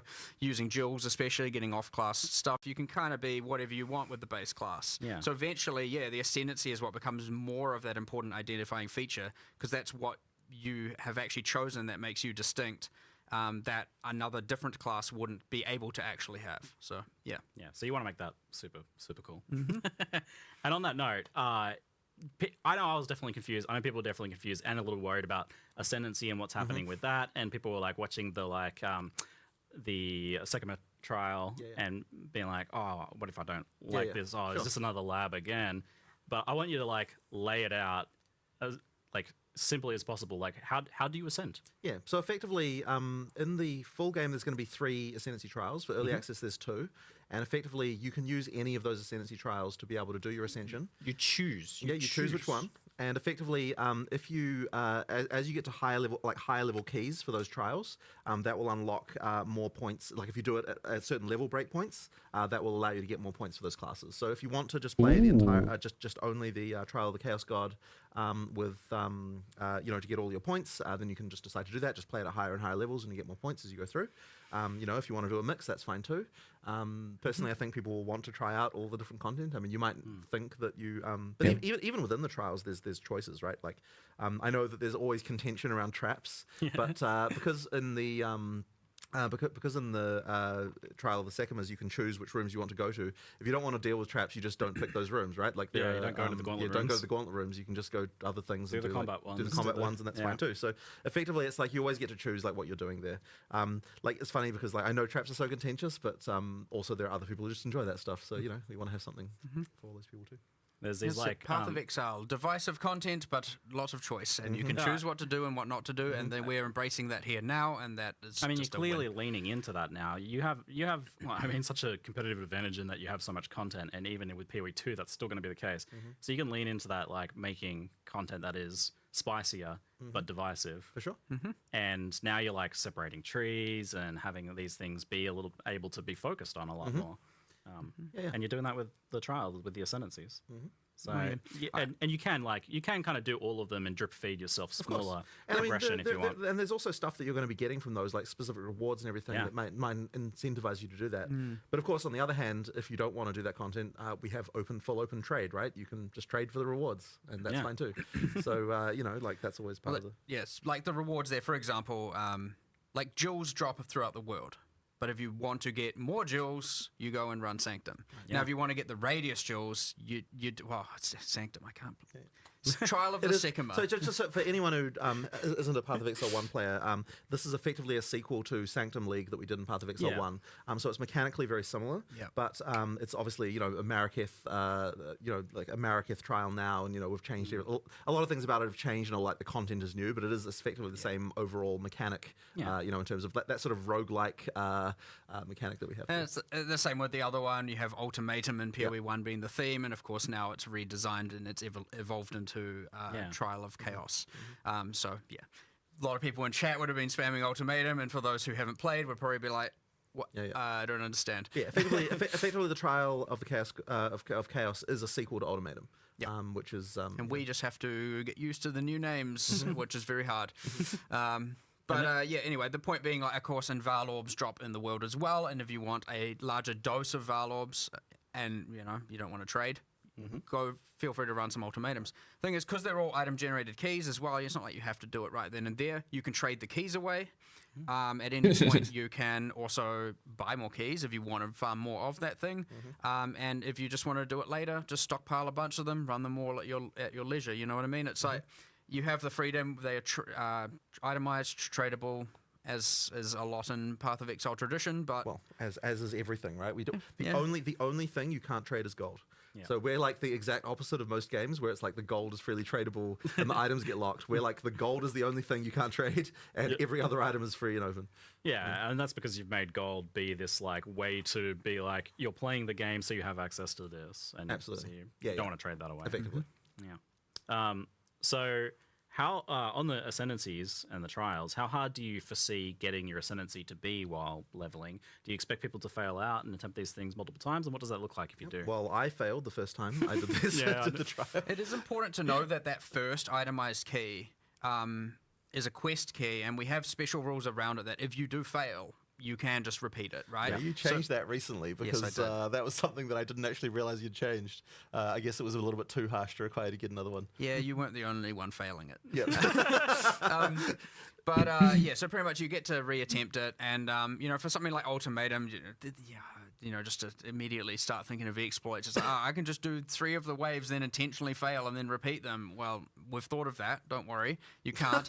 But the first ones are repeatable. You're not going to be like, what the heck? Now I have to just play to the whims of random generation to ascend like that. Right. Yeah. So it is pretty hard though. Like it'll take. I definitely don't think you'll do it on your first attempt. I did. I did pass on. I was clenched though. Yeah. Okay. Yeah, especially that boss fight. I was watching him do the boss fight. You came by right as I was doing the boss fight. But you had some kind of powerful boons there, to be perfectly honest. So. I got 60% move speed. But that was part of my strategic choice. I was watching you from. I'm like, how is he so fast? This isn't the PoE2 design. I was like, what was dodge rolls going across half the arena? This game's supposed to be slow. Yeah, it was good. It was good fun. I quite liked it. I mostly like Sanctum. I don't want to do it all, but I did quite like the Trial of Sycamore. But knowing that there's other choices, so I can do Ultimatum instead or something like that is fun. 100%. So you got these like 2 roguelike dungeons that are going into the beta that launch, but they're done very differently. One's got the honor system, which is like a separate health, but it's based on and scaled by your health, which I noted as quite and your defenses interesting. now. It can be fully mitigated and everything. So fully scaled by your character. You go in as a tanky character, you'll be tanky in the dungeon, which is really cool. So and then with Ultimatum, and just because people will ask, in Ultimatum there aren't any traps. Yes. So that's the no traps in Ultimatum and no honor system in Ultimatum. If you just want more of a pure combat experience, then that's your choice. And then there's going to be a third one as well, which will eventually. is a secret for now. So once Act 4 goes in, then we'll have a third trial. So people sort of broadly know that the Kuruia in Act 4. So it's the question of how would the Kuruia ascend is the question there. Yes, and if there's any other things that have been called trials associated with the crew at some point in the past, and how likely that is to be related. I'm just thinking now, we're just thinking of that Val Thaumaturge class before, and I'm already thinking like, oh, it'd be so cool if you ascend in Ultimatum, we want the Trial Master to say different lines to you because you're like choosing the way of the Val. I can't stop thinking about all this stuff. I did hear a few of his lines in some of the gameplay Jonathan was showing me. It was quite good. I love that he's back, the Trial Master. Yeah, he's cool. Good. A little salty sometimes that you're taking this power, it seems. So we have the unique rewards from each of them. We got like the like you said, the jewels are global, but there are unique jewels, and then there are unique socketables from the other one. Yep. And there's something planned to be unique from the final third trial that will be added later? Of course. Yes, there is already. Secret. I know what I'm not going to say. Don't worry. Okay, keep some secrets. Fine then. Yeah. Again, I value the discovery, right? I'm certainly if I accidentally say it, it is certainly by mistake. But yes, don't. And that Val orbs from the Ultimatum in particular they seem like they're a lot more important, a lot more powerful. I mean, I certainly think that like some of the stuff is a lot better with how they work. So yeah. So one of the things that we wanted to change was that implicits on items are truly implicit. Like you can't get rid of them; they stay there. And so that means that when you do a Val orb, the mod that you get there now is an addition to whatever implicit already had, which is obviously good. And then the next one being that you can get plus one socket above. Bro, Cryzen swiping hard, huh? Also kind of powerful. So especially with the the brain thing that money, dude. Trial of Chaos. You get soul cores that you can't get from anywhere else, and those effectively are mods that are typically a bit beyond what you would normally get like on regular items. Whereas runes, which kind of drop everywhere, those ones are just kind of normal everyday mods that you would expect to find on any Resists kind of item. and things Yeah, like just that. resists and damage and that kind of stuff. So effectively, the soul cores is is kind of the more end gamey socketables that you might want to be using. And obviously being able to get plus one socket. I mean, it's something that everyone will want. But on the other hand, there is that risk of just bricking your item. So that's the deadly gamble you have as your final crafting step there. It's Val orbs are more forgiving though. They are, yeah. But like if you think about we talked about enchantment. Yeah, so some slots you might value the enchantment over a rune or a socket slot, right? That probably, especially towards end game, I'd say that's probably going to tilt that way because maybe a soul core contests with it, but the whole point is that there's choice there involved. Yeah. And then there's enchantment. We just talked about the socket. There's obviously always the case of doing nothing, which happens. But for just say regular rare items, it will re-roll like 1 to 3 modifiers at random. Effectively, do a chaos orb on 1 to 3 modifiers, not all 6.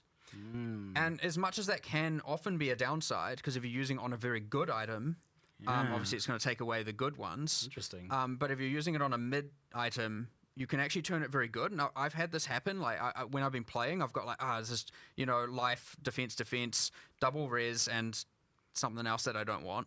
And I'm like, I'll just start valing everything because why not? I've got my Val orbs and I Val it and it re-rolls that bottom mod into a tri-res, and now I got a tri-res double defense life helmet, and I was like, yo, awesome. So even that, which can often be perceived as a bad outcome, now isn't going to completely brick your item. And so, for example, if you have a weapon, you got your 3 damage mods, and you got some bad suffixes, it could even be an option, or hopefully it doesn't just remove all 3 damage mods, whereas before it's like if it bricked it often was almost always a brick, right? Like that item is now dead. So. And then you told me about a new unique result, which I don't know if you sure want to if I should spoil ask or about not. the unique one. 100%. Yeah. It's cool. It's so cool.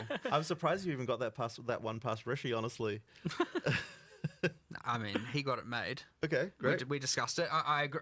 I agree. I messaged it to him thinking he'll be like, no way, this is unacceptable. But Just no, tell, he was all for it. Okay, it great. didn't turn into a dexterity chat. Yeah. And so, what it effectively does is it just takes the mod values and it goes up to, I can't remember exactly the values, but let's just say it was changes all the values to between 0.8 and 1.2 of what they were multiplied, but it doesn't care about the minimum and maximums. So, for example, if you had 1,000 life Helm's Heart, you can use this to get, again, this is me assuming it's 20% variance, but because I can't remember what we balanced it to, but you'll be able to get a 1,200 life Helm's Heart, for example. Now that's obviously giving up the enchantment and a socket. Just thinking about sockets on Calm's heart. I can't remember what we did, but whatever. I think you can actually do that, which is interesting. But ultimately, it's like, now I'm choosing, do I want the enchantment? Do I want an extra, 100 something, 200 life, whatever that ends up being? Or do I want the socket? So it's quite an interesting choice and adds an extra axis of corruption to unique items that is, I think... Corrupted divining of uniques. Interesting. Yeah, effectively, it's divining them, but with higher maximums and lower minimums. Surely there's going to be some broken things like max res or something like that. We'll find out. Yeah, cross that bridge when it comes to it. Yeah. It's fine. So that was all just talking about the trials, how you actually get your ascendancies. But what about the actual ascendancies themselves? How are they cooking? Well, they're fun. They're cool. Yeah. We certainly tried to get what we've tried to do is for the class we've tried to have one that's a bit more out there. Yeah. Something that isn't just like if you think even about in PoE 1, you've got the duelist, and you can go like champion or slayer or holy words I don't remember, but you know the drill. And the gladiator. And the problem is like. Okay, they're all just about like hitting stuff with weapons, and they haven't. There's nothing really out there. Sure, they all sound cool. Like, don't get me wrong, and they can be cool, and they do have differences, but there's nothing that's like kind of crazy. So all of a sudden now, when you're like, sorceress, you're using all your elemental skills, and now you can just like go into this thing that can stop time. It's a little bit more crazy, and you've got the mercenary, and you can turn into a gemling legionnaire and like, effectively fuse gems into your flesh to like, mutate yourself. It's like not just talking about crossbows and projectiles over and over and over and over again. It's like doing kind of whack stuff. So I really like that. That's awesome, and we're going to make sure every single class has one thing that is like definitely out there, and then one thing that's more predictable, more to the expectation of the trope. For example, the Deadeye to the Ranger, and but yeah, lots and lots of cool interactions, just cool playing with different mechanics, and we've tried to make them like, for example, none of them call out a weapon, right? None of them. So we're trying to make sure that they're broad enough to be that. You might be a ranger going a Deadeye, but playing a caster, right? Yeah. Playing spells, like keeping all of that open, that flexibility, that kind of crazy, for the Johnny players, as we call it out there, who want to just completely experiment and figure out, the most broken, weird stuff. And you get things with that when you're still like, okay, I'm a ranger. And I'm using a quill rain in one weapon set, spec'd into a bunch of prod speed, attack speed, and in my second weapon set I'm using a spellcaster staff with a bunch of projectile stuff, and I'm invested into more spell damage side, and you got a whack tree, and all of a sudden now you're this like Deadeye, Archer, Spellcaster, Mage hybrid doing all kinds of wacky stuff, or like even, or let's say the same build and experimenting with a bunch of triggers. And so you're using your bow as a Quill Rain as a high attack speed delivery mechanism for, laying down a bunch of either CCs or slows or building up crowd controls, and then you're using the caster stuff, and like you get some pretty out there things going on. And the important thing is it's not like just like benefiting only arrows or only bow attacks or anything like that. It's broad and now opens up the world to what you can do. And same like the Gemling Legionnaire on the Mercenary is entirely just about gem slots, skills, support, etc. You don't have to be anything. You can be literally whatever build you want. And yeah, so that's embracing that and making sure that people still, even though we have all these classes, we're embracing that path of Exile. You can do anything fantasy that we want people to be able to do. And yeah, if you don't want to, go with the trope, perfectly fine. Yeah, and so you'll still be powerful. It sounds like you're really trying to avoid that thing that we've had a couple times in PoE 1 where like a certain niche is relegated to one ascendancy. Like that's the only way to go for it. Sure. But it sounds like that's not going to be the case here. Well, at least if we're doing our job right, that should be the case. Yeah. And with so many of the ascendancies as well. Got a lot of choices. Originally the plan was to like have all of the PoE 1 ascendancies available, and it was some sort of weird split campaign stuff and all that. I don't really know at this point. It's a bit confusing. You mentioned Deadeye though, so it sounds like some of them are coming forwards, but is it all just being I think it's more redone at this point? At this point they'll just be different, right? Like originally way back when we were planning on just keeping the ascendancies as they were and putting them over, but at this point that wouldn't even be good enough because like it doesn't fit the kind of like Path of Exile 2 way of designing this thing. So I mean, look, we might have a class called the Deadeye and it might have the same themes, but it'll be like different actual mechanics and different things. I mean, yeah, even the Deadeye, you got Tailwind, works differently. You've still got an additional projectile. You know, like there are things that certainly carry over, but it's really easy, and it's honestly been fun just looking at them going like, you know, now we have all these system changes, all these skills, and everything works like this. Just what would the perfect class be? Not like how can we retrofit and band-aid a PoE1 class to work. It's just way better to look at it and go, here's all the things we want. Yeah. So, well, yeah, like when you only have now the life and mana flask and stuff, it could obviously things don't work quite the same. But then now you have the charm system, and all of a sudden, if I you actually did do have wonder that, if you Pathfinder could would be cool with that. Exactly. About stacking charms. So it's just here are 12, eventually 36 classes. It's not really like here's the PoE1 counterpart and they're identical kind of thing anymore, for sure. Too many things changed for that to even be possible anyway. Yeah. All right. That sounds very epic. We can skip over the flasks and trinkets as we did cover that very well. So moving into skills, I realized I had many pages of questions here, and then I was like, wait, we haven't even talked about skills here. so much for us to discover over the course of this beta. How has the list of skills been shaping up overall? I mean, it's certainly getting there. I mean, look, there are even certain skills that won't. I'm back. What some of the up? classes we have, like there are still going to be some more skills coming later on as well for these classes, because there are more skills that we got just about there and didn't quite make it. Yeah, and like getting a class finished in terms of the skills you need, like it sort of seems very easy when you come with okay, we need 22, 23, 24, number of skills, something like that. And it seems like that's not so many, and you kind of design them. But when you actually come up with all of the things, the way they interact together, the number of prototypes you have to do that kind of don't really work, and you end up not being fun. And then, of course, the support gem stuff, like you need to make sure that every skill has enough viable supports so that you can actually even recommend to people to be able to do. Then you need things like the passive tree support for all of them. You need to have all of the stuff with the buff gems for each character class as well. You need to be thinking about uniques for the type of that can work with these things.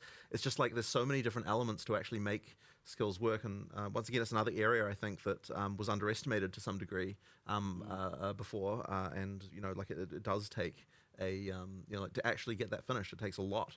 That's been a total struggle, and we didn't think we would have to have only 6 character classes initially at the start of early access. We were thinking we would have 8 to begin with. But when it actually came down to actually getting to actually finish something, it just ended up being too much. Now obviously we've got a bunch. I mean, we've got a bunch of work on more of the classes that we've done. There's things there, but it's that finishing work of making sure that all the systems in the game come together to support, how that works. That requires a lot. Doing all of that as we're still discovering how we want those systems to work. Like the changes to support gems and all that. As we're also making support gems, as we're making character classes, just can cause things to slow down quite a bit, and then we have to recalibrate and all. It was an extreme amount of work that we certainly predicted poorly, but that was also because we are making all these cool systems to all these changes to all these systems, which are having immense benefits as well. So, I would say it's pretty safe to expect that as much as you can't play them on day 0, some of those other classes that we have shown in the past, and some of the skills and stuff, there's a lot there. Just not to make it seem like it's shallow or anything, but we will be adding those classes in for sure. Yeah, the thing that keeps surprising me is when you click that All Gems tab when you're doing an uncut, there's quite a lot of skills in there, but. Yeah. You initially kind of box yourself away where you think, okay, so I'm playing the mercenary, so I'm just looking at the crossbow skills. And then I was like, well, what if I go look at the elemental skills? And then I find Flame Wall, and I'm like, oh, I can shoot my projectiles through that. Okay, cool. I like that, but that's surface level, because you also have the weapon swap thing, and that you can actually viably do with the automated weapon swapping. It's not like Toxic where you have to push the button a bunch of times, and you've got the trees that customize whenever you do it automatically on the fly. So that's all of a sudden I'm like, oh, well, why can't I use a sword, on the other hand? You absolutely That's actually a very cool mercenary vibe, sword and crossbow. So I mean that stuff is crazy. I mean, in the Actually, there was one in the community guys recorded where they were using a bell, the bell skill with the quarterstaff with the rapid shot mercenary skill. And when I saw it, I was like, oh man, that's like that's like a whole other thing. Like that I didn't even know about that particular combo until I saw it in the some of the footage they recorded. I started thinking about that too with like multiplayer. I was like, so I was throwing my gas grenades, which you can blow up with your explosive grenades, but then I was throwing it at a boss that was doing burning ground, and they were blowing up instantly. I'm like, oh wait, so it reacts to the environment. Well, it's obviously going to react to my friends doing burning ground then. Oh yes, so and my flame wall friend. And this is the reason. Like this conversation here is the reason why there's going to be crazy builds that we don't anticipate, because the some of the stuff that can happen between classes, I just have no doubt we will not have discovered. Like how much co-op have you really been able to test? I mean, Cannot wait for that. We do test party play all the time. Like and Mark's like find all those. I'm the support character player. Now I'm like freezing, armor breaking, putting down clouds, slow. I'm like, holy, there's just a lot going on all of a sudden. I'm not just standing there like I got buffs coming out of me. It's like you're like. I'm actually doing all this active support and like different conditions to synergize with the group, and how it's like, okay, you're doing that skill. Okay, what I'm going to do is I'm going to just do this and enhance my armor breaking and go ballistic armor breaking, and you just spam your thing that consumes it. So you get a lot of that stuff going on for sure. Where but it's kind of honestly the terrifying part as well, where it's like.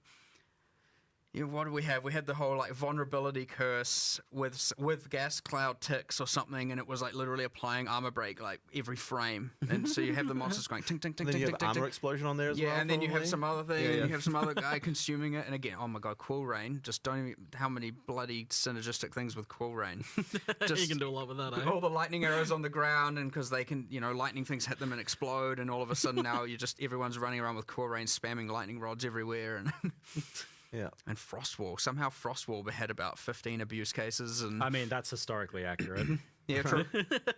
Kinetic blast Frostwalls and all that. It returns. Sounds like it's coming back. It'll be fun. Yeah. It's cool. Even finding all the stuff so far has been really fun. But yeah, I generally play multiplayer. Most of the alpha I've done is being in multiplayer. I play with other people. It's good to get a lot of that testing in there as well, because not a lot of others do it. That's really good. And then, try and see what we can break just for good fun. Honestly, the thing that's like hard is to then like, because you get this thing which is quite interesting where you have a staff is both a player and a developer, and I'm of the like, you better not keep that something that's I wouldn't say exploit, but something that's OP a secret, right? You better bloody tell me, because the exact reaction you had earlier. You were saying people weren't telling you about their good like builds. you get a situation where someone doesn't want to tell you about their build, that's because they're like, oh, Mark will nerf it then. Like you're supposed to be making game, not hiding your good builds. I legitimately had a Monday meeting, and whatever. I was like, I swear, if I see any of you at the top of the ladder on day one, we're going to have a talk. Exactly. I know you've hidden something from me. Exactly. No, I did tell you about my flashbangs and how good. But maybe it's fine. I just wanted them to check. Well, that's the thing. No, that is the thing that is hard. No one knows if their thing is actually look, there's a line that gets crossed, yes. Yeah. But sometimes you don't know. Is it just I've found something cool and it's powerful, or have I found something cool and it's broken? Those things. I mean, we have to make those decisions, of course. And a lot of the time, what is reported is just fine. And it's like, yeah, you got a good weapon. It's actually amazing to see, man. Combat, you're strong. If it's supported by items, then it's like fine to be very powerful. It's pretty rare to see as well. No matter what, like, damn. I'm just like completely ridiculous. Then that's a different situation, because now it's just a thing that anyone can do at a moment's notice, rather than actually requiring like I have to find this combo of items and things like that. So that's a much different story. But no, we've had a lot of good testing, a lot of good feedback, a lot of good. People reporting that stuff, especially in the last month. It's like coming in a lot, because as the systems and everything's kind of stabilizing, you start to get a lot more of that, and people are understanding what the difficulties meant to be and what the power of characters is meant to be. As all of that came and started to stabilize, we got a lot more of this coming in, and we are kind of getting more understanding. But again, you'll never find them all. But it's fun, good fun journey.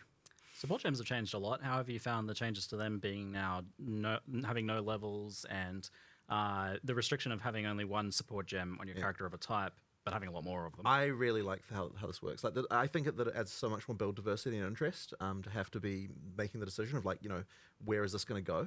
And the thing that's been important though with that system is it requires a lot more support gems to exist because you only have one on your character. You need tons of them, and you need a lot of different ways to increase damage and a lot of ways to support different mechanics. It's like if you're going to have something like freeze, if you're going to have a freezing skill, you need to be able to support that and augment that in many different ways. And there needs to be more options than what you can even there needs to be, in order to have choice. You can't just have 5. Here's your 5 freeze things and that's all you do, right? There has to be more than that in order to be able to have it so you actually have some choices as well. So that kind of stuff has meant that you just need a lot of things going on there. But I think that the choices that you end up with as a player of where do I put my model projectiles, where do I put my PS, whatever, I think that leads to a lot more interesting decisions with how you build.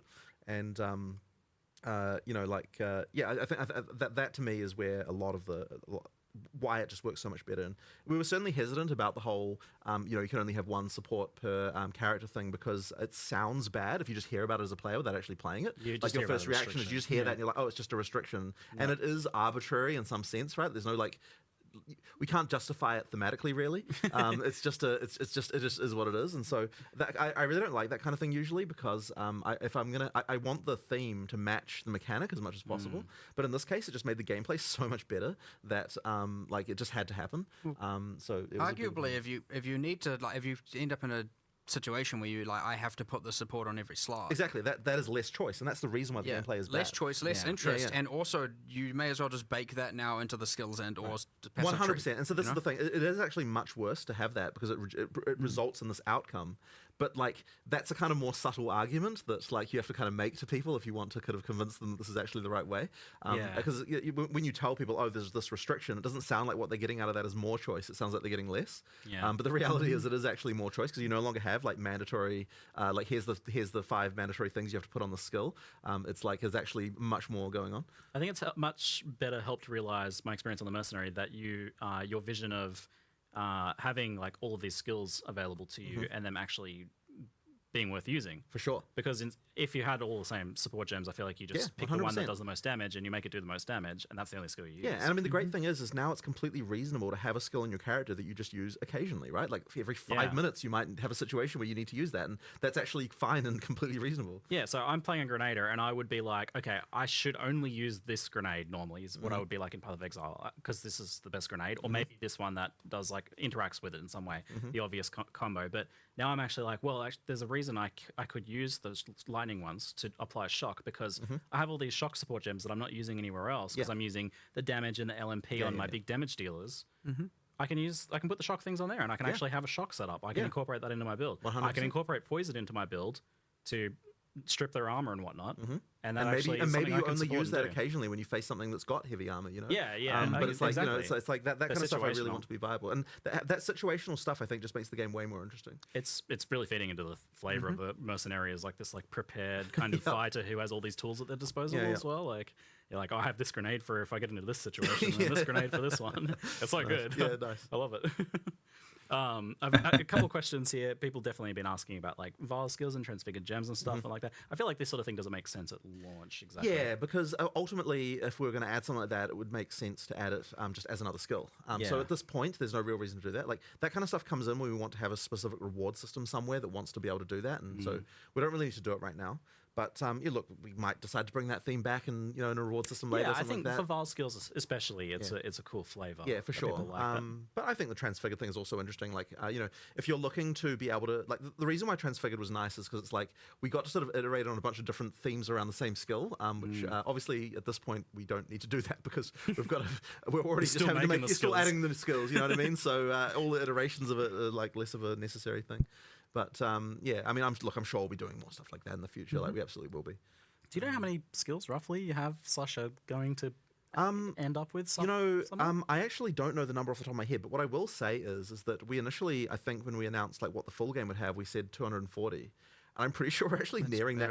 I feel definitely it's going to be way higher than that. Yeah, because I think we're nearing that now when we've only added half the classes. So I think that means that there's going to be a lot more than that. I know 100 of them or whatever are some little utility skill or whatever, but there's even if you discount Dude, those, it's what a number. That's a lot. many I mean, because major even skills. Yeah, you got what, like because there's 20 to 25 for each of those class. for each class. So just with 6 of those, I'm terrible at math in my head.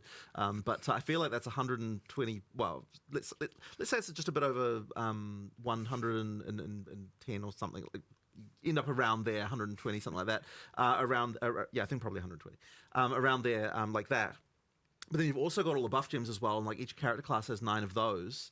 So that then sort of adds up. And so you've already reached probably 200 just by the time you've got to there. And then it doesn't even count things that really are skills, but like are not, you don't get them via a skill gem. So like we're talking about all the ascendancy little skills, and there's like uniques that have little skill things on them. And like, all staffs, wands, and oh scepters yeah, there's a have a staff one, skill exactly. baked Right? We're in. not even counting that, right? Like, because the staffs one and scepters have skills built in. Yeah. And then those are like, that's another. How many of those? There's like 20 of those probably. Yeah, I mean, like if you add them all up. I don't know who remembers all these Yeah, things. I know, but there's no one has counted recently. But there's a bunch. Countless skills. Ascendancy classes with skills. Yeah, no, that's true. tons. Yeah, it's tons. Yeah. Someone And in chat those skills, by the way, ascendancy class skills are fully supportable. Yeah. Yeah, that's wild because I remember you did the thing with default attack where you can support that now. Yep, if you can want. support default attack, Yep. and you can support The any skill ascendancy that comes ones from was- something. That one caught me by surprise. I was like, oh wow, Yep. you can actually link those up. Yep, it's yeah. So that you're going to end up with quite a lot going on there. I was even surprised when I was like, oh, I can add additional accuracy to Herald of Ice, and it like provides a buff to my character. I Yep. can like add buffs through support gems. Well, you know why that is though, because those things like heralds are so hard to find like a good set of supports to recommend. Yeah, see- so like, damn, we have to come up with like tons of these now. They're I like that, really I like difficult. that idea though. You can like create a custom aura. Yeah, kind of. absolutely. That's Absolutely. cool. So yeah, it's that actually mean it's actually nice because part of the it means that you get the feeling of having more aura effects on your character without having to have the spam of actual auras that many characters had in PoE1. Like you get to kind of have all that stuff as well. So that's been really nice. Thanks for the invisible aura MTX.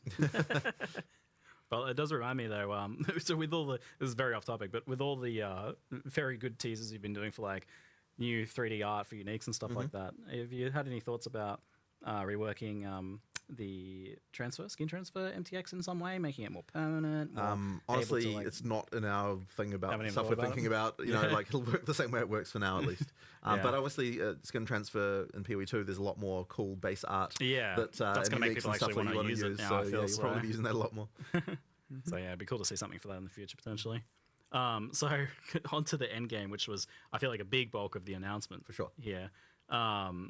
So just as like an overview, so we have the end game versions just for beta launch, by the way. Yeah. Because it's gonna be a lot more later. Yeah.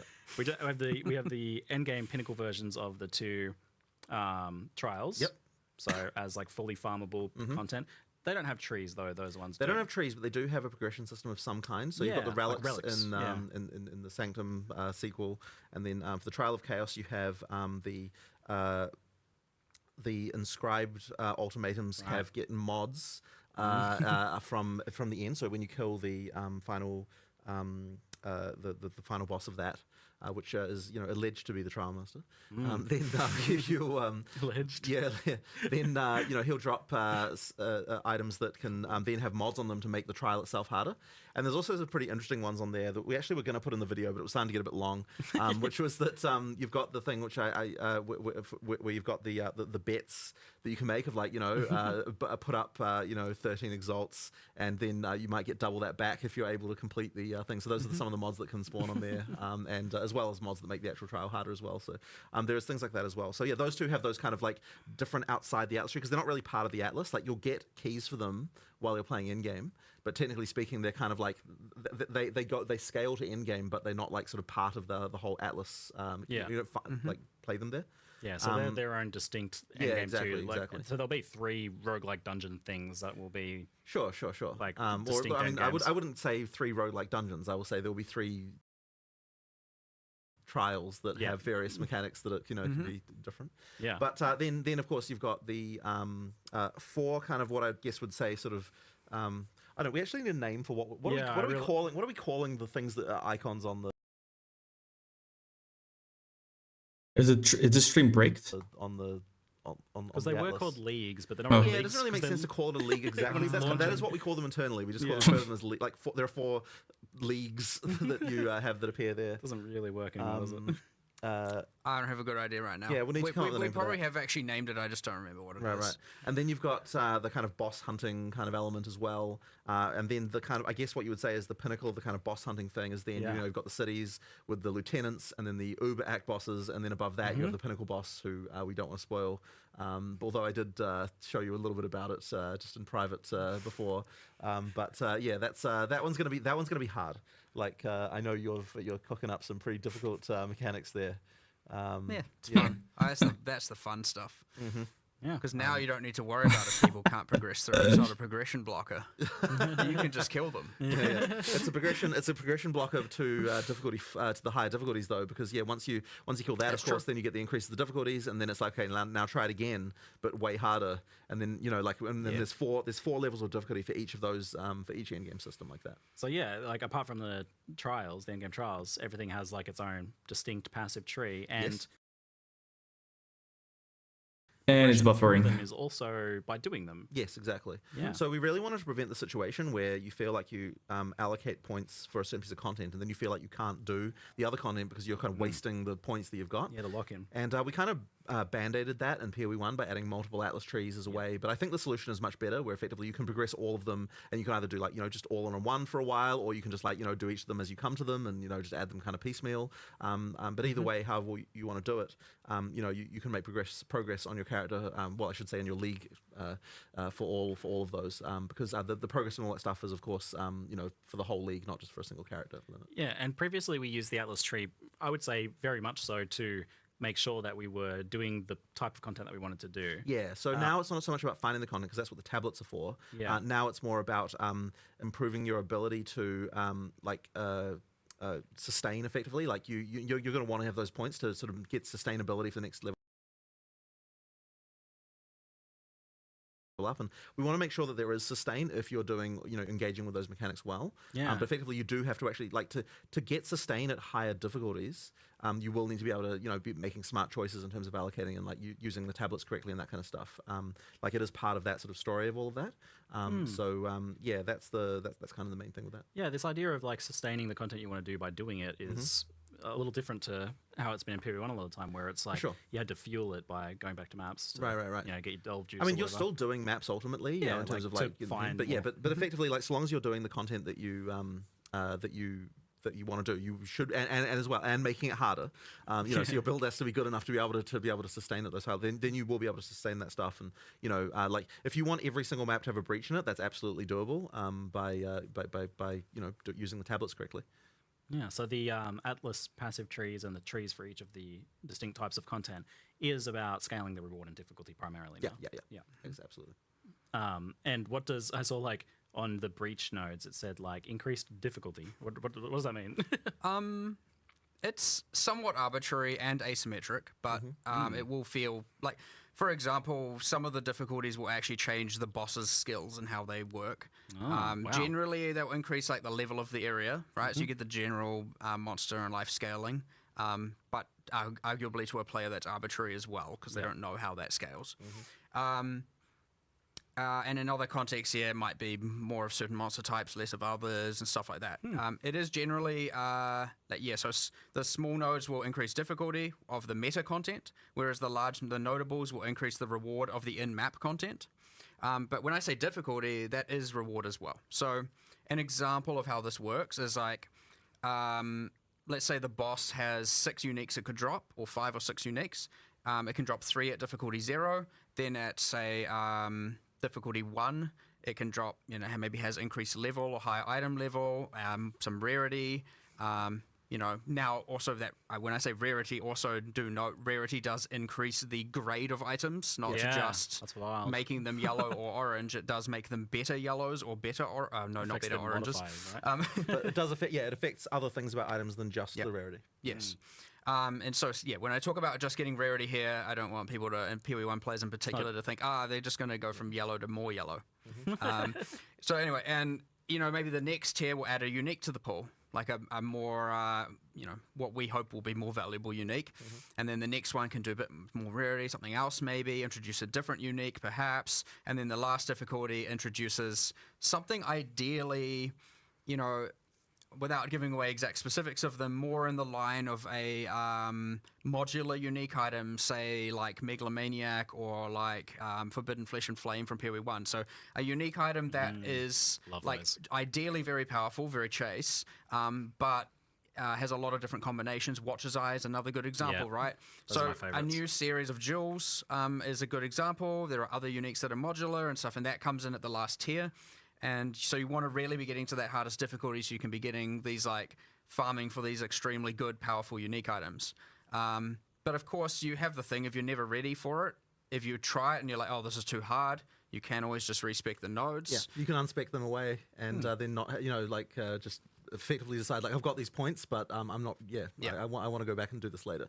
And so that ability to effectively configure the difficulty like that, I think is... So if you're maybe target farming one of the uniques, the difficulty 0 drops, you might want to just be like, I'll do that. I'll do the difficulty stuff later and I'll just farm it at this difficulty. So, and I think that's a much better way than than some of the systems we've used to scale that in the past. And the nice thing is, of course, with difficulty is that we can effectively use whatever scaling levers we want to make that more difficult without necessarily having to, because we could have been like, oh, you increase difficulty, it's like 200% life or something like that. But by effectively being a bit more vague about it, we can actually like specifically tailor the difficulties of the different tiers, like, with more specific changes. Yeah, this like multiple projectile thing you shoot has more projectiles. Sure, and that kind of thing. So, just whatever we feel works best for making this particular fight more difficult. It seems like there's a lot more for players to kind of discover experimentally there as they progress. For sure. In what ways are they getting harder? And that is going to be different for different players too, where like a different build is affected by a difficulty change more so than others. Potentially. And that's an interesting question as well, I think, where how much are you guys pitching these sorts of distinct endgame pieces of content at being like completable by the same build or by encouraging players to make a different build that's better at certain So this is a very difficult one, and it's something that we've discussed a bit recently is like the harder you make, the Stream, hello.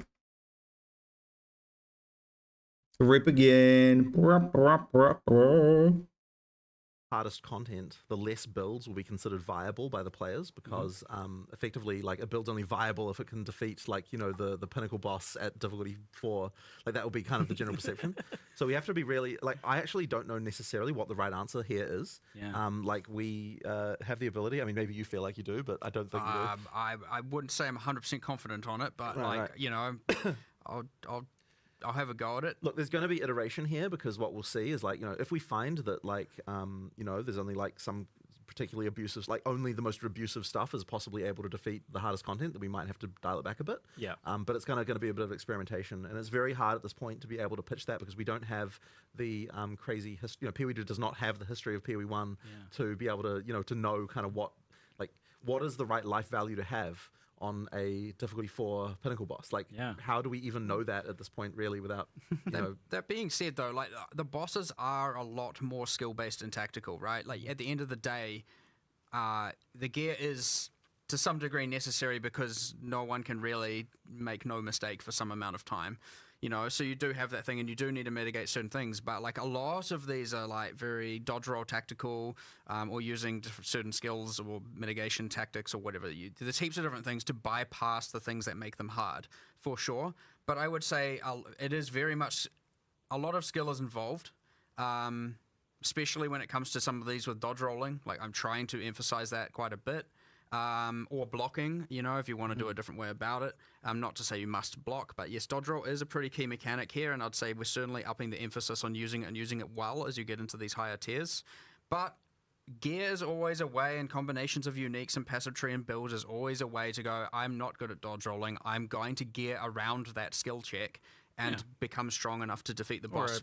Or another skill, like some sort of skill that helps you block, or shield block, using skills in the mix is fine, But I would say pretty generally you can take, I'd say, any decent character, you get you gear up all the way, and as long as you're good enough, that is a way to defeat them. I would say there's no real hard requirement on doing something crazy niche or out there or complicated. You're certainly not going the route of like, this boss is fire immune or something.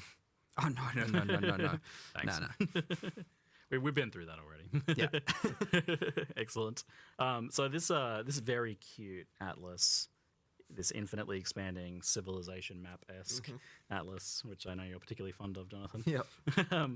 what's kind of the idea here? Like, is the layout the same for everyone? Is it the same across the league? So it's the Procedurally same for all generated? your characters in the league, but the layout is different for everyone. It is random. Okay. So you're gonna have to find stuff. Like it works like Delve in this respect, which is obviously Yeah. a league that I was particularly a fan of. Yeah. Yeah, I'm just a really what I really wanted is I wanted a feeling of exploration in the Atlas, and it's something that we sort of tried to do with the Atlas and PoE 1, with that feeling of kind of, you know, having the connected areas and exploring, but it didn't feel like exploration in quite the same way that this does. Yeah. That's the feeling I loved, and it's one of the reasons I love Delve. So that's, you know, kind of where this was coming from. And at the same time, it's sort of solving various other problems that we've always had where, like, one of the things that's really cool to do is to be able to have things like, okay, like in this area, you've got like this item drops and like that kind of thing. You know, like I guess in PoE 1 you had div cards, but yet there was always a problem where if you have differences between in-game areas in a system that works like PoE 1 does, then effectively that's the only map people, like whatever the best map is, that's the one everyone will run like continuously forever. Yep. So effectively, we wanted to try and make sure that you actually like had an experience that had more variety while still retaining the whole like I get to play the content that I want.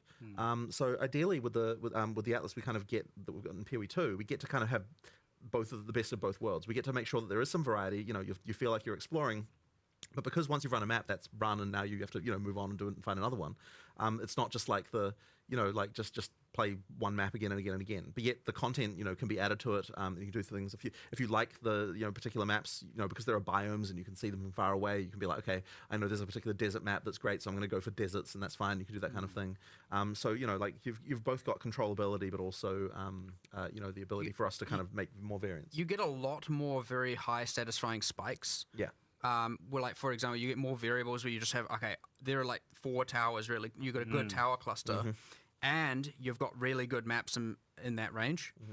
So, like, you know, there are maps. So, in Path of Exile 1, for example, you know, the range is effectively, say, how do I quantify this? Like, say, 350 monsters up to 700 monsters. Yeah. Whereas the range here is like 300 monsters up to like 1,500 monsters, you know, much more drastic range. Now, those numbers are arbitrary, but it is approximately the representation of the range. Obviously, you then modify it and add more to it and all of that. So you will have some maps that are like extremely good with Delirium, and some maps that are like way better with something more like Breach. Yeah. Because Delirium enhances the monsters of the map, whereas Breach entirely adds the monsters. And you will even have things where there are maps that are like way more magic monsters, way more rare monsters. And so you probably want that with, you know, pick your league of your choosing and whatnot. You have all these variables that are at play, and so you all of a sudden find a really good set of towers with some really good maps and radius, and then you'll get really good tablet modifiers, and then you'll get really good maps with really good prefixes, and you want to just combine all of this and you obviously instill them all, and you corrupt them all. And there's the corruption influence. We didn't show that, and so did we? then there's the corruption influence on them. There's so much, dude. Okay, like, it is possible for there on one map to be many mechanics stacked. People will be lost in this big So time. it sounds like the juicing is definitely there. Well, yeah, I mean that's important, right? I mean, like that's part of the PoE experience. But, yeah, for 100%. But how much control do you have as a player though over min-maxing your just exploration of the Atlas map? So effectively, can you do better in some way? So effectively, what you're going to want to do is the towers are where you go to like see areas around, and then there's the structure of the connections is quite open. So like you can beeline for things pretty well. Yeah. Like if you you can certainly see a lot more maps than what you play, if you know what I mean. Yeah. So because of that, like, you know, choosing what you want choices. is easy to do. And you can kind of see the towers in the fog. Yeah, so you can see the towers in the fog from a distance, which means that you know, like a lot of the time it's like, you know, go to a tower, you'll see some maps you want to play, you go play those, then it's like the next tower is just a few other maps away. Go to that tower, see the next area, and so on. I'm guessing that's like a certain range out you can see. Yeah, into the exactly. fog of war. The fog kind of in 3D, kind of the fog's actually a 3D thing, and it rises slowly as you get away from where the thing is. So that's how you kind of get the towers to. Cool. So you might see a cluster of towers off somewhere. Right? Yeah, absolutely. You can see that. It sounds like this is like potentially an infinitely expanding map that is going to be, by the end of someone's league, quite big. Yes. So we actually need to add a search feature. I don't know if they've done it yet for finding specific maps that haven't been run yet. Yeah, we have a few things. Like there's a button you can press and it like goes to your last. I'm hungry, bro. One that goes Holy. back to a home base, and one that goes to some of the special more iconic things you find. But this we certainly need more. 100%. So that is something we will be working on. Hopefully it's there. Who knows? And so Waystones have a tier, but they don't have specific maps on them anymore, which obviously shrinks that whole map pool thing down substantially. What sort of impact does that have? It'll make the map stash tab a little easier to manage. That's good. Yeah, so have you thought about like what sort of, I don't know, economic consequences that have for like how players progress through maps? Is it easier to do when you don't have to collect all of these individual maps to get the completion bonuses and stuff like we do currently? Like we have that whole, hunting down over 100 maps to get completion for. That's not a thing. Now you're hunting, you're hunting certain valuable maps, you're hunting towers, you're hunting content, you're hunting, the warlord, the faction leaders to get the pinnacle. Yeah. You're hunting unique maps, a very different thing for sure. As opposed to, and then Sounds the more item is interesting. all about, I've just got a key, I just want good modifiers. There's not really all that whole other variable to it. So there's still a lot of interesting choice and access, but we've taken it from the item and put it on the actual world map. But it's cool. It also makes you just feel like you're traversing a world. You're not instantly like finishing the campaign, very grounded, and now I'm in space. Like Path of Exile does have that. I only literally just thought about that. I was going to ask about that. So, the mapping system was always this like extra dimensional kind of unknown thing. It's pretty interesting, but it is a little So weird. we wanted to start with to actually like at least, I mean, look, I'm sure we'll get to the extra dimensional beings eventually, but at least to start with, we wanted to have a bit more grounded initially. Yes, you're on the planet. Yeah. Right, you're in You're on the planet. You're This is in like a raid good class. thing. We haven't become a bar we've sci-fi gotten crazy, to. but you haven't gone to the moon yet. Yes, not yet. Well, even then we were saying like, can we at least before we go to outer space, go to the moon first? Like, actually, how many moons are we don't? Anyway, there's a whole complicated thing we need to figure out there. Wow. I feel like there's a delve but up league coming. All right. So we've got this 1 in 4 maps is boss maps, and then that means the other 3 are not boss maps. Yes. What does a non-boss map look like? How do you win it? So effectively, what you need to do is kill the rares in the map to remove the corruption and finish it. Once you get down below 50 monsters, it will point out any rares that are remaining. There'll be like a marker just so you know. I was worried but about that. honestly, I wouldn't expect that to even be necessary most of the time because the layouts are kind of designed so that if you generally speaking you want to clear the maps to find the rares anyway because those are the one those have good drops and effectively the only reason that you would need that marker thing is just occasionally you get some slightly weird degenerate layout where there's some side bit you didn't notice or something like that, and then that's where you have to go. So generally speaking, you'll be able to make your way around and kill them all. The goal of the player is you're cleansing corruption from the world, you're bringing order back, stuff like that. So you even get the thing on the map where you're like, if there's some corruption-y looking stuff around the map, when you complete the map, that gets purged away. So you feel like you're reverse painting the map a little bit. And you're you're cleaning up. It can actually be quite satisfying as you're like changing all the nodes from one color to another, and you're like, this is fun. I'm like, But ultimately, what we wanted to do is we wanted boss combat in PoE 2 to matter when we have it. Yeah. And so in order, like if you have a map boss every area, then if we made it so the boss combat mattered enough, like in order to actually balance it that way, stressful. It's too much. Like it actually is like, you spend too much of your time fighting bosses. Yeah. So effectively, if that's what you want to do now, you can do it because there's bosses there. Like when I say 1 in 4 maps is a map boss, that doesn't mean that 1 in 4 maps you play is one. Because, obviously you can pick what content you're doing by exploring you around. can chain You're the map picking your boss. pathing and your path. Exactly. So effectively, if you want to hunt the bosses, then that is the thing you can do. If you want to just like do some mindless grinding for a while, you can do that too. And what it means is we can actually make the bosses way more rewarding. They can drop way more items than they were going to because of the fact that there's not one at the end of every area, right? Like we can actually, and the fight is substantial. You get a lot of drops. That actually is something. And they get their own tree. And they what? Oh yeah, I don't know. Right, you mean the boss killing tree? Yes, there's a tree for boss hunting. Sorry, I thought you meant every boss had its own tree. And I was like, geez, did you do some design? Well, I wasn't looking. Not yet. Josh was like, wait, stop. It's too much. Jeez. That's like a year 3 feature. Yeah, okay. Okay, we'll keep that in mind. Yeah. Yeah, so there's actually like I do love that there's a boss hunting because I'm super into that. There's a boss hunting tree that you can fill out as well. So how do you get points on that? Like, Yeah, so effectively, I mean, well, you can. You get a lot of points for the core tree. There's a core tree that affects all mapping. Yeah. That all of things like pack size, quant rarity, and you've got multiple keystones that all can work together, and all can. So I think there's 3 of them. One plays on like corrupted maps. One plays on like prefixes and suffixes, and I can't remember what the other one does right in this very moment. But you obviously get that core tree, and then you have a boss tree, and then obviously all the different league and pinnacle content trees. So you get those points by just completing maps. It just has you effectively get a quest, and effectively it's like you complete 10 maps, you get your first 2 points, and then like complete X maps and one, goes up the chain. But of certain tiers, like of at least tier 1, at least tier 2, at least tier 3. So this is the tier 3. climb, effectively, where it's like as you get up the higher tiers and clear maps of certain tiers, that's when you start getting points And for then the Atlas. at like maybe say the third one, Sorry, what can't did you remember say? exact specifics. It's like complete this and defeat a boss, and then later it's defeat at least 5 bosses. Yeah, no and joke, something, man. And, so killing bosses get generated. It sounds way better for fresh starts. I'm not having to like go and get that estuary map that I missed or something. It's Yeah, like, yeah, for sure. I'm Like, just doing content. I'm But just it doing is, good but content. it I is wanna do. kind of the analog of that in a way, because like it's that feeling of like I've got a system to progress through. Like I need to meet these objectives, and definitely got a lot and of I'm getting progression. and from that you're getting the the Atlas passive points and so on. Cool. So yeah, that's kind of the idea. Yeah, so you can really like focus in on map blasting with the bossless maps and or on bossing content if you want to, or on breaches, or on And you can always put ritual. a breach on a map with a boss, right? You can do both. Yeah, It's like not they can have it's- all. You can have every type of content in one map if you want. Yeah, is like a boss map a kind of like Dude, a that's distinct insane. thing from like a regular map in terms of like the layout or the Big time.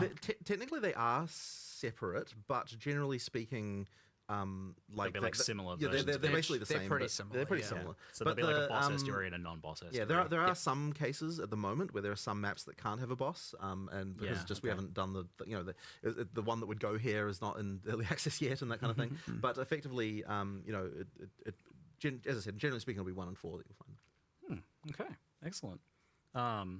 So I think that covers. Did I miss some things from? You've got like all the smaller contents, like the song boxes and essences. And Yeah, things yeah. like So that coming back as initially, well. we actually had a design where everything, like even all the smaller content, there was still going to be icons for it on the tree. Sorry, on the Atlas. Yeah. But we actually found that it meant that when you were actually exploring, it felt like there was nothing random to find. So we wanted to make sure we also have kind of just completely random stuff that like doesn't have a progression system that you just run into randomly, because that's fun too. And we'll probably be adding more stuff like that as well over time. That's just like I randomly encountered this, and that was like not expected. So Is that sort of stuff on the core Atlas tree at all? Yeah, so you can kind of like see more of that if you want to. Yeah. Yep. Great. And often mods on the items as well. On keep waystones. Yeah, cool. Yep. Lots of different names. Maps, waystones, same thing. Yes, I've had to keep kind of correcting myself about that. I was like, I don't know. I mean, guess look, these aren't really called internally, maps anymore. we definitely call them maps all the time. The thing is the only reason why it doesn't make sense thematically is because a map does imply it's of a specific location, whereas a waystone can take you to anywhere. Yes. So that's the reason why the name change had to happen. But I think that probably even players will probably just call them maps, I bet, just because, that's the PoE one. So we've got the Breach, Delirium, Ritual, Expedition, those like leagues that maybe need a new name. Yep. Is there another one that you're just both personally really keen to bring back in the future? Oh, I mean, like I've always wanted to have Delve again, but I kind of got a bit of that wish with this system. Yeah. It's also a very like content heavy league to make, because you need to make tons of encounters, and doing it properly is a huge thing. But I mean, look, I love Incursion as well. It's one of my favorites. Like, I'm keen for that. I don't know if there's anything other than that you're really keen for. There's a lot, especially because there's a lot we can do with all this new art, new monsters, right? Like, for example, if you just take Legion, Legion had all those 5 civilizations. We've now got an entire new array of Vile monsters, Vile bosses, etc., that we can use as a baseline. We've got way better consistent direction on what's going on there, heaps of stuff, new animation, and the capacities are just like out of control. But then you've got Incursion, we've got awesome Vile artwork we can use there and make that all awesome and nice. New corruption mechanics that we can extrapolate on. You don't want to have a roof as the boss anymore? No, you're not just going to have a floating roof. The Omnitex is just a small floating roof. Oh, you're keeping with the theme of vacuum cleaners. Look, standing and then mistakes the were Roomba. made. Now we have minimum. That's a world Minimum where you vacuum had super cleaners? uniques with 1 or 2 skills. Yeah. Right. there's only so much you can do with a floating roof.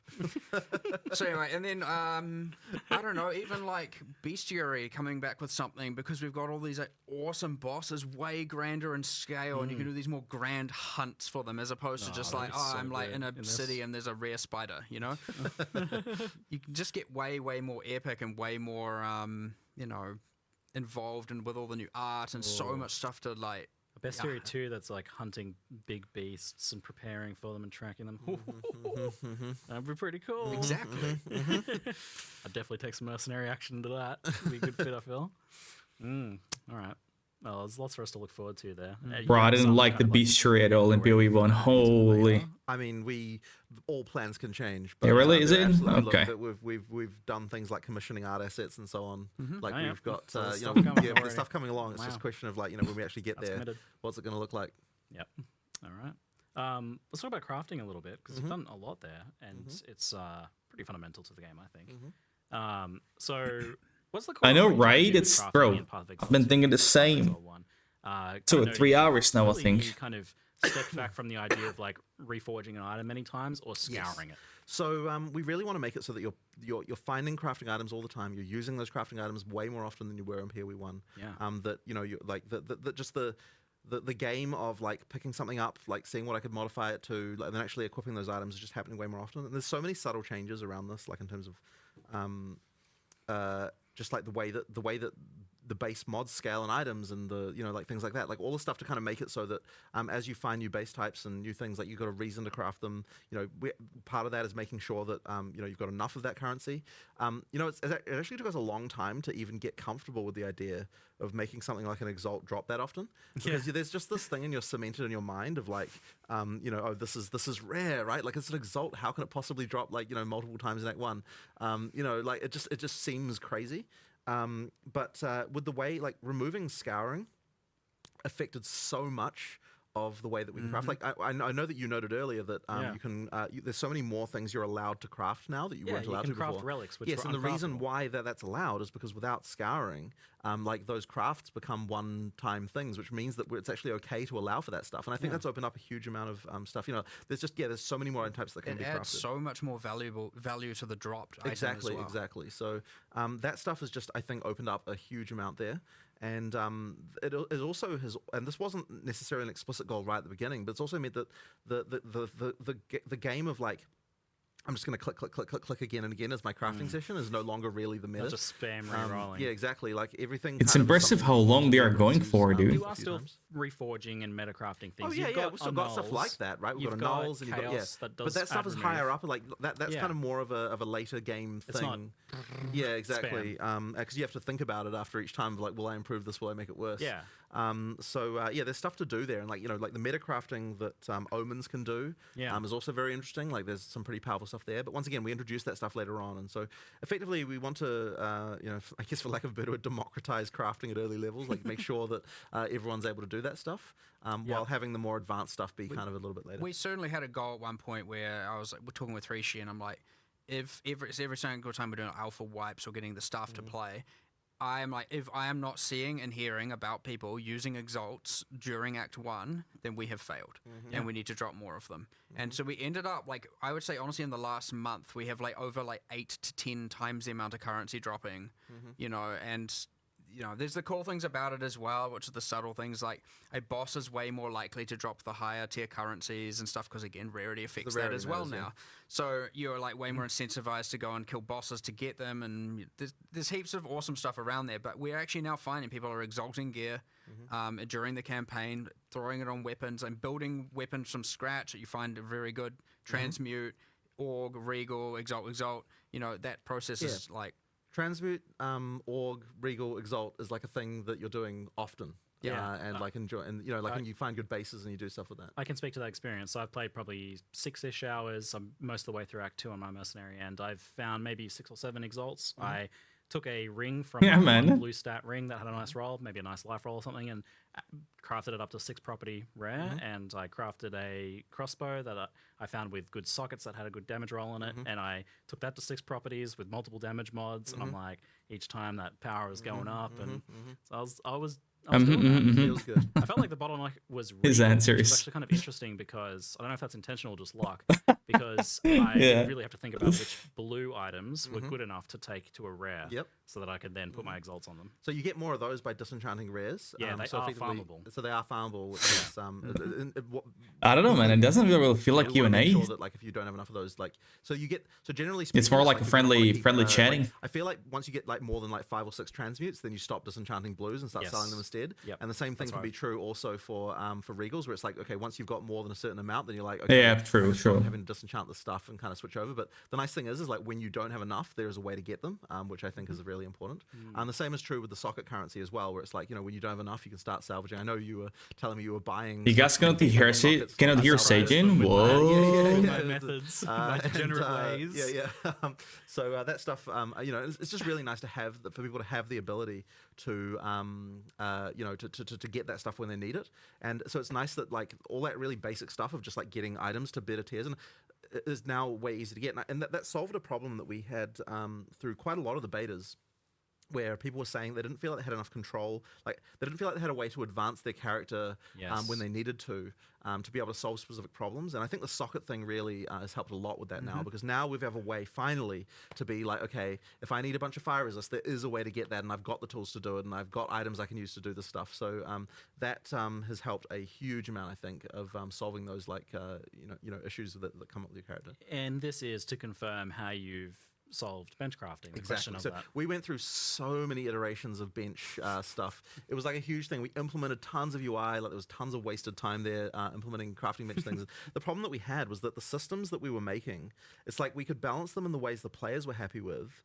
and then the designers were very unhappy. Or we could balance them the way the designers were happy with and the players were unhappy. And it's like when you've got a system where like you're fighting the players for how the balance should be, like you can tell that means you have a system that is bad. But I think we were very I myself honestly was too slow to recognize the fact that a complete overhaul was needed. And then at some point the socket stuff originally came from the Varlorb, like it was designed there. And then at some point, I don't know who came up with it, I think it might have just been you, who said like, why don't we just Rishi. Rishi thought of that. Okay, yeah. So Rishi thought of the idea of like, hey, what if we just put sockets, you know, in early game? What if you got them in Act 1? What if you had runes that would let you get the you know the basic boss as the way of solving the remedial crafting problem? And so then suddenly, as soon as we do that, it's like, oh, like I'm happy, you know, players are happy, everyone's happy. So that means we have a good system that is working and you know and gets those good feelings. So that I think was a real win. You know, yeah, I love how that system is feeling at the moment. Yeah, so the bench was achieving two things kind of in its way, which was maybe even three. Gear customization for one, like you take an item and you can do something more to it, firstly. And then you've got the problem fixing of like, oh, I need a bit more fire resistance. Yes. And then the third thing was like the meta crafts. Yeah. So you've handled those each in different ways. Exactly. You've got the runes, which do the first two things. The customization and the problem fixing. So early on, but I think runes for the are customization, it's stuff. even it's the sorry, what do you call them? The soul cores. Like the runes are more about the kind of like I need to fix resistances, whereas the soul cores are more about like I want to customize my items in different ways than what I would otherwise normally be able to do. And then of course you've got the omens to solve the metacrafting problem. So we effectively moved all that stuff around. And well, essences, of course, yes, of course. So essences, what they allow you to do is get 2 deterministic mods. So because you can upgrade to blue, but you can also upgrade from blue to rare with an essence as well. So that lets you kind of get some of that stuff, and then plus some of the omen things you can. Yeah, there's stuff you can do there that is I think going to be pretty interesting. And that's just at the start of release. Yeah, because obviously there's going to be more, of course, as we add more that, things. You know, so So I was worried that, you know, some of the changes we're making might move us away from some of the like deep impactful crafting that we have, but it sounds like you are still allowing like powerful meta crafting and the ability to make like a really good item. For sure. But you're also making sure that like the physical item itself that you find matters more. Absolutely. And I mean, like the more subtle, that's what it's all about, right? There's so much more going on. I think just like clever things we've done with the item system as well. Like one of the things I love that we did is we've made it so that so we've got blue and yellow chests you can find now, and we've changed the world generation so that if a dead end is generated, the chance that you get a rare chest there is way higher. So effectively, if a rare chest will spawn in the area, then it will choose dead ends first to go there. You feel better about the dead ends yeah, when that effectively. So happens. like that means that we effectively mean that like when like, it makes True, the world dude. feel like, you know, as far as item drops go, that like, oh, like it feels intentional, right? Like, oh, I went down this into this dead end room, but look, there was a rare chest there, so I feel happy about it. You know, like that kind of thing is really cool. So there's things like that, but there's also the way that yeah. So we've alluded to it a few times, but the way that rarity now works, where the mods get better as rarity increases, and also things like the you get better currency rather than just Yeah. You know, it means we don't have to have like the spam of items that's like crazy. Like you actually feel like that you kill a boss and it drops good shit, as opposed to just lots of shit. So you know that's I'm a big fan of how this feels. I think it's a lot better. But it does mean though, of course, if you're a PoE 1 player and you see a boss kill, like the number of like the expectation of like, because a PoE 1 player sees like looks at the amount of spam on the screen to some level as the way of like knowing how good the drops were. Now, of course, you got item filters and everything. We to have kind of improve quantity that. brain rot. Yeah, exactly. Yep. So exactly, that is a good way of putting it. So yeah, it really is more about like, are the items actually good? Like, ideally, you kill a boss and you pick every item it drops up. Yeah. You know, like that is that to me is a win, and I think we're basically getting it at that point. Mm-hmm. I quite like how the exploration systems and that as well, with the chests down dead ends and things like that, acts as a player leveler in some ways. Where Yes. like a the more player you is explore, struggling, the more is you explore, the exploring more stuff you'll find, and that's Yeah. true as well for the optional encounters around the place as well. Yeah. If you're struggling, go fight some optional content. There'll be stuff there that can drop, and you know and you will definitely find more things. And lots of guaranteed rare rare items here and there, Exactly. and like, certain like that. Yeah. This little boss here will drop a rare caster item, and like heaps of stuff. And the funny thing about that is that stuff like came about a little bit from the fact that we actually had a problem where people were just face tanking bosses and dying over and over again. Yeah. And they keep on respawning, and they would never be like, oh, I'm going to go away and actually find some other stuff. And so I was thinking for a long time about like, well, why is it that in other games that people don't do that? Like, if I'm playing Elden Ring and I die to a boss like 10 times, I'm not just gonna like just continue doing that. I'm gonna be like, oh, maybe I'll go do something else for a while. So we realized that the map, like the idea of just there's lots of stuff to find, like is actually a really important part of that. So in PoE 2 now, one of the recent things, and it's taken a lot of work from people to get this working, but now all of that you can see all this sort of weird side encounters that have specific drops on the map. Yeah. And that means that if you're having trouble with the boss, you're like, oh, you know what, I'm just gonna go do some other stuff. And then you'll come back and you will be powerful enough to kill the boss much more easily, because you do absolutely find the rewarding things. Yeah, there's a little chest on there or a little campsite. Yeah, that yeah, says or that like there's there. lots of little hard-coded drops from specific bosses. The hard-coded drops they only drop one time. So Always cries and spoil, huh? Yeah. But effectively, if you go do all that side content and you check it all off, you'll get some very rewarding stuff. Yeah, you got some pretty clever systems there, and I definitely noted I was using the map thing a lot to be like, oh, well, to be completionist about it a bit, but also, yeah, just being aware. Man, of, it's like, true. It's weird. You guys can't hear Saging though. What the hell? And I think Oh, we really? figured out that. Oh, there we go. Now they can hear you. After you like find the waypoint in a zone, I think for that's how it example. works. Is that? Yeah, it's either. Now it just sounds like you're agreeing with your voices in your head. I mean, about an area, that's in which case it just happens to be revealed. what's it called? Another day in the office for me, man. Yes, when you That's get everyday there. bread for me. Generally, it's just when you get there you see everything. Sag. But yeah, there's a few different conditions that will reveal everything. It kind of depends. Like, a lot of people just click through the dialogue, so they'll never know the NPC told them, but they maybe I was did. checking my map kind of like when I went into a zone, and then maybe afterwards to see if there was anything. But like, you interesting I never missed. get to an area and don't see some, unless they are like very obviously hidden intentional secrets. Yeah, that there's nearly they something might everywhere. they might be there, they might not. Yes, be. I found That's- half of your key for your secret quest. Oh yeah, don't worry about that. So pivoting into economy and trading. Oh my God, the log exchange out. From Path of Exile's one Bro, experiment recently. Yeah, now at this point, like, damn, son. Smash hit, like, Definitely for us as well. Yeah, like, okay. solved a lot. Great. Like we're 100%. It's just impressive at this point how long they are going for, you know? Barely drinking anything, just non-stop talking. What normally caused almost all the anger That's wild. for me was was Yes. especially bulk trading. It was Incredible. horrible, and I So was just good. How like, long are you "Oh, streaming for? this is like a dream come true." I think like 1 hour. So many other players I feel like Okay, are more I'm engaged gonna in rage it. game. We were able to do the thing we wanted to Aye, do, bro. more, and we're just less aggravated on a moment-to-moment basis. That's good. So, do you take that then as like, as a big positive for it going into Path of Exile 2? 100%. And how do you feel like it adapts to the game being quite different in the end? Because they are pretty different games. Like the economy works. Yeah, isn't that crazy hypes? I think it will just. Did I hear work. right, mean, look, dude? we have no idea. What God the trade damn, goes bro. and, like, how that'll end up. What the but, hell? Is it going to be chaos? Is it going to be exalted? Yeah, but Oh my god, this is loud as fuck. I cannot hear anything right now. Of what the trade, of what the economy will be like. Yo, my boy said you with the right. Thank you very much, my man. Yeah, so I'm pretty confident that that's going to be okay. Yo, So, gamers, you never know, right? of course, bro. Likewise. Yo, gamers, if you could do me a favor, go follow my homie right here in the chat. I'll appreciate it. He's an upcoming PoE 2 star, okay? The All-Star. 40,000 hours on his account of PoE 1. Absolute gamer. Was there any economy testing? Was there any surprises with that or with gold in terms of how things panned out? Thankfully not, honestly. Like, I'm gonna watch the we rest were of this. worried, I'm but gonna make thankfully none myself of a the, like, coffee, dude. horrible I'm situations fucking. came I need to past tap with that. out. And Alright, everything was dude. fine, so, Sound like a good plan. I'll catch you in a bit. It went great. Alright, bro. Who'd have thought 10 years later we'd be back here saying, you know what? Gold was a good idea. Even Senjin tapping out. I remember 10 years He's gotta ago, get that like, coffee, man. This game's brilliant. It has no gold. Stupid gold. But the funny thing I is, think he's got a curfew, dude. He's got a curfew up in this. Join them and. Had it in the first place. Yeah. Like the non-tradability of it, like using it as a sort of marker for how much play you've done. Yeah. I don't think that we would have ever. You're had that leveling, you way if we cannot hadn't sleep. been Nah, not you, dude. Not you, not you, not you. You're chilling, bro. You're kind chilling. of did matter. Yeah. Yeah. The paths we weave. So, how likely then, based on just how successful it is, are you to want to expand the like exchanges capabilities to like other things like maps or waystones or even gear? I thought the fuck I was at 4 a.m. Well, I mean, look, No, I mute. don't think it's necessary right now, so we're not going to. I didn't change the logo time. Wait, what time is it for you right now? Expanded stuff. You're that way. insane, though.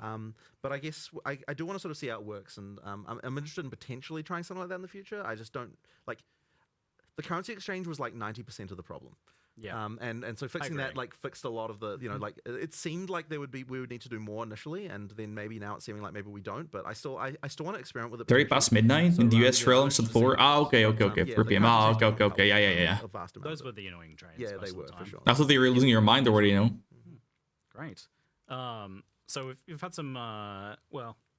This is the run fly. So this is the a run. tricky question to answer, especially if we could just scroll down. Okay. Yeah. So what are you aiming for in terms of Path of Exile 2's kind of like personal player economy and progression?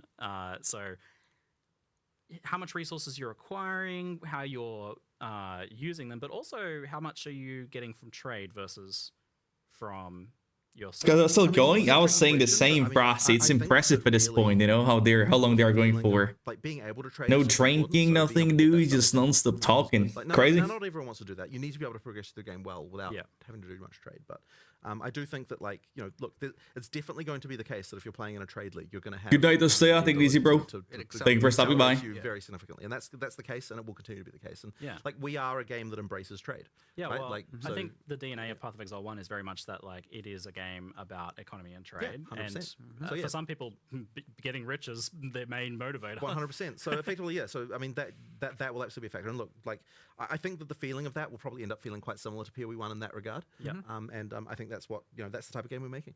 Yeah. Do you think it's, that said though, do you think it is in some ways better for a solo self-found sort of experience? I mean, Yeah, Premier. What's up, do dude? simply because again, as True. we talked about, we're dropping a lot more currency that we expect you to use on Right, gear, exactly. as opposed Yeah. to save till end game for Exactly. one, and then by end game, like we don't have Kirak mods costing, you know, that kind of stuff that all costs chaos, and you don't have like the meta mods costing divines and all that, right? They're all different items. You're like, I want meta mod crafting. There's a ritual. But you know, there's no way they're to get talking this, about right? stuff So you're that not just, most like, people having have no to, idea about, right? I climb think this they thing because keep I need forgetting so that many divines and I a lot of can't the get them viewers because on the I'm on the soul stream are just players that never touch PoE, Exactly, you so know, they have no idea what is divines, you know. So, you know, there's a number of ways there where I'd say it is honestly And the a currency, I much mean, better trading. sort of self-found experience.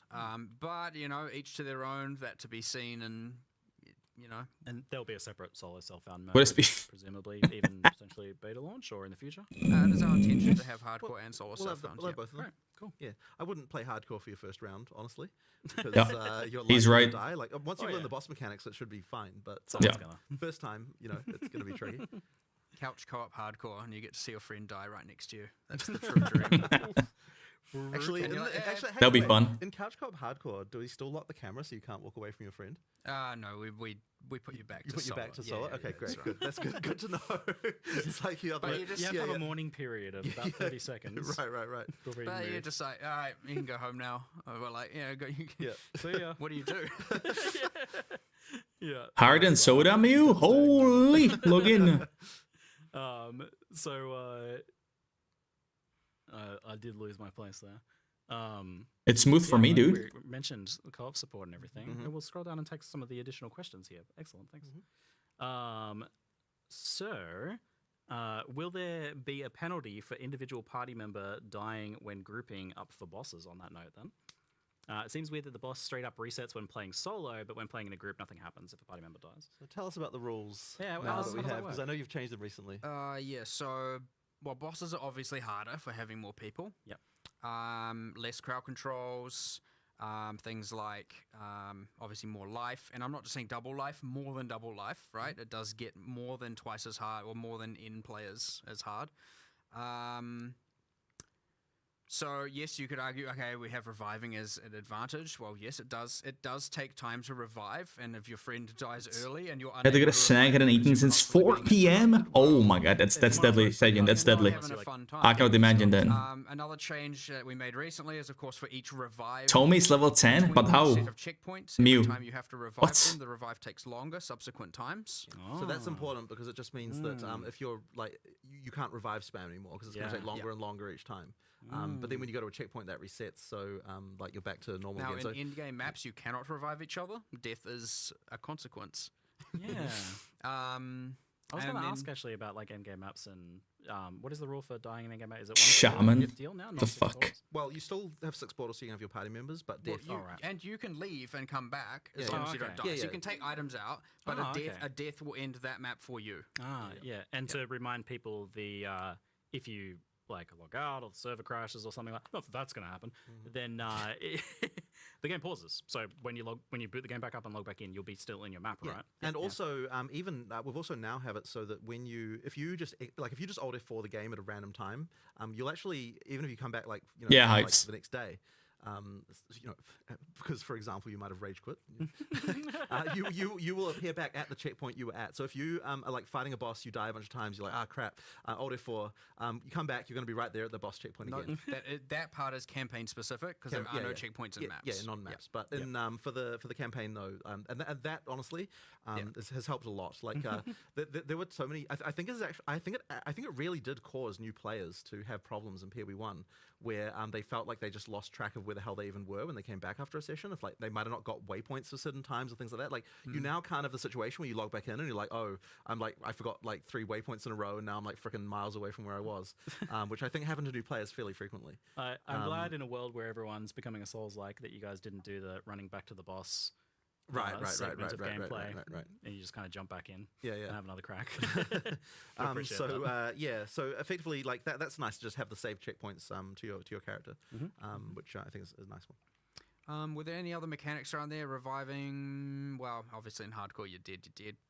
That's the drill. It's irrelevant at that point. So your maps almost embraces a kind of semi-hardcore mentality there, where there is actual cost.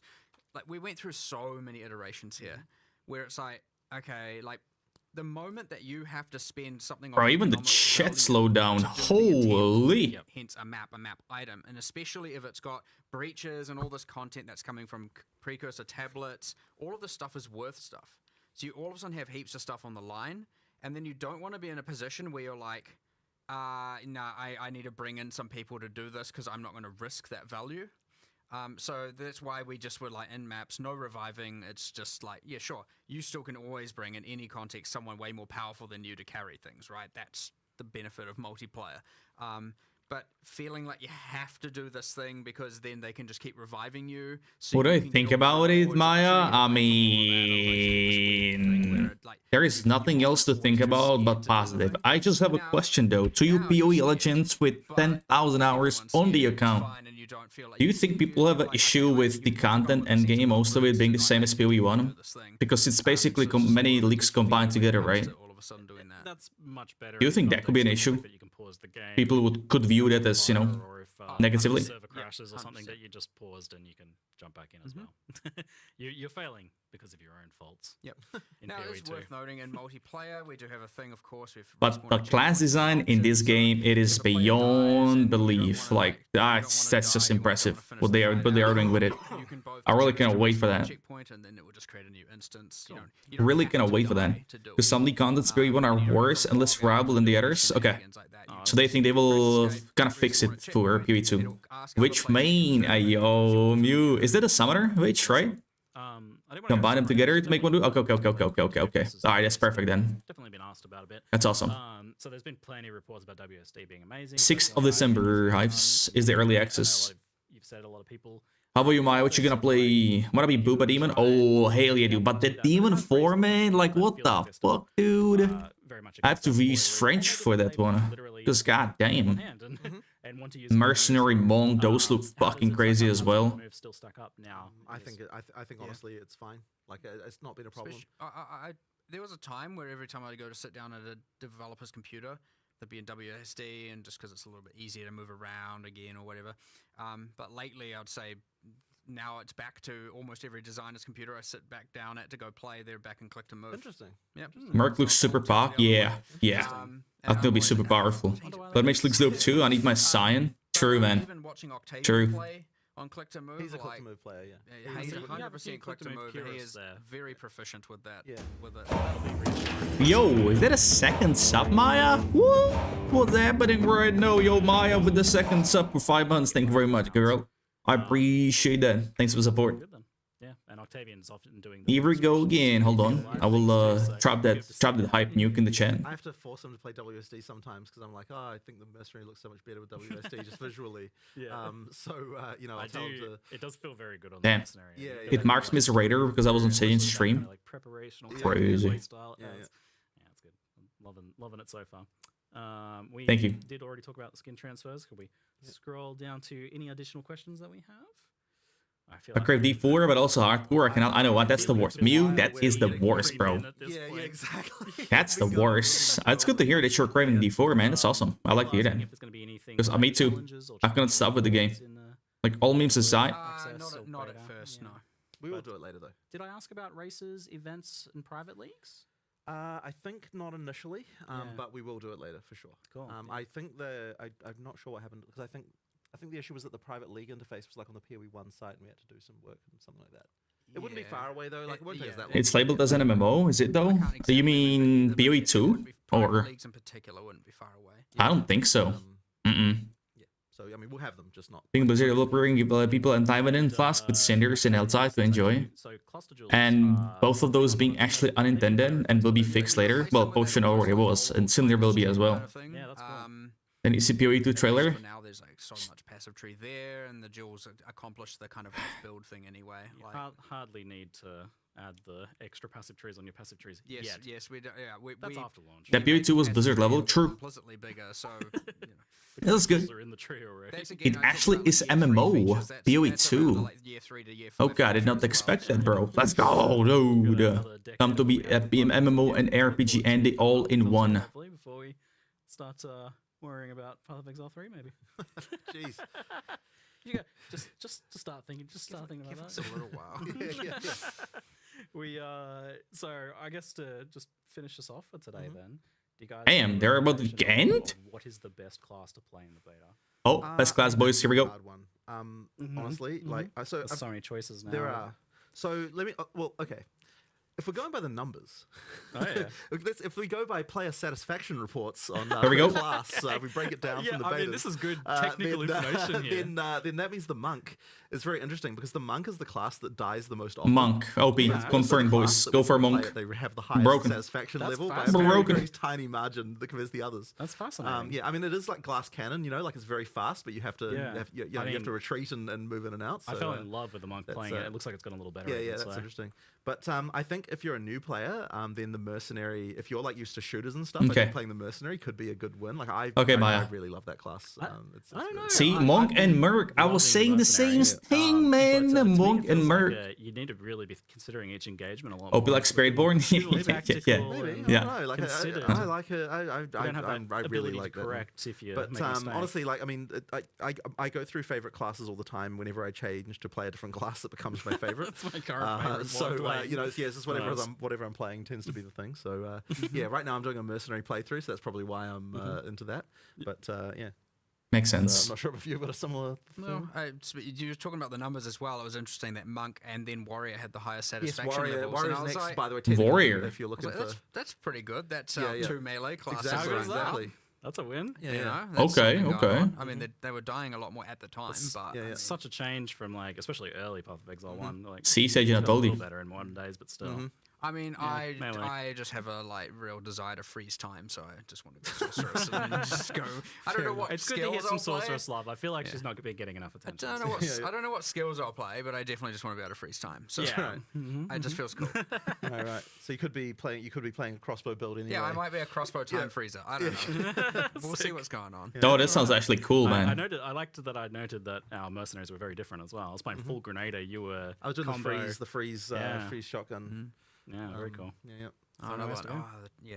Some sort of monk trigger build, obviously. Based. It's always just going to be fun to Yeah, play they have around so many with of and, those like, like stacking effects Time and stopping the build ice must coming be up so at least interesting to shows play. More as well. Oof. just see how far that can be Yes, pushed. I was thinking the same hives. How Yeah. many spells can I get to trigger per second?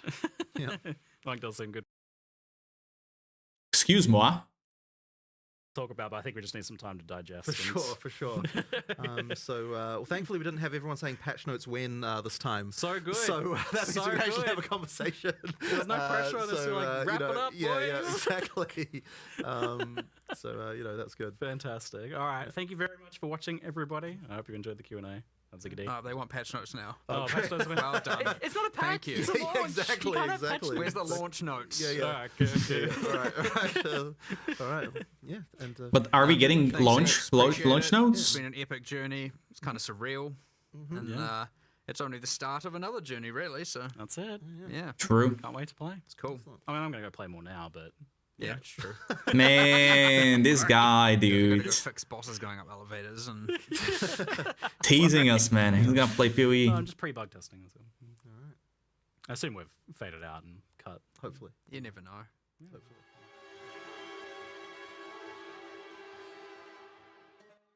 All right, Shay, what do you think about PoE 2? What's your thoughts? What's your thoughts on this thing? I think it's absolutely wonderful. GG's, drop some hearts. Absolute cook show. GG's, again heart. Let's get it. Wonderful. Absolutely wonderful. I'm already oiled up. Oh, damn, you got me acting up. God damn. Made me super hungry as well. I need to eat some goddamn cottage cheese. Log in. Grab the loot, baby. Yo, what's up, Shadow? Did you see that thing? Did you see that thing, son? Biggest advantage for developers those 2 years actually play the game. Yeah. Too hungry? How can that be, huh? How can that be?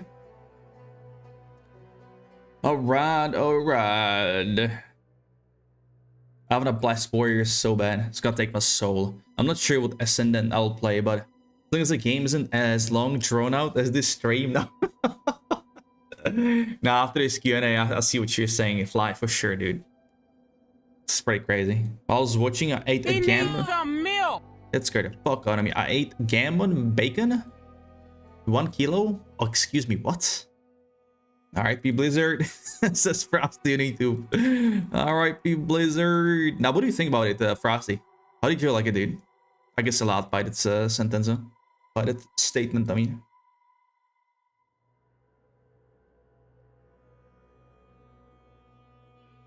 Milk doesn't sound too bad. Should I get some milk with the cottage cheese, aka quark? My ears, dude. Oh.